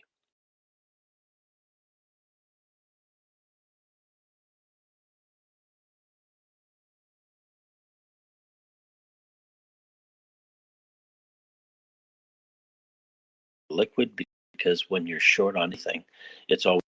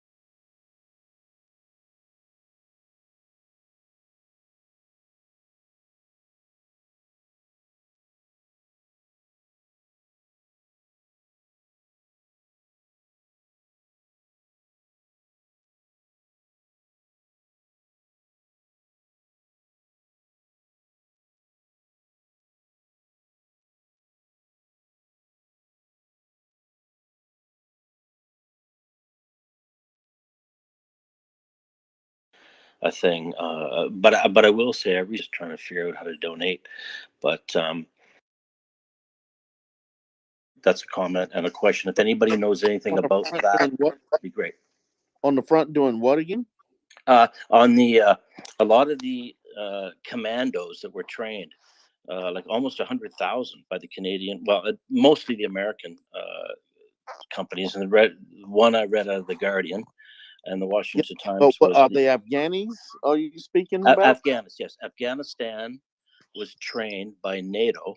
I think there'll probably be a little bit. There may be some issues in that, particularly because one, they probably don't have a valid passport that's recognized in certain cases, because Afghanistan right now is not the issues with the Afghani passport situation. Yes. Because of Taliban. So I think that they may have problems there until they can get somewhere that they can get refugee status. And then if they go to a war zone as a refugee, they actually can lose their refugee status. Correct. So, yeah. So there's issues with that, where they would not be able to do it. Yes, but that being said, and I'll leave you with that, the Russian front lines, I guess are more interested in these guys than they are the conscripts, because they're trained by NATO. And if Russia is offering them a pretty good money and an ability to get from Iran, they're sneaking to Iran from Afghanistan. They're just crossing the border illegal, but then they're being recruited from Russia, from Iran to come fight. So anyways, it's I'm not sure how there's 5 sources. I named them: the Guardian, the Voice of America, I will Washington. say, hey, Yeah, interesting, but trucking, I will say this. If they are leaving Afghanistan, they are NATO trained, and they're leaving Afghanistan to go to Iran and then going to Russia. That seems like they have very fluid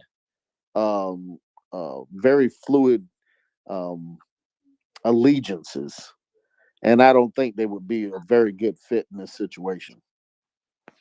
okay, well, that's good. Okay, I'll leave it there. I've spent my time. I really appreciate you letting me hear my voice. This space is really important, and I'm gonna figure out how to donate other than where I do here in my local Ukrainian place. Well, all you have to do is go to MriyaReport. If you go to the top of our space here, you'll see MriyaReport.org. If you go to MriyaAid.org, you can go there and you can donate. And okay, you say I'll Canada, figure it out. and you say you're in Canada. Yes, London, Ontario. It is close a to Detroit. it is a tax. It is a bona fide 501c organization. So it is a bona fide Canadian charity, Daryl. It's not 501c. It's the US version. I hear you. It's a charitable. That's fine. You know what it doesn't is. even, You can check it doesn't out even on matter if Maria it's Report. charitable or not, but I guess it's a bonus. But sure, yeah, I appreciate that, and I appreciate all you guys. Thank you. Nancy. Well, gosh, now I'm going to bring us back to shopping again, which seems kind of odd. But I do just want to echo what Rebecca said as far as seeking out Ukrainian shops and places to buy from if you're looking to buy for the holidays.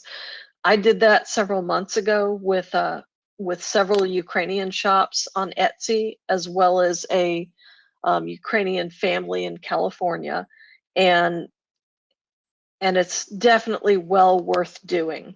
The item I bought from California is actually something I use every day because it's a puzzle map of Ukraine using the Cyrillic alphabet, which is to me very helpful because so many times when I scroll in and scroll out of these maps, sometimes I don't have both the both the Latin translation and the Cyrillic translation, and it helps me bridge that gap. But more importantly, it is showing support for Ukrainian families who are here in the US, who are giving to charity that supports Ukraine, and directly supporting Ukrainians in Ukraine who are supporting Ukraine.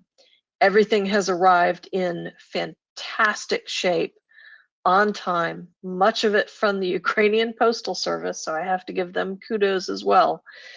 And the one thing I personally am going to have to be careful of is every single one of these packages has had the shipper's information, what city in Ukraine it came from, what location in Ukraine it came from.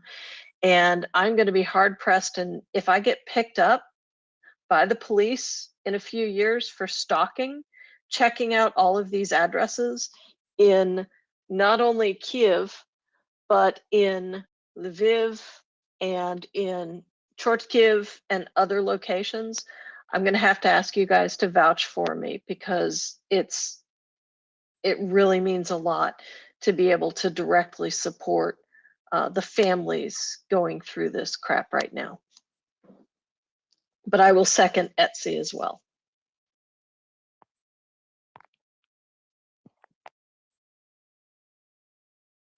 Well, thank you very much for that. We want people to go and help Ukraine, and helping the small businessmen keeps them in a viable situation where they are. With all of the other things that they do, that they're dealing with, being able to keep their businesses going is just another plus into the resiliency of their ability to keep their country going and keeping their eyes on the prize, and that's joining NATO and joining the European Union, because it's all about economics in the union. When it comes to the union, and if they have a positive economy, they won't have it at the beginning here because the war is putting them behind. But everything they can do to get themselves out of that works, and that's us buying stuff. That's trade. Economics is a big motivator for a lot of people. Let's go. Ukraine. Hey guys, mic check. Can you hear me okay? Yeah, I can hear you fine. All right, awesome. Thanks. Hey, I really appreciate the space, and this is really always interesting to listen to the thought that you guys sharing with everybody about the war in Ukraine, and awesome, just awesome. A couple of things. Hey Nancy, thank you for the tip on Etsy. I actually did order something just now. Not to brag, but I didn't think about it till you mentioned it. I'm like, that sounds really cool. I didn't know there was an option to select people from the manufacturers or whatever, right? People who do small business in Ukraine, and using the filter function. So hopefully it's gonna work. We'll see. I was hoping that the gentleman before tracking, I think his name was, he mentioned something about Afghani trained soldiers participating in the conflict. I was hoping to comment on that before he left. I don't see him in the group. Maybe he's still there, but just wanted to share some information that I've heard about this, because this is becoming a little bit bigger than I honestly expected to be. The first time I heard about Afghanis, soldiers essentially, right? That were trained by the Americans. This news was broken, was first voiced by a YouTuber that I follow, is Yuri Shvets. It doesn't matter. He's a Russian speaker, ex-KGB. He lives in the United States. He mentioned something almost a month ago about this. Apparently, some of those people in exile, Afghani soldiers, right? That they used to be trained. They were trained by the Americans and coalition in Afghanistan. After the collapse of the government and the Taliban coming to power, they ended up being in exile. when the war in Ukraine started, they have some, they maintain certain level of organization, even though they're not part of the official military formation. But apparently, they had reached out to Ukrainians and offered them, their services, essentially, right? Guns for hire, more or less, right? But they were willing to participate on Ukrainian side just because of the whole historical connotation of the Soviet Union invading Afghanistan, and just generally, um, supposedly, right, more pro-Western, obviously based on their backgrounds and things like that, and they wanted to help Ukraine, but also, so this way they can actually get some money and get paid for their profession. Apparently, Ukrainian government had, uh, distanced itself from that thought. There's many different thoughts about this, but um, because they kind of there's Afghani trained soldiers, right, or American trained Afghani soldiers, put themselves on the radar.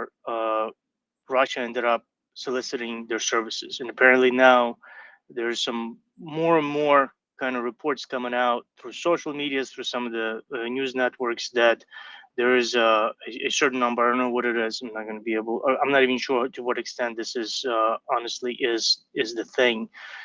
But apparently, more and more of them are getting recruited to fight on the Russian side, against Ukrainians, and and going to the front line. I'm not sure how motivated they are to really do anything, but at the same time, um, you know, I do have some firsthand experience based on my background. I actually helped train some of them, and they are knowledgeable. But the thing is, they were trained to Western standards. I'm not sure how well they could be integrated into Russian strategic Ukraine. kind of thing. Yep. Ukraine. Hey, but it goes back to what I mentioned before. They have very fluid allegiances, which does not serve Ukraine well. Oh, I So, absolutely agree with you. Yeah, I think so there's so it's the very easy to so justify why not the whole to idea use the that. whole idea of them being there, only they're just going to end up being ground up and chewed out, just like the other Russians that are there are. They may know some things, but they are not. They don't have the technology that they had when they were with the Americans. They don't have the NATO allies. They don't have the technology. They don't have the back support, because we know that with U.S. forces and NATO forces, they had air cover. They had all the things that they would have needed in a proper war. However, with Russia, they don't have it. So 100% yeah, agree. 100% agree. the idea of them fighting on the side of the Russians is going to be irrelevant as far as where their identity comes from, because they're Yeah. only going to be used just like the Mobics. The Russians are going to put them where Well, they want exactly. them and get them chewed up and spit out. Well, So probably even uh, less effective, to be honest with you, because you're absolutely right. I mean, But yeah, I just wanted to kind of bring some of the background story. It's been kind of on the social media platforms and other places. People have been talking about this for a while. yeah, but it's still Again, yeah. but it doesn't really mean, if they're not in the thousands and thousands, it really does not matter. They are just guns for hire. Just they know what makes them any different from Wagner in theirs. They just guns for hire. They're going there Well, to get probably stuff. to be honest, less effective, right? Because you're talking about language barrier, cultural barrier, individual motivations to be in the front Yeah, line, if any, right? So and I definitely Yeah, understand why Ukrainians refuse to kind of Ukraine. follow through Thanks. on I this. think we're going to move on from this, right, uh, Daryl? I see Colonel yeah. Spencer up in the panel. Good evening, Good evening. Can you hear me? I'll be yeah. driving, Okay, so hope I don't. Charlie, sir. All right, good. Well, I caught General Ben on earlier. I think I missed his last like 2 minutes, but that was great to see him in the space.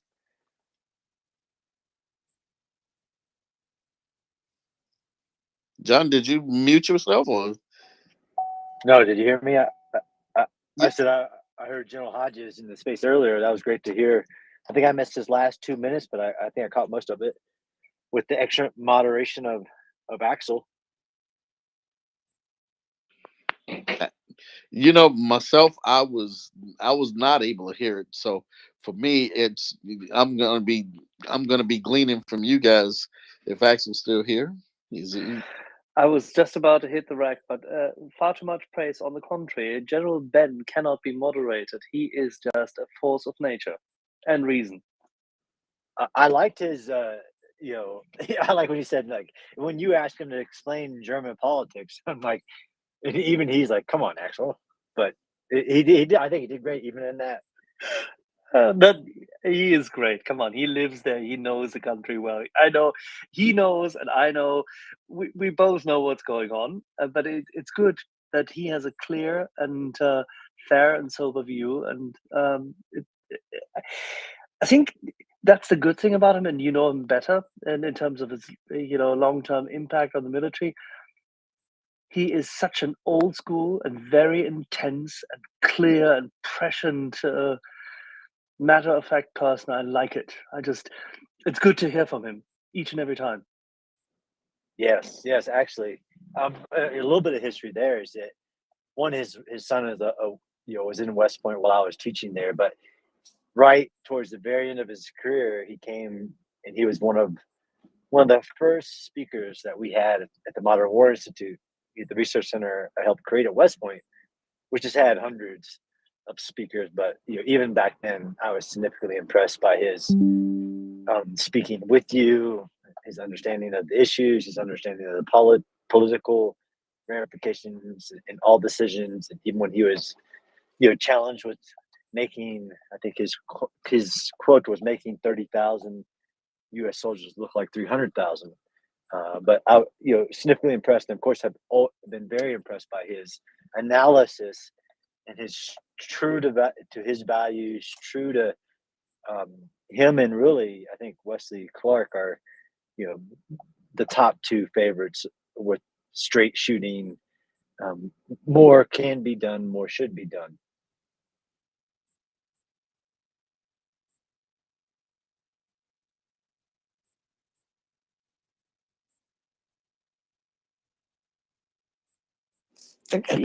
Colonel Spencer, as long as you're here, is there anything that you are watching in particular in Ukraine tonight? Any developments that have caught your attention? I mean, of course, not to just be a sensationalist. And I love your guys' thoughts on the validity of the video showing a bloody sledgehammer being delivered by the head of Wagner to the EU today. Is that right? I don't know if it was today. I think it's an execution that took place several days ago, but it's certainly another reason to name the Wagner Group a terrorist organization. Yeah, I hope his hammer is covered with blood, and they do the modern day DNA analysis and add it to his war crimes. I'm sure it will be. No question about that. Which is really so. Why I mentioned it, because I was actually doing a little bit of exercise today, because I think it is important. And there are a few Netflix things I like to watch, but I was watching. Basically, it's a Netflix series on how to make a tyrant. So it goes through Hitler, Saddam, Gaddafi, just amazing, videos and feeds and explaining how dictators and tyrants achieve their power, like the step by step. And I'm, there are some things that Prigozhin is doing that, he's not going to overthrow Putin, but very dictator, fascist, rise to power kind of actions in my mind. And I think I think we've talked in the space of that may be one of the reasons for the Bakhmut salient or the Wagner Group's push to be able to have a wartime hero. Really fascinating. It's World War II history, of course, which is just fascinating. I think Axel will appreciate this, but the documentary, in a very multimedia, simplistic fashion, walks through all the people that Hitler put by his side and why, and he had to have a war hero, and that's really significant for people's rise to power. And I'm watching not just the Wagner group, but the head of Wagner and the reasons in which they do things and why they're there that are beyond just being a shock troop for Putin. I don't You think mean positioning for power? Yeah, setting him up. Power is reverent power, recognition as a war. Doing the things that the state can, winning battles, turning. I think so. I think there's an agenda there.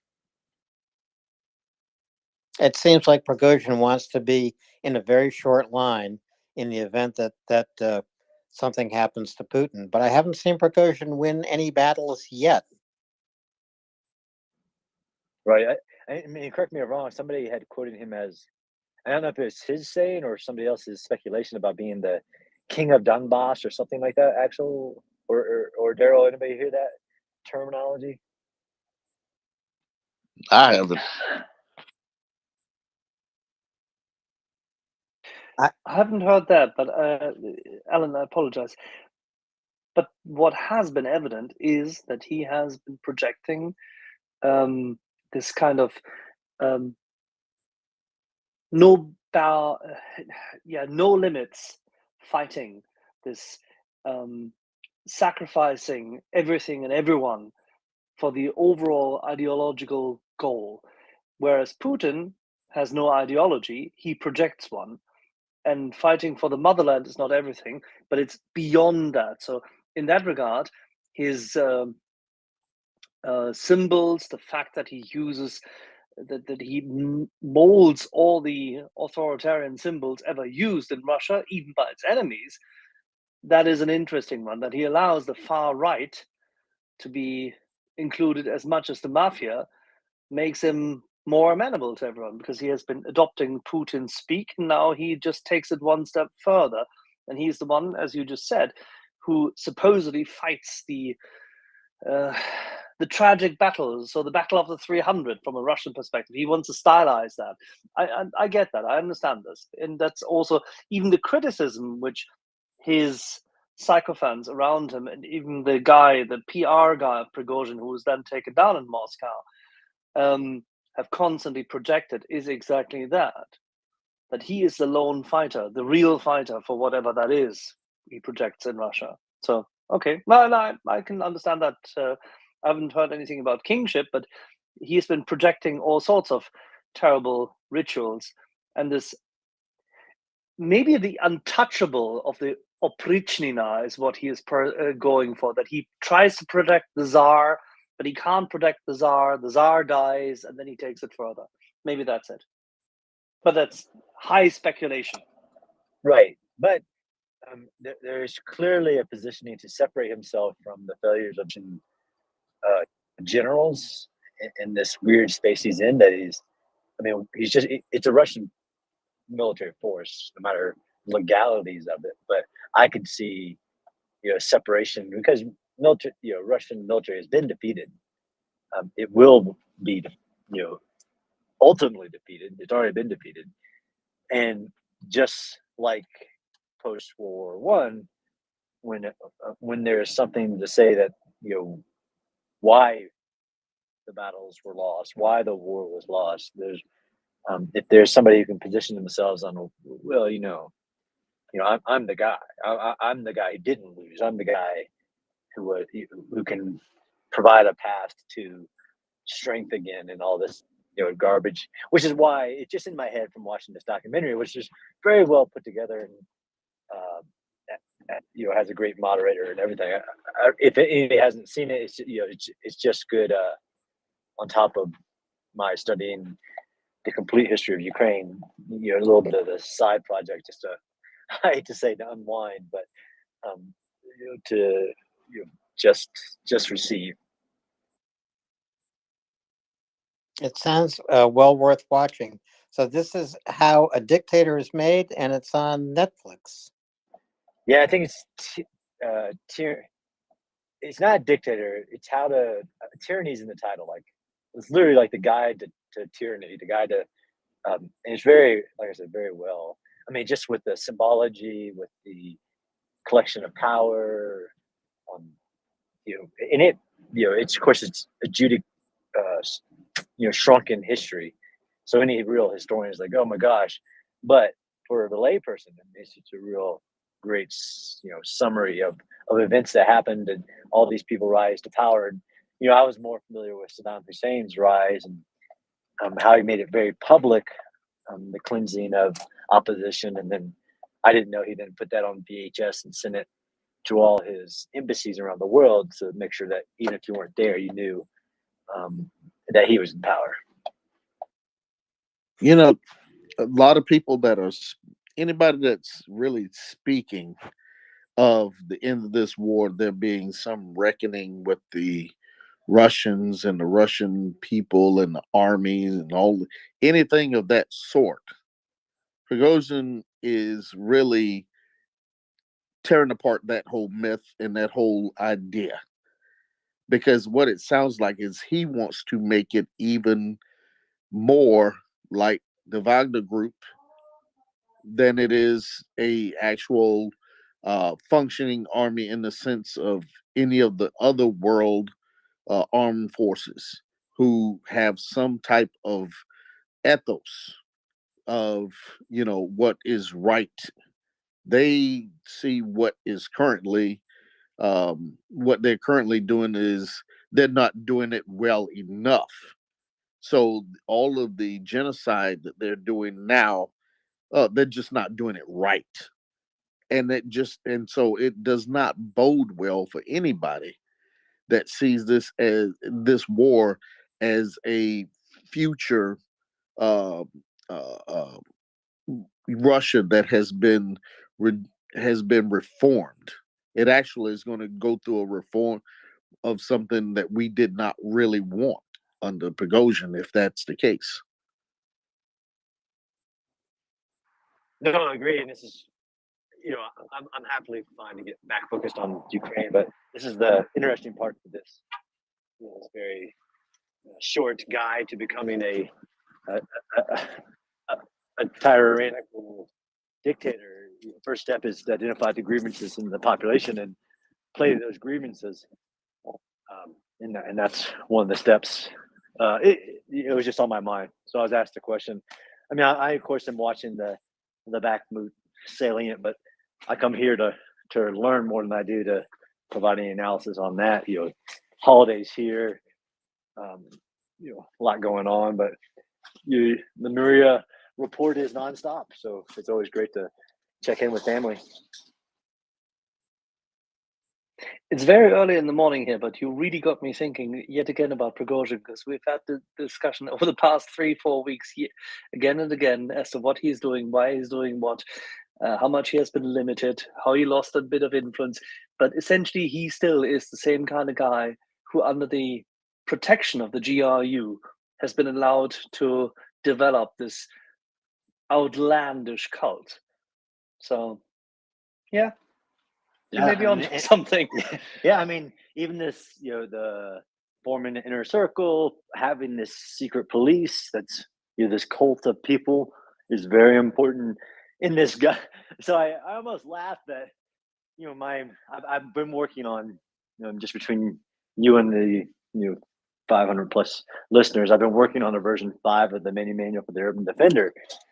Well, this documentary is basically set up like a mini manual to become a dictator. The way it's been put together. But I kind of laughed but the steps are so simplistic in unison across different dictators. And it wasn't just Gaddafi, Saddam, Stalin, Hitler, and about 4 other dudes, but the similarities, like the steps, almost like my simple steps to defending the city, like the steps are like step 1, step 2, the secret police, the symbology. So that's why the hammer, the Wagner hammer, it just keeps coming back as their symbology of who they are. It could just be nothing, but the steps are like, oh my gosh, the fact that they've identified in unison this very simple guide and this little bit of comedy, like your guide to becoming a dictator. Make sure you eliminate all opposition. And literally they show, which is just fascinating. Some of these people I know, like Hitler and Saddam, but then they show all the other guys and how the people that helped them rise to power, and they literally put red dots on every one of them because that's step two of becoming a an authoritarian dictator, is to eliminate any opposition. So even the people that help you to rise, and they just show within 2 years, dead, dead, dead, dead. The other thing that strikes me, Colonel Spencer, is that yes, there are all these steps to becoming a dictator and seizing total power, but there is a lot of luck. Even if you go back to Hitler, Hitler could have been killed by any one of his generals. There's just a lot of luck involved here, and that's unpredictable. You never know who the next dictator is going to be. No, and it talks about that, about have patience, and it goes through the 16 years it took Hitler to rise to power, and this many, Saddam was a vice president for this many years, or it talks about that. But some of those steps are, I think it's fascinating. Just like when I study urban warfare, like there is, history doesn't repeat itself, but it absolutely rhymes, and there's a lot of similarities for me in seeing patterns in urban battles, where I can then, okay, here are the things that work, here are the things that people try that don't work, and these patterns that are what academics try to identify. And then once they find a pattern, then it becomes their framework. Some of these frameworks I don't agree, which is the other thing that's on my mind. Actually, I went and presented at Northwestern, very academic setting. And I found, which is great for me, counter arguments to why not attack them, why not. We didn't really cover the leopards, although anytime it came up, I of course made sure I said, free the leopards. But it was good to enter these different bubbles and hear what the people making their own reasoning to actions, even if they're some of them in the know and some of them not in the know. What was the main argument against ATACMS? There's really the fear of, so for me it was a trust. One of the arguments, and I won't name names, was the fear of it being used to attack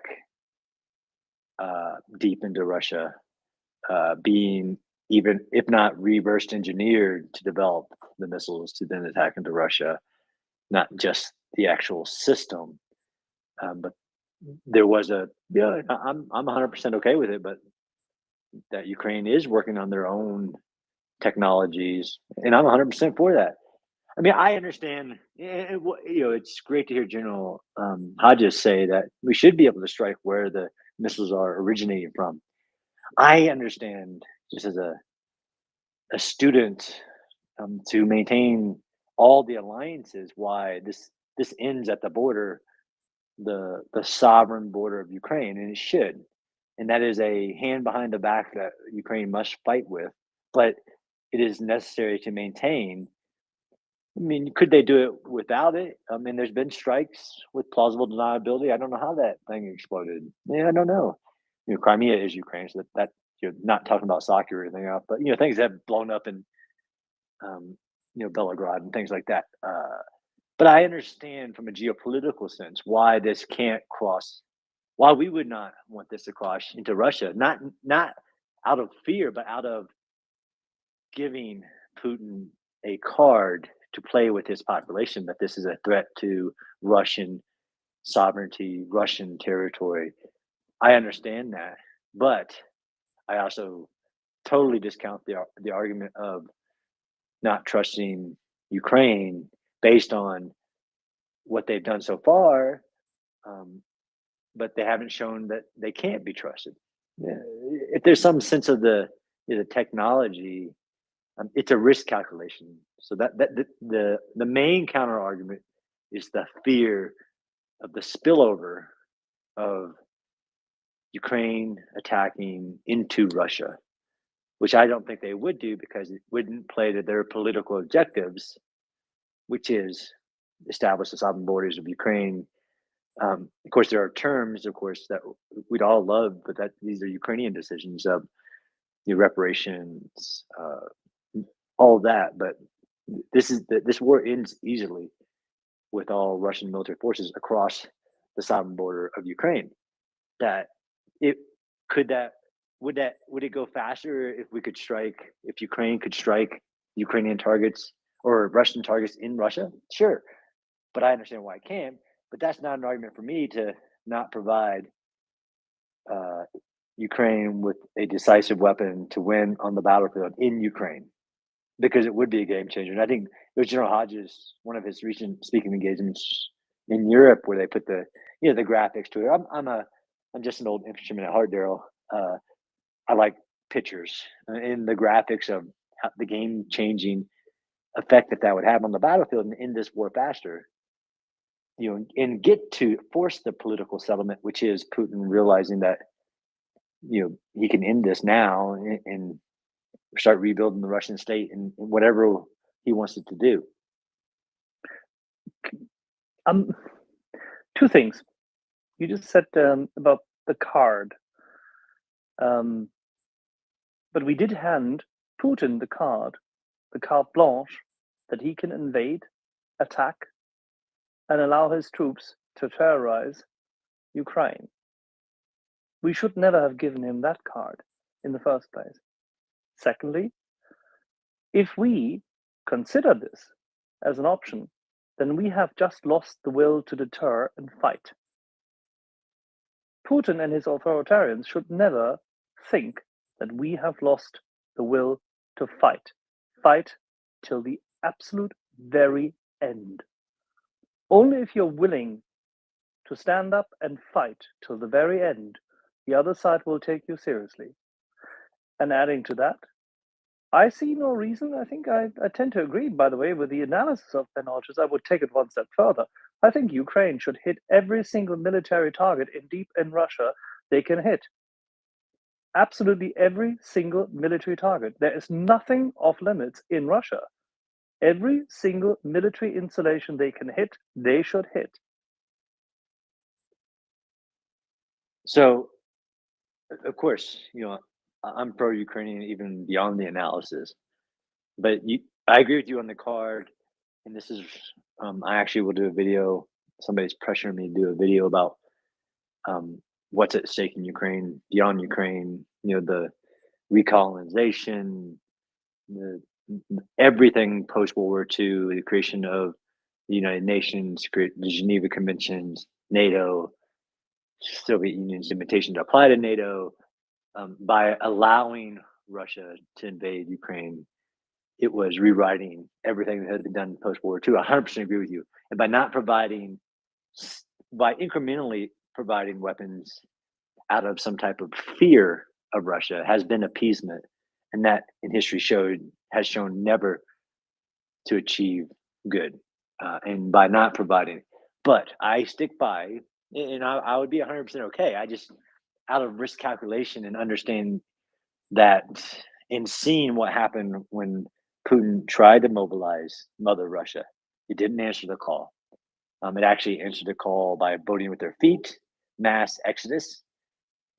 If a narrative could be played, I think we would increase his capacity to fight the war.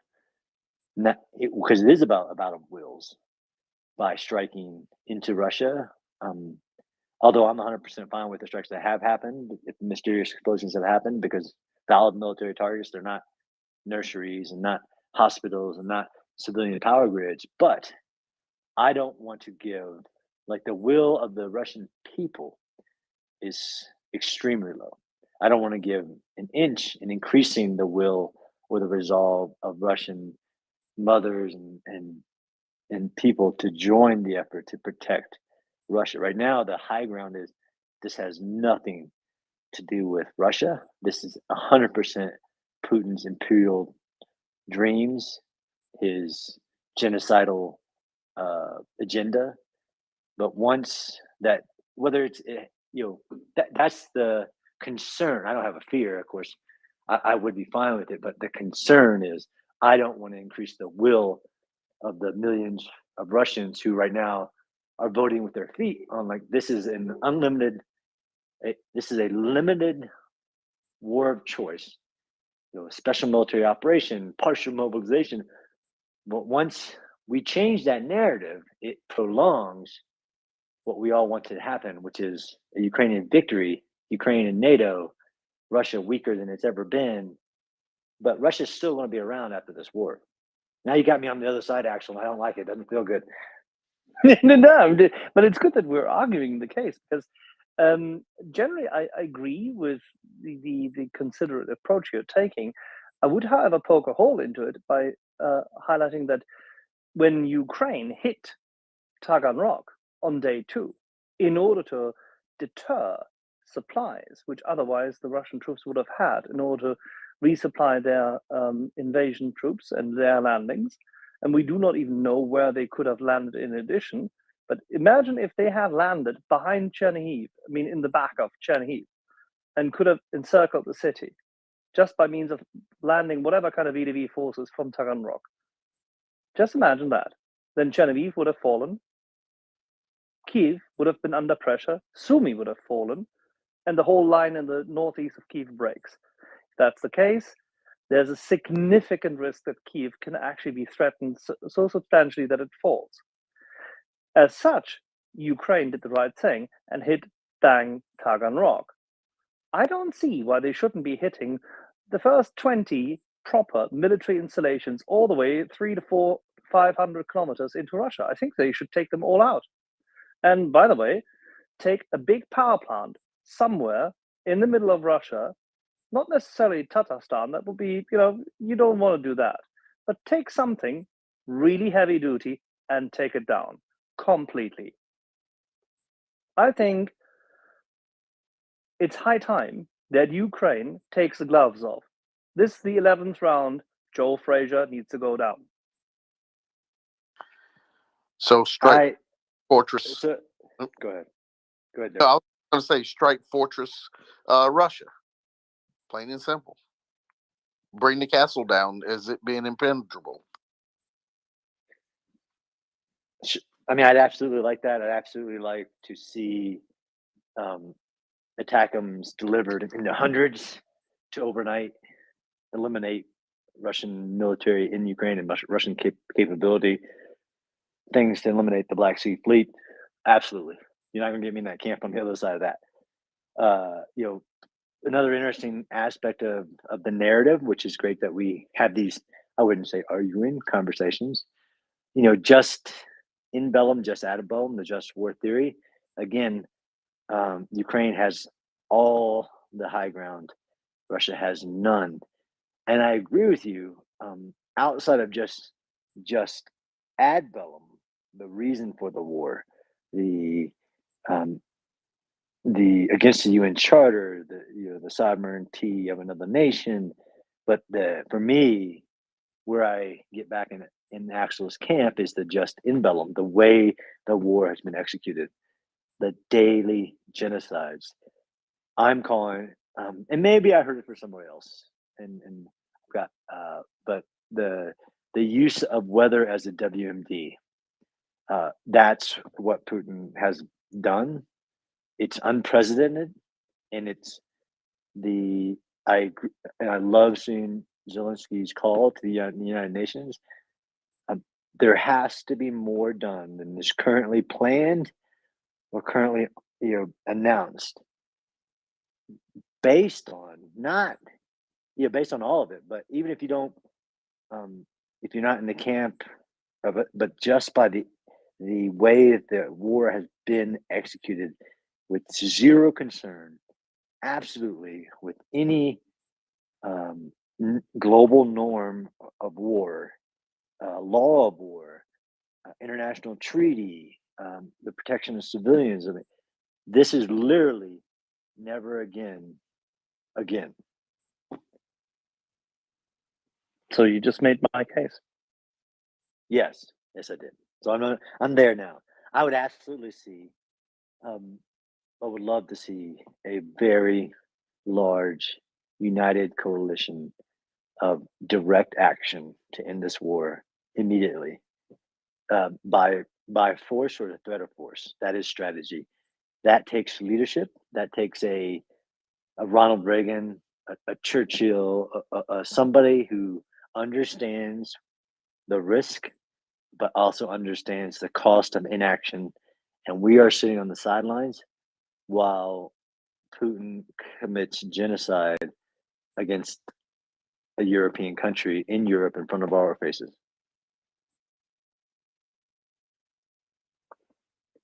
Victoria Wojcicka, friend of the program, former member of parliament, advocate for Ukraine, has been traveling across Europe in recent weeks, not only to free the leopards, but also to sensitize European governments, specifically Germany, as well as Switzerland, but others as well, for what they call winterization. Because already, about 6 weeks ago, they really went for it. They explained that it was extremely likely that the Russians would hit civilian energy, water, and wastewater infrastructure. The Ukrainians understood it. They warned Europe about it. They highlighted it. People were listening to it, but not really taking it seriously. We are about to see 2-3 million Ukrainians being forced, due to, as you just said, weather as a weapon of mass destruction, to leave urban environments due to the fact that these buildings, these large panelaki, as the friends in Czech Republic would call these panel buildings, they have to leave them because central district heating does not work. Without electricity, there is no water and no wastewater. So if the utility function of life, of high density urban environments in a post-Soviet economy with bad building structures, sorry, these are not perfect building structures, even if they're modernized. If that doesn't work, they have to leave. They must save themselves. That trek of people is at risk, will cause hundreds of thousands of impaired lives, traumata, deaths, and the likes. It will change the balance of power in the country, and that's what this terror is for. So now there's two options, as you just said: either decisive action or decisive supplies. The Ukrainians are willing to take that fight. They warned the Europeans didn't want to listen. We didn't act. Therefore, we have to take the refugees. Now, that's more costly. Take 1 million of these refugees. That's just 1 million. We are talking about cities at risk, which altogether have about anywhere between 7 and 8 million people. If they all have to flee and only half of them end up in Germany, Germany ends up paying per month, as we said earlier, yesterday, total cost per refugee hovering, depending on what you ask and in which region and how they're accommodated for, anywhere between 2,500 and 4,000 euros. Let's say it's 3. Let's say it's not 4 million who end up in Germany. Let's say it's 2. The Germans took in 2 when the Syrian migration crisis happened. 2 million per month, 3,000 euros. Why on earth is Germany not sending everything it's got in terms of weapons? That makes neither economic sense, nor does it justify the pain and suffering of the people. Somebody, and there you're right, I'm completely with you, somebody in the White House needs to think it through and make a decision. I agree 100%. I unfortunately must leave you. I think that's a good note to end, and I have been frustrated. I won't, and even based on understanding the comments, it just honors me better to be an advocate for giving Ukraine the dang supplies it needs to end this. And I agree with you. This is a historic moment. I don't want people to think this is just another war. This is what happens in war. This is 100% test of every government, 100% test of every multinational organization created after World War II. This is a test of the global international order, and it must be maintained. And if the United States must be the person, it isn't being a global police, it's being a global leader. And that comes with responsibility to help keep the global international order in place. And by allowing, I agree with you, we're already made mistakes, but it's not too late to show leadership like Poland, extreme leadership in giving Ukraine what it needs. I agree with you. I still think the taboo of nuclear weapons, it should be put in people's face that this is by every definition, what Putin has done is released the WMD by a method of attack on the Ukrainian civilians. 100% every lawyer I've ever talked to against the Geneva Conventions and every international humanitarian law, such as starvation, everything that's been in place to prevent this, but it has to be upheld, or it's just words on paper. And I need a good leader who, despite the advice that the people that fear and want to appease will do the right thing, like the great leaders we've had in the past, and then hold the ones who won't, like Schultz, and I come here to learn, hold them accountable. But we don't have time for that, so we need action now.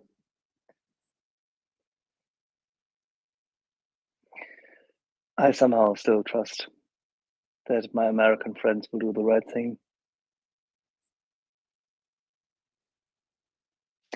Yeah, I hope so as well. It's how many events of these does our government need to take the bold action, not the incremental COA 3, little bit of risk, but not too much? Because I have heard that argument, in hushed tones, that there are camps in the U.S. government that don't want, and I think this is again General Hodges' wonderful messages. You need to say it out loud. You need to say it publicly as the leader of the free world, the superpower, that you want Ukraine to win, not just that you want to provide the weapons it needs to defend itself. You want Ukraine to win in this war because it is a war of their survival, of their sovereignty, and you want Russia to lose. It needs to be stated publicly, and then the actions need to follow that, because there are camps that say, well, we don't want Russia to lose too much, or we don't want Ukraine to win. So it needs to be stated publicly, and I think it's wrong that it hasn't been. And I think if you let President Biden speak his heart, he would say it.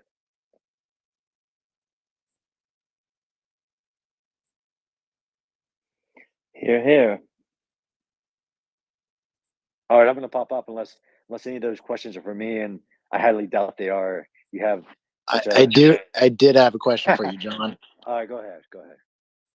Okay, so I'm sorry, I don't mean to barge in. I respect your time in the space. No, not at all. I have a do out, and I'm using Axel as my motivator. You're working from home, you need all the motivation you can, because that pile of laundry or whatever it is.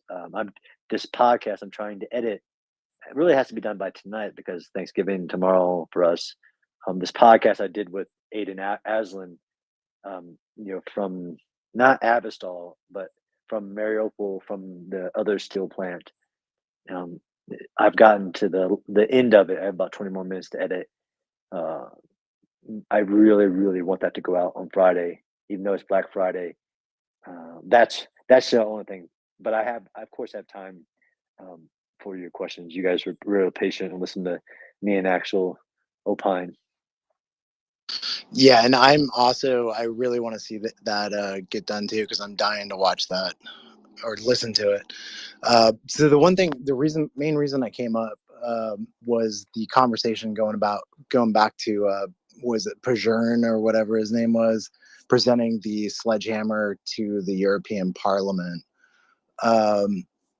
What I wanted to say was, what I wanted to comment on specifically was, Russia uses a lot of propaganda and such to prop itself up as this force to be reckoned with. And what we saw was they are a paper tiger.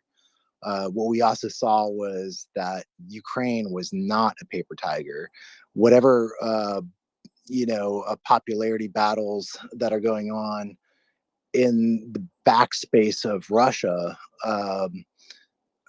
with the Wagner Group trying to gain some traction, trying to prop themselves up by using that same media propaganda. I'd just like to say that in reviewing that video, it looked to me, just given studying the room that they're in, it looked to be like a cheap, Russian office building. So again, I kind of step back and question whether they actually have the brass cojones to actually do this, or if this was just another media propaganda stunt to prop themselves up as something bigger than they are, and that they really aren't. And I just wanted to add that, and I appreciate you taking the time to listen to that. Thank you, sir.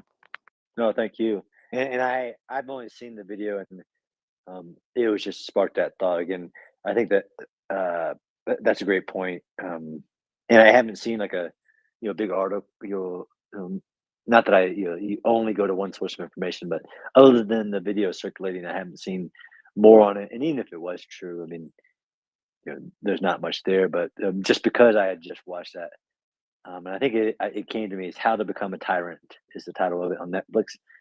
I had pieced some things together, but Prigozhin is somebody that we have to watch as this figure. But I also haven't done the not my area of expertise, but would be interesting on of the Russian officials that have fallen out of Windows. What's the blue network analysis on? Is there a pattern there of what's being eliminated or not? Yeah, absolutely. I just want to kind of point that out. It's like we're seeing this posturing going on. We kind of got to take a step back and kind of question like our judgment over the course of the last few decades, just kind of taking some of this in, and what we've seen presently, and what we see going on currently. And just my main point is just kind of question it. Don't let it cloud our judgment. Oh, great point. Great point. Leonard, you got something for me or for the group? It doesn't have to be for me at all. Yes, indeed, John. I did have something for you if you have one more moment. I do, And actually. I don't know if you saw my Canadian brother from another mother post today about the book I sent him, where I made sure to sign it as The Godfather, which he really really hates. So it's a little bit of a at my Canadian brother, a little bit of an elbow nudge at him. well, there you go. Lots of Canadian love sent in your direction as well, John. But I just had a question in terms of what you think about this. Former Ambassador Michael McFaul has expressed his assessments from time to time on Prigozhin, and I would just kind of note this, that the bottom line assessment seems to be that Prigozhin is probably best seen as a bit player in the Kremlin right now, and that if you look at the overall context, he served prison time in the 90s. He was there in the 90s with the whole gang of thieves, of which the present general in charge of the South in Korea, Savorkin, was also in prison at least 2 occasions in that period. And moving fast forward, Ambassador McFaul has had his eyes on some of these characters for an extended time, 20 plus years in some cases. And if we look at Prigozhin, I think it's you can extrapolate from McFaul's comments and the overall kind of assessment as to what's cooking in the Kremlin today, that he's probably more best seen as a consigliere or a capo, if you will, in terms of say the American mafia experience, or that kind of analysis, and that in Russia, within the Kremlin, they're always looking to the future. In fact, there's discussions, at least now being reported, that some quadrants are considering at least addressing the idea of a future Russia without Putin. And in an environment like that, the man who controls the, if you will, the palace guard, or at least an armed gang of thugs, or however you choose to see the Wagner group, that individual has a market for his product, and whether that be currently with what we've seen in the Ukraine battle space, but more importantly, looking down the line, a market in terms of what the value of that commodity may be in a post-Putin or certainly post-war Russia. And in that environment, a guy like Prigozhin is always a useful pawn to have in the background. And if he controls this group of mercenaries, then they can always be deployed. And it's been shown they're presently deployed. They're in Yemen. This Iranian batch that has been supposedly recruited by Prigozhin out of former Afghan. Leonard, can you quickly get John, to your question? Alan, John knows exactly what I'm talking about. So if you just hold back, it will entirely reveal itself to you. Okay. So the bottom line being, John, in those circumstances, would you think that that it would be appropriate to view Prigozhin as a bit player in the overall project that's unfolding in Kremlin? And just to summarize it, there have been serious analysts who have described the current state of affairs in the Kremlin as poisonous spiders in a jar. And put into that context, a lot of what Prigozhin has done and is doing may very best well be seen as kabuki theater, or simply a show put on for consumption within the various power quadrants, if you will, in the Kremlin. So just wondered if you had any thoughts on that particular analysis. Thank you. No, thank you, Leonard, and those are some great points. And I actually had the honor of speaking on the same, basically I think it was New York Times space like ours, and Ambassador McFowle was up, and I got to ask him a question. I'm a big fan of his analysis. It's pretty straightforward. This is not my area of expertise, but 100%, that sounds like pretty straightforward. I think that the prison time is actually another interesting similarity of evil, where I agree with what Whiskey was saying about this may not be the rise of anything. It may be a part of the current plan, or it may just be a part of a 10, 15 year from now plan for an individual. And these are the stepping stones in which is the path to seizure of power, or a player in the inner circle of power for various reasons. Because even if you look at different leaders, it's not often just a one person. It's a group of people with that person in the lead, that he needs these type of people.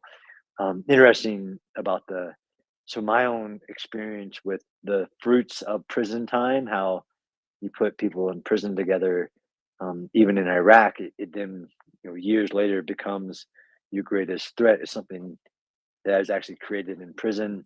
Hitler was in prison and actually had lost his way and regained, and he wrote his book and got encouragement from prisoners to become what he became. So absolutely, I think that analysis, not my area of expertise. I'm a student of all this. I can identify the patterns of urban. I just happen to be today on this pattern of evil people, but I'm also fascinated about, if I wasn't funded to pay to work urban warfare, it's not only a passion, but it's also what pay the bills with. My other passion would be with, I would be a sociologist, really, with a group identity, even even in bad people, the culture that is needed, the all the factors in soldiers, ideology, their fighting, what Daryl was saying about ethics, and I have this new thing with identifying the values of a warrior. They're not, everything on the Russian side. I see no values of a warrior, but on top of the values of a warrior, there's also an ethical code that is a part of being a warrior. Is you follow a code of what is right and wrong on that side. But these would be my passions to follow. I've always been fascinated by psychology and sociology. I pay the bills with studying urban battles, and that's a lifelong endeavor, actually. But 100%, Leonard, thanks for. I did enjoy that analysis, and I really McFall and really Elliot Cohen. Although I've not always agreed with them, I'm a big fan of Elliot Cohen's analysis, and I really, in my world of the different ideologies or great masters of war, Sun Tzu, Jomini, Clausewitz, Mahan, all these, and there's some that have an idea of what they think the role of the politician and the general is.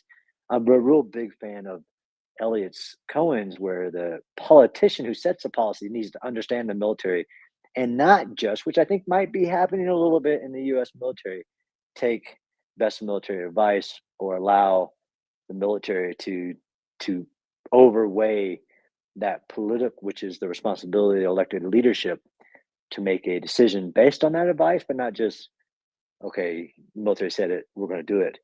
The politician has a responsibility to understand military matters. Yeah, thank you, John. You've raised some just fascinating points there. Thanks a lot. Thank you, Colonel Spencer, for your time tonight. And I just want to wish you a happy Thanksgiving with family tomorrow. Around my Thanksgiving table, we remember everyone who is not sitting with us. And that's my mother and father, my cousin, my great uncles. They're all veterans. But tomorrow is going to be something special, because around our Thanksgiving table, we're going to be thinking about the heroes in Ukraine. And so I just want to wish you a happy Thanksgiving, Colonel Spencer, and a great day with family. Thank you, Alan, and the same to you. And on a personal note, for me, Thanksgiving holiday season is really hard on veterans because of the fact that the veteran has experienced the purity of community, brotherhood, unity, and they often struggle when they're a veteran and away from that brotherhood. They feel like they're alone. My holiday message and what I express to my family is that family is a part of who we are, but a veteran should never think that they are alone, and the Ukrainians should know that they are not alone in their fight, and that's why all of you hosts do commit so much of your personal time, hopefully, to send those messages, and we've been sending them since day one. Is whether they're actively fighting or just in Ukraine, they're not alone. They have the world behind them, and that's my message to our veterans, but also to the Ukrainians, is that you're not alone. You're a part of this global community of good. Colonel Spencer, that is a great Thanksgiving message. Thank you so much. Thanks, guys. I'll talk to you later. All right. Thank you, Colonel. One of the things that the Colonel mentioned was, how the military, it's home for a lot of soldiers. And on Thanksgiving, when I was in the Marines, it was something to have a family open their home up to us. For we were soldiers away from home, and having a family open their doors to us for Thanksgiving meals. And, that's something that I carry to this day myself. I live in a military town. My wife, she works on the base, and we have soldiers that, airmen that come by and spending Thanksgiving with us. So, if any of you have ever had that experience, um, look out and maybe share that experience with a vet or or a serving member. Uh, what we're thinking about tomorrow, and then when you are giving your graces over your meals, think about the Ukrainian people and bring them into your home. Most of us will have warm homes, and think about them. And if you can, that would be a great moment to get the family together and say, hey, let's do something, and we donate. Whether it be, everybody chipping in a certain amount, or just individually, you give the people the website and say, hey, go here and do this today for me. And maybe that will spur bit of Daryl, your audio is a little garbled, but I, I love your Thanksgiving thoughts. Just love them. And now I can't hear you at all. I'm sorry about. I'm going through a bad spot. I hope everybody just heard what I said. Just invite somebody to your home, and then as you say your graces, remember the Ukrainian people, and make it a moment where everybody can maybe share and donate, give thanks in that way, and give to your aid or organization of your choice, just for the Ukrainian people. All right, that's all I want to say about Thanksgiving there. Thank you. Thank you, Daryl. I'm gonna repeat your message so that we're sure everyone has it. And Daryl's thoughts about Thanksgiving tomorrow for all of us Americans who are here and listening right now. He and Colonel Spencer were talking about what a hard day Thanksgiving can be for veterans because they can feel alone. And as Daryl said, he has veterans join his family at the table. When he was a Marine, he was asked into a home to be served Thanksgiving dinner. And so tomorrow, when we gather with our families and we remember those who have gone before us, many will have been veterans. Let's also give a thought about the Ukrainians who are heroes today. We can't invite them to our Thanksgiving table, but we can go to them through MriyaAid.org and other charities here in the United States and in Canada and around the world who are delivering urgently needed humanitarian aid every day, every single day. And so if we're going to give thanks, let's put some giving into it and give to MriyaAid.org or some other charity. Renegade Runners, Malcolm Nance, so many others that you can find at MriyaReport.org. This Thanksgiving has to be a giving holiday to Ukraine. I don't see any hands at the moment, but I know we're going to have some, and I don't know if Daryl is back in audio Yeah, contact or not. I'm back, Alan. I just was in the car for a second. I didn't realize the defroster and the road noise was going to be so bad. But I thank you for passing on my message, though. That's exactly the point. You're loud and clear now, Daryl. I'm so happy to have you back. Well, of course, it's the point. And just let me know, what time do you thaw your turkey? Oh, my turkey's been thawing since yesterday. He's a big boy. He's going to take time. I was going to say that must be a big turkey. because we're getting up at 5 a.m. Well, the thing is, tomorrow is going to be a very solemn day here.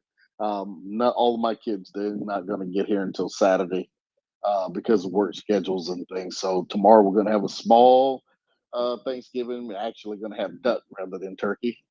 And then Saturday, I'm going to do the turkey. So he'll go in his bath and marinate in brine for a day or so before he gets thrown on the smoker.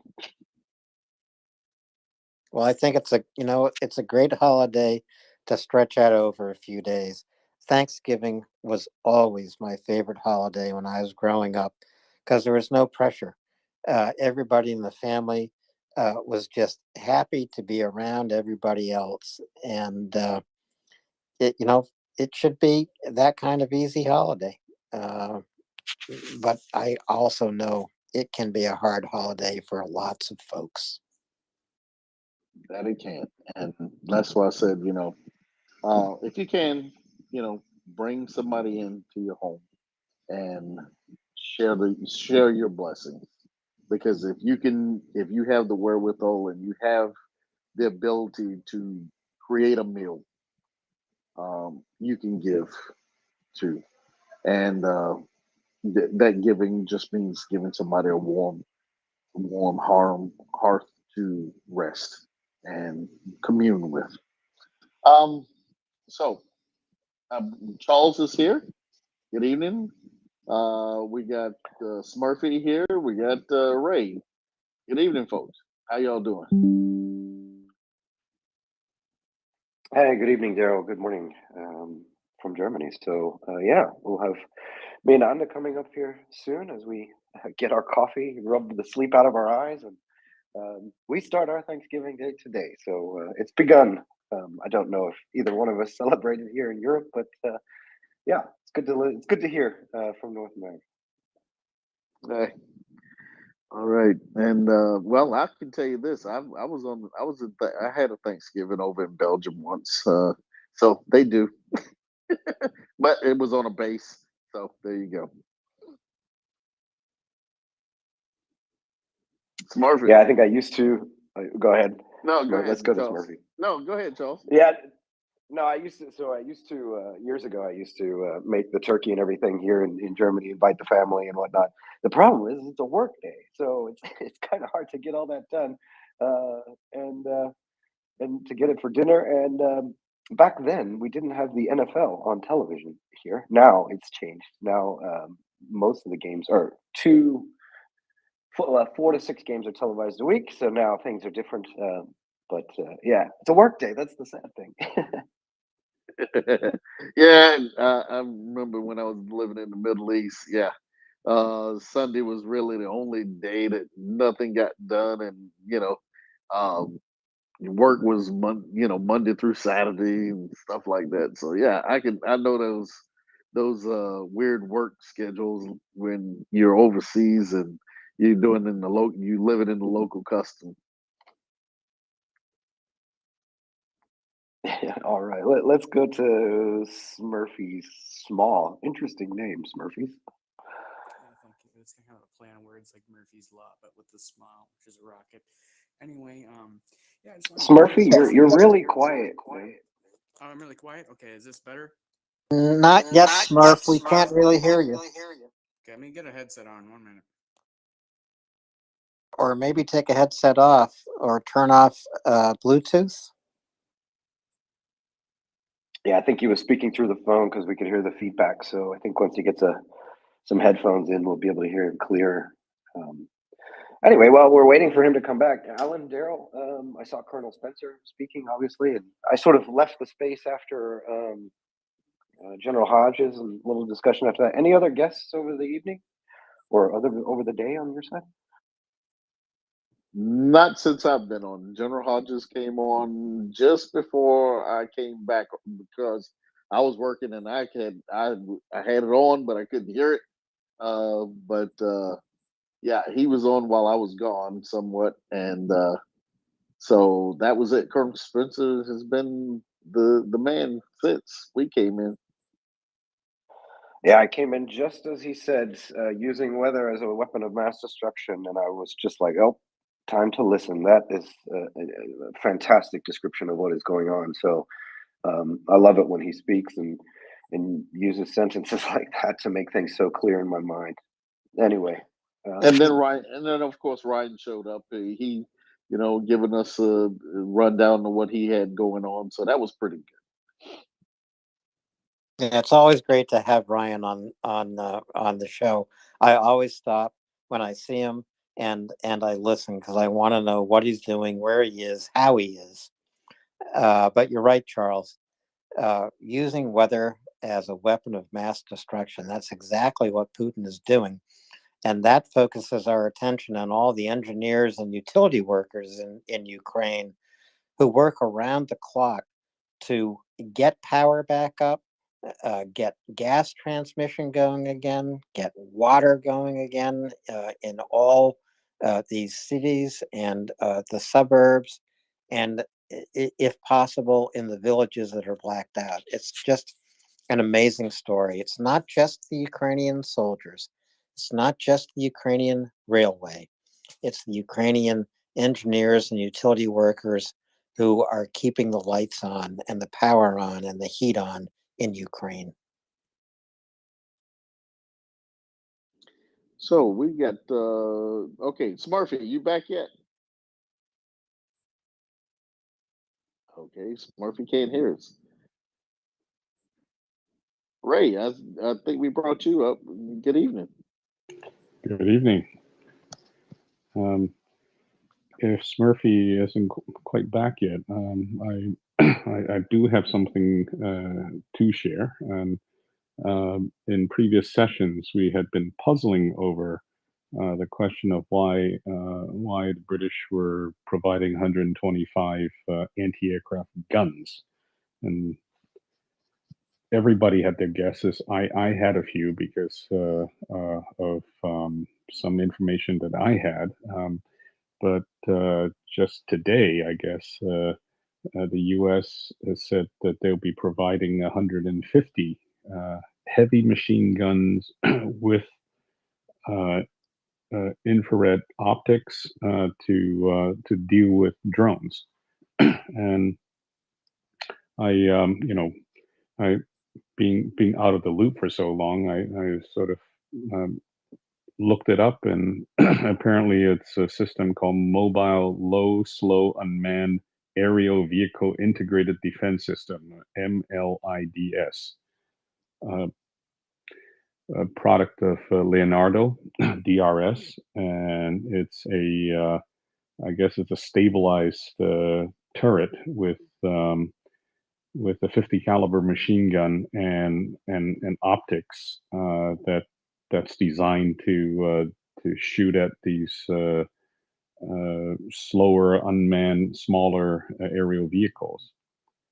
So this is mounted on the MATV, and it's partnered with I guess, one of these smaller, either very high frequency or even millimetric radar to detect and cue the optics to engage these very small drones. So that got me wondering whether the British were supplying something similar, and I wonder if anybody has any additional information.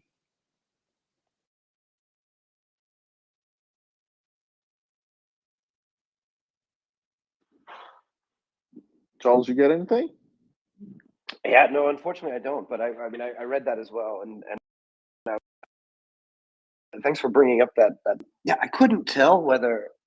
So, did you find confirmation that mobile system was the actual system? I couldn't tell whether it was just M2 Browning 50 cals with a zeroed thermal sight or IR sight. I mean, the 50s can be very, very, very accurate. I wasn't sure if it was if the stabilized version or the more low tech, just properly zeroed. Did you find confirmation on that? No, not yet. I was looking at what system would be. I mean, the implication was this was directed by some infrared optics Yeah, certainly it could be. It could be just a thermal imager mounted on a free swinging 50 cal mount, but you probably wouldn't be touting that as a specific, you know, counter UAS system. Uh, and in such large numbers, yeah, it would be interesting to see what exactly it is.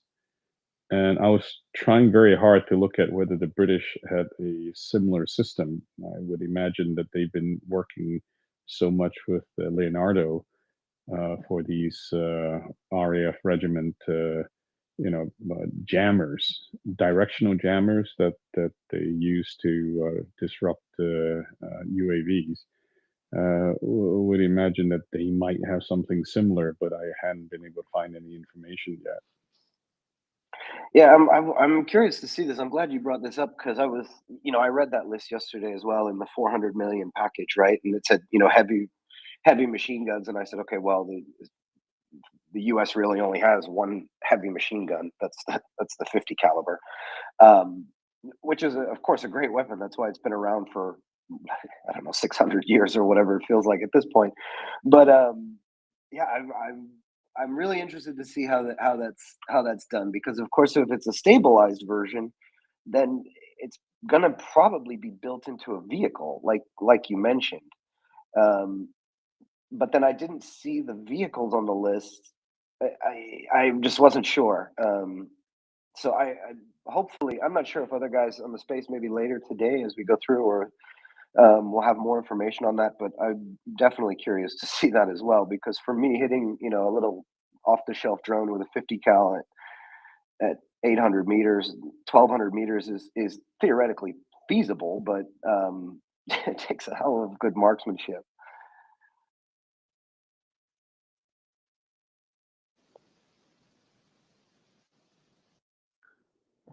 Yeah, So yeah, go ahead, Joe. No, I just didn't know if Ray had anything to add before we go to Murphy's small.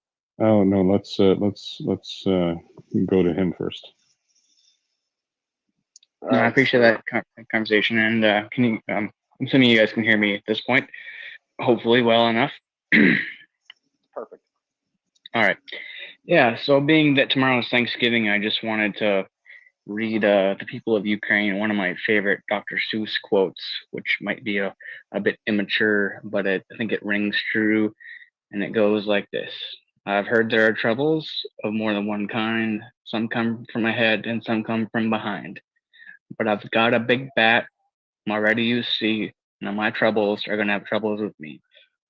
And I just wanted to let everybody know across the world that there's still a ongoing war, and whatever might be happening this week over there with their infrastructure being absolutely destroyed, that it's all the more reason for us to step up to the plate and keep rooting for them.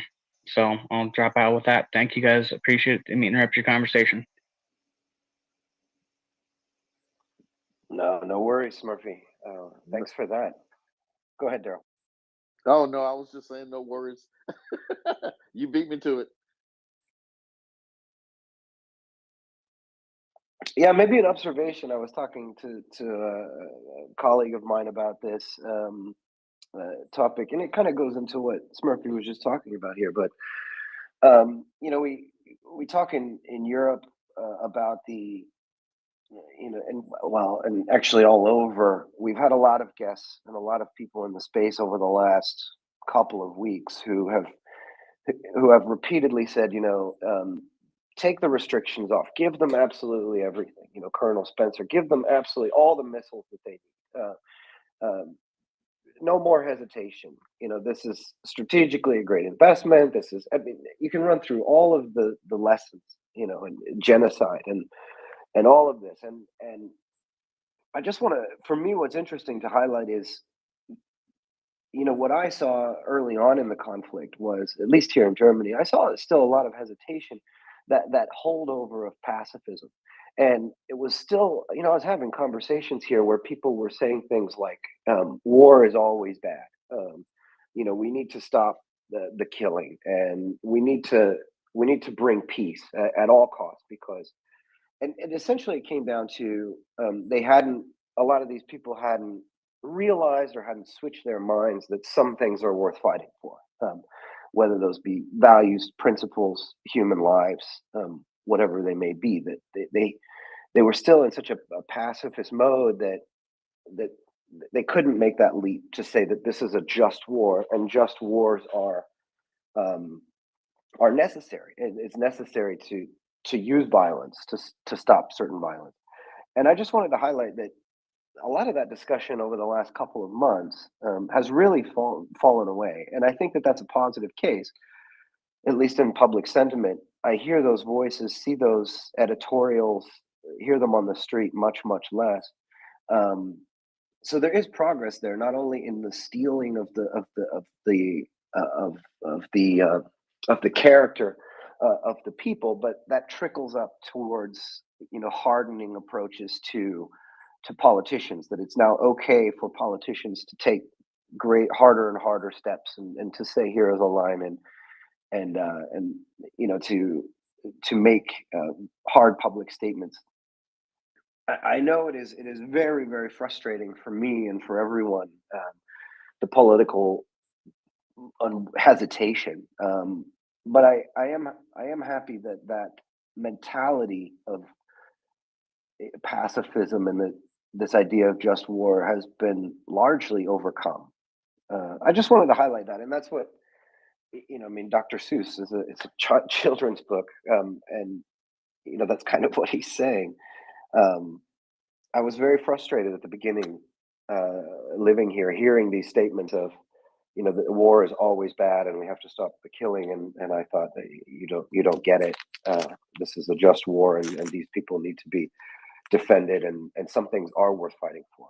I just wanted to add that.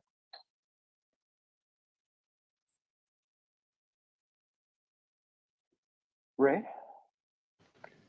Oh, I cannot agree with you more. I think with friends of mine from Germany, I think the people who were sort of my generation, or people who went through the Cold War, saw the fall of the Berlin Wall. I think by and large, most of them get it. This is a cause that is just and a quarrel that's honorable, and of course, some of those folks take things like the Augsburg Confession about just wars and the sort of spiritual side more seriously. But I fear that there's been a whole generation of people who are now in their 20s and 30s who haven't been through any of that, and might take a bit of I don't know shock as seen over TV and now increasingly social media, to get them to realize that there are certain things that you do have to take action against. So I'm glad to hear that there's a bit of a change in that, and hopefully that would translate to more aid and more action. Yeah, I think so. And I mean, unfortunately, we are not in a position where we will have an election anytime soon in Germany. I think if because we just finished one last year, if one good thing about German politics is that it is not in a continual election loop. So unlike the United States, the election doesn't start the day after the election, which is generally a positive thing in terms of governing. There are even restrictions on when the election season starts. So I don't remember exactly. I don't know if it's 100 days prior to election day is when campaigning can begin. That's when posters go up and events can be held and things like that. Certainly, in between there is some posturing and so on, but unfortunately, we're in the position where Schultz will remain in power for a while yet, and it will be a while before he is once again subject to public feedback. in one form or another. But I am somewhat. I'm frustrated but relieved at the same time. Obviously, my frustration outweighs my relief, but at least I see crawling in the right direction. The issue is the crawling, and I would hope now there's rumors about martyrs, infantry fighting vehicles going. Maybe this fits together with some CV90s. I have no idea. I hope, just sort of waiting everybody to take the first step, and everybody's just sort of looking at everybody else, and the US isn't doing it, the Swedes aren't doing it, the French aren't doing it, and I think they're sort of hiding behind this air defense issue, because the air defense is very, very important. And what did we see yesterday? 70 cruise missile fired, 51 intercepted. I mean, that is a very good rate, but that's still 19 that got through, and so air defense is a continued issue.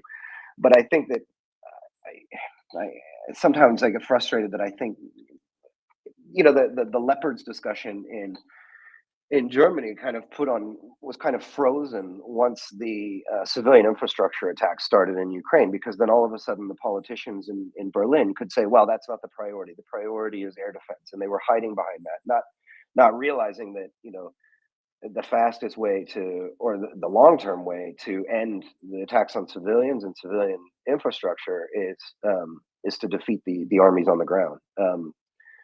So, as long as we're still hiding behind this air defense thing, I'm still very, very frustrated. But I don't want to go on too much of a rant, because I'd like to have a good day today and not start off emotionally angry. Ray? Yeah, perhaps maybe a little bit of context would help here. I think, first of all, with Boris Johnson's bit of a rant and sort of showing how Schultz was right at the beginning of the conflict, that should apply some pressure. That if he doesn't do something before the next election cycle to redeem himself, I dare say his political opponents would certainly bring up what Johnson had revealed. But then again, and I feel a little bit different about the armor fighting vehicles side, because simply because of the large number of Russian pretty much intact tanks and infantry fighting vehicles that were captured mainly during the Kharkiv counterattack, and maybe less so at Kherson because of the Russians' ability to sort of slowly pull back and not have so much overrun. So I think probably the Ukrainians should be well placed, especially with the Czechs and us funding the upgrade and the refurbishment of any sort of spare stocks of T-72s from whatever source, and I think they're probably going to be okay, given that that this large number of vehicles that they've captured, and simply just refurbishing them, getting them fit for purpose, and into the hands into the newly organized units, and also refitting the ones replacing losses. I think they should be fine in terms of armor fighting vehicles for now. So pretty much it should be probably the energy for applying pressure to release things would be on things that could help them do all the things that they need right now, accelerate the air defense, getting all that stuff up to try and bring up the rate of interception, and of course longer range precision guided strike munitions. One of the things that I've always thought was could have been a very simple addition to their capabilities would be just JDAM and SDB. Those things, you set the you set the coordinates.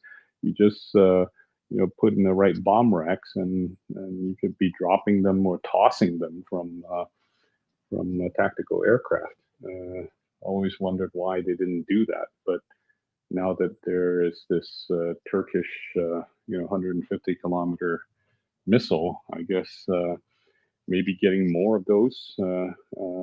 That and maybe when Gimler's ER is ready, I know that there's pilot production, and next year, IOC is pretty close. So, yeah, when I think there's every reason to be optimistic. Things are tough, and it is hard on the civilians right now. But I do sense that the Ruskies are now on the back foot, and we shouldn't be so down on ourselves or be frustrated with politicians, because politicians will always be frustrating.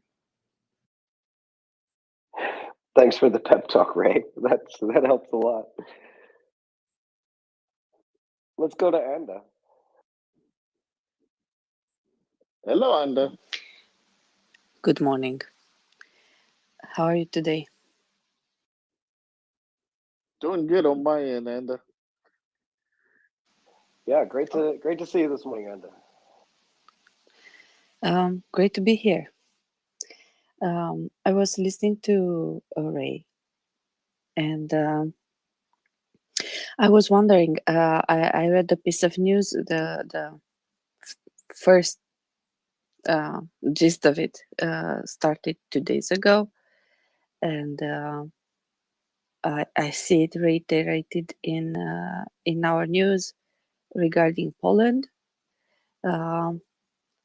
Apparently, they are Germany offered to Poland Patriot systems to help the security of their airspace.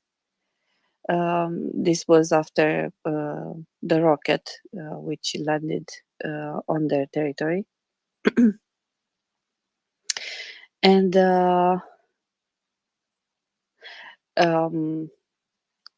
to my understanding, the defense Polish minister Mariusz Blaszczak declared he said on Wednesday that he requested Germany to send the launchers, the Patriot launchers, straight to Ukraine. I don't know if this was approved.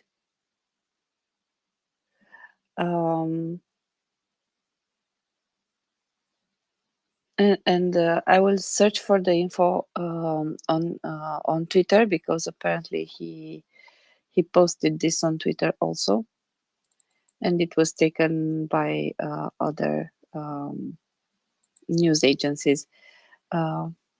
Ray, do you have something to add on this? If you know more about this, or I don't want to jump Daryl, or Charles, but I saw your hand going up. No, I'm what I was getting ready to say to you. I was going to welcome you, and I was going to say good evening to everybody, while you come in and you and Charles take charge. Thank you very much, Daryl. I enjoy very much to listen to you when I wake up.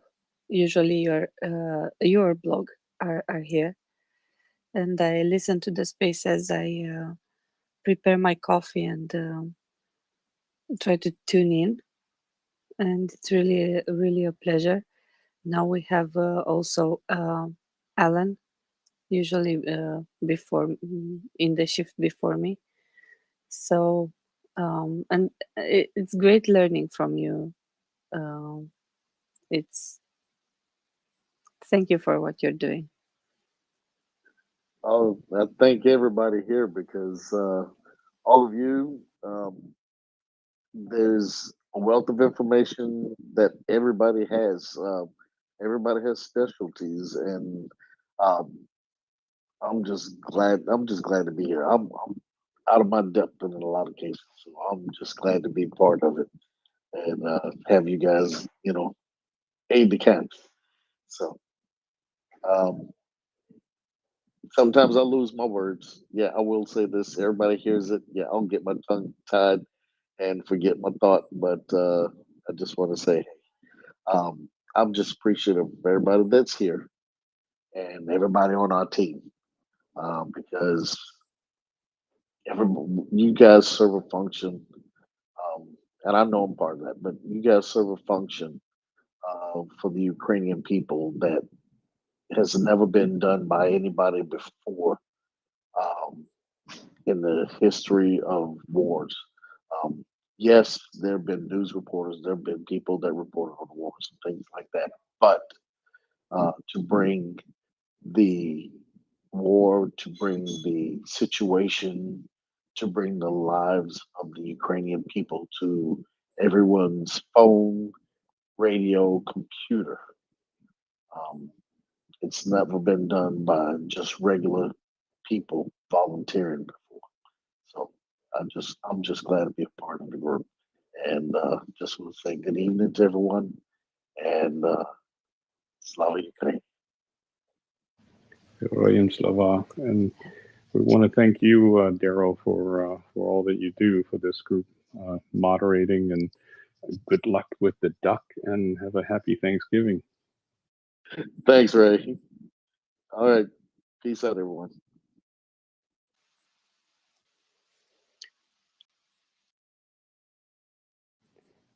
If you don't mind, I'll respond to Anda, and I don't have any definite information, but the feeling is that because Patriot has never been mentioned in the past about that being on the table for transfer to Ukrainians, that I think it's very unlikely that that move will be made. And in any event, I don't think the Germans actually have any spares to offer, because they are offering for forward deployment of these Patriot batteries to help the Polish. That's a very different proposition to actually putting them at risk and into the battle zone, and potentially leaving the Germans air defense, leaving a gap in their coverage. So I fear that that will be unlikely, and so yeah, unfortunately, it's a good sentiment for the Polish to be expressing, but yeah, I think they're the only people who have who may have some to spare would be the U.S., but not the Germans. I think I understand. And one of the characteristics, from my point of view, one of the characteristics of the Polish approach was to be, since this war started, was to be the first who, the first responders, the first who condemn, the first who offer this on that. Even if some of the things didn't came to fruition, right? At the beginning of the war, I know there were talks before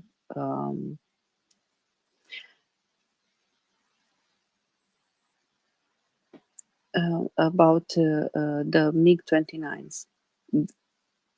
Poland also had MiG-29s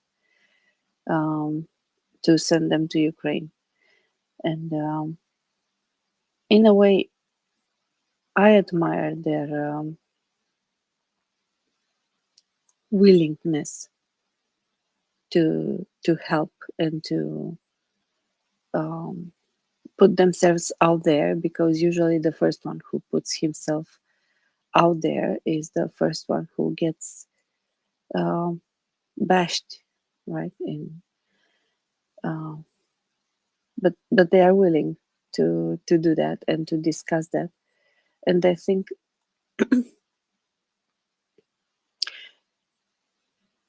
one voice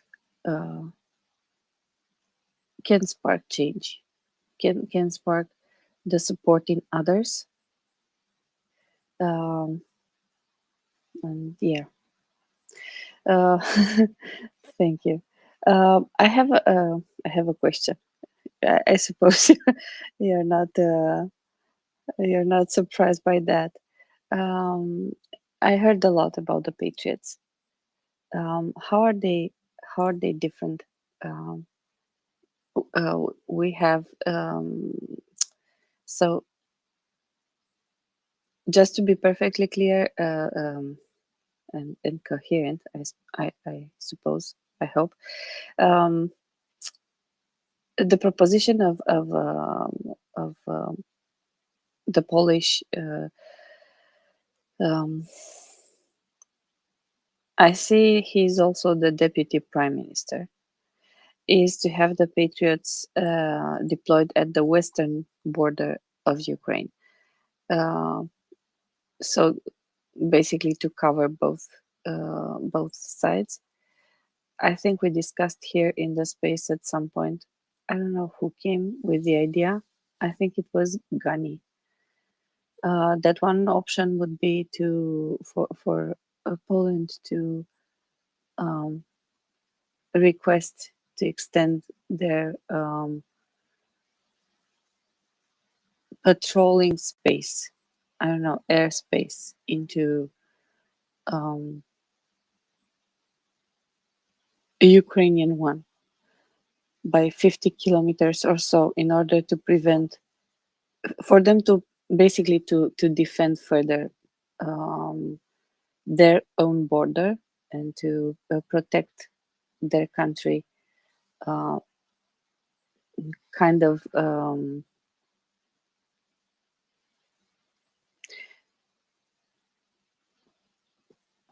there is a word that escapes me. Anyway,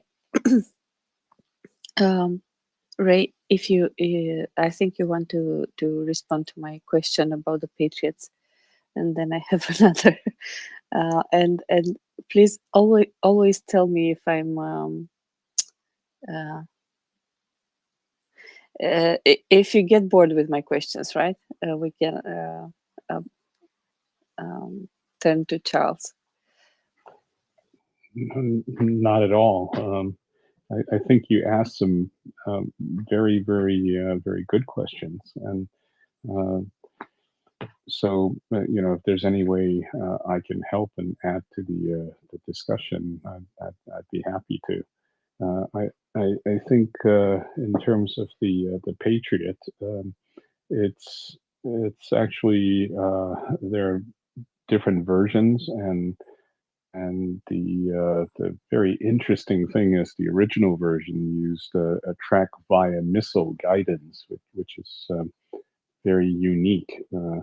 In the old days, when the missiles lack the computing power, what happens is you track the target through the missile. So basically, the radar, the fire control radar would illuminate the target, and the echo from the returns from the echoes from the target would be detected by the missile seeker. Whereas in the traditional missile, the guidance system on the missile itself would steer the missile to intercept the target. In the track via missile, the TVM system, that signal is actually sent back down to the fire control radar, where the processing is done, and then guidance signals are sent back up to the missile. It might sound a little clumsy, but that was how it was done in the original version of the Patriot. And ironically, the S-300 that the Russians have and the Ukrainians, they use the same guidance system that track-by missile, the TDM. However, later on, when electronics are better developed, there are more advanced versions. The PAC-3, which is the latest version, which is in service, I guess, with the US and also many of the NATO allies, including the Germans. All that is, there's still command guidance of the missile, but then it has a active homing seeker. So it doesn't have to go through this track by a missile, this clumsy guidance process. So the latest Patriot has a very advanced missile, the PAC-3, which can even intercept ballistic missiles that I believe right now the Russians are still using in dwindling numbers against the Ukrainians. So that's in a nutshell, the current version of Patriot, which the NATO allies would be deploying, would be more advanced in terms of guidance and probably more accurate than the S-300. In an ideal situation, if they could be given to the Ukrainians, I think they would be in very good shape and being able to intercept more of the missiles that the Russians are throwing at them. But I guess at this point, that's probably not going to be a reality. And knowing how politically dangerous it is, I also doubt whether just extending the air defense zone outwards into Ukrainian airspace would be politically palatable, especially to folks like Schultz, and I don't see that happening. It's a very good idea, and it's slowly creeping into the no-fly zone, which President Zelensky had requested right at the very beginning. But I think that could be a difficult one. Good idea, but difficult, and not hopeful of seeing it.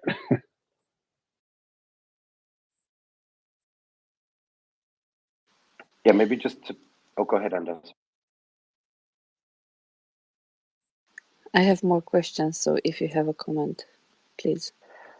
Yeah, I just wanted to echo Ray on that. I mean, I really see, like he mentioned, at what point are you on a track towards a no-fly zone, and that's obviously been a line that has been set that, kind of what is NATO's line and all of that stuff, and where does it get to the point where you're on a path towards that where you can't deviate from it. So I'm with Ray on this one, I think, because then you start to get into shoot, don't shoot decisions, and then you start to get into what happens if they're lost and all these kinds of things. I'm sort of with Ray on this one. I think that's a step that not even Schultz, I don't even think the U.S. administration is ready to take that step, because it opens itself to several incident scenarios and contingencies that are very difficult to get out of, in my opinion.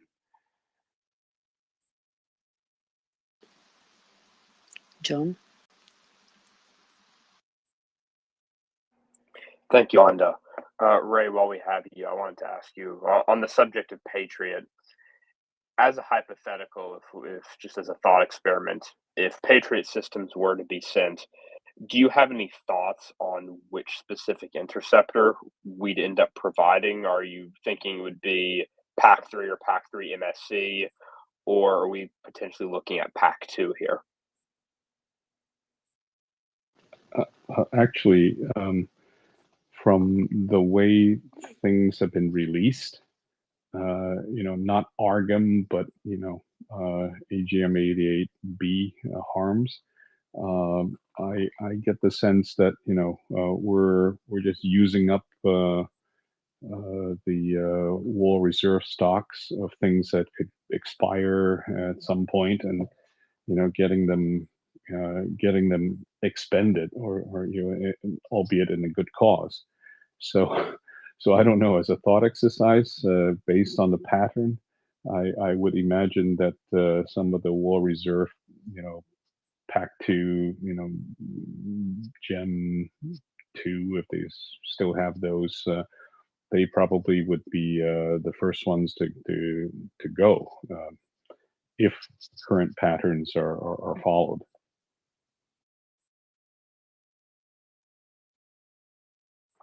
Thank you. My line of thinking there was, as I understand it, and if I'm off base on this, please feel free to correct me. My understanding was that although Patriot as a system was broadly optimized for a ballistic missile defense role, the Pack 2 relative to the Pack 3 and Pack 3 MSE was better optimized for intercepting aerodynamic targets as opposed to ballistic targets. And given that at the current moment, pending potential arrival of Iranian short-range ballistic missiles at the moment anyways, it seems that aerodynamic targets are the most pressing threat, specifically the Russian cruise missiles. And Pack 2 would potentially allow them to cover a much larger geographic footprint owing to its greater range against aerodynamic targets compared to something like, say, Pack 3 or Pack 3 MSE. That was kind of my line of thinking there. If I may respond, yeah, that I would. That's good thinking. That's although it should be remembered that with the active seeker, if you actually have good target queuing, the Pack 3 could intercept the air breathers also, and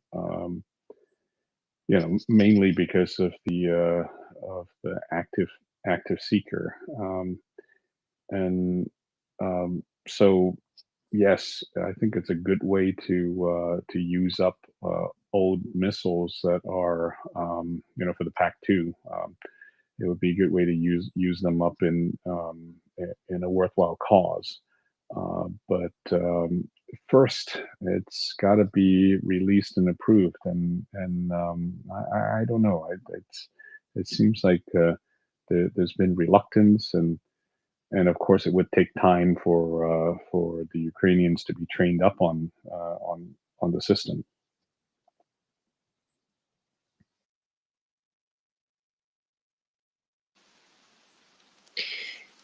So, actually, John asked one of my questions, but far more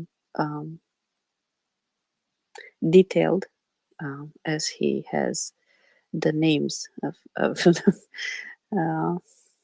the missiles.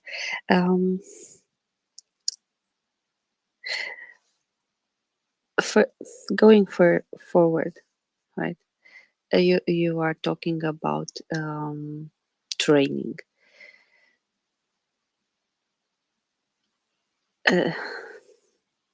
So I have two questions from here.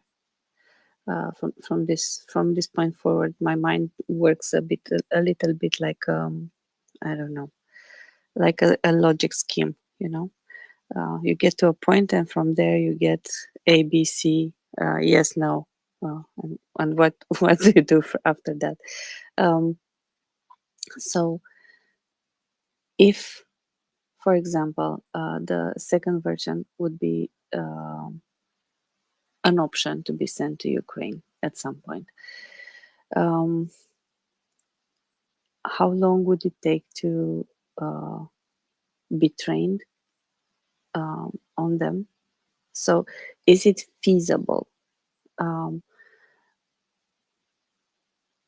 What are the dangers if it is in theater and it gets caught by the enemy? They haven't done this with the HIMARS, to my knowledge. They didn't manage to capture any HIMARS. But for example, as a question, what are the dangers? So I suppose this is one of the reasons US is reluctant to send Patriots to Ukraine, not to have them, not to lose them, right, to Russia, and give them inside information, basically looking at them, giving them the possibility to look at them, how they work and how are they built.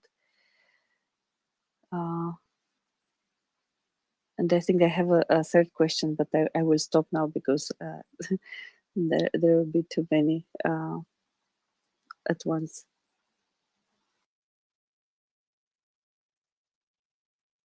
Please, Ray. So I will defer to folks who are more knowledgeable than me about the training. But I do know that when the Ukrainians were being trained on the Gepards, and well, that's a lot simpler. But some of these other systems, especially the HIMARS, that the trainers, the feedback from the trainers, which have been out in the open source, had mentioned that they did not need to train these people ab initio from the very beginning, because these were actually experienced artillerymen that they had they actually have operated the things like the Grad the Russian MLRSs. So the training went a lot quicker, and I guess probably the same thing would happen with the Patriots. You probably will be getting the air defense people who have experience operating the Russian counterparts, the Book or the S-300. So hopefully that would abbreviate the training. But there is a lot that needs to be covered. I don't know exactly the normal training courses are. So I wouldn't be able to speak really intelligently about that. But to comment on the risk to the system, I don't think the risk is ever that they would fall into Russian hands. That's certainly possible if there's if they're out further forward to help defend the forward edge of the battlefield against Russian tactical aircraft. There's always a possibility that the Russians can be successful with a counterattack. We haven't seen much of that, but there's always that risk. But I don't think it's a big one. The bigger one would be for the systems to be lost. HIMARS have been very successful in hiding because they are easier to hide, and you can put up decoys. However, with Patriot, they are advertising where they are because you have to turn on your radar to detect and to track targets in order to engage them. And even if they are far back defending the major cities, there's always a risk that of attack by anti-radiation missiles that would be homing on the radar. And if you don't turn off your radar soon enough or intercept the incoming missile, then your radar could be hit, and that's the most important part of the system, and that could be a damaged or lost system. So the risk to Patriot is actually, in my opinion, much higher than HIMARS, which is a lot easier to hide. They don't advertise their presence. They only advertise their presence when they launch, and then of course they can pack up and leave very quickly. Patriot is not that easy. You can't move a Patriot battery. They're not self-propelled like the Book, and it is a lot slower. And and by the nature of its operation, it would be more vulnerable because it's radiating, it's sending out signals and telling everybody where they are. So yeah, I hope that answers part of your question. Yes, thank you. It does, and kind of leads to my next one. You touched a bit on that regarding the S300.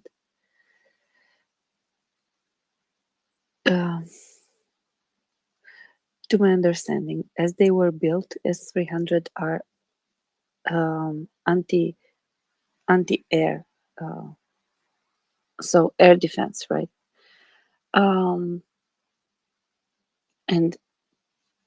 Russia has converted them, probably having enough of them, has converted them to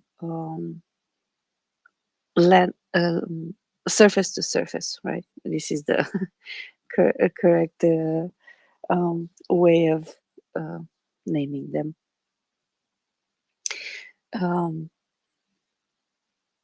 And to my understanding, they are not as precise. So it's not like we have discussed yesterday and the day before with you and Colby and John here about missiles from Turkey, the ones that can that are laser guided and that can hit in a span of 2 meters. To my understanding, the Russian S-300, which are used as surface-to-surface missiles, miss a lot, right? Now, my question would be,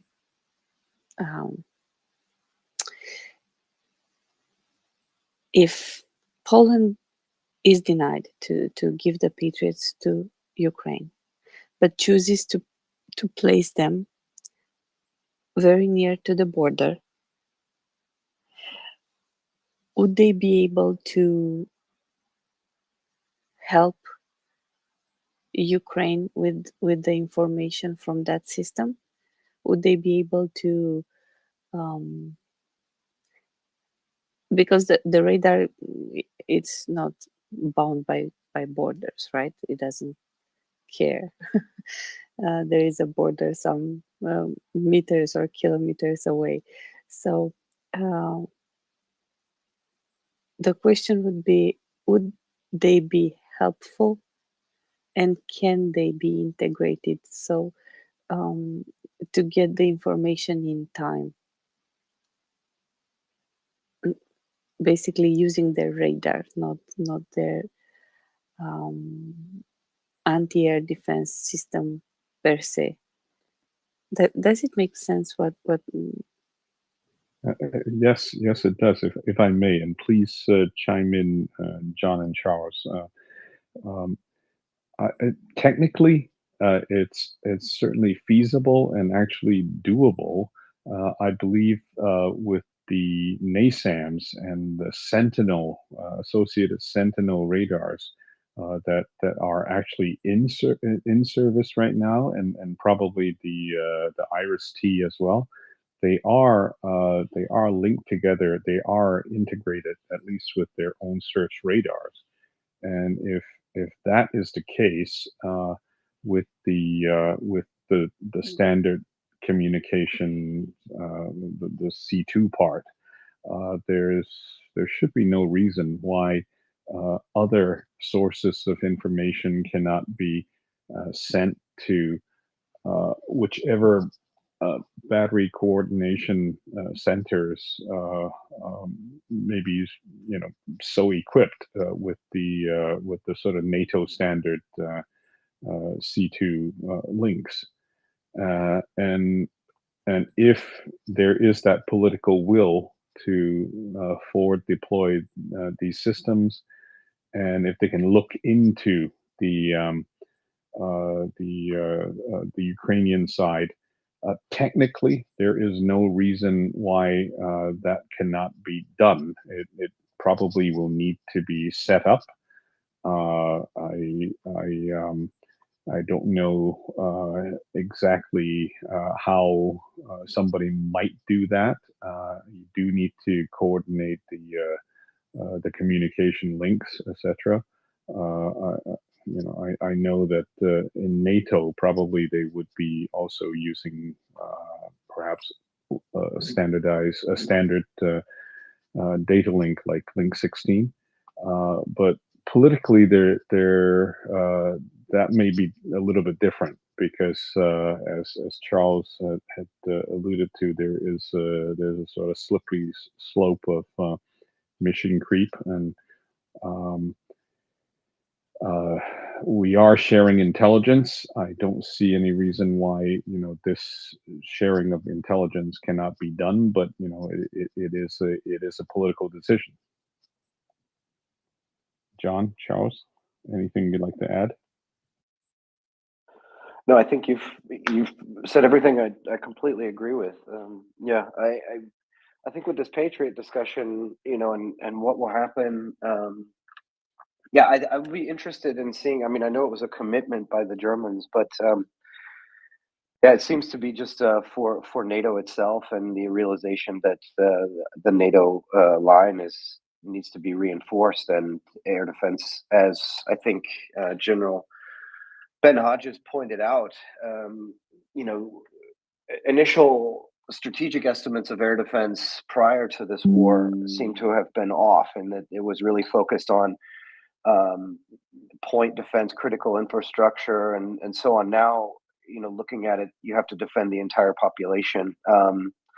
So but I'm waiting to see what the timeline is for this on these Patriot systems. I like actions more than words personally, but maybe John has something.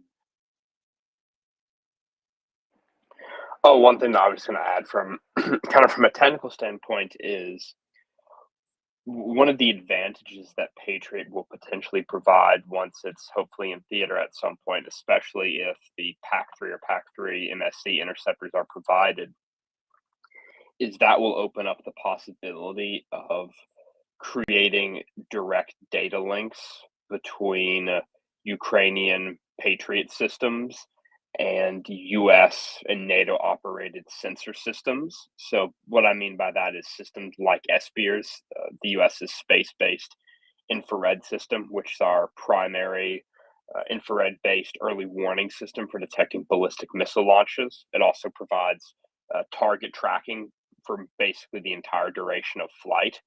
So to the point that with sufficient accuracy that such data can be used for fire control of systems like Patriot. So once systems like Patriot are in theater, we can hopefully begin, if there's a political appetite for it, directly integrating the quite advanced sensor assets that we have at our disposal directly with Ukrainian launchers and Ukrainian air defense systems, which should hopefully dramatically expand their capabilities, at least as it relates to ballistic missile interception.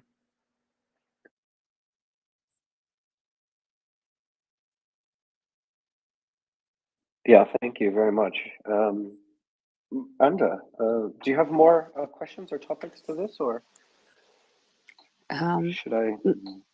It's up to you. Not on this per se, on air defense, but it's about NATO exercise. So we can go to you, and we can see later. Okay, well, maybe go ahead, Ray. Yeah, if you don't mind, I'll just say good night to those of us who are on this side of the Atlantic, and wish everybody who celebrates a happy Thanksgiving. And thanks for having me on. Thank you very much, Ray, for coming up and sharing your knowledge, and it's not only knowledge, it's a broad understanding of what's happening. It really makes a difference. And thank you for contributing and for sharing your time with us.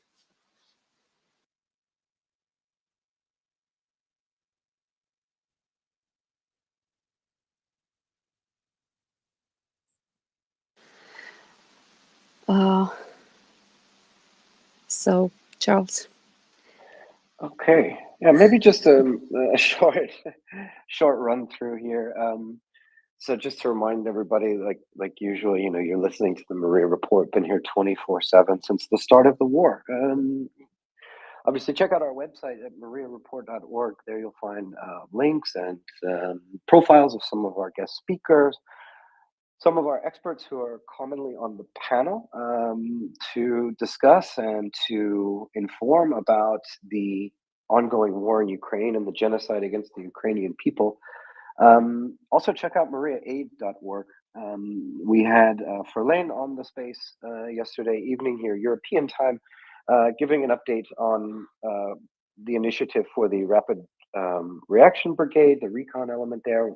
Currently, the goal is to raise the funds for 205 cat tourniquets. We've talked about on this space the importance of the life-saving importance of such a simple piece of equipment, but high quality piece of equipment, these military tourniquets which stop bleeding and save lives.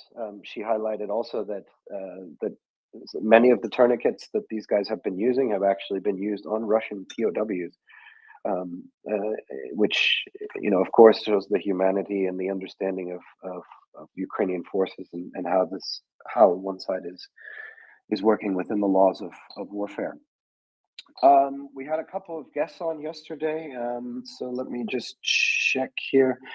Agatha Damaris, she came in and talked about sanctions. We discussed first level and second level sanctions and the effects of those, how those all work.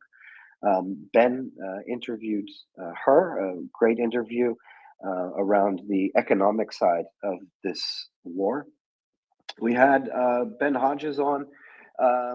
As I mentioned, interesting question from CJ in that interview was, how do you, if you're the head of the Ukrainian armed forces, or if you're in leadership in the Ukrainian armed forces, how do you balance the immediate mission and the immediate force do you need versus the force that you would like to have in the future? So how much kind of reform do you undertake during this conflict? And General Hodges pointed out that will both be going on. So if we take that answer and put it into context of military assistance, it's an interesting planning and strategy aspect going on at the Ukraine Armed Forces, not just what they need in the next months to resume the offenses to liberate their country, but also how this force should sort of look in the future.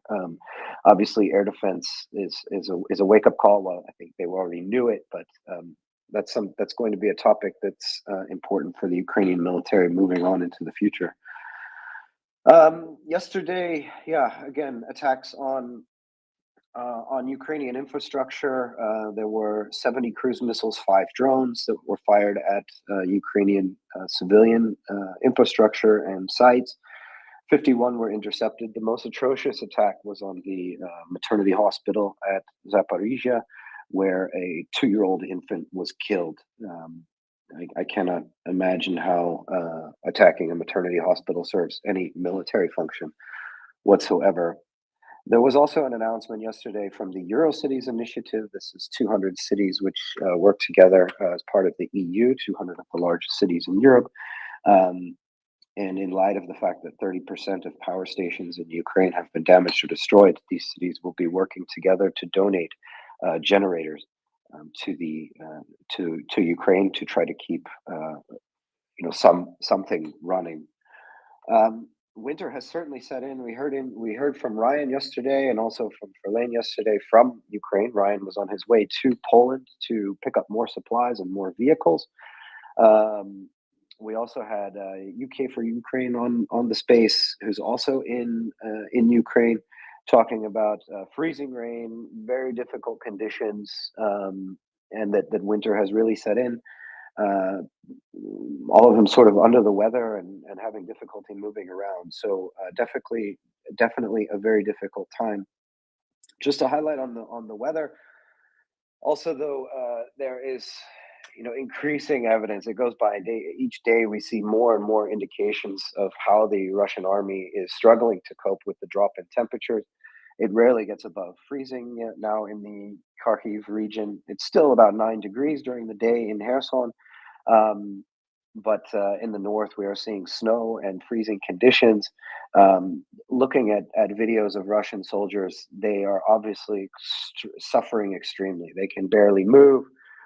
They almost seem drunk, which they may be, or it's absolutely amazing the apathy that they have even for their own lives at this point in the videos that we're seeing. This doesn't surprise any of us, I think. We've been talking on this space how you don't need to have months of cold weather. If you're exposed to the elements, it can just take days before you are completely incapacitated as a fighting force. This includes not only hypothermia, lack of calories, lack of appropriate footwear, but also in terms of sleep deprivation and other things. It simply turns the human body, it shuts down the human body, which is what we're seeing. In reaction to this, the Russian government has announced that they are forbidding Telegram, mill bloggers, and others from publishing any images, videos, or reports on the morale or conditions of the Russian forces at the time. So they put this in words that helps the enemy. Of course, whether there's a propaganda value to this or not, it doesn't really matter. If the soldiers are freezing to death, then they are freezing to death. So having John Spencer onto the space, of course, he raised the idea of weather as a weapon of mass destruction. Of course, he was talking about the effects on the Ukrainian population with continued emergency and routine blackouts, scheduled blackouts. Obviously, loss of power also means loss of water. So as Verlaine pointed out, the people are getting on with it in Ukraine, but it's very slow and very difficult.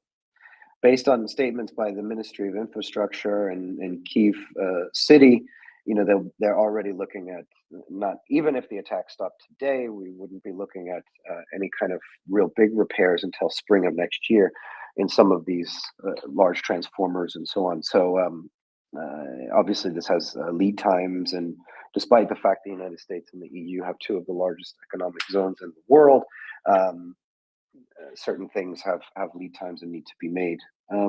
So again, just sort of running down a few of the things from yesterday. Obviously, the EU Parliament voted that Russia is a state sponsor of terror. The EU Parliament has limited authority in this situation to do much, but this will go then to the EU Council. The EU Council being the group of heads and state of government of EU member states, for them to determine national action based on this resolution.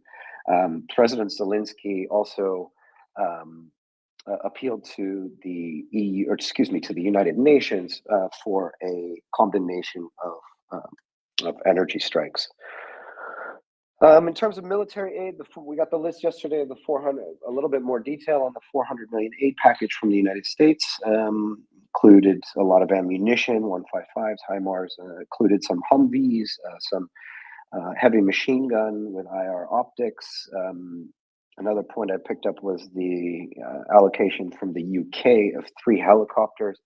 This is the first allocation of aircraft to Ukraine, either fixed wing or, of rotary wing from the UK. Yeah, on the military front, very little going on. There's a lack of mobility, a lot of mud, as you can see, with the weather conditions. In the north, of course, we're waiting for the ground to freeze. This will increase mobility somewhat, but the level of mud, the freeze-thaw cycle, kind of slow, continual precipitation across Ukraine is making any kind of maneuver and attack very, very difficult. Russians continue to try to build some kind of fortifications in depth across the occupied areas with what they have. Anyway, Anda, that's just kind of a rundown of some of the news from the last 24 hours. Before we go to Colby, anything from your side, Anda?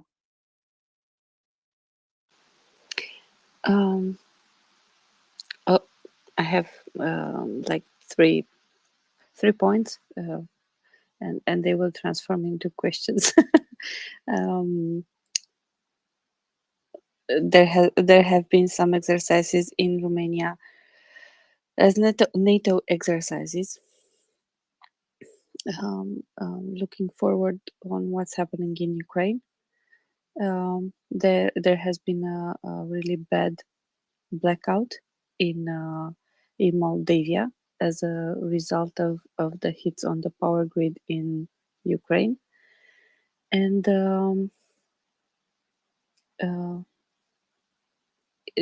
there has been a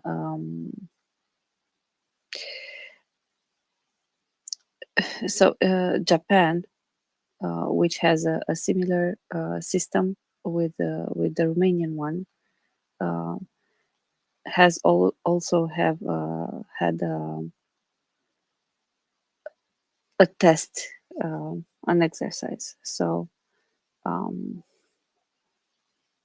basically, this is it to the moment. So let's go to Colby, and then we will see. Colby, thank you for coming up. Of course. I actually have a question for you and Charles about the EU's vote today. So in the United States, when the Secretary of State applies the state sponsor of terrorism designation to a country, that comes with a lot of automatic sanctions and automatic processes that kick into effect immediately once that designation is made. There's a whole list of different things that just happen, changes in American law and whatnot. And I'm just wondering, it sounds like that's not the case in Europe with the EU Parliament's vote, that this doesn't actually do anything automatically. There's still a lot of bureaucracy that has to, be gone through before there be any material changes with EU law or EU policy towards Russia.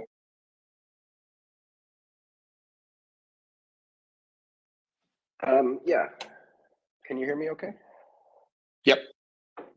Good. Okay. Yeah, I wish we had Nick here. Nick, Cocktail Nick, who has the greatest recipes, because he is really the expert on EU law. He can find absolutely everything. But we discussed this a few days ago, and from what I know also about the EU, there's certain aspects of policy are delegated to the EU by the states. So, for example, tax policy is not delegated to the EU by the states, but trade policy is, as a trading bloc.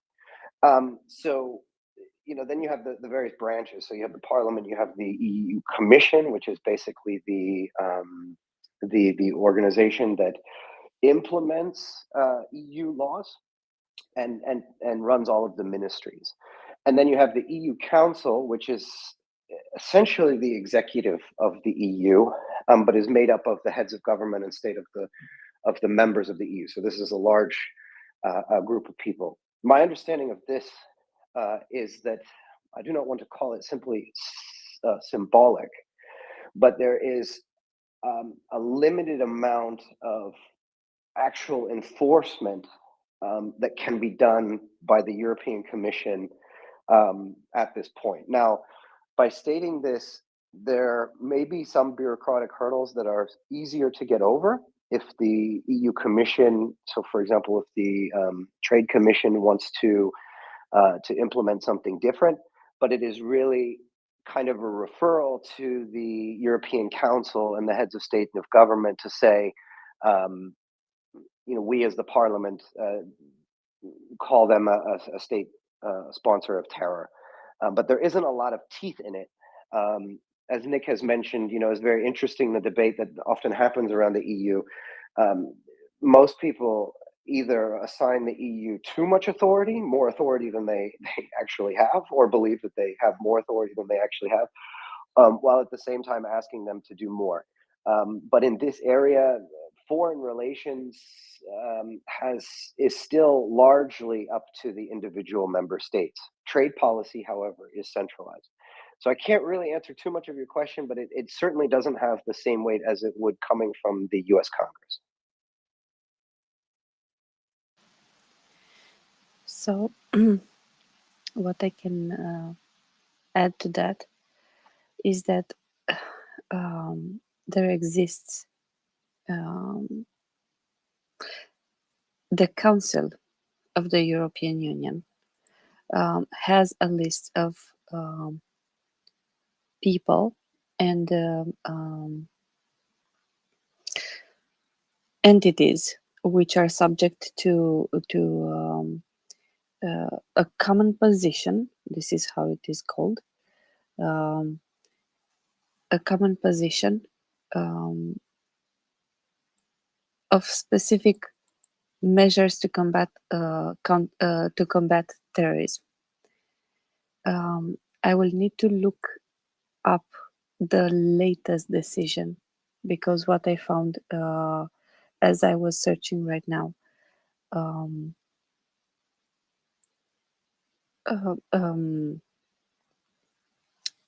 the topic,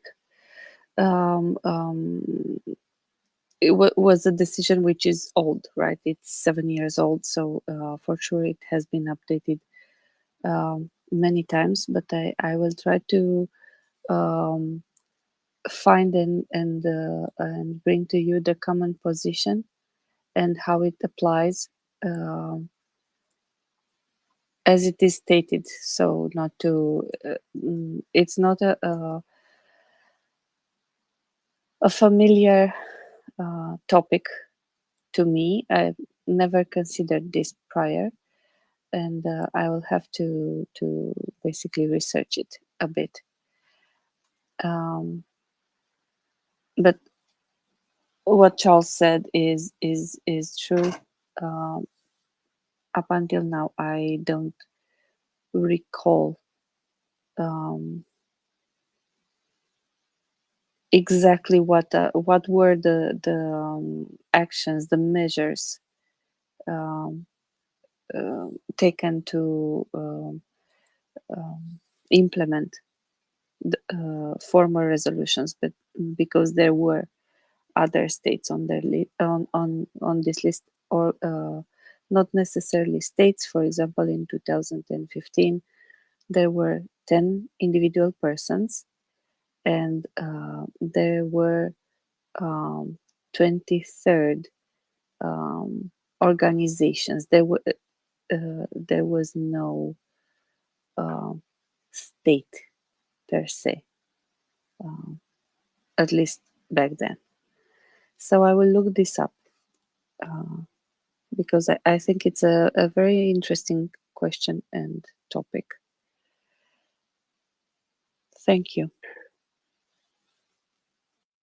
Yeah, just to pick up on what Anna said, I mean, as she mentioned, this is sort of uncharted territory for the EU Parliament and for the EU to approach a state. So how exactly this could turn out, it will be interesting to see. But this is also a big signal from the EU Parliament saying, basically, if you need legislation to implement anything, if the EU Commission or if the Council of Europe needs EU legislation, the Parliament will certainly support it. This was similar kind of in the Brexit side. So the negotiator was through the EU Commission, but there were several votes from the EU Parliament basically signaling and saying, okay, if you need us to change anything to support the EU position, we will do it. They were often kind of just not symbolic, but signatory votes. But in the end, there was some changes that were needed to legislation, and it generally went through no problem. So that's kind of my reading of it.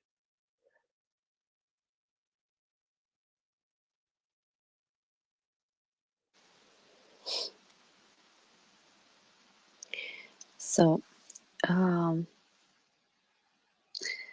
what I found out until now, right? They defined terrorist act in many points. So we have 11 aspects which are considered terrorists by nature.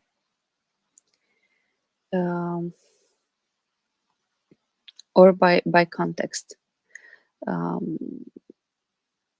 And the purpose is to define if they seriously damage a country or an international organization.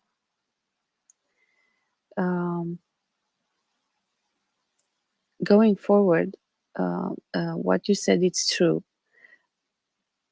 Basically, the European community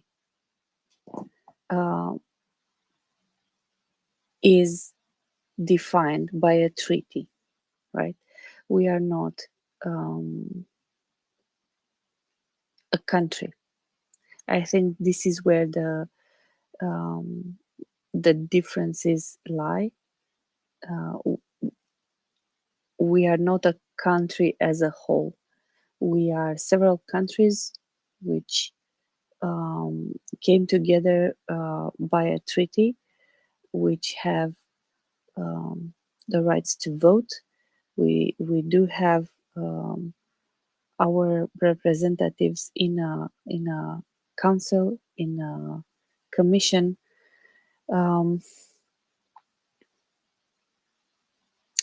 And through this treaty of the European Union,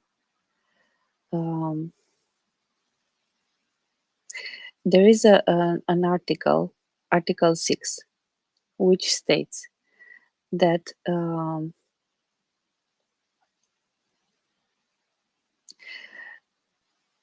the member states shall, through police and judicial cooperation in criminal matters, within the framework of this article, afford each other the widest possible assistance in preventing and combating terrorism and terrorist acts. To that end, they shall respect to inquiries and proceedings conducted by authorities in the respective in respect of that person, group, or entity, right? From the annex.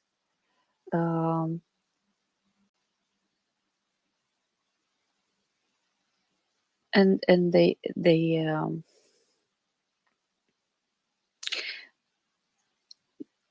going forward, they say that there exist so their existing powers can be used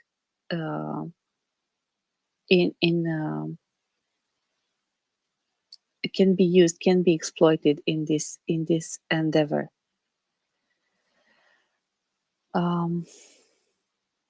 So I will have to look it up, and I will have further. So really document this. I think it's a complex matter because we are binded by this treaty. And for example, it was a pain to have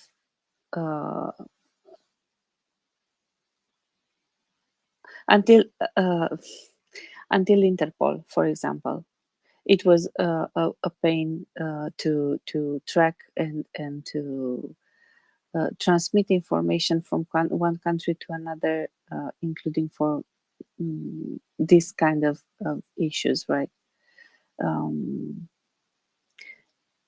So we are integrating, let's say, more due to the fact that we need that. There are many cross-border issues, and in this topic per se, we are standing together against a foreign country, right? Russia is not part of the EU.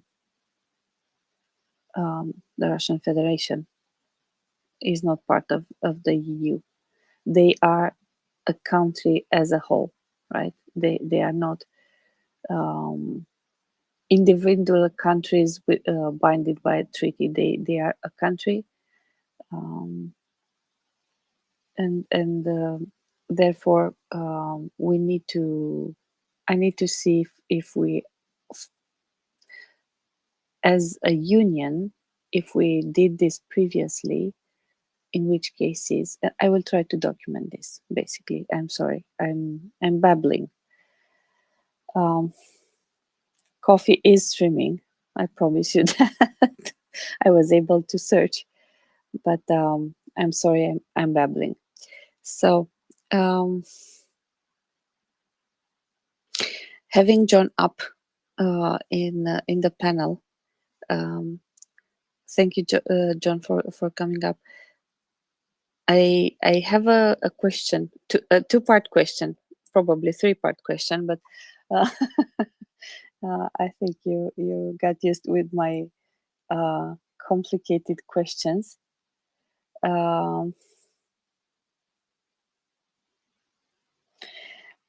So in Romania, we have at the Veselu a system which is called Aegis, right? It is set up and running for the last 11 years, I think, here, and it is now integrated with NATO. At first, it was so we have in Romania NATO base, as we are members of NATO, but we also have a partnership with US. So, to my understanding, this started as part of the partnership with US, and then it was integrated in NATO.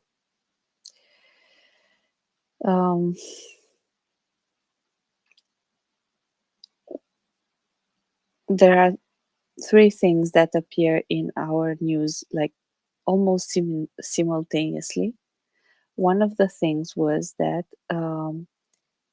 in Japan, a Japan battleship made some tests on their own Aegis system, and they successfully intercept ballistic targets. I think I can share the piece of news, but it's in Romanian. I will try to see if I find something in English. Basically, they said that there is a destroyer, a JS Haguro, which launched SM3 block IB and SM2 block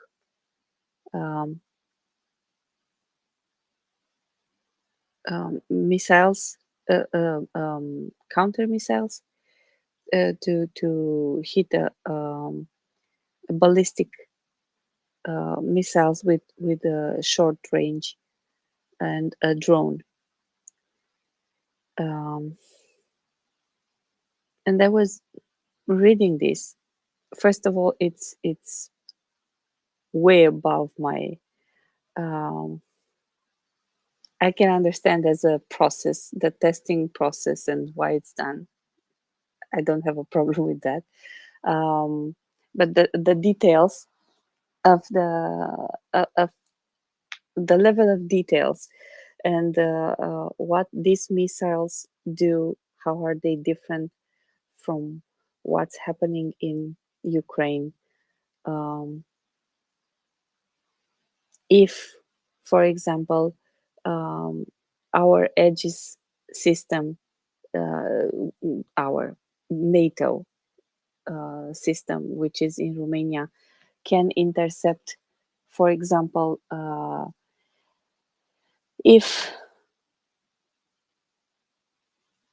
a stray missile from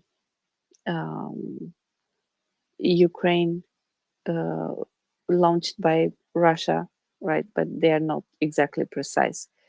Comes on our territory. So the level of my questions are very basic. But if you give me more details, if you have more details on this, and if you can help me understand more how NATO can prepare, for example, how is this useful, and what's the difference between this system and Patriot, that would be awesome. Right. So Aegis and Aegis ashore, where to begin? So yeah, currently there is one operational Aegis. Well, okay, I should back up and explain what Aegis is. So there's a bunch of different things called Aegis, and they're all related to one another. Originally, and also still currently, Aegis refers to the Aegis combat system, which is a integrated weapons system that is employed by the United States Navy and a few of our other allies, I believe the Japanese Navy, most notably, that is used to integrate the surface-to-air missile capabilities of our various surface combatants together to provide integrated fleet air defense. That was its original purpose. So, if you're reading about this from a historical standpoint, you'll start to see things about the Ticonderoga class guided missile destroyer. They were the first surface combatant in U.S. Navy surface, excuse me, in U.S. Navy service to come equipped with the Aegis combat system, and then from there, it was also installed on the Arleigh Burke class guided missile destroyers once they entered service, and it is the primary system that is responsible for the integration and coordination of fleet air defense within the U.S. Navy, as well as again within the Japanese Navy and potentially, I think, maybe one or two other U.S. allies. That system evolved into what is now known as the Aegis Ballistic Missile Defense System, which extends the capabilities of the Aegis combat system, which was originally designed to specifically protect naval vessels from direct threats to the vessels themselves. So hostile aircraft, hostile anti-shipping missiles, hostile drones, hostile cruise missiles, those types of threats. The Aegis BMD system extends that capability to providing wide area ballistic missile defense. And so it does that by exploiting the ability of, in this case, in the U.S. Navy's case, the ability of the Ticonderoga class cruiser and the Arleigh Burke class destroyers vertical launch system, and specifically their ability to carry multiple different types of munitions in that vertical launch system. So on the one hand, these VLS systems, they can support, say, land attack munitions such as Tomahawk land attack missiles.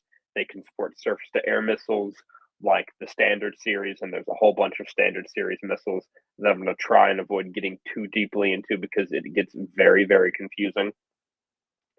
But in any case, the Aegis BMD system exploits these capabilities to enable surface-to-air missiles optimized for ballistic missile defense to be deployed upon U.S. Navy vessels, and to enable those interceptors to be able to provide wide area ballistic missile defense. That's kind of the whole underlying idea.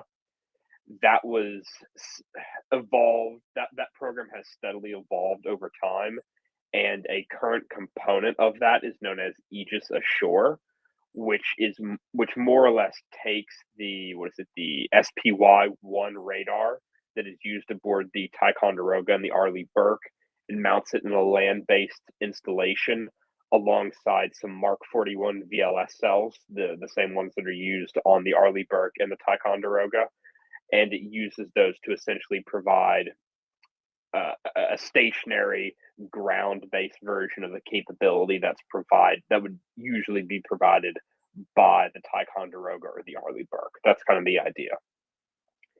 And so, in terms of the interceptors here, we're usually for Aegis Ashore. Let's just concentrate on that for a moment. We're going to be talking about the standard missile 3. There's a whole bunch of missiles in the standard series. I'm not sure if they are called the standard because they're the standard surface-to-air missile used by the U.S. Navy, but in any case, the SM-3 is the interceptor that's used by the Romanian Aegis Ashore facility, and it will be the interceptor that is also used by the Polish Aegis Ashore facility once it comes online next year, I believe. Maybe Colby can correct me on that date if I'm off about that. Next year. Okay, wonderful. So, in terms of the relevance of just focusing on the Aegis Ashore component, in terms of its relevance to events in Ukraine and potential missile threats from theater, be it either Russian-launched missiles or potentially the occasional stray Ukrainian surface-to-air missile, Aegis Ashore is not really applicable to that spectrum of threats because the SM-3 is fundamentally designed to be a mid-course interceptor, so a mid-course exo-atmospheric interceptor. So it is designed to intercept ballistic targets that are in the mid-course phase of their trajectory outside the atmosphere. So we're talking altitudes in excess of 100 kilometers. That far exceeds the flight altitudes of any of the relevant missile threats that we're going to be looking at in the context of Ukraine. So that's not really the capabilities that Aegis Ashore and the SM-3 provide don't really exist a threat that exists specifically because of this war. To be quite honest, SM-3 is really designed to intercept intermediate range ballistic missiles and intercontinental ballistic missiles. Russia, as a result of the INF, doesn't really operate any IRBMs. They obviously have ICBMs, but they don't operate, as it currently stands, any IRBMs, any medium range ballistic missiles. The only short range ballistic missile system that they have with meaningful range is a Iskander-M, potentially around 500, 600 kilometer range, depending on the particular warhead chosen. And that threat spectrum is more adequately addressed by a system such as Patriot or potentially THAAD. The Iranian ballistic missiles, I'm not sure what the apogee on those is going to be, but I suspect they would also be more optimally addressed by a system like Patriot with PAC-3 MSE or a system like THAAD than, say, something like Aegis Ashore.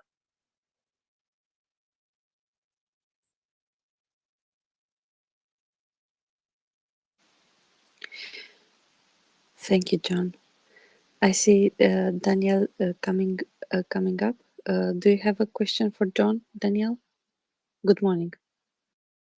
Good morning. What question I can have for missile specialist? I don't have any.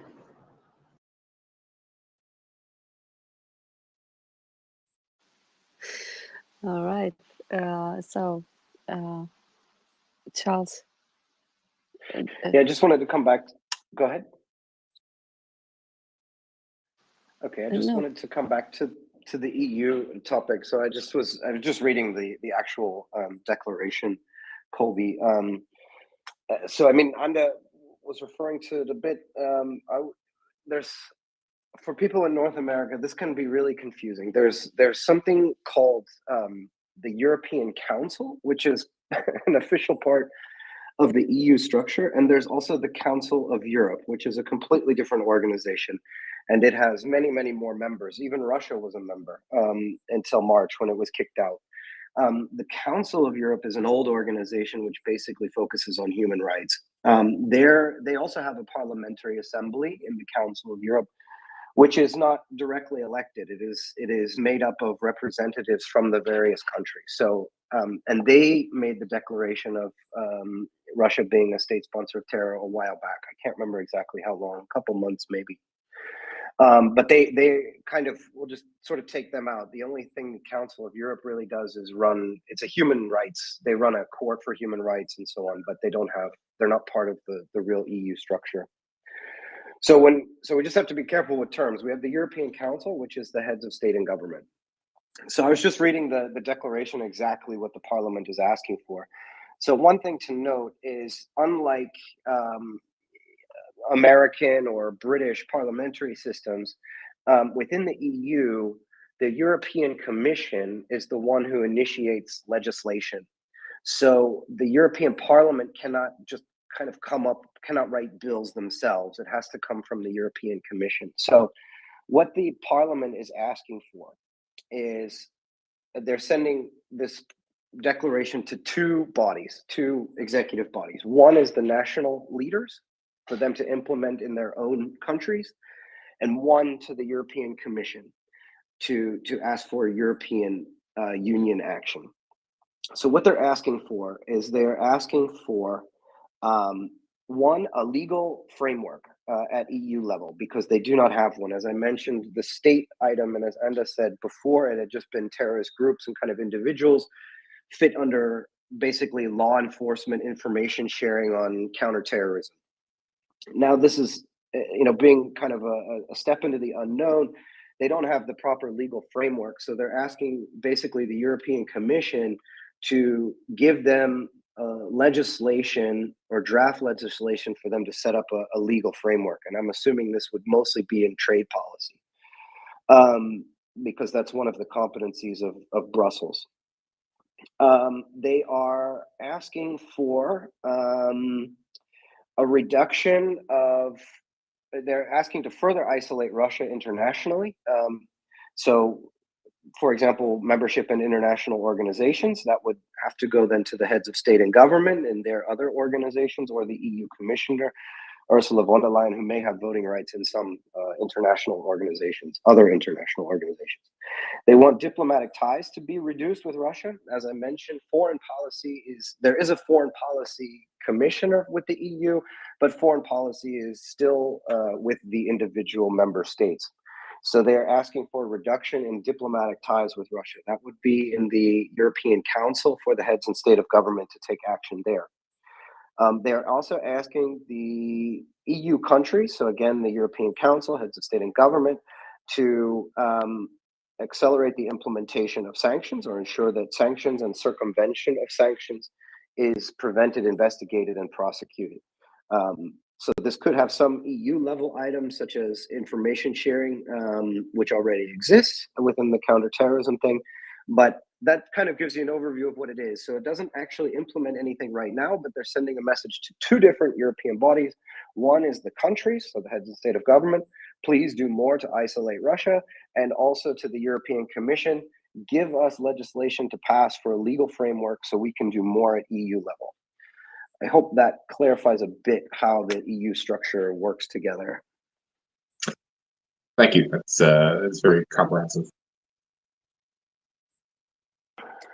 Great. So just a reminder, if you have any questions or topics to discuss today, just hit the request button on the bottom left and we'll bring you up. We've got a couple hands. Good morning, Daniel. How are you today, sir? Okay, very optimistic. So yesterday we have a huge volley of missiles, right? We talk about declaration of European Parliament. Let's take you to the action, which I saw just scrolling a bit on Twitter this morning. First, World Monetary Fund, that huge bank, which is controlled by the United States, just offered a loan to Ukraine for 20 billion.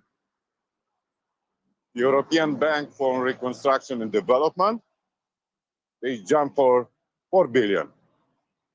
And I see United States, and probably we'll see today, European countries going with grants to help Ukraine and possibly even Moldova, because they are affected. They are connected with Ukraine and Romania. Grants to help them with this. What I understand from Prime Minister of Ukraine, they get 800 generators per day. I hope, and I really, really hope the Swiss, the Germans build that generators, that transformers, not generators, sorry, faster than we can imagine, so they can be delivered. And every time we see a missile, every time they will kill children in the maternity, this will be the answer. Oh, we love that word, escalation. This is how you escalate. You do some wrong stuff, we answer harder. You say we give them too much help, we help them harder. And I hope, for the name of God, nobody comes on this space complaining we don't do enough. This declaration I saw was posted in this night, in this evening. This was, World Monetary Fund is not moving like this, ever. I know it because Romania had assistance for decades from them. So be optimistic. Don't look at military equipment and capacity which you don't see. Okay? We'll beat them hard and we'll never forgive them. And when their country will collapse, the revolution, civil war, what the fuck happened in that fucking Russia? And they will ask help. We just forget they exist. I don't need to be humanitarian with a country of orcs.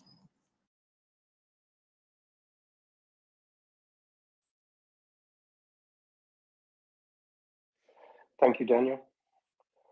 Kevin, go ahead. Okay. Thank you everybody for this space. Obviously, so amazing that this exists. But I had a question for John. Like, basically, I just haven't been able to get to the bottom of it. Like, never mind the ball bearings. If you have anything to add to that, I would love to know. But in this, I'm not trying to make light of it. What are we dealing with the washing machine situation? Like, why did and are they getting them from other countries? I'll back away, but thank you. I think you know what I'm saying. Like, why are they taking them all? Why do they need those chips? All right.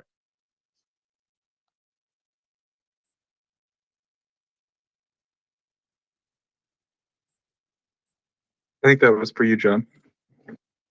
Right. So my working theory, and I know a number of others have expressed similar thoughts to this, is that I've always assumed that the primary reason anyway, why the Russians like to steal washing machines is for the personal use of the Russians that steal them, because they don't have washing machines in whatever godforsaken Siberian village they're from.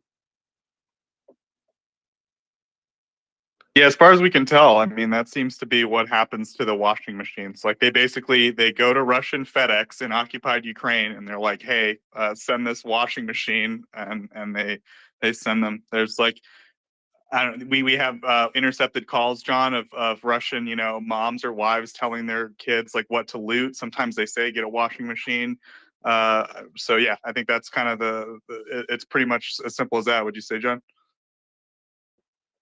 Yeah, more or less. I mean, they could be trying to extract macroelectronics from them, but I don't know. I'm slightly skeptical of that, of the Russians being that systematic and organized.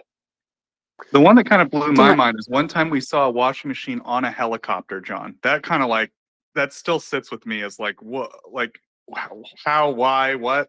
But other than that, I think the rest can be explained. Kevin, did you want to add something? Go ahead. All right. I guess not. It was kind of trying to figure out what the heck is going on, but I think it all makes sense. Like if you just remember, like the total ignorance. I'm sorry. Oh man, the total ignorance that we can count on. But unfortunately, like, hey, we'll get there. All right. I'll talk to you guys. Thank you, Kevin.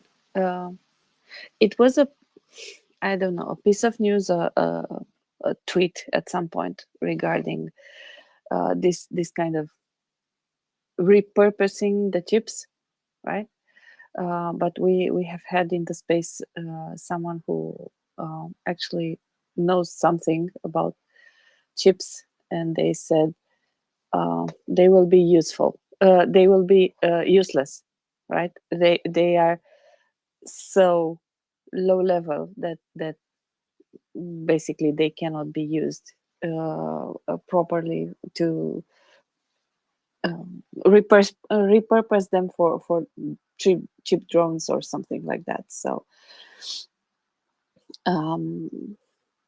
basically it's not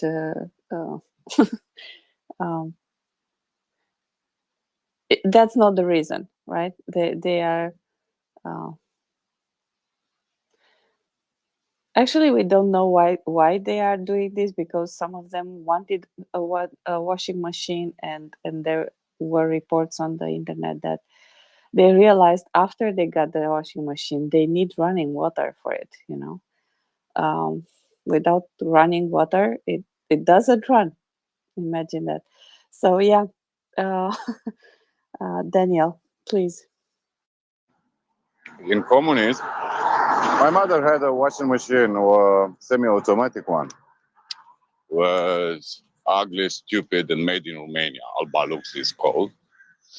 And the vertical bit for laundry, you put the water from your sink, you start the process, they clean up, you take the hose, put in your toilet, evacuate the water, add new water, and they clean up. That was semi-automatic machine, very communist technology. And we hate them.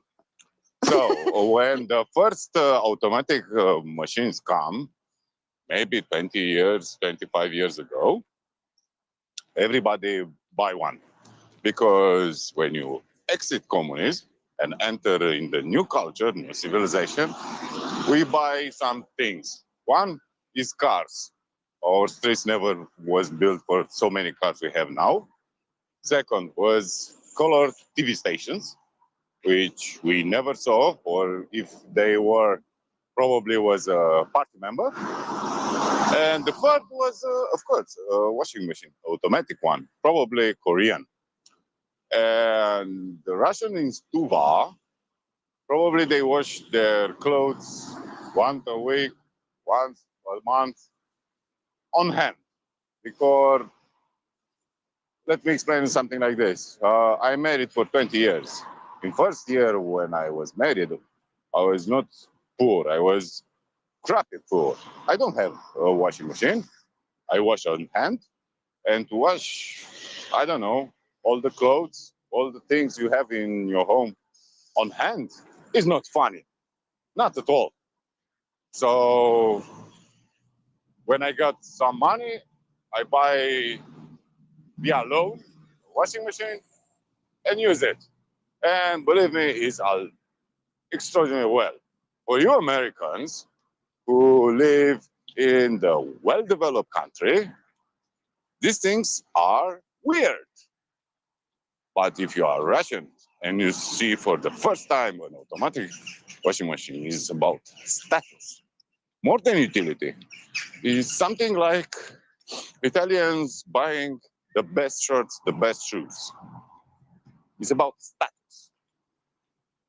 After that, utility, which is really, really good. You know, when it's minus 20, you don't go to the river to take water to wash yourself, right? That is the simple explanation, and people start jumping about chips. Come on. It's so easy to understand things when you know them. But it's hard to understand, I know.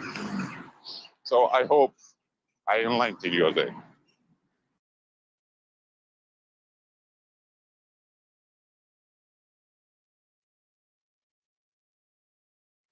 Yeah, Daniel, I totally understand. So, I can just share a short story here. I mean, when we invaded Iraq in 2003, we were on the move, and we did not have any built forward operating bases or anything like that. And I'll link this to Ukraine, but water and indeed the washing machines were very important to us as a military. One, I think we often underestimate. We talk about logistics and we talk about ammo a lot, and that's certainly important. But water is one of the most difficult substances to try to transport to troops, and military units need a ton of water. Not just drinking water, but also water for any kind of cleaning or hygiene. You know, when we would move into a facility, be it some kind of abandoned compound or whatever, our first items of business were cleaning the area, and this includes human feces, waste, and whatever might be in these areas. It did happen in Iraq as well, and starting to set up some kind of water system. We would typically use cisterns located on, we put them on top of the building, and then we would fill them up by hand using jugs, these cisterns every day. And then just via gravity, you could set up, you know, you could get some pipes put together and at least get something to run over you. And water for washing your clothing. I mean, you can, after about a week, 2 weeks, you really need to start to kind of wash your uniform. You may only be using one or two, but your socks and things like this, especially in the cold weather when the properties, the protection that you would get from your uniform would actually decrease if it got very, very dirty and was caked with mud and so on. You'd get colder easier and so on. And it did get cold in the desert. It wasn't certainly down to freezing, but the temperature difference was the main issue.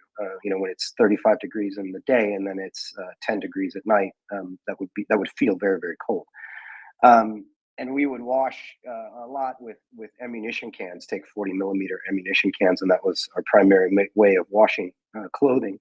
And we got those. We would go to the local market and buy those semi-automatic washing machines, as you would say, and you could actually fill them up with water using cans, and then they would spin based on the generator that you'd set up.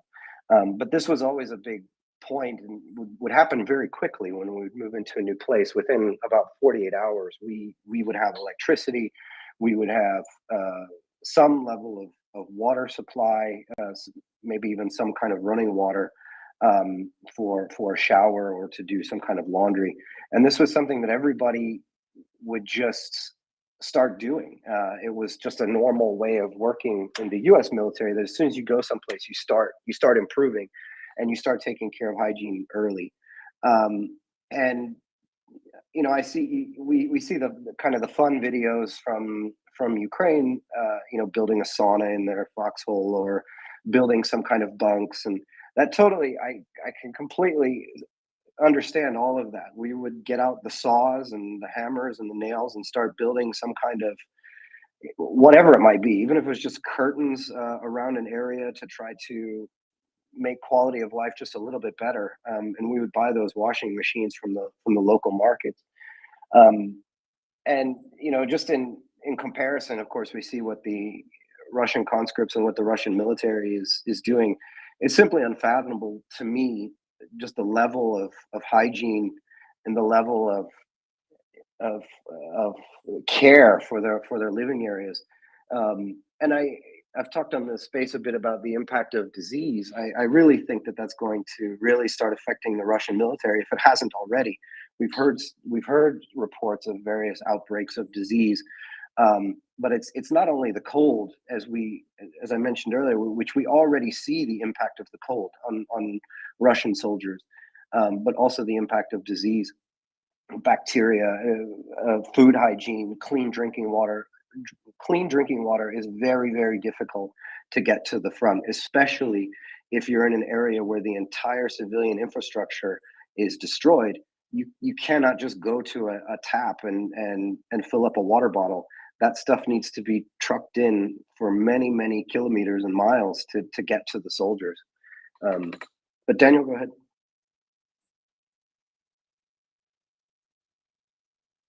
About quality of life, I can add some memories from communism. So in the 80s, Ceausescu started returning all the loans he took. And for that, he cut everything for population. For example, we had hot water because the system was like it's in Ukraine now, centralized. The power station produced waste heat, which was used to heat the homes in the cold season. And we get also hot water the same way. So for hot water, we need to wait 1 week, and you get it for 2 or 3 hours. And everybody go to the bathroom. Now it's time to wash yourself hard. Besides this, they love to cut the electricity. Something like is in Kiev now. For years, I made my homework in candlelight. No? Because no electricity. We're blessed we don't have enough television programs, don't have enough appliances. So we enjoy the romantic cold in your home without electricity. And this was my childhood. And when people imagine what's happened in Ukraine now, I totally remember putting 3 sweaters, 4 pairs of socks, 1 huge cover, and that is the paradise bring to us by natural born community. Beautiful style. So no electricity, no hot water, no heat. We know it. You can survive, but it's not nice. Always running nose, always you have flu or something similar, always cold feet. My wife, for example, in childhood, she had frostbite in home on her toes. So we understand very well what's happened now. So I have a question for you, Daniel. Even when I lived in Bucharest in 1996, we would sometimes go without power and certainly without hot water. I can remember when the central heating no longer provided hot water. That was very, very cold. But my question is back to Ukraine and to Russians. And my question is kind of, I have this hypothesis, Daniel, that maybe the Russian soldiers are able to withstand more hardship because they're used to a certain amount of hardship where they come from. Yes. We know the Yes, sir. mobilization. Yeah. Yeah. Okay, you agree Yeah. with that? Everybody believes they will die in frost. I don't think so. If you come from Tuva and you are a hunter going for reindeers, believe me, you will not suffer from cold. If you are a child who lived in a big city, maybe. But even then, not so much. I don't think the heritage of the fathers and mothers past, I don't know, 40 years, they lost it. I don't think so. I think they will survive the cold. The problem will be others. Discipline, which is a huge problem. You don't have discipline for manage garbage, for example. We saw this, right? They just throw all garbage all around and make them very easy to spot. You don't wash yourself, which decrease your morale. They don't have enough water and food, which affect them hard, very, very hard. But about hardship with cold weather, sorry, Russia live in, most of the Russians live in places colder than South Canada. So for them, the cold is not a problem. Problem is if you stay in cold for 1 week, 2 weeks, 3 weeks, and because you don't have the skills to know how to make a warm shelter, this will kill you, of course. But this idea Russians will die by cold is like, sorry, they are born in the very, very, very cold place. Imagine something like this. This summer were very, very hot in Europe and in Russian plain. They were in the fields. Did you see people saying Russians die because it's very, very hot? No, because for them it's normal. Very hot summers, very cold winters. So I don't think will affect them individually. Like maybe the stronger will survive, people from faraway provinces, very cold, which are not used to live in cities, which are more village people. And what we know, this was the most professional Russian army.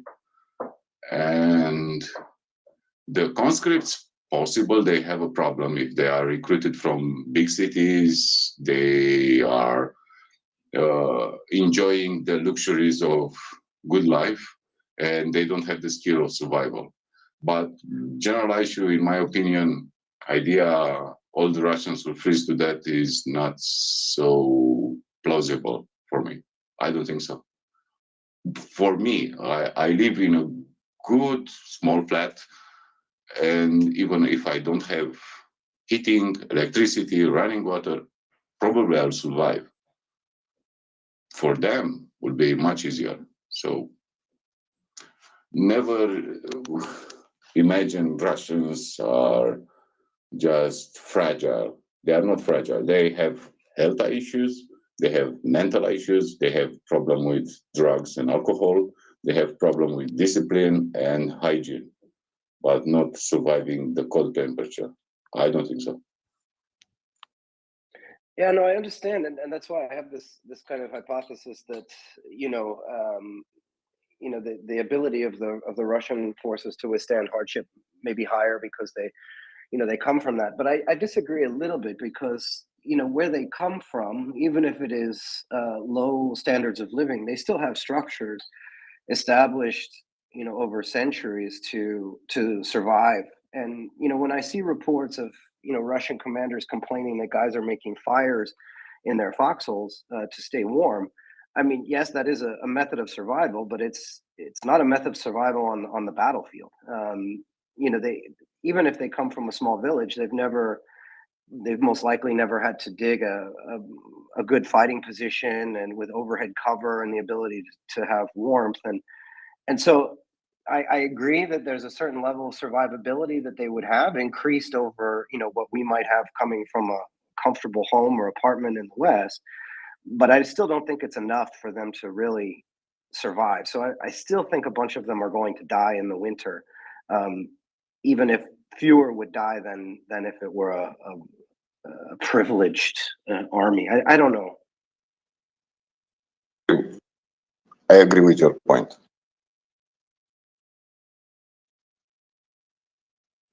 I think Anda, you want to add something, and then Daryl. Just you kind of made my point.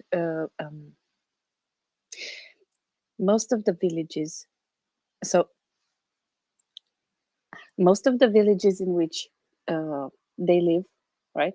Even if they don't have running water, they have a well. If even if they don't have, I don't know, internal plumbing and internal toilet, and they need to go outside in an outside facility. Most of them, like 95, 98% of them, do live in villages or towns or urban environment, and are more disconnected from the ancient way of living and surviving, right? Daniel is right. The former hunters, the people who used to hunt, were really and the people who still hunt as a trade. They are used to living in the woods, to wearing very cold, very very thick layers of coating in order to protect themselves. They know how to, for example, protect their feet from moist, or what it means to have cold feet, and how frostbite works and everything, because they are doing this, right? But there are not so many left, because life evolved, and even if in remote villages and stuff, they still have some kind of shops, basically, and the job, a steady job, and therefore money, and therefore no need to hunt. It's more of something you want to do than something you need to do. Basically, this is the difference, and usually people choose the easier option, and the easier option is to work an 8-hour shift, and then pay for your food, right? Then hunt for your food. So I still believe there is a valid point that Daniel made. They are used with harsher environments, and generally they probably brought with themselves from home some warmer jackets, boots, I don't know, sweaters, and so on. Daniel shared with you how communist times were, and to add a bit of fun, one of the things that our grandmothers used to do back then was to knit sweaters from wool, and they were not only sweaters, but for example, socks and trousers and everything. And around, I don't know, 1995, 1997, when things got better in Romania from many points of view, and later I had like 25 sweaters, this kind of 25 knitted sweaters from my grandma, right? as you get comfortable and it's warmer in the house, and you grow and you have a car, and you grow up, right? And you don't go by foot to work, but you take your car to work, where is warmer. You don't need them. The life has changed in the last 20 years, but it was a thing, and we did have them, like have them back home. This kind of sweaters and others, and I bet they do too. It's the cheapest way to keep yourself warm. Wool is a very good insulator. It's not good for wind, but it's very good for heat, and for it's not get it's very hard to get it moist. Therefore, socks from wool are better, because they keep your feet dry and warm. And yeah, I'm sorry, I ranted a lot. Daryl, please forgive me for keeping you so long with your hand up. Don't worry about it, Anda. You were thinking, you were going along the same line I was getting ready to mention. Daniel, you're correct. You know that the people, they can survive in the cold. But the only caveat that I want to say to what you're saying is, in their homes, they had clothing, civilian clothing that they wore, and they could add more if they needed to. They could change whatever they were wearing. As these are people that are in the service, they are um, wearing uniforms. They don't have the luxury of being able to wear their civilian, warmer clothes. They all of that stuff was taken away from them so that they looked the same, as we do in the military everywhere around the world. So that's the only caveat to what you're saying, is they don't have the clothing and the things that they would have had when they were in their apartments freezing and things like that, where they could survive. They are left with whatever the government gave them, or what was ever left of the clothing that they brought with them, that wasn't taken by the elder soldiers.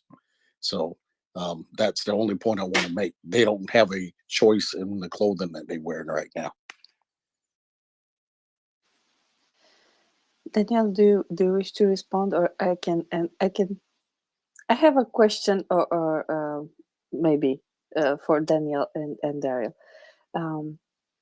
And to draw a parallel, we used to have uniforms in school during communist times, and it was they were really thin. So it was a cotton shirt with a cotton apron for the girls. Actually, a cotton dress, right? A very thin cotton dress, and an apron on it. And for the boys, it was shirt and trousers. And during the last years of communism, they weren't even cotton; they were plastic. So, and thin. Polyester. Polyester. Yes. Yes, because Okay. cotton was imported from Uzbekistan. Soviet Republic of Uzbekistan was the biggest producer of cotton at that moment. That is not interesting. What you want to say was, beside your uniform, you had your wool shirt. Yes. What were you wearing underneath? Because it wasn't.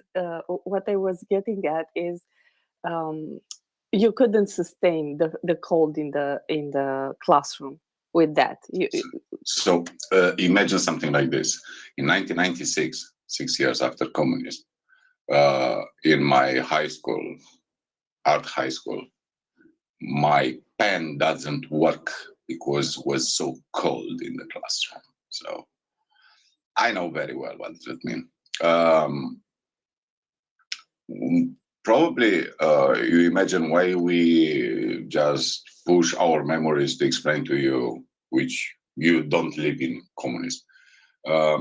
Romania, with some exceptions, for example, Transylvania province, was almost leveled by communists, and before that by World War II. For example, my city was totally leveled by German aviation at the end of the war. And all the buildings, I mean, all the flat apartments, blocks, and everything, city center, is built in Soviet system. So our cities 30 years ago looked exactly what you see in big or small cities in Russia or Ukraine, for example. Don't watch just Kiev. Watch all the normal cities like Kherson, for example.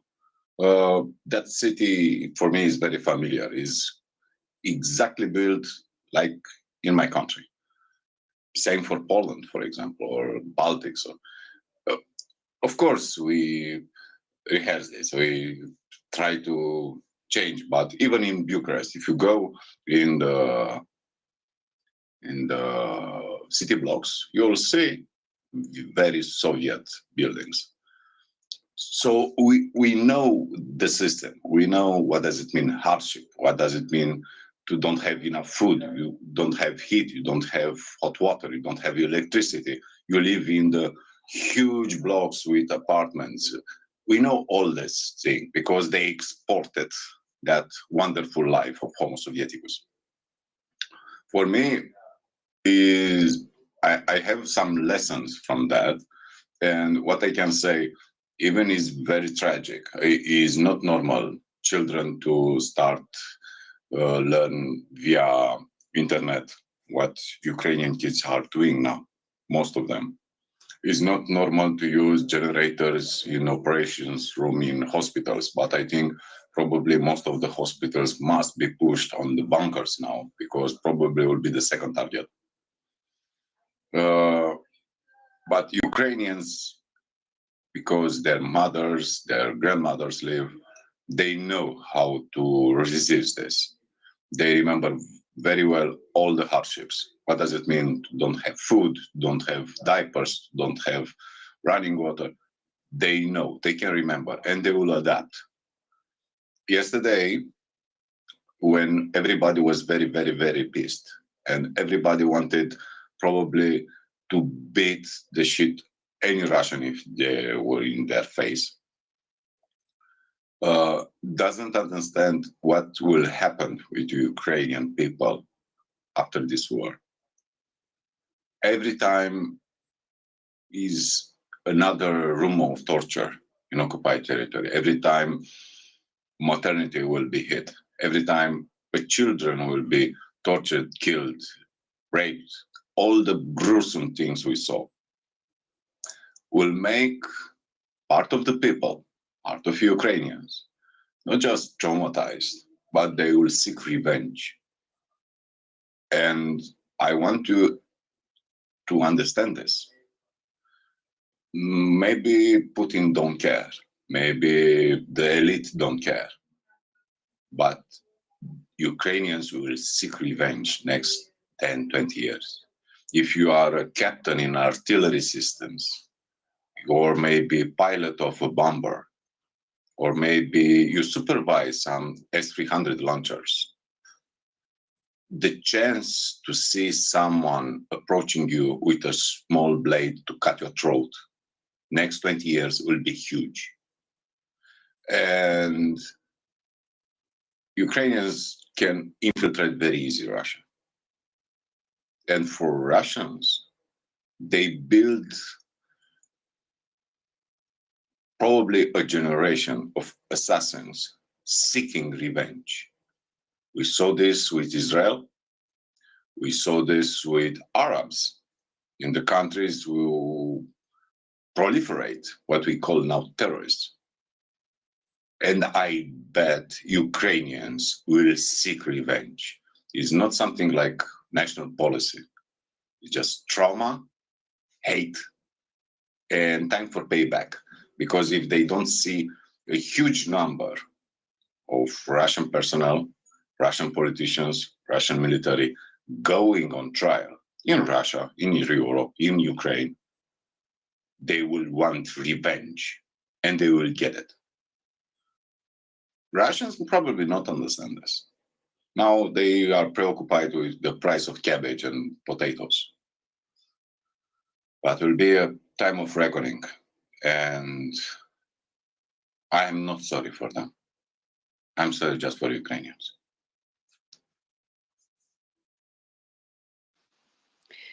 Dryfly, I think you want to add to this. A little bit. I was going to comment on the cold mostly. I think Daniel's 100% right that the majority of the Russians do have an understanding of cold. Where I disagree is that I don't think they understand the severity that they're going to be facing in a trench environment, in the mud, in the cold, and most importantly, the wet. I was listening to you all talk about how cold it was where you lived as children in Romania, and I didn't live in that. I mean, I'll be honest with you. I lived in America in the post World War II. It was pretty easy, but my parents lived in that during the Depression in the coldest part of the United States, up not too terribly far from the Canadian border in the central part, in some of the coldest winters in North American history.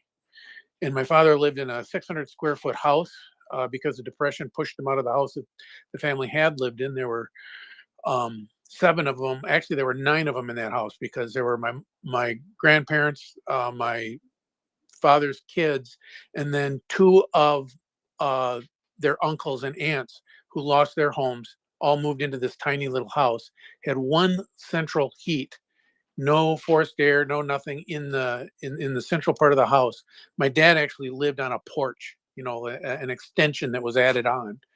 And it was common in those years for the temperature to get to about, I want to say about 25 to 30 below Celsius, pretty regularly those winters. And they had no heat in those rooms. And so he told me all the time. And as a result, he taught me how to camp in winter weather, even though we lived in warm conditions. He would take me up into Canada in the early spring and late fall, and we'd go fishing, and we'd basically live under tarps, not even in tents, for 10, 15 days at a time, pursuing trout. So I learned how to deal with cold, and then I taught all my kids how to do it. And so they've all done it. So they've all winter camped where it's been 20, 30 degrees below 0 Celsius and lived outside for extended period of times. But we're really odd. We're very rare. It's extremely rare to find people in my part of the world who have experienced that, even the country people. And the one thing I learned is that it's one thing to be able to do that when you're dry. You can suffer a lot of cold weather when you're dry. But when you're in mud, like you're seeing in the southern part of Ukraine now, down along by Bakhmut, and I saw pictures of Savate up in that area. Oh my God, the mud! And I live in an area that's not unlike that in terrain. It's very much like the steppes. We call it the prairie, and we have mud like that. I have seen huge tractors stuck to their axles where you can't hardly possibly get them out, and they're digging them out and using semis on the highway, and it's just monstrous. The guys who get into that, who are out there working in those fields, get covered in mud, get frozen, get cold, but they all go home. They all get out of those wet, muddy clothes. They all go and take a shower, and they can put dry clothes on afterward. Those guys in the trenches aren't going to do it. I think there's going to be a huge amount of fatalities from people dying. Even the ones who understand cold are not going to understand how severe wet cold is. And I would love to hear Daniel's take on that, because I think it's underappreciated by most of us who do not experience it today. And I'll listen. Dryfly, I think you are right. And I will add something like this. If you have skills, survival skills, but you are put not in a hunting situation, war situation, you don't build your yurt, but you build your trenches. You don't understand if you build a fire, you can get shot in your head by a sniper. This will aggravate the system. And if you have lack of food, you hate your captain or lieutenant and want to frag him with a grenade, this will put your survival skill in the second place. You will have frustration, you want to revenge, you want to kill some Ukrainians because, you know, they are the same people like the soldiers you're facing. And probably will be a lot of alcohol, a lot of it, because in the cold weather, people drink a lot. And this will lower even more the discipline. What I saw yesterday, I saw a brigade, an entire brigade is now somewhere in Lugansk on the prison without food and water because they don't want to go back to Svatove. They retreated from there with big losses and they wanted just to recuperate, and their officers just jail them and ask them to go back to fight.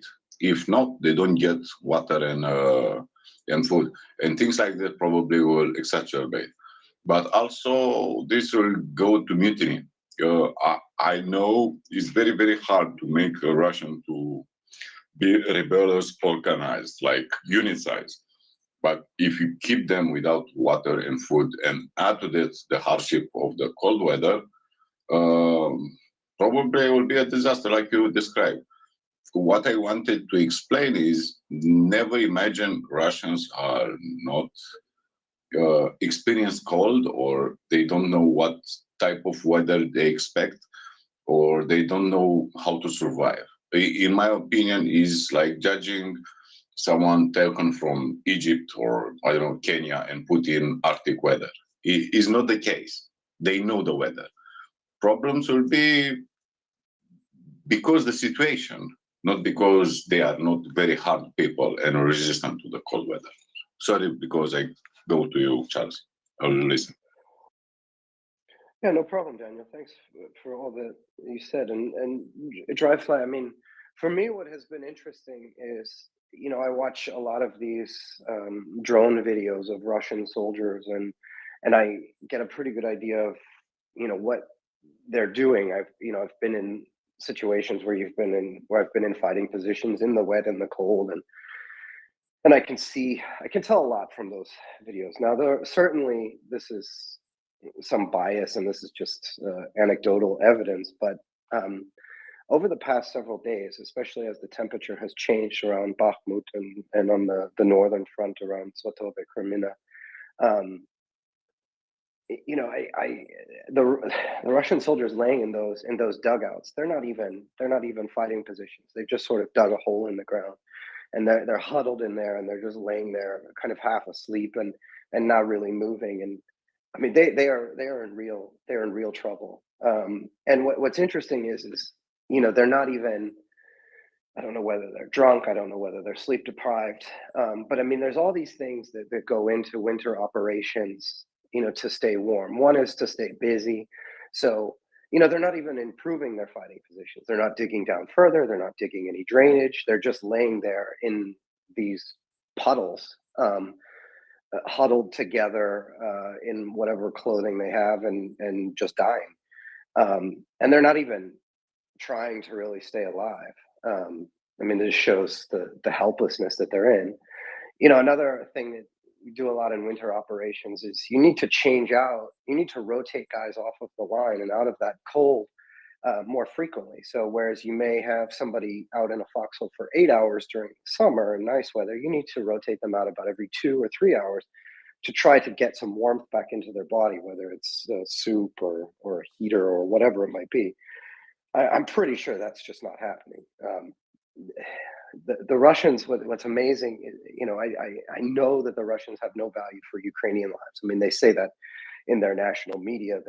Their leaders say that. The soldiers on the ground have proven that time and time again. But of course, now as they've started to, as the offensives in Ukraine, and it's become very clear even to the Russian side that they're losing this war, they don't even respect the lives of their own soldiers. So I don't think that the soldiers, these conscripts, at least laying in these foxholes, I don't even think that they're necessarily allowed to survive. It certainly doesn't look like it. There's been a real turn in the videos that I've seen on activity and ability of Russian soldiers, and so I see very dark things because I don't even think that they'll be allowed to do the things, or they don't know how to do the things to be better. I think I agree with Daniel that the threshold for hardship is certainly much higher, but there is a limit. I mean, if you're going to lay in a puddle and not even be given a shovel to improve your fighting position, to try to get some overhead cover, or be rotated off of the line, off of your observation point, listening post, whatever it might be, every couple of hours with the opportunity to warm up because your command just simply doesn't care about you, you will die of exposure, or you'll die from Ukrainian force because you're completely combat ineffective. Dryfly? Yeah, I mean, I agree with everything you said. And I was going to say the food part. I mean, people, again, if you live in a place where it's warm, I mean, even if you live in a place that's cold, but you're always in places that are warm, you just do not appreciate how much calories it takes to just be outside. Then to be outside and be wet, it's just off the charts. I had a friend of mine who, when I was in college, he taught ice climbing up in British Columbia. And what they would do, and he did it to pay his way through college. So during the winter break, outdoor stores, places that sold outdoor camping equipment, and this is in the 1970s, so this was really early stuff. I mean, we're talking early Schunard type equipment, okay?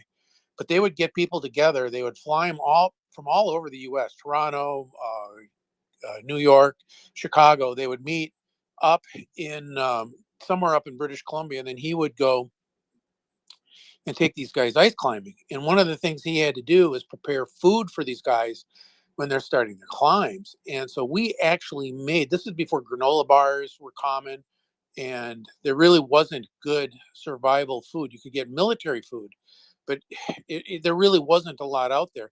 So he and a friend of his who was a food scientist, they built their own granola bars. And I remember cooking them up with them as we made them before they went on these trips.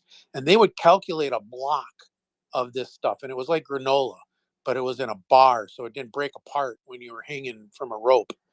Um, they were like 6,000 calories in one of these bars. I mean, they were the size of a small pizza for sure, but they were just enormously dense calories. And he says they were still hungry all the frickin' time, hungry and cold all the time.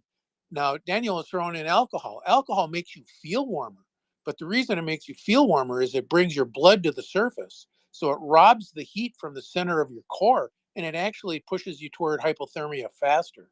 So, yeah, I mean, this is just a train wreck running downhill for these people. If they're not getting food, they're wet, they're out there too long, um, and they're drinking. I mean, it's nearly suicidal. So yeah, I don't expect when the winter really kicks in some of these places, I fully expect there to be real serious breakdowns, not just in morale, but in the actual just structure of the units. And yeah, I've seen those videos too. I was just watching some tonight.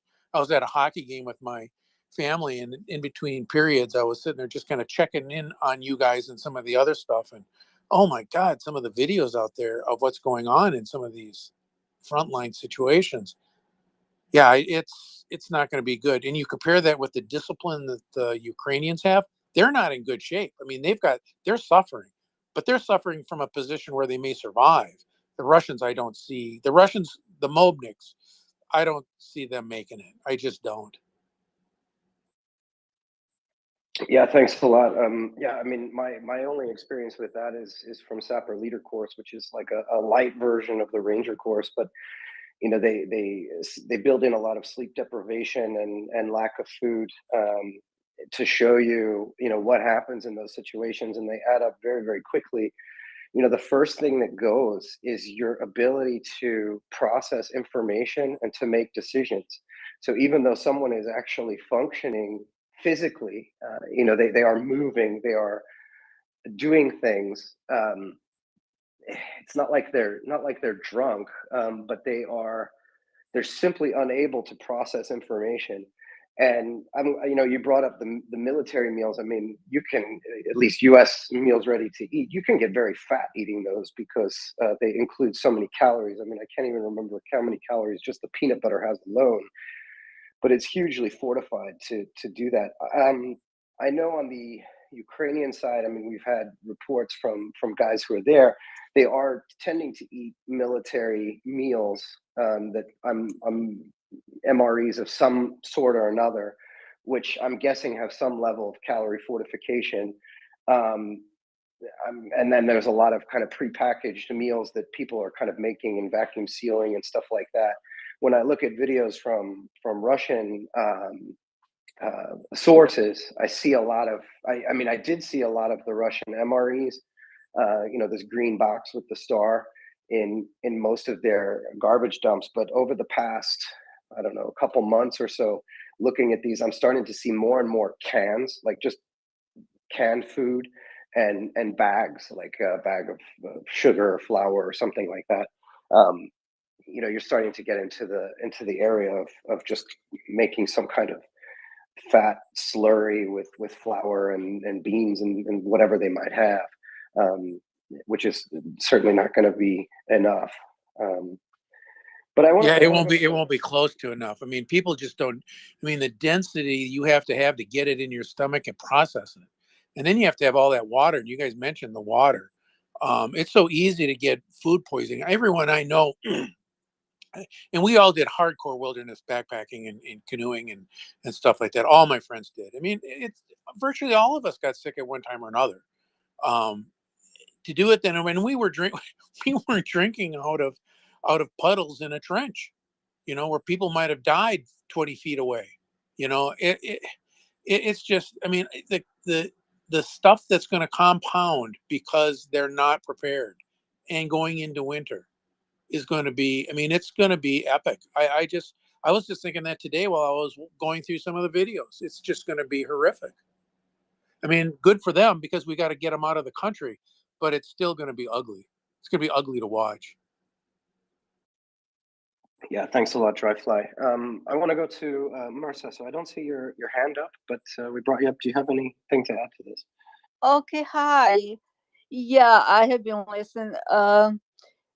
I agree when you talk about Russian soldiers drinking, but that's nothing new, right? Since in World War II, I mean, we actually, I'm from Southeast Europe, so we all know what they were doing. Even they that's their thing, drinking. And I think it has a lot to do because Russia attacking Ukraine, and what atrocity what they committing there, but they don't even care about their own people. They don't care about their soldiers. They don't care what happened to them. They just numbers to them. And when you say about winter's coming, and for civilian, for Ukrainian soldiers too, it's going to be hard, of course. I was born in Yugoslavia, and before the war, thank God for us, we were never part of USSR, and we were lucky there. So when Yugoslavia split up, I end up in occupied city, which Serbia occupied. And they cut the water, electricity, everything was gone. So if you, for civilian, like for me, I was really young girl then, you adapt. You carry water for 2 miles in a bucket. You sleep in a winter without heat. Oh, thing that was not something that was so hard. Like I said, you adapt because it was that fear. I was watching when Kherson was liberated. People say there is no election, but they're happy. And that's the thing. When you live under occupation, because you never know. People disappear overnight. It's just every day it could be your last day, and you make peace with that. But still, you don't lose your hope. For me, I speak for myself as civilian. I was alone. My parents were not with me, and I survived. And war crime was committed against me. And I know somebody mentioned revenge, and with everything that's done, atrocity. And I can understand that. I can. I carried inside me for a long time, you know, and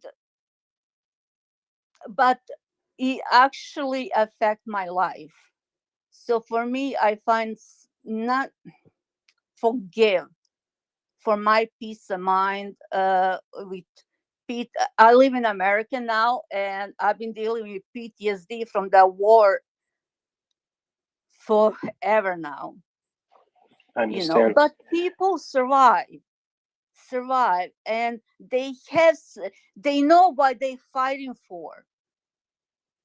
Only they have to be supported, but everybody. Yeah, I mean, what you talk about, and thank you for sharing that.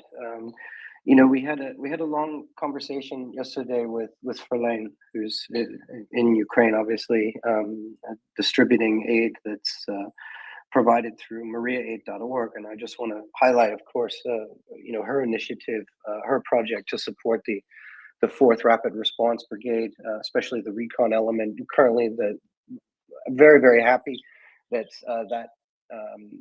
that was able to reach its initial goals. Now it's working on 205 cat tourniquets for them.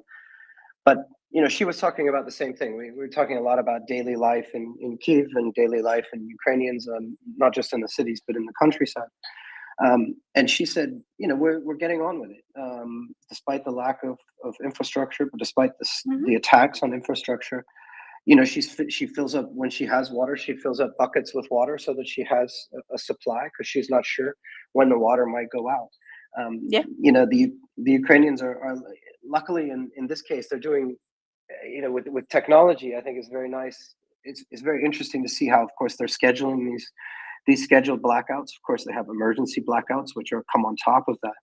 But this provides a limit and an idea of planning. She's mentioned, we don't really plan the next day or the next week, because we need to react, and who knows what's going to happen. But any kind of idea of security, of kind of an idea of what's coming next. I will be without power from 4 o'clock to 8 o'clock tonight.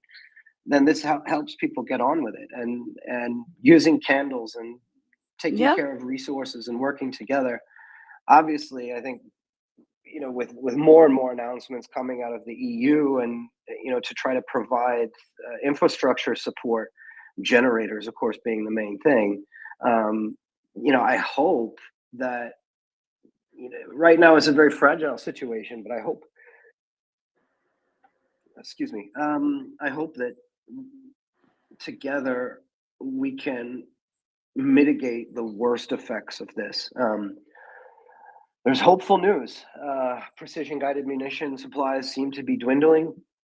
Their ability to continue such barrage strikes seems to be limited.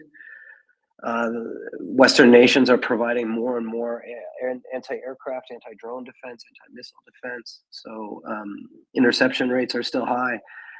Of course, stuff still gets through. But this is where I think, and as Colonel Spencer said this morning, Russia using the weather as a weapon of mass destruction. I don't think he could be more right. He's exactly right, and it's up to us to try to mitigate that as much as possible, so that those people in Ukraine can survive. Yes, like I said, when you fight for your survival, and it's not just for this survival. I have family all over Europe, from Sweden, Netherlands, Germany, my family, they all say they don't care when it comes to energy prices. They don't care about. They worry what's next coming from Putin. That's the only thing that they worry about. It's Yeah, it. go ahead.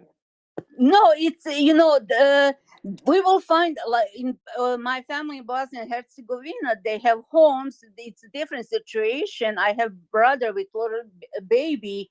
He said, "Well, I heat up a one room." He lives in Germany. They that economic situation. It's not on their first priority on their mind. It's the fear, because Ukraine a fight for entire world, for entire Europe, because Putin cannot win. Putin cannot get what he wants, because he's not gonna stop, and it's not gonna stop with him. It's gonna be many, many more. Yeah, I understand. So I mean, I live in Germany, and I can second what you mentioned. About Europe. I think this whole idea. Maybe you could mute, Marissa, just so there's no background noise. Oh, I'm sorry. No problem. I know that this idea that Russia, or excuse me, that European countries will collapse under energy prices, and that there will be political and popular uprising regarding inflation and high energy prices. For me, this is, well, in theory, it makes some idea of logic. I mean, looking from the outside, you'd be like, yeah, people are going to be more caring about their own lives rather than foreign policy, but it simply hasn't materialized. There are fringe groups, the far right wing, far left wing in these various countries, who will try to use those talking points to score some political points. But that's their standard operating procedure. They've been doing that for years, whatever it might be, as protest parties and as extreme parties, to basically say whatever the current policy is, it's wrong. And but it simply hasn't happened. I mean, I'm looking at it in Germany. Yes, people complain about the prices. It's a shame, right? But it's worth it. Everybody knows why. There's no, I don't know how it is in the United States, but nobody's blaming Schultz for energy prices. Everybody just blames Putin. They know exactly where it came from. Yeah, of course, the loudest voices on the extremes may get attention sometimes in the media, but that certainly is that's just because they're so extreme. They certainly don't have. They're not the majority. So May yeah, I I say one totally more agree. thing? Yeah, sure. One more Go ahead. thing. Okay, in America, I don't know. People are spoiled. Okay, people are spoiled in America a lot. Oh, yeah, I'm not gonna be able to go in a restaurant. So many. Well, don't go to restaurant. Cook at home, and it's not true.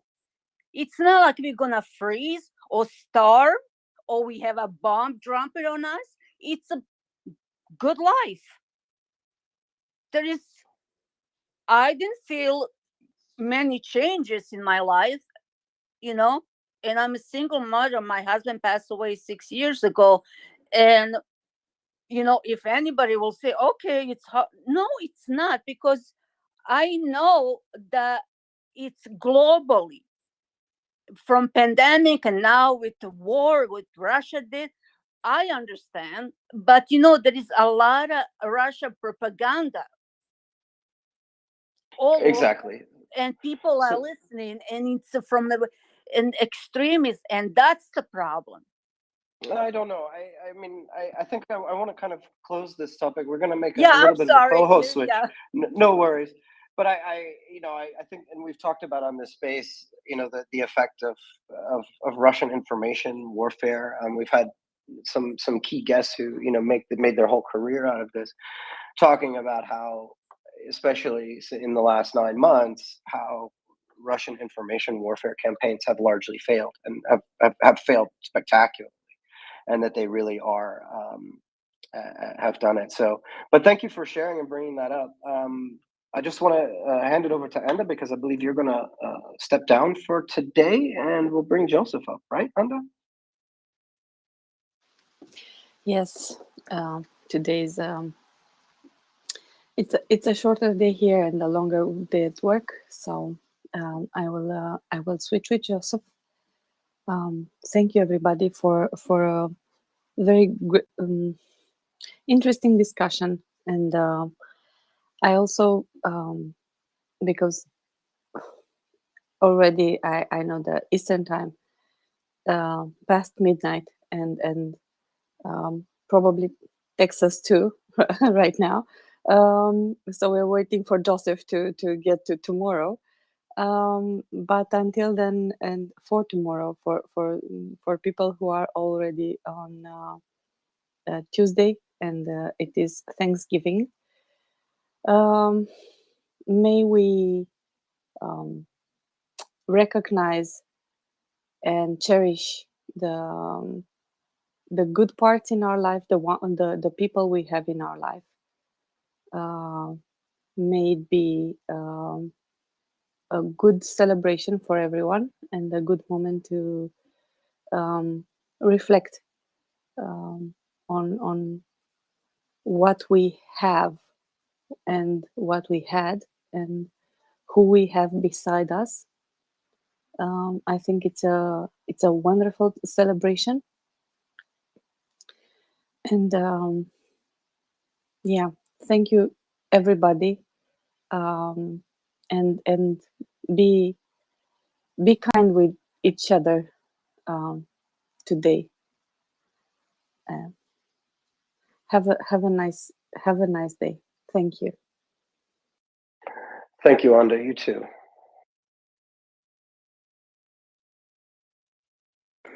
I All refuse. right. I refuse to go up. No, Herm will be here in I think about 5 minutes, so we'll just wait for Herm. I think is that all right, Charles?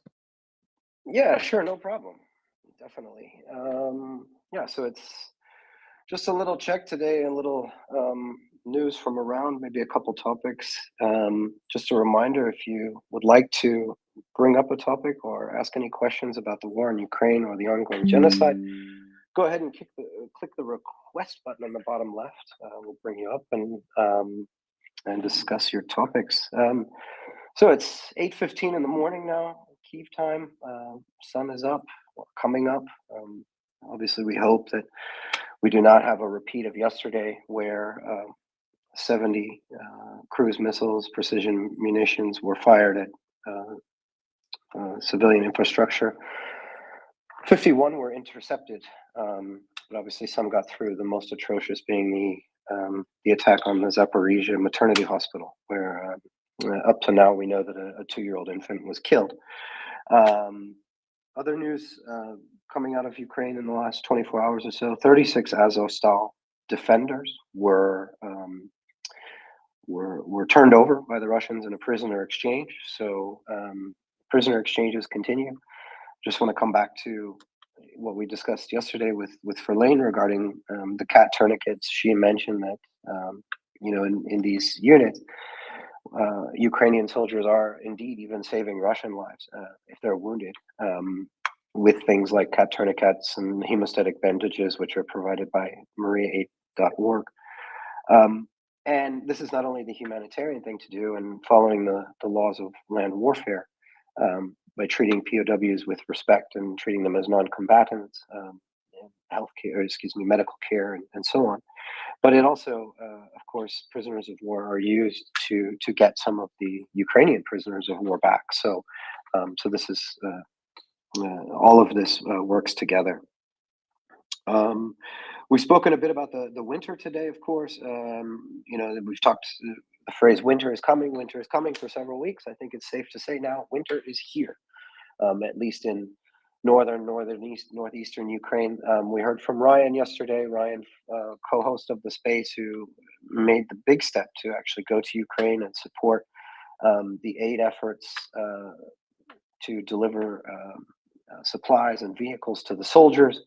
He was on his way back to Poland to pick up another load of supplies and some vehicles, talking about the icy conditions on the roads and the cold that had certainly set in. So winter is here, which is of course affecting both civilians and soldiers alike.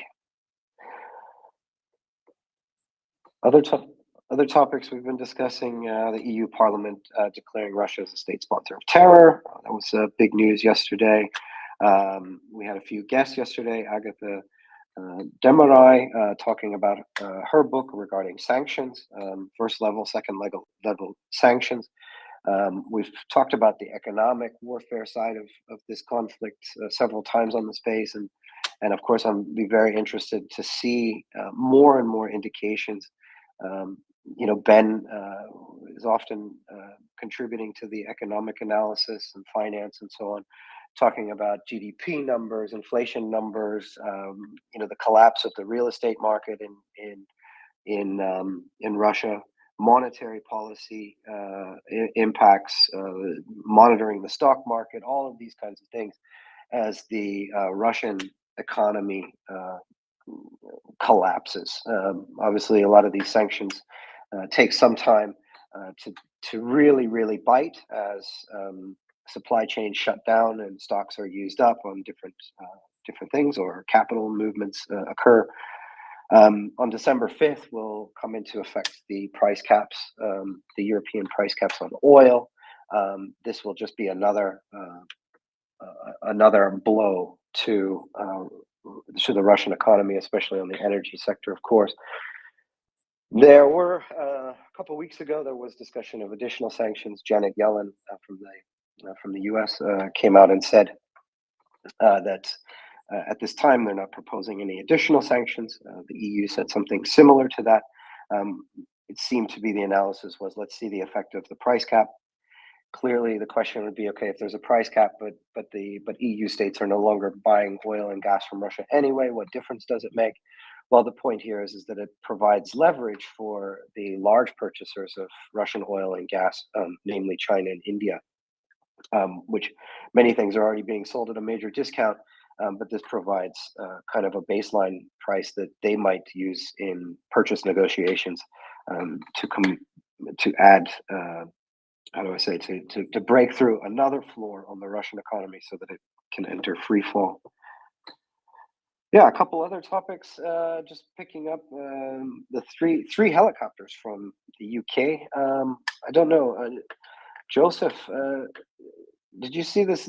This is the first rotary aircraft allocation from a Western nation. Do you know what those will be used for? I have no idea. These are the British naval helicopters. Is that right, Charles? Yeah, they seem to be, so not attack helicopters, more of a transport helicopter. Maybe they can be outfitted with weapons, but I found that interesting. I don't know, maybe Carlos or Colby sometime I can ask him, but I'm not sure. Were those on the list from Ukrainian needs, or they must have been, otherwise they wouldn't have been allocated, right? Yeah, I would assume so. I saw Ukrainian sources reporting yesterday before I went to sleep, and I was like, well, I can't find any English sources reporting this yet, so I'm going to hold off. And so I waited, and now, yeah, we're getting English sources reporting it as well, so it seems basically confirmed. And I'm not sure, at least in the Ukrainian sources I read, no one really indicated what they think that they're for or that they're going to be. I would say that the excitement wasn't maybe the same level as like HIMARS or something like that, but certainly it's always a positive sign to see any kind of Western airframes, whether they're rotary or fixed wing, in Ukraine. And we can assume that these will probably be used, as you said, in some kind of transporter supply capacity for probably forward units, which is always good. Hey guys. So the reports that I saw on the initial reports on those helicopters was that the British Navy or Air Force, or the armed forces, are using them for submarine warfare. So it's quite a hype about that. But many people said that's very unlikely. The British would give them an anti-submarine weapon system at this point of time. Yeah, so it's only 3 helicopters. It's a very small number for infantry forward operations, I would guess, Charles. Yeah, I mean, it's not a huge allocation. It's more of the precedent that seems to be important here.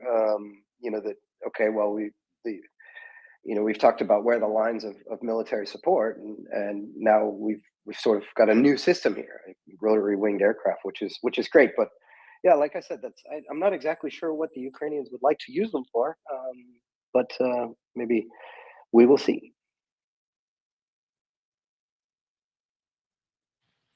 Yeah, that's Yeah, I right. mean, We will see. famously, the Ukrainians. Oh, I was just going to say, famously, the Ukrainians have used helicopters, rotary wing aircraft for a lot of very important operations. Mainly, I would say the most important so far in the war has been supplying Azovstal.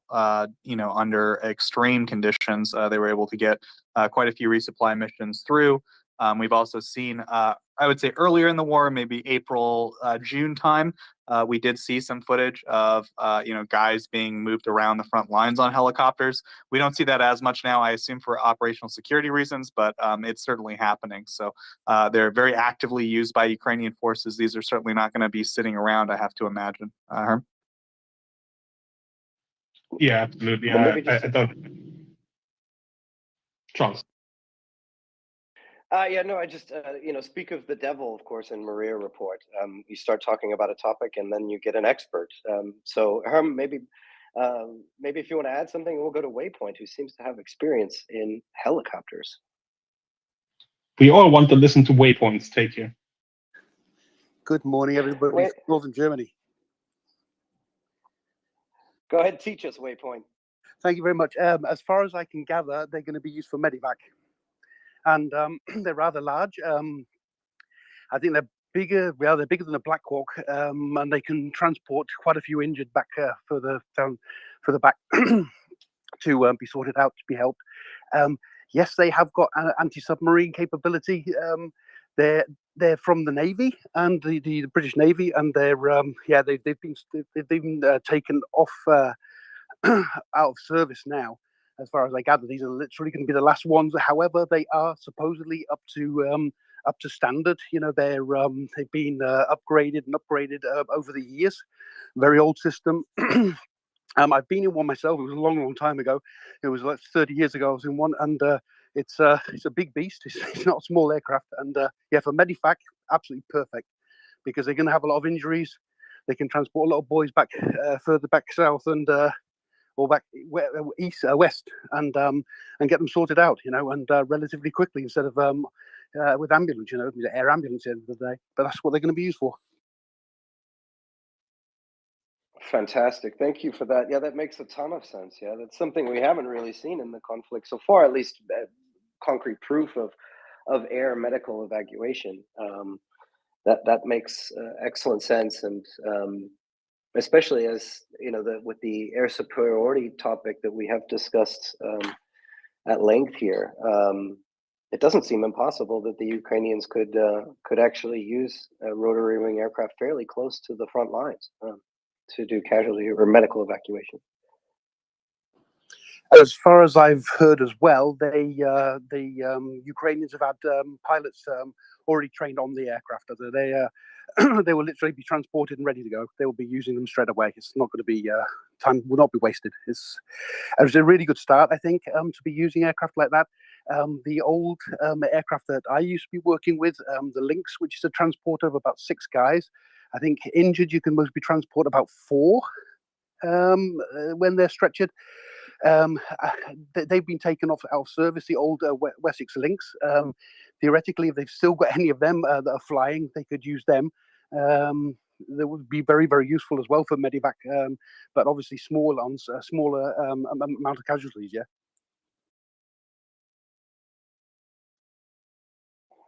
That's great. Yeah, this kind of brings me back to one of the topics that CJ and General Ben Hodges were discussing yesterday. It was a really fascinating discussion, even though General Ben only had about 30 minutes before he needed to join Polish TV. But that question that CJ posed about, how much are they working on the force of the future on the Ukrainian side? And just the proficiency, the technical proficiency and the professionalism of the Ukrainian forces to demonstrate it so far. I mean, I think it surpasses all of the expectations that maybe the casual observer had prior to this war or this most recent invasion. But that would be something to see whether this is kind of the starting point for an integrated army aviation aspect that that includes medical and casualty evacuation, medical services, and so on in these support roles.